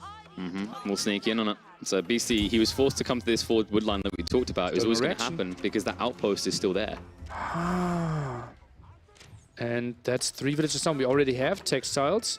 Nice micro Vortix. Yeah, he'll shift away in the end. It's a heavy hit for Beastie to begin with, but in the meantime, what he's done is he's secured the first sacred site. He was trying to tick up the second, will be pushed back there. Of course, Piety would protect you if it wasn't for the backstabbers coming in from the side here. And what I want to see from Beastie, right now he's just trying to match archers, but it's the type of build that you'd love to see if we had the Tower of Victory comp, right? It almost seems like a meme, but they made it so much more accessible now that it's basically on the mosque Wi-Fi, right? The mosque Wi-Fi, yeah. Obviously, yeah, so many units are affected by a 20% faster shooting or attacking by every unit that's walking on foot, basically. Yeah. And it scales really well into the castle age because you shift into men-at-arms, right? Yeah. It feels a bit imba, actually. You see, you say on paper, it feels imba. Right now, the community is laughing at you because they've been mocking it for so long. But I've been there with you for a while, nearly. Like even before they made that change, I was like, "There's a way. There's definitely a way." I mean, Dome of Faith is still a go-to, and I understand the value. The way Dome of Faith feels good is if you're up against these tempo-aggressive civs, you're naturally going to get more scholars quicker, so you reach that infinite healing point faster, right? If that makes sense. Whereas Tower of Victory is more, I'm playing for premium trades, but that means my scholars are going to be heavily delayed in comparison because they're too pricey. Ooh, maybe overextending here. 4 scholars around, going pretty deep in there. Yeah, and the Spearmen expose themselves, which means that BC is going to take the brunt of this fight. He has to run away. It's quick to shift the scholars to the backside, but even with Piety, this is not enough to keep them alive. Great reaction coming out from Vortix to snipe just one of these, and just one of these is a big deal. They take 45 seconds to replace out of that Dome of Faith. We have quite a lot of Spearmen here. Did we not scout? BC, he still has a scout. Did he not check the over in quite some time? I think Look at that scout placement. Maybe it's a food limitation thing. Like, he could try to go horseman here, but we already mentioned he doesn't. No, he didn't. He didn't properly scout the right-hand side. Oh, wow. Look at that. He doesn't have the idea. Oh, that's a misstep by him. So Look at that. He queues up Spearman against full archer composition. But he's queuing more, which suggests that he knows the feeling of it. Oh my god, the villagers! Well, you can run for the high hills, but you're not getting home anytime soon. And remember, the Khan is giving vision over here, so there's no easy way to weave around and manipulate vision. Uh-oh, that's going to be tricky. Should be like 3-4 dead villagers. Yeah, we have textiles, but won't help out too much. Notice he targeted the north side one first that was low, so he was naturally going to get in range to kill a second one before they exited range. And now that attack speed arrow, it makes it impossible for BC to take this fight. We're finally seeing the horseman transition. This was a delay pump move because of the information you said that you didn't see, but it's also... He needs to get maximum bang for buck because he has limited food that he can access right now. And he's jumping on the scholars. Knows I won't need those archers anymore because he's seconds away from reaching Castle Age. He's chugga-chugga-choo-chooing his way up. And here's another fort for you. BC's got one scout. Should we see where it is? It's still there. It sees it. He's got the bad info. So now, what is your knee-jerk reaction here? Because you only have one sacred site. You haven't secured for a second. Look at the size of his army. This is not Delhi numbers. 20 military is all he has. And villager-wise, he's behind as well. Now against Castle Age, step root out, absolutely crazy. And now, what are you preparing for? Are you preparing against Lancers? Are you preparing against Men-at-Arms? You still haven't scouted. Yeah, and this is the thing. If you catch up, you could say, Men-at-Arms can't be done by the Mongols, right? It's like you're going to clash with Home Blades eventually on the clock. But Vortix has such a big window of opportunity. I wouldn't be surprised if he just goes for Men-at-Arms. This base is incredibly exposed, which means Men-at-Arms feels even better because you just dive immediately past the TC. You're going to hunt villagers quickly because if you look at the layout, it's very predictable to see where they're gathering resources. Yeah, absolutely. Like the bottom kind of neglected or like cut off simply because of the tower. You're just scared that it will be out too far. Well, what are you going to go get down there anyway? Like until you get right in the corner, it's just gold. Yeah. Right. So I don't blame Beastie for this. Like, if you think about the idle time of walking out to that wood line, and if you have to pull back from being harassed, it's like half of going down here. Oh, nice raid at the gold, though maybe a tower could have been needed. Somewhat in range of the town center, so yeah, no tower. It's fine. One Lancer will push them away. Okay, yeah. So we are, instead of doing the MAA, we're going to do the standard Vortix. I feel like he's the person who most consistently loves to push Lancers. So he'll just try to punish the fact that now Beastie, at this point, has to go out into pocket economies, but doesn't actually have clear map control. MiSTer against DeMuslim, what a crazy matchup. Would love to see that one as well. Go over to the B stream, to Legends of the Game, fighting against each other. MiSTer leading 1-0. Clash of Ideas has been the story of day number 1 so far, and you know it's interesting to think we've finally arrived in this, and it's less of a clash of ideas if you ask me. This is just both players looking at this map and understanding exactly what it is and looking for that aggression. Definitely a different approach when we get in, but one thing now I'm looking is for that delayed trigger that you used to see in that Delhi. He's up to 7 scholars, 4 more in the queue. He's got a lot of archers and horsemen. Vortix does have the advantage, but now because he's stopped producing archers, he doesn't have a clear way of eliminating these scholars when this death ball comes across the map. 10 horsemen on the field, and we just upgraded archers for Vortix. It's really weird. I don't think he's going for the proper army composition against this, and this still without a tower. I actually like that he's going for the archers because of what I just said with the scholars. Like, he needs to kill the scholars. Otherwise, this massive crap that shouldn't beat you beats you because of the heal behind it, right? It makes no sense. Like, usually we talk like, oh, the premium in low numbers wins or something. It doesn't work that way when you add scholars to the equation. Ooh, okay, nice snipes now, and archers. Obviously, like, Castle Age archers are still so good against Feudal Age army. It just felt like Men-at-Arms on paper felt so natural. I think he simply didn't really build numbers here. No, you can see he's just having to harvest as much gold as he can get, which means you can target villages or you can go after the army. It looks like it's going to be exchange of range versus ranged here, not necessarily targeting the villages straight away. We'll force them back in the end, and when we look at the end of this, look at the number now escalating. Vortix is 17, but 36 for Beastie. Vortix's issue is if he doesn't commit and snipe these guys out like this, it's going to be a reset into a heal. Great move out of Vortix to get rid of that heal factor that gave Beastie potential control. And Micros his archers back as well. As we saw, BeastyQT tried to snipe the archers, but the Lancers are now doing the clear up. Vortix ahead in villages. He still has step readout. It's 2 sacred sites, soon 3, but that's the only thing that's really working for BeastyQT. He's still a full age behind. Yeah, but they can definitely force attention to the flanks and buy a little bit of time, but Beastie needs to find a way to catch up. My big concern is food. He's just draining it so quickly, right? Like, you can see he's at 1 food with 19 people working. That shows you where his priority is, especially losing an army like that. And you can see he's now going to try to hold in the center, but there's no denying this Lancer count is going to continue rather to escalate, and you can't go spears because Vortix chose to stay on archers. And BeastyQT, the head shake there. He was not happy with this. It was a clean wash in the end. He had a plan, he had an idea, and we talked about this clash of ideas. We talked about the fact this was going to be aggressive. And some people are going to read that and go, huh, Beastie didn't get to his late game. No, he knew he was not going to get to late game. He came with an idea. He knew he didn't have Mongols. I think he put his best foot forward for what he knew was going to be the Mongol matchup on this specific map. And it was a little bit of a gamble. I think maybe if the double down on the archers doesn't happen from Vortix, Beastie's able to get that Zerg factor going, even with a tech up. But that was a great read by Vortix. Most players would have stopped producing archers at that phase, but he understood if he does that, he's playing melee mosh pit into healing, and that's bad. Yeah, absolutely. To me, still heavily comes down to the lack of scouting of BeastyQT, and it's so weird because, like, it feels like I learned scouting from him. Like, how actively he's positioning those scouts around the bases of players, and he simply didn't scout the overall properly. And he built way too many spearmen and no horsemen against a pure archer composition. I think it's one of those weird ones where Gorge does this to you because of the natural, like, mountain points. It's very hard to just weave one side of the base to the other when your opponent's pushing active units. And if you think about it, Vortix kept pushing archers, so it's very difficult for Beastie to just go, oh, okay, I'm going to move the scout across because then you're in range of the archers, right? Yeah. So it's one of those tough things. He could have potentially gambled on it, and I think it's fair what you're saying, because if he does come close enough, he'll see the Uvu anyway. He doesn't need to be on the full other side. Maybe from BC's perspective, he was keeping an eye on the gold because I think there was a lot of gold gathering. So he's like, he's just teching up. So he was waiting for the step readout placement, which would logically be next to the gold instead. Yeah. But still, even after the step readout came, still no scouting. Is it double stable? Is it maybe a second barracks added? It's true.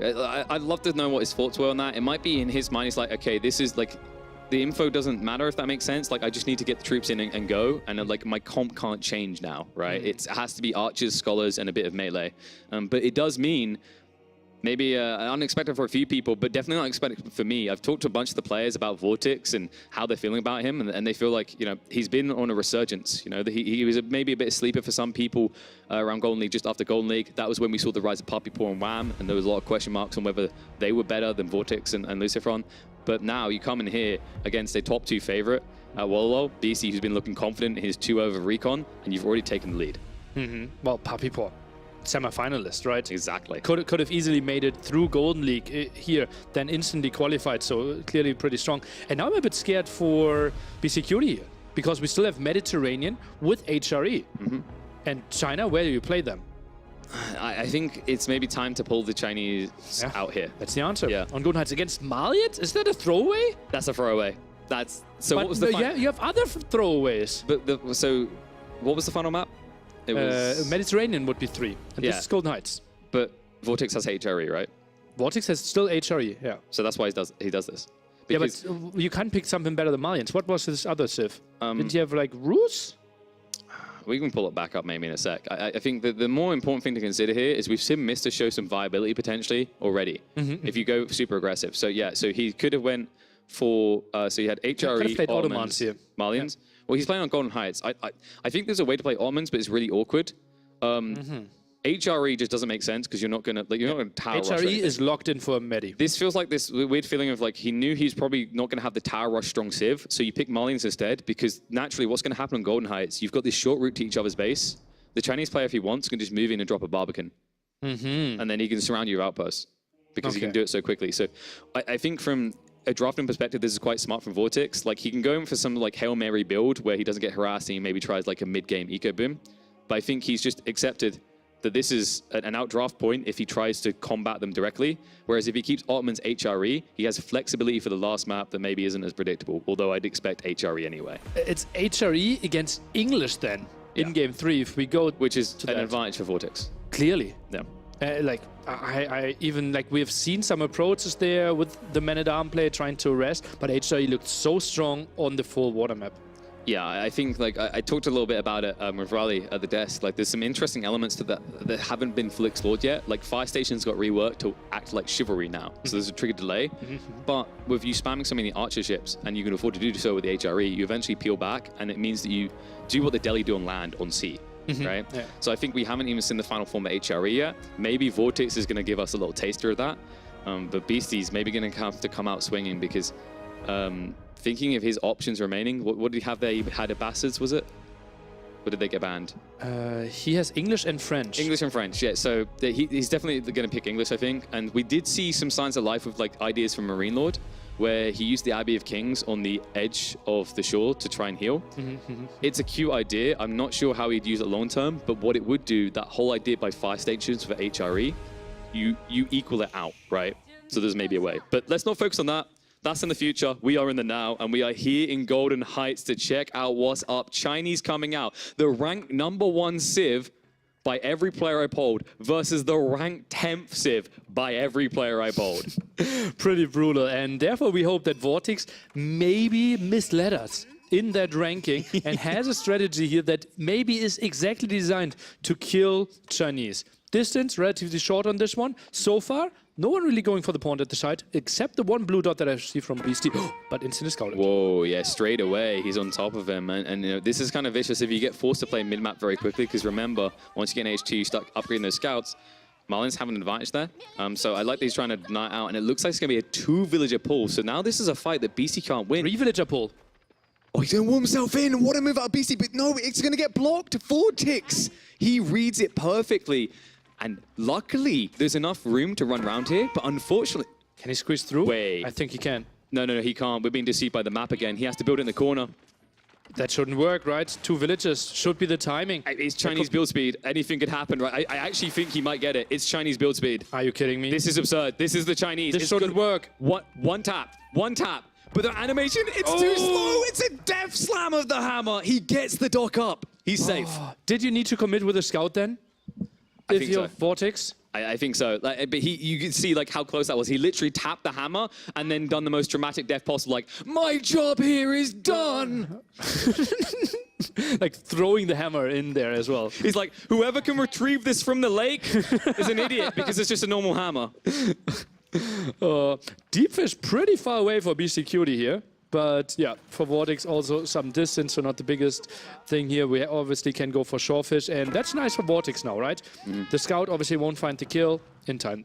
Now, this is still an advantage for Vortix, despite the Chinese having quicker build speeds. It's not because of what everyone wants to say. Transpose ships with villages in it. No, don't do that. You don't do that unless you want to lose games. Why this is an advantage is now because he's not the one in the corner, because he's not a little baby beastie in the corner, he can place an emplacement on that dock, and anything that comes out of this dock's going to get peppered straight away. Can't you put like the waypoint to the left side?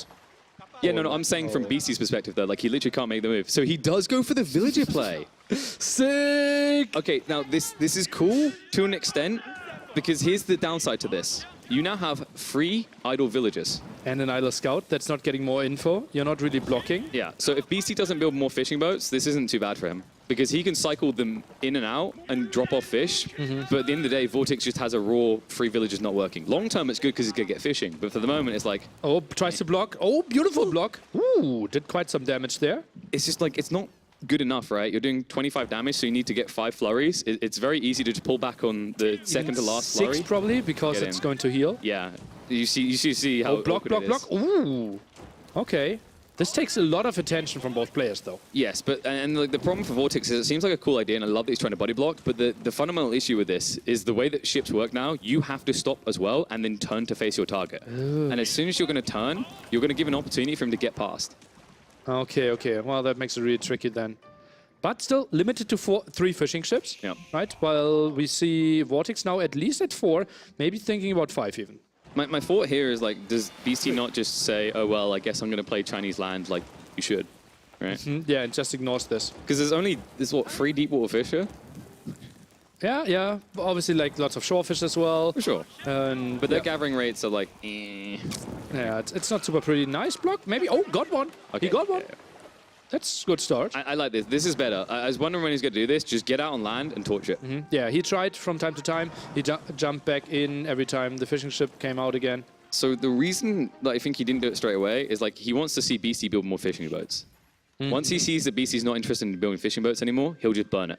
Because then it's like, oh, you aren't sinking more in this lost cause. Yeah. It's like people that see like Bitcoin value go down. They're like, but if I just reinvest... By the way, behind this Vortix didn't have enough wood to build enough houses around his gold pit as well, right? So the gold income, not maximum there at the same time. I mean, it's more so than not maximum. It's pretty abysmal. I think he was like 10 gold per minute at first. So I think he had 3 houses for quite some time. Yeah. It was not too pretty. So he's going to escalate though, so he'll be able to catch up. But you know, he's playing from behind, and the Beastie's already going into the Imperial Academy. I wonder if we're going to see that Barbican. I wonder if he'll try to get, you know, a little bit frisky with the Barbican maybe. Maybe drop it around the center area of the Sacred Site or go on the west side. Actually, something we can take a look at, and I actually talked to Lord Petito, the main admin, looking at maps here, that it's not always the greatest gold spawns on this map, right? Because typically you should spawn with 2 4K gold spots, and they shouldn't be in the same direction, I feel, or at least should both be on the low ground. And if we look at Vortix and his gold, he has 1 surrounded, and this is the second one. So 1 Barbican around here, and it's such a beautiful position for BeastyQT to pressure. Yeah, and the cool thing is the deer are there as well. So you're like, oh, my villagers now don't idle, they do stuff. Yeah, absolutely. And actually, like in practice, this was one of the most frequent counters to Malians on a lot of maps is Chinese, because you immediately drop a Barbican next to their initial gold stack and you build a proxy base. Query now coming out. Question, do we set that on gold or do we set it on stone? Definitely gold. Okay. I think you want the moolah. I think you want to get to castle age as quickly as possible, because what you realize is like BC, if you're playing like prolonged feudal but you can't end the game, which I think can be kind of wonky in this matchup, because diving Chinese just isn't easy. Yeah. Then BC's going to be like, haha, I'm building loads of villages. Oh, beautiful save there with the villager. Whew. Okay. So wants to stay in there. Now I think putting a fishing ship could make sense, and then trying to fight it down. Doc will go down eventually and even pull 3 more builds. Yeah, he's going to get away with this. And the funny part is, like, it doesn't matter. It's just going to burn down the end. You'll get 1 more fish drop off as Beastie, and that's going to be all she wrote. Wait, he's repairing. Okay. Nerd. It's 6 villages here now. Like, surely this is the point of diminishing returns, you'd think. But actually, if you look at the eco, like, for what he's gaining, now it works. Oh, God. But fishing ship went down. Chunk is actually finding quite some damage. Oh my god. Okay. But fishing ship now went down for BeastyQT as well. Okay. But let's think about the wider idea here. There's something crafty we didn't think about that Vortix is going to do. Oh, dodging the shots. How beautiful. He's going to look. But think about this. Think ahead of what's going to happen after this. These villages aren't going to be idle. All the gold veins. He can just gold them up. He can just build houses around them afterwards. Like, this is actually such a big brain play out of Vortix. Ship goes down, and that's the end of the journey on the waterfront. And now villagers get out. They can just grab a bunch of wood, and then immediately there are 4 gold stacks just to the left. 2 of them are so close, you can optimize for houses to affect both. Yeah, and that's actually something you can instantly use, right? And that's why we questioned, or at least we thought about where the Barbican could be. And it's super defensively here. BeastyQT simply plays the 2TC style here. Yeah. Nice boom, but still allows the Malian player to get quite some gold income. And this is what we discussed about Beastie. If he thinks he can take you early, he's going to take you early. But if he thinks it's going to have to, like, he has to go late, he's very comfortable with that. So this is Beastie now saying, buckle in, boys. It's going to be a long ride. And he won't mind. Big wood line here, still in the back, walls the front now. Don't think those Lonzas will have too much of a saying. Trying to block this wall, yeah, even misplaced. Yeah, and then he's like, you're done with this wall. I mean, remind you, by stabbing you as a dunzo. Hey, I'm going to stop that report. But you see the gold now coming out. So he's going to start from the west, but those villagers on the east, right? Did he actually leave them there? No, he actually went up to Shawfish. Oh, yes. So this is cool because he's getting the same grade as those fishing boats are in deep water. But he can still just peel 1 villager off and start building these gold veins if he wants to get ultra greedy. Yeah, I wouldn't mind that. And that's why I said maybe putting the quarry on stone could have been an option, because gold should be coming in regardless. That's true. That's true. But it's like, what do you need the stone for, right? The keep. Because like gold should be flying in ridiculously, right? You should have like 2 90 mines and potentially like 3 120 mines. But like, think about it this way. You could get the stone, and when you get to castle, you're going to get a good castle drop. But if you want gold, and you have all this passive gold, well, I can trade gold into food to get a quicker tech up if I'm falling behind, right? I can see that. Yeah, so I think it's about the castle age timing, because right now it's just a few donzos, but I think Vortix wants to immediately move as fast as possible into sofas, where I think sofas are most impactful when you reach castle. They're so great at that stage. Do we think Beastie could actually play some feudal age aggression? I think double TC, but he's walling like he wants to go castle age, right? Those walls, they also always scream like, I'm never playing Jungle New Orleans against you. Yeah, so his issue now is he revealed archers to counter Dunzo, so he can't do anything about these gold veins. Like, because I don't know if you know this, Nilly, but shooting an arrow at a brick building doesn't do much. The houses are really bad. Like, I think they're 450 HP, right? So eventually you will get them 400 HP only. That's true. So like 450 attacks later. Well, you have 3 archers, so it's 150 attacks. Yeah, we get there. And you know, he's like, who needs Chugu new? It's not like they shoot 3 times and do 3 more times the damage. Look at that. BeastyQT even walling around there. Oh, I love that. To prevent overchops. Or not overchops, like. Yeah, well, because the natural one is like, if the opponent wants to rush you, just tap 1 tree down. It's like, haha, best defense ever. I love that when players discovered that on Black Forest, and it's like, I wish we had face cams back then, just to get the kind of full nani expressions on their face. Trying to get the control in the center now, even with the tower. And I personally would have liked if he just started with the gold pit a bit further away. I honestly expected him to go for the most eastern gold pits, because although it's harder for him to defend from his main base, it's also harder for Beastie to come out, because this is now the optimal route towards his opponent's base. So once he pushes you out of here, he can set up like a keep here later on, he can set up a proxy base, he can push in. Farimba garrison here. Interesting. Still on gold. So we are stuck at 0 stones still for Vortix. From Garrison, like I think that was the play I expected to be standardized. I think from Garrison is really cool because as you can see, not only can you basically get the Burgrave effect, but you can pay with gold, right? Yeah. And you're gonna have plenty of gold on a map like Golden Heights. It's literally in the name.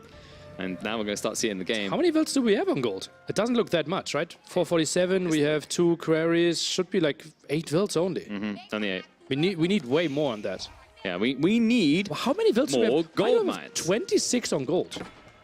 We need more gold mines. That's all I'm gonna say.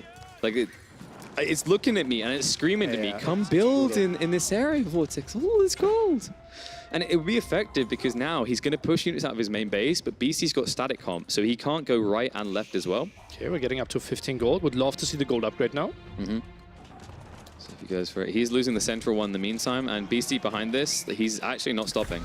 He's finally coming on his way up to castle, and now that he's arrived, this is where I think he's probably going to start leaning into like Lancers to just rush in. He could also go for Palace Guard. I think Palace Guard is very cost efficient. It's just Sofas, I think, match reasonably well, and maybe you open up yourself to Musafadi Warriors if you do that.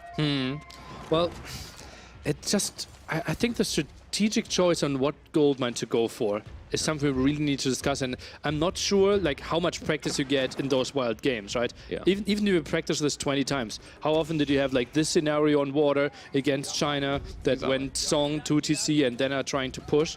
And then you have to think through, okay, where should I go for my gold mines? We talked about the idea of all these permutations and how you can only do so much training. You've got some limited time. There's so much to discover. And I think Marlians, for a lot of people, they had a go at it the first, and they're like, yeah, but Ottoman seems like it's got more. But why are we playing them then? He had to have like proper because practice. if you theory craft something and like you execute it just once or twice and it seems good, we've seen people like Mr. will go with that. And the cool thing is like, your opponent literally has no way for prepping for it. Remember what I said about Mongols earlier? It's the same idea. If I'm the aggressor, if I'm the tempo, you have to dance to my tune. And if neither of us know what we're doing, it doesn't matter because I'm the lead dancer. We're just going to boogaloo around the hall at my pace. And this one is so... Oh no, that's the more further back one, yeah. Yeah. So he retracted back afterwards. The dock is getting brutal. We had 6 villagers there. How many kills did the wolf get by now? Oh my god. He gave up. He ain't So done. low. He ain't done. He's like, hey, I was saving those fish for later. I know dogs don't usually eat fish, but I'm a rare breed, buddy. A rare breed. Okay, 1 down, and that's already quite some nice production here for Vortix. He's taking the military lead, but still 30 workers behind. It's escalating fast. Beasty's very content with the state of affairs because he's also now prepping nest of bees behind this. The Palace Guard are now going to hit the field, and the issue for Vortix, he started to go into the archers. He started to go into some cavalry. I think Palace Guard are going to blitz through you very fast, especially the production rates they're capable of as the Chinese. Fast production there, absolutely crazy. Use the Imperial officials to speed this one up on your barracks, and that boar is attacking the house. Oh my... Pumbaa, no! Wait, what do boars eat in the wild anyway? I'm pretty sure like there's some fiber in the diet, but I never imagined wood and clay. Okay. It's got to be terrible for the digestive system. Well, they just get the new nutrition for so sure. He's got the villager. He's killed 1 house. How many houses before this gets addressed? Please, Vortix. He sends his army over now. Okay, so there's a rule. Oh, he's not allowed to. He's not allowed to kill that boar. Wait, no, the Malians can eat boars, right? No, they can't. Oh, yeah, right, yeah. That's my Vortix concern. is not allowed to kill this That's boar. my concern. Oh, do we allow him in this situation? It's one of those situations. I didn't want to kill him, but he came at me. It was self-defense, right? Like, you just pull up in the Red Bull Wololo court. You're like, what's your defense here? Your Honor, he attacked me first. Well, then Krasini pulls out the rule book. Disqualification. Just pulls the boar out, gets an executioner axe. It's like, well, sorry, Pumbaa. Oh man, is he trying to rebuild the houses here while the tower is still in place? Okay. Yes, it's an ambitious idea. Okay. It's a bold move. He has got a lot of cavalry, but it's a fortified outpost. Palace Guard around it. Lost some HP. But okay, now goes for it.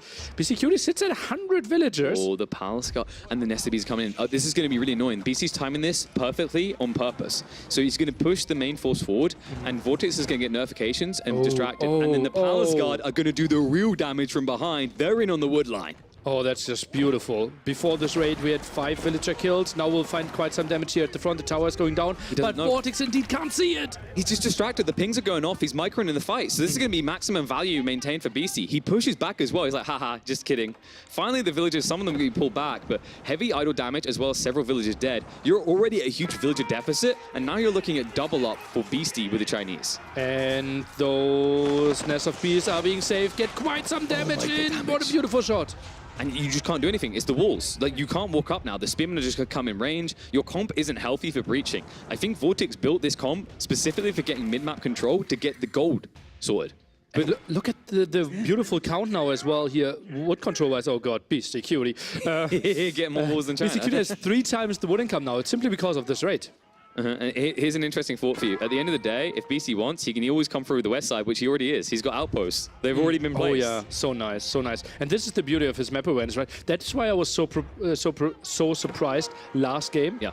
Because this is a BeastyQT special again. I think the difference in game 1 is he felt he was on the clock, and in this game he's not. Because China's going to beat you out in the late game. Marlins, you can talk about their efficiency through passive resource generation, but Chinese just have better unit comps.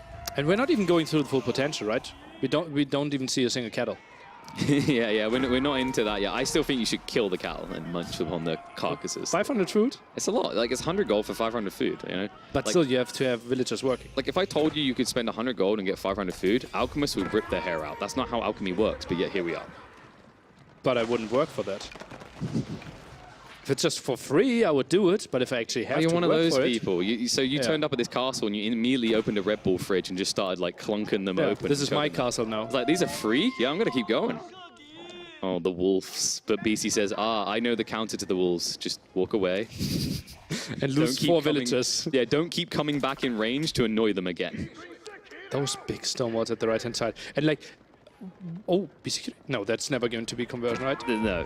Okay. Unless Vortix gets distracted by another raid. No, that's not going to happen that extreme. So. What is this beautiful timing by BeastyQT again? Yeah, so it's actually like, this is a game of very small optimizations for Beastie. This delay is going to allow for an additional nest of bees. 5 nest of bees will wipe you in these choke points. And you can see already he's trying to just poke him because whenever you try to torch these walls, you're stacking on top of each other. Oh, and going through there will be really tight indeed. Nice defense. And once the cavalry gets there, just retreat behind the walls again. Yep. Big shot! Oh, one heavy hit. He's being a greedy boy, but he can afford to. He'll still shift through because the additional health you get from the clock towers, 1 or 2 is going to get pinched, but worthwhile for the exchange. Spearman will clean up the cavalry, and all of a sudden, Vortix might be pushed back once again. Oh, that was just beautiful by BeastyQT there. How is he defending this one? And now Vortix has run, and we already said his army's made out of paper. And paper just got shredded. Meet Beasties, ladies and gentlemen. He turned up for game 2. Game 1, dominant display by Vortix, but now he shifts the other way. A lesson learned here. When your opponent picks the best civ in the game, don't pick the worst. Yeah, that's indeed the case. But still, we felt like game 2 should be an easy win for BeastyQT, looking at map and civilization. And game 3 should be an advantage for Vortix. Yes. So we felt whoever wins game 1 should win the set. And now, BeastyQT has to get a breakpoint. But one thing I will say that I think will make this closer, I still favor Vortix, but I think what will make it closer is if you think about game 1, I think there was a very big disparity in the capabilities for the Civ to recover. If one slips initially, you're done. I think English HRE, we've seen, if you get the clash, if you get like this orderly function like of Archer and Archer or Archer and Springalds, as we saw from Lucifron earlier, even though I still think arrow ships come out ahead, you can be remarkably effective at stalemating it for a long time. And if you stalemate it for longer, we saw in that game between the Abbasses and HRE in that situation, where Abbasses had hope. English is another civ that has hope in those situations. If we end up in a stalemate on water for 20, 25, 30 minutes, whatever have you, there's a situation where BC reaches Imperial Age as English. That's no joke. Yeah, certainly. We've seen that from DeMuslim, right? How he dominated the late game there, even against HRE. So we feel BeastyQT has some winning chances there. But is it going to be on land? Kind of tricky as well, right? Is it going to be on water? Most likely HRE is dominating. Super late game, BeastyQT beast, English becoming really, really good. But there will be some timings where I feel like late feudal age till early im, where HRE should have massive advantages? I think it comes down to either you lean into the Abbey of Memes play and you heal your ships very rapidly, so they're back in the fight constantly, like we saw MarineLord do, or you take a leaf out of DeMuslim's book, where you just set up docks wide so that you have this network of threatening emplacements, so your opponent can't come into your area, and you admit that the HRE is going to get the majority of the water, but you will still get some of it. I think BeastyQT, what kind of player is he in that sense? I think the campy kind, no? He'll play safe so that he can get to late game. Because But it's English which late one? game. Which one is the safer? Getting in placements and fishing in smaller chunks.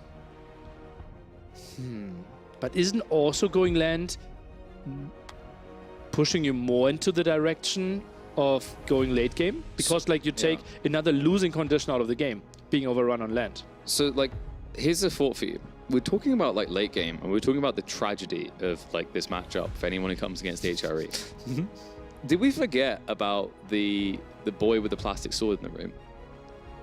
The Vanguard Men at Arms. We had that as an opening, but no, we had like going to feudal age and then adding the barracks, right? Yeah, but if you do it straight away and you run around the map, you can start blowing up the docks. It's just too close, and yeah, it will be English against HRE, so it is what we were thinking about. I think the woodline is just too close. Yeah. Plus you have the prelate with healing.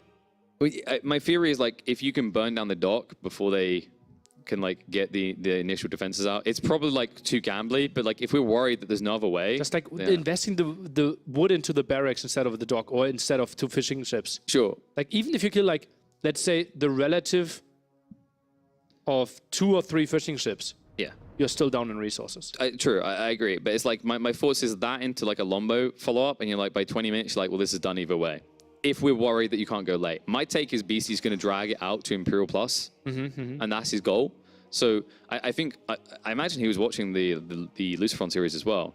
I'm sure he realized it as well. It's like, if you micro really well, you can even this up, you can draw the game out into this stalemate for 20, 30 minutes, and HRE lose their advantage because they have the big eco advantage at the beginning because it's 40%, but as time goes on, other civs have ways of closing that gap. What do you think about if HRE sees that strategy against them, that they play feudal age and then add a barracks and try to counter men-at-arms as well? Then we get a fun men-at-arms mosh pit. Yeah. But that's still like with one player having way more fish. Yeah. And the better economy on that. This is the thing, we're theory crafting, but you know, maybe what we need, they need to put on their rubber dinghies and the men-at-arms should hop in the pool, because we're heading across the Mediterranean to decide this one between Beasty and Vortix. It's English versus HRE, a matchup that seems HRE favored, as pretty much all naval ones do right now. Let's see what spicy meatballs Beasty's been eating today. Oh, man. Yeah, just really good for HRE here, going heavily on wood, and the increased wood is just too pretty for them. BeastyQT heavily on shorefish here. Is that 4 villages It's on so good. shorefish It's that so early? good. Yes, it's so good. Yes. This is something I don't think we've seen anyone do so far, not to this extreme.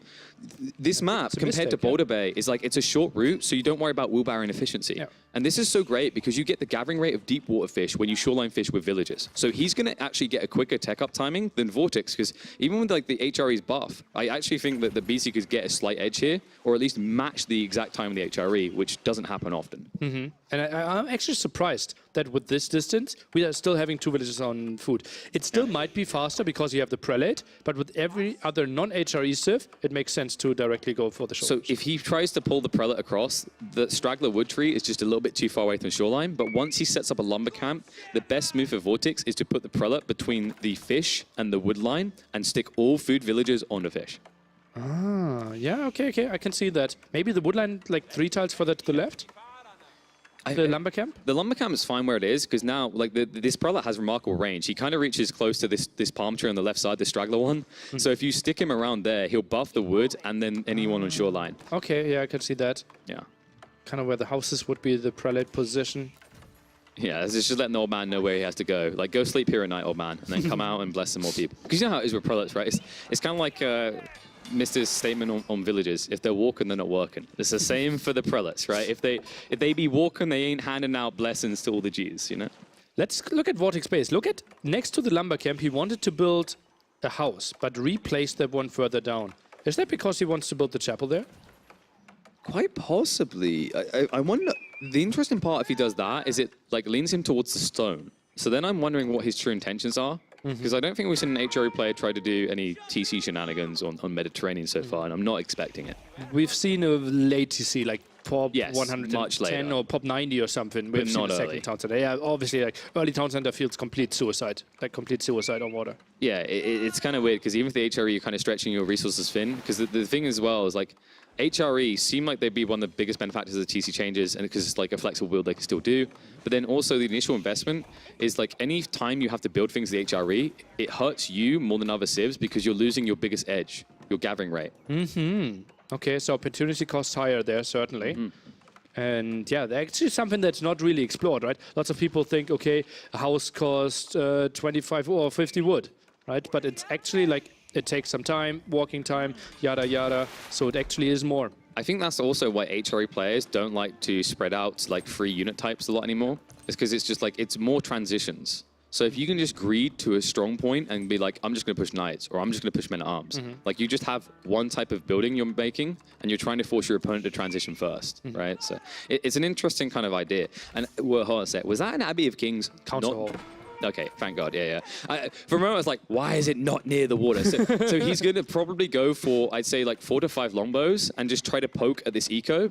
And anything he can get is worthwhile. Like, if he gets maybe 6 or 7, I think at that stage, the prelate can't save these villages. He can't even save himself. Yeah. I think you mainly start to focus the prelate, right? First shot should go into the prelate. Well, you'll focus a villager to force him to come closer to heal, and then you turn the prelate. Yeah. It's like, haha, you idiot, you thought we came here for the villager, but this trap was meant for you. Obviously important that we have the scout around there as well, and that's indeed the Aachen Chapel where we had the house roughly. What do we think about that? Feels like a good spot to attack later on. I don't see us farming around this. It's the whole word. I don't think you ever want to be on farms. We have seen the HRE can go back to land, but like, I think my approach, and I think it's like a lot of players are starting to lean to this, we're seeing it in the more aggressive play style, is like saying, oh, this is a good place for farm player, is like a playing to survive mentality. You're just looking play to win. So now you get maximum wood efficiency for the first block. So that's a play to win logic. Like Vortix is like, what can I do? What can I get the most value out of in the first 15 minutes? Something I really want to see every single time before we reach Feudal Age, just to compare the build orders a bit, the fishing ship count. So maybe could we take a quick look at this one? Villager count should obviously be pretty even, and we are looking at a solid 9 on BeastyQT side. Added the second dock a bit later, and this is a solid 12 here. I mean, Vortix, solid build. It's because one side has 2 docks and the other has, was that 3? It's 2. It should be 2 against 2 docks. Oh, I thought I saw now 1. Maybe I'm deluded. Yeah, that's I got baited by you trade posts. It's been a long day. Yeah, so interesting. So BC keeps the edge for now, and I really do want to see those longbows coming out. Vortix has 3 more fishing ships. Oh, sorry, yeah. But like what I'm talking about is the aggression thing, because look what he's doing with the longbows now. Ooh, 3 longbows already out. Yeah, this is what I was expecting. So that's why I think he has the aggressive edge, because Vortix can't kill this dock, can't kill the fishing this early. He needs to wait a few ships. So BC will get to draw first blood. Vortix has lots of food, but obviously doesn't want to invest the wood into maybe something like a stable to counter them. No, I think that would just be bad, because you can never really counterattack unless you get like 5+. I don't think he even scouted it though, because the scout was there. He should know that at least the council hall exists. Yeah. But did he see him come out? Because Vortix's scout was on the south side of the base. Positioning. Yeah. Could catch him off guard. 3 docks also. No reaction, no tower. And it's just 3 longbows, and I love this. This is the efficiency played. Like, this is something English will always do on land maps. Like, it's the how much can I get out of you? I build 3 longbows, I dance into your base, and what's your reaction going to be? Are you going to build a stable? Well, that's already 150 wood. Yeah. And then you can build like 1 horseman, 2 horsemen, That's 3 ugly. horsemen? Yeah, Oh, it's you really built 4 ugly. horsemen. Now I'm happy. Yeah. 1 villager down. No prelate healing, and that's annoying, right? Scout can even move into the woodline a bit further. I mean, he can walk around into the woodline and sit there. Yeah. Town center, 6 villagers inside, now going out. Oh, that's not pretty. Has to build the stable. So far, water, very peaceful. It's very tranquil, isn't it? Because he's just been given the mid-map. This is what we talked about, this whole idea. Just forfeit it initially and rely on your docks and maybe build static emplacements to hold. Now, he has got a fleet to try and defend this, so they are going to start clashing. So 2 galleys. or 2 archer ships rather, 2 Springholds versus 4 Springholds. Vortix went all in on that element, and it means that BC can now try to flush demo ships out to get rid of this. Let's see if he does. For now, 1 in the queue, that's it. Fishing ship 1 goes down, increases his eco advantage here as Vortix. Yeah, this is something that like people are arguing what the build is, right? If you want to go for like the Springhold focus comp, you at least get 2 or 3 archer ships just to alleviate the pressure of demo ships at this phase in the game. 9 idols for Vortix. Okay, fixes them now, but this woodland is not getting more efficient. No, and funnily enough, you're getting loads of fish, but not loads of wood, which is going to be a long-term problem. What do? Shift south side? You could try for that, but you're not going to have any gathering rate boosts. Yeah. And you're not collecting gold right now, right? Okay, Vortix sends 8s over now. 1 horseman obviously should be good enough to clear this. Oh! And this is the knock-on effect, right? Like, it's not just the fact that, like, oh, how many horsemen can I get out of them? It's like, what have I idled and what have they killed in the meantime? And another element, we talked about the fact that the HRE doesn't like to build more than they need to early on to maximize Holy Inspiration buff, but the Palings play is brilliant. Out for healing, maybe? Could there be something? He's just going to commit to get rid of them here, so he'll mop up the last of them. Maybe loses 1 horseman because he knows there's not more longbowmen coming. And maybe, yeah, he's going to get the scout. This is really good now. He's going to get the scout, though. So now, BC's gone blind. Right, this Delta 6 going dark. He doesn't see anything anymore. Sloppy, but that was mainly because the water fight was so big and so important, and we saw the BC had heavy losses over there as well.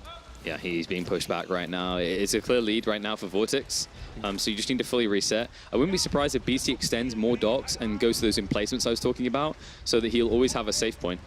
0 on stone. Yeah, so if he feels like this is going to go downhill quickly, I think then you shift to stone. But for now, you just put all the resources into boats until it's very clear you can't win this. Yeah, I think so as well. I think it's like just a very different approach. Oh, goes in deep, demos from the top. Going, coming around. He's blocking out the other demos. Well, he gets in deep for maximum impact and slaps Vortix round the face. Half the fleet is sinking to the bottom of this puddle. Beautiful connections there by BeastyQT. He has to love what's happened there. Also, some horseman raids dealt with that, and suddenly BeastyQT looking hot on water. Not as hot as those demo ships, literally on fire, just like their owner is right now. Vortix now in full retreat, has to reset. He still has enough to defend, so BC won't immediately egress.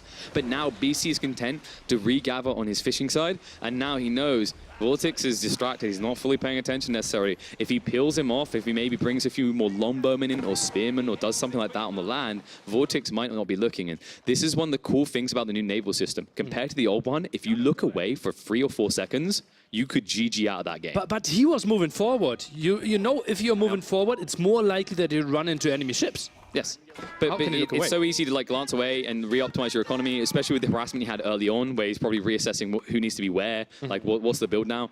Just looking away for 3 seconds, 4 seconds. That difference there was genuinely 3 to 4 seconds. Yeah, probably. But like, isn't that like, ooh, loses that one? Quite some sheep for English. Obviously, you don't need that much. But scouting intel could have helped. But like the knock-on is like, yeah, they lost the vision, and I mean, it's a lot of sheep. Think of it like down the line, if one of them gets pushed off, like that whole idea of how HRE recovered in that Capoch game on land is like he was so deep that he had food sources he accessed, and I think the difference here is BC's actually fielding aggression on land very early on as the English player. As we can now see Spearman added in, he's once again going to force Vortix to react.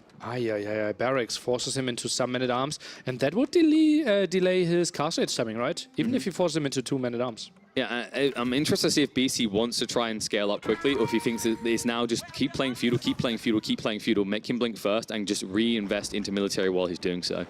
So many villagers here at the front. This is scary. Yeah, that wood line is getting incredibly thin. Also, he's at a stage, you notice those villagers, right? Horseman. So if you go check the wood line again, the villagers, I think they stopped now, but they were just rubbing up against trees. I don't know what they were doing. There's some party in the woods there, but like 4 or 5 of them weren't even working. They were just walking back and forth on each other. It's so annoying when you have to have this many people on a wood line because it happens so regularly. Is this still in Prelate Rage?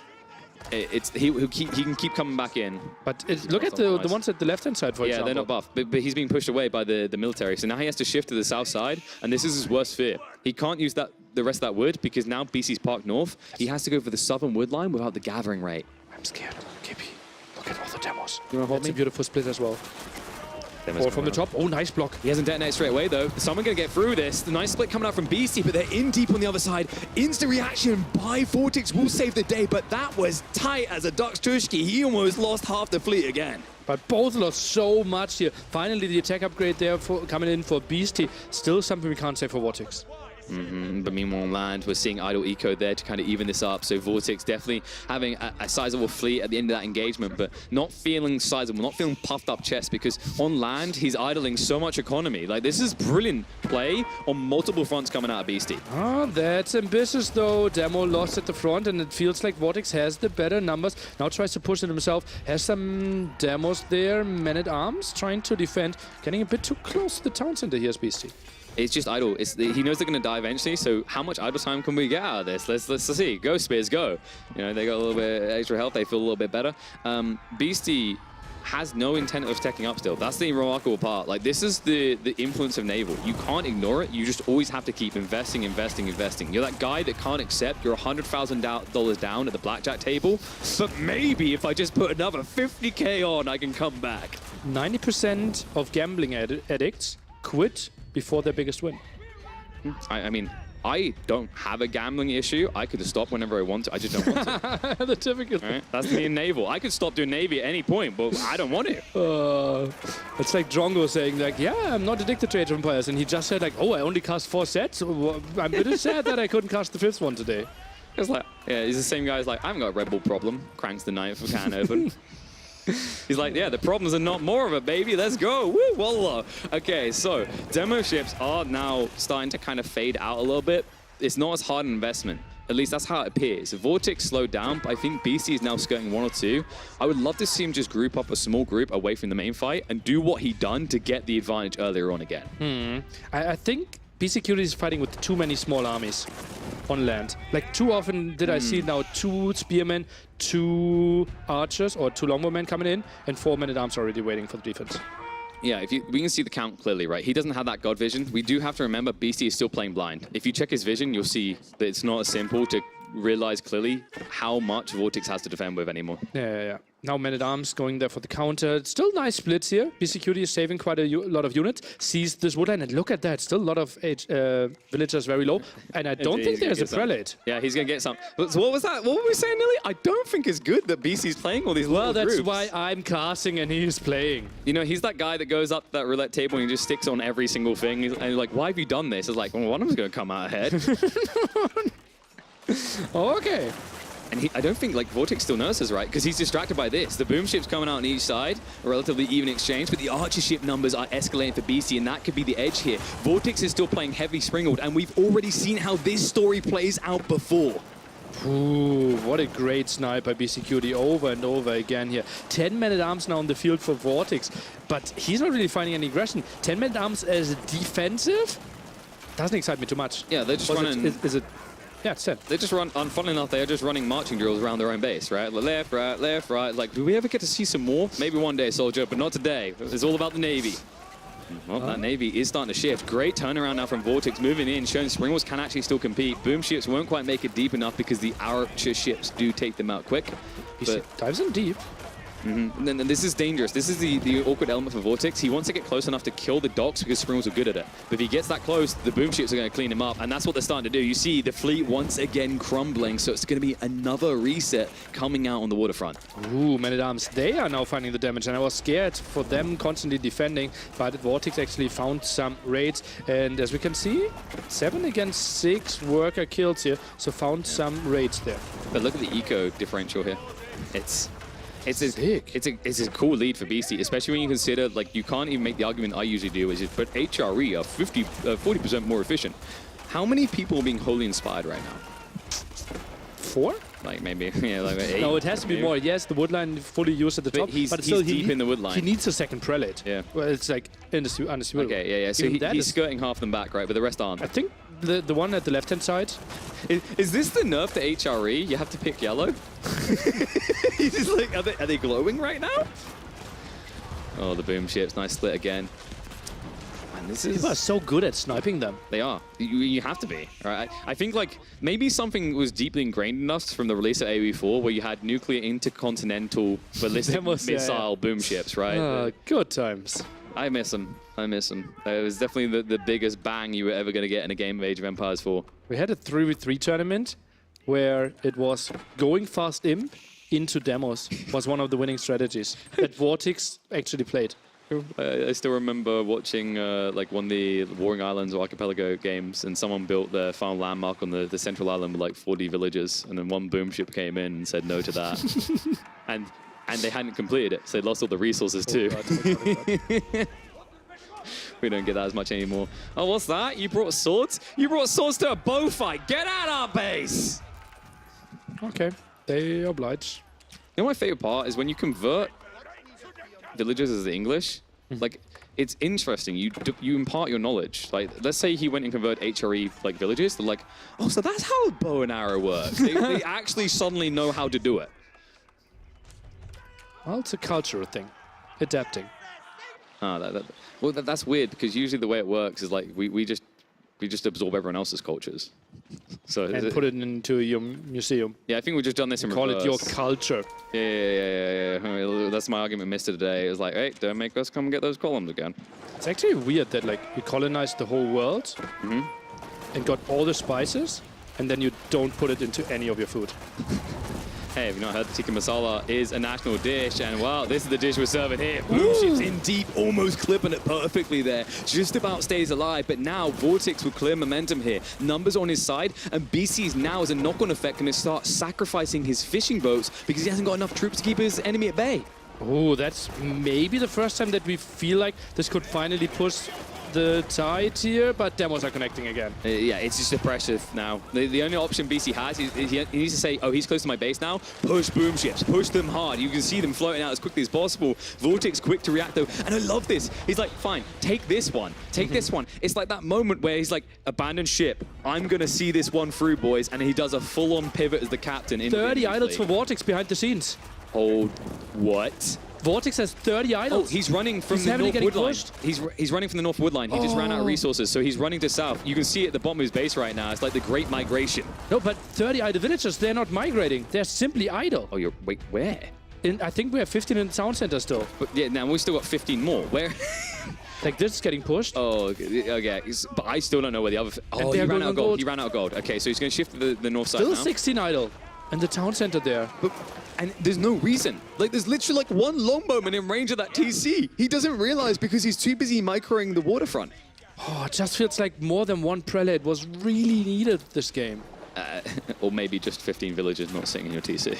Would have also helped. It's a tough one right now because BC has the eco lead. You mentioned those prelates because not much is getting wholly inspired anymore. And this is why he keeps looking away from the main fight. But every time he looks back, there's another men-at-arms diving his base. So once again, he garrisons and then has to pay attention to all these docks. Because what you have to think about, Nearly, is like these docks are all potentially nuclear launchers, right? Demo ship, demo ship, demo ship. So if you look away for 2-3 seconds, your entire fleet is going to the bottom of the lake. Yeah, you absolutely have to split, and the further you split, the better archer or sprinkled ship become against it again. So you can't oversplit there. I like that BeastyQT is walling the whole map, and those 4 horsemen, the full villager crew just ran away and only now getting back the income. Look at how it's in shambles. Stone 0, wood 500, food 600, gold -1. And I love how BC loves to usually do this in the late game, but it's not quite often. In 21 minutes in, you see him with 2,500 wood. He had about 800 stone and wasn't using it, but now he's changing it. I was waiting for this. The emplacements. It's surprise mother ducker time because all those fleet units that you just baited in are about to get annihilated by the upgrades on the English docks. Look at all the low HP villagers at the bottom woodline as well. Like Spearmen suddenly become a crazy raiding unit if every villager only has half HP. Do you remember when like 6 minutes ago you're like, I'm not sure how effective all these little raids are. Almost 2 Spearmen, now it's 6. That's how it works. They just don't misquote me. They hop into the woods, they have a good time, then the stork delivers a new spearman and they begin anew. That's his life. And it's kind of crazy to think how impactful he is because if you look at the military count, it's like 4 spearmen, 6 horsemen, 2 men-at-arms and an archer. Yeah. But the economical damage he's done on land is absolutely mind-blowing here. And he's doing a crazy job in sniping fishing ships here as well. Sent 3 galleys out, I think, found 3 kills. Not the craziest ever, but also free to his own docks a bit. And here's another thought for you. Oh, man. This Navy side is boring and tedious. I've had enough of it. Let me go and make 2 additional TCs. Let's ignore the fact that I've got 40 food and no food income. Oh, there we go. It's going up now. He's built 2 additional TCs as English, though. But like, do we have farms? What's happening here? Okay, now we send a lot of villagers on berries, but like, this feels really weird. It's like you almost want to call it a bug because it's like, what? It's 40 exactly. There's been 0 food for a while. What is going on here? It's a wacky ride, my friend. I mean, especially when you look at Vortix has got -1 gold per minute. Can we just talk with the workers? I feel like we're being lied to on every front right now. See, here's 9 workers doing something. Okay. Now properly on gold and without a mining camp though. Why are you doing this to us? Just imagine like how incredibly annoying it has to be to play against BeastyQT. Vortix, arguably top 8 in the world, and like he is a master of perfecting his economy. But BeastyQT makes the game so wild that Vortix can't even control his own economy. Exactly. Look, it's the panic. It sets in. Like, high stakes here. I think this is some of the biggest prize pools, even someone like Vortix has played for, despite all the years he's been playing competitively. This is one of the biggest, right? And, you know, you have been doing great. You look on great form in your first series. You come to this one, this is a whole other beast, right? It's in his name for a reason. When he gets to this stage, when he just gets to play with you, toy with you, he loves doing this. There's a reason why if you pick Dry Arabia against this guy willingly, I'm shaking my head every game. Because it gives him an opportunity to play wide and drag you around the map, right? You're dancing to his tunes, like I said before. And that's the beautiful thing of what he's done here. Despite the limited access points on land, he still made Vortix dance. It's crazy, right? And we need to add more fishing ships now here, I believe, for Vortix. Because actually Vortix should be winning water. Maybe now clearing this one up with men-at-arms. Maybe he'd realize he could add more fishing ships if he had the economy of Beastie. Right? I think Beastie maybe wants to add a few more farms here. Boom ships are coming out, so we're starting to see that impact because he has to react quickly due to the Springles. The Springles will kill these docks. Marching drills. Not 100% sure if we need that one here for Vortix. He's zerging men-at-arms, but there's walls already going out from Beastie, so it'll be slow to get in anyway. Do you know what you could do here? We haven't seen it so far, but it's easy to do once you clear up these docks. Build a transport ship. Just go across. But you're landing into town centers here, it kind of feels like. BeastyQT goes for more horsemen, and BeastyQT is back on water. And we barely have anything. We have 4 archer ships for BeastyQT. On the other side, it's 3-3-2. Yeah. This is close to a Dota meme at that point. And update coming in from B-Stream. Mista is able to take down Benny Boy. Close one, though. Another 2-1 series. And that means TheMista is in the top 8 in the world. Being part-time. Being part-time. He actually, like, yesterday evening said what he had to do last week, like prepare all his farms. He set the tractor for his grandfather, who's 84, to set up that he can farm tonight. He said it's autopilot, though, so I don't know. Grampy probably just, like, has a nap on the tractor while it goes around the fields. It's a good life. It's just so sweet. Man, but, you know, and it was fitting. He was telling us about how he has to, like, funnel his water system, his interesting scuffed water system. It seems appropriate. He's looked dominant on what maps we've seen so far, but what's up with this horseman? He can't decide if there's a gate or not, and if it's facing the right way. Okay, there we go. It's not facing the wrong way. So I'm just going to say Age of Empires 4 things to what that horseman was doing if you really want the true answer. Okay. Oh, yeah. You know what it was? It's like, when you're building like that, it's kind of like when you walk in with someone before they're fully dressed. Like, oh, I'm sorry, I'll look away. Oh, are you done now? And then you still try to peek. That's why the horseman kept turning around. It seems we've arrived in the I like archer ships, do you like archer ships phase. Oh my, oh my. And because Vortix slept on it, this is the creeping factor at this stage. If you just outright zerg these archer ships, in mass, they will still beat Springles. Boom ships now coming in the second wave behind this. And Vortix, now he has to turn around retreat. He's going to take more losses on the exit.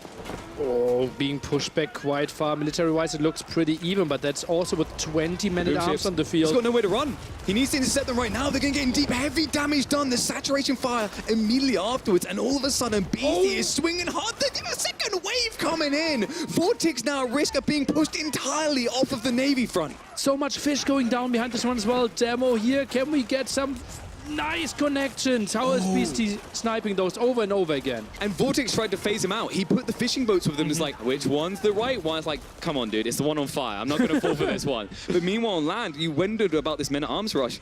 It's not doing anything. He uses the short bows again. He's turning these knights into porcupines. BeastyQT 3 minutes ago had 0 on food. Just a second ago, he was 54 on food. 19 of those are now being put to build a king's palace. So he's going to boom like a madman, although he's at 100 villages. Because he's on free TCs, remember. So this is 4TC English on a water map.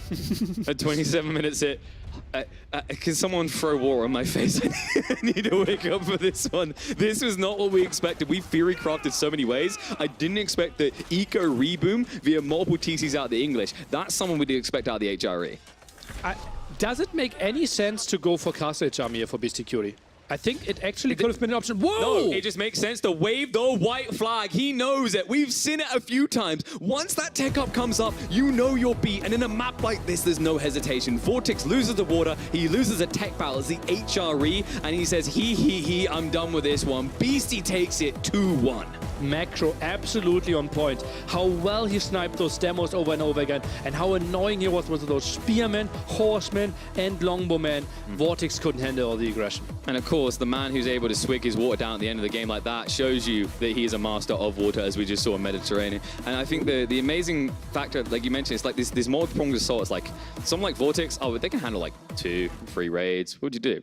4 raids, 5 raids, 6 raids. Stop it! Stop! Like, it's the advantage of being the aggressor. I keep telling people, play to win, don't play to survive. Because you're the dictator of the fate of the map. Yeah, obviously it's so much easier for your opponent to do mistakes if you put them in front of more decisions, in more raids. How do we deal with them, right? At one point, for example, Vortix pulled back 25 villagers against 1 half HP horseman. So in Dota 2, we always used to have a great term for that, which we called it forced errors, right? Because it's not just us being nice to the players, like, oh, you just don't want to say they've done something wrong. It's like, no, they got forced to do something wrong. This is a high-pressure environment. I invite people, if they want, and there's probably some people in the chat who already know this already, go into the ladders and play against Beastie. Let me know how it goes, but what I want to know is how he thought about this series. Let's head across the stage with an interview with the Beast himself. Can you hold there for a second? Gamers. Well done. All around the flat universe. Beastie, congratulations, mate. You're through to the quarterfinals. What a show you just put on for us. Thank you so much. That was a really, really difficult series. You really were put to the test there, and obviously going to the full 3 games, had to play your heart out, particularly on Mediterranean. We'll come back to that. That is obviously the talk of the day. We've seen HRE and Mediterranean. But let's talk about that game 1, where you went down to the Mongols on Gorge. Some early villager picks really, I don't remember you inviting him to your barbecue, so I'm not sure why he was all up in your grill, but talk us through what happened there. Yeah, so initially I saw 2 pastures and barracks, and I assumed he was going to rush castle, so I actually started stables and canceled it. And then he went like mass archers, which I'm not really used to seeing in that matchup, so I kind of regret not going horseman, because if I did, I would have taken the map control, but that tower, I wanted to ignore it, but you know, he microed Khan really well, and he kept sneaking in, giving the vision, and the game just snowballed, and yeah, from then on it was really hard to come back. Just kind of left without any answers for those, any answers for the Lancers. Was there anything looking back on that you think that maybe could have shifted to get you back into that game, or was it just kind of over at that point? I think the moment I canceled the stables, that was probably the biggest mistake, I think, because after that, you know, the way that Gorge works is if you tower that back line, there's no more wood for you. So he kind of forced me to go out. Then he did, you know, really good harassment, picked off a lot of villagers. So from then on out, it was really rough. Let's move on to game number 2, Chinese against Malians. Surprise appearance from them there. But what did you think of the stuff on the water there with the transport ship trying to push you off the water? Obviously, a lot of resources devoted to that play, but it did get you off the water. How did you feel about that? Yeah, I expected the play. I mean, Malians in general are... You're going to be diplomatic about it? Not great. So when I had China, I was pretty confident it's going to be 1-1 because they're just, you know, not in the current meta. Yeah, not great. So I expected, because he picked Malians and Golden Heights, it's a very aggressive map. So I expected either he's going to go for a Donzo Rush on the water, or he's going to do the transport ship, which I've seen before, I've done before. So the moment I saw 3 villagers, I knew that he will be doing the transport ship thing. So what I did is I just made 3 fishing ships so I can dock them, and made him... Basically, I didn't have fishing. His fishing was delayed, but he also had 3 villagers that were idle. And behind that, I just went double TC, you know, got the game into the castle, and from then on, I don't think Malians can do much. Did the regular sort of Chinese things to win the game. I want to focus on that water play, though, because there, I think... if that pays off, it can be very beneficial for the person for the Malian player who pushes you off water. But what it seemed to me, at least, is that you very quickly recognised this isn't worth the investment, this isn't worth fighting over. And so just, as you say, idled those villages to make sure that the play didn't get any value. Yeah, I try to micro a lot with my fishing ships, not to get the fishing itself, because I didn't APM up, right? Yeah, I just wanted him to not use those 3 villagers. It was kind of like a trade-off that I was willing to take, because going into later stages, China is favored. And when I scouted his base, I realized at a point, wow, he's still age 1. It seemed like very, very delayed. You know, I got my Song Dynasty, and once he reached feudal, he went for Donzos, which I just made a couple of archers, denied that, and yeah, I felt pretty confident after that. It looked like a pretty standard Chinese game from there. Let's move on to game number 3, English versus the Holy Roman Empire. This was, I mean, we've seen this map and this Civ combination, the Mediterranean Holy Roman Empire pick has been, we've seen it, I think, in most sets that we've covered today. What's your advice? I mean, obviously you've overcome the HRA on this map. You've obviously got a strategy for it. I mean, I don't know how much you're going to share with us here, but for those interested in learning to play this matchup on this map, what would you have to say to them?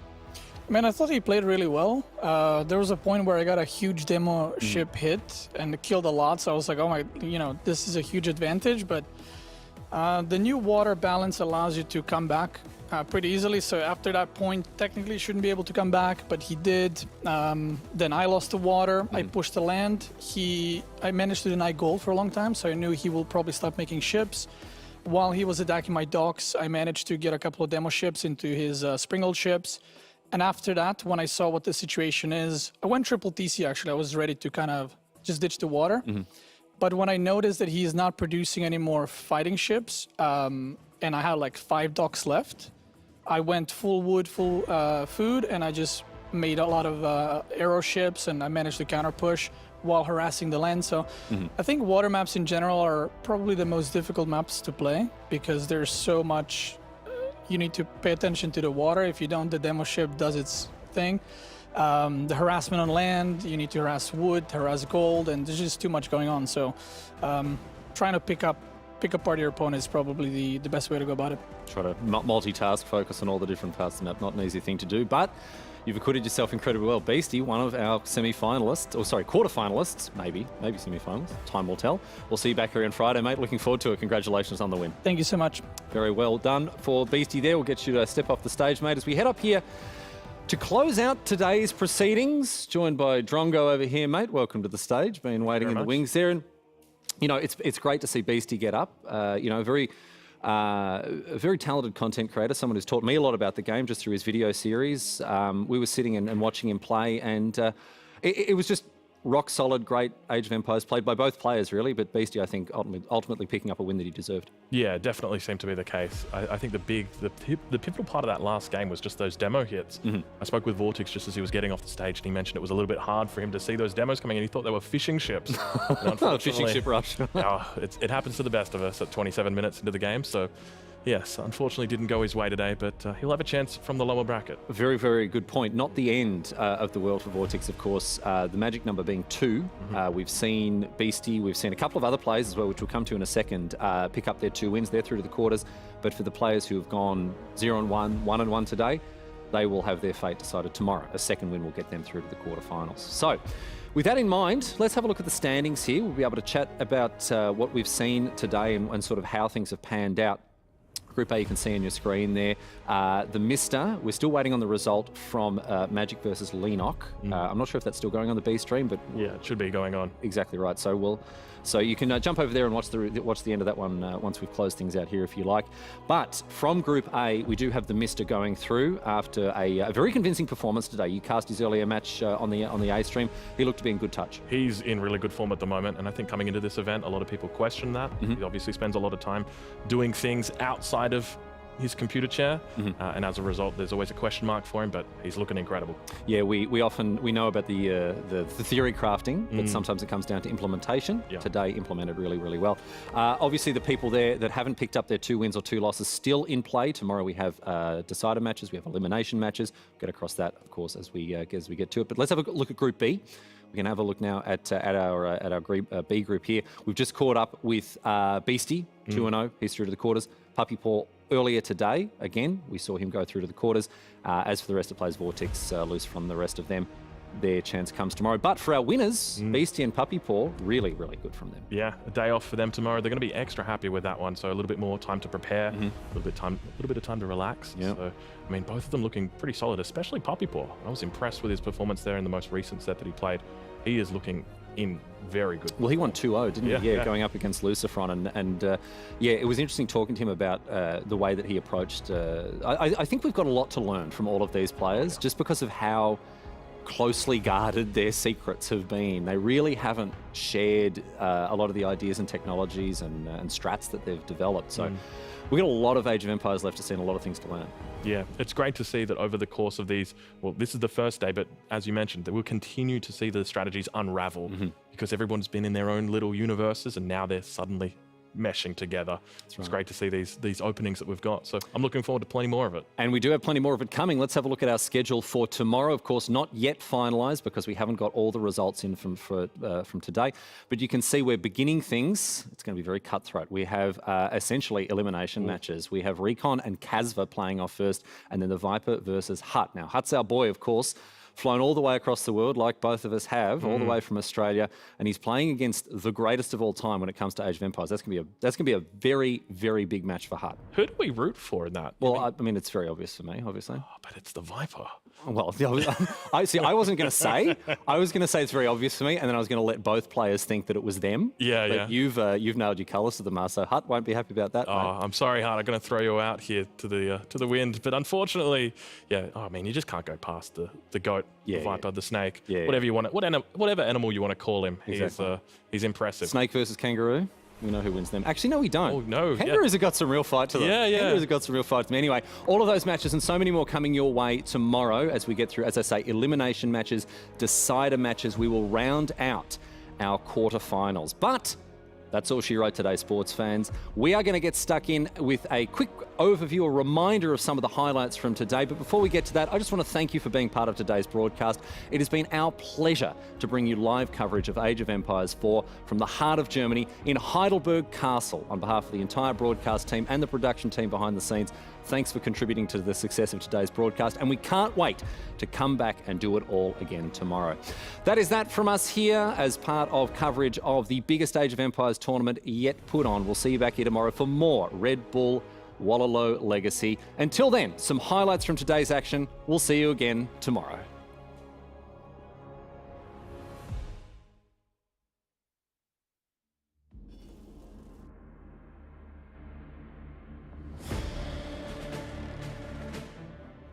Welcome back to Heidelberg Castle. Exalted viewers around the world, it is such a pleasure to have your company here for Red Bull Wololo Legacy, the biggest Age of Empires tournament in history. But it's finally happening. We've finally done it. Age of Empires 4, a real land in a castle. And it's a real castle. And we're here, Drongo. Bump that. We are.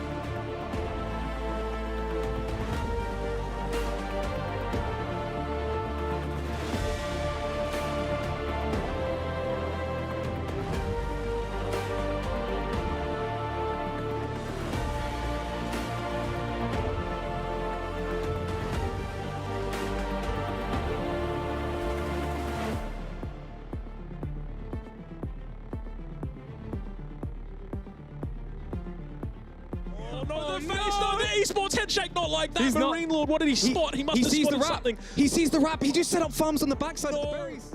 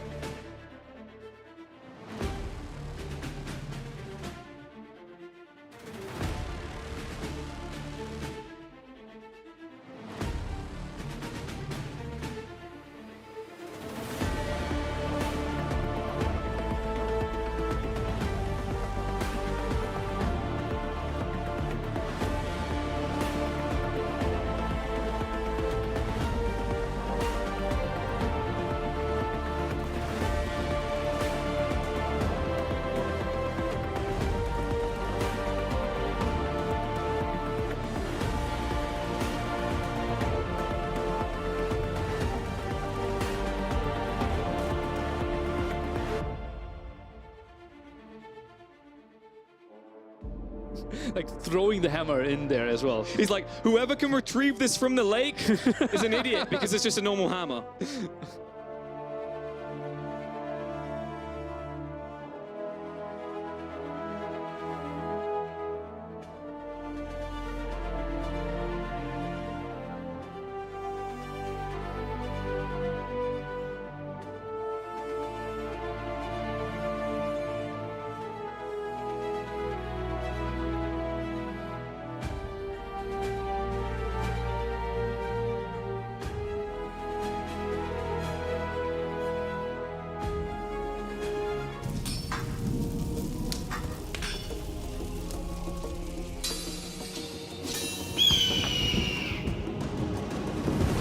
Out of Stone Dave from Viper, and he's out of in the middle. Castle, exalted viewers of turn to raid Leary's economy. And Viper holds on to that castle. And he's killing the villagers on the gold. They're desperately running for the TC. Look, the Cavalier, they can do what they're doing here to the trebuchets, and then Leary will have nothing.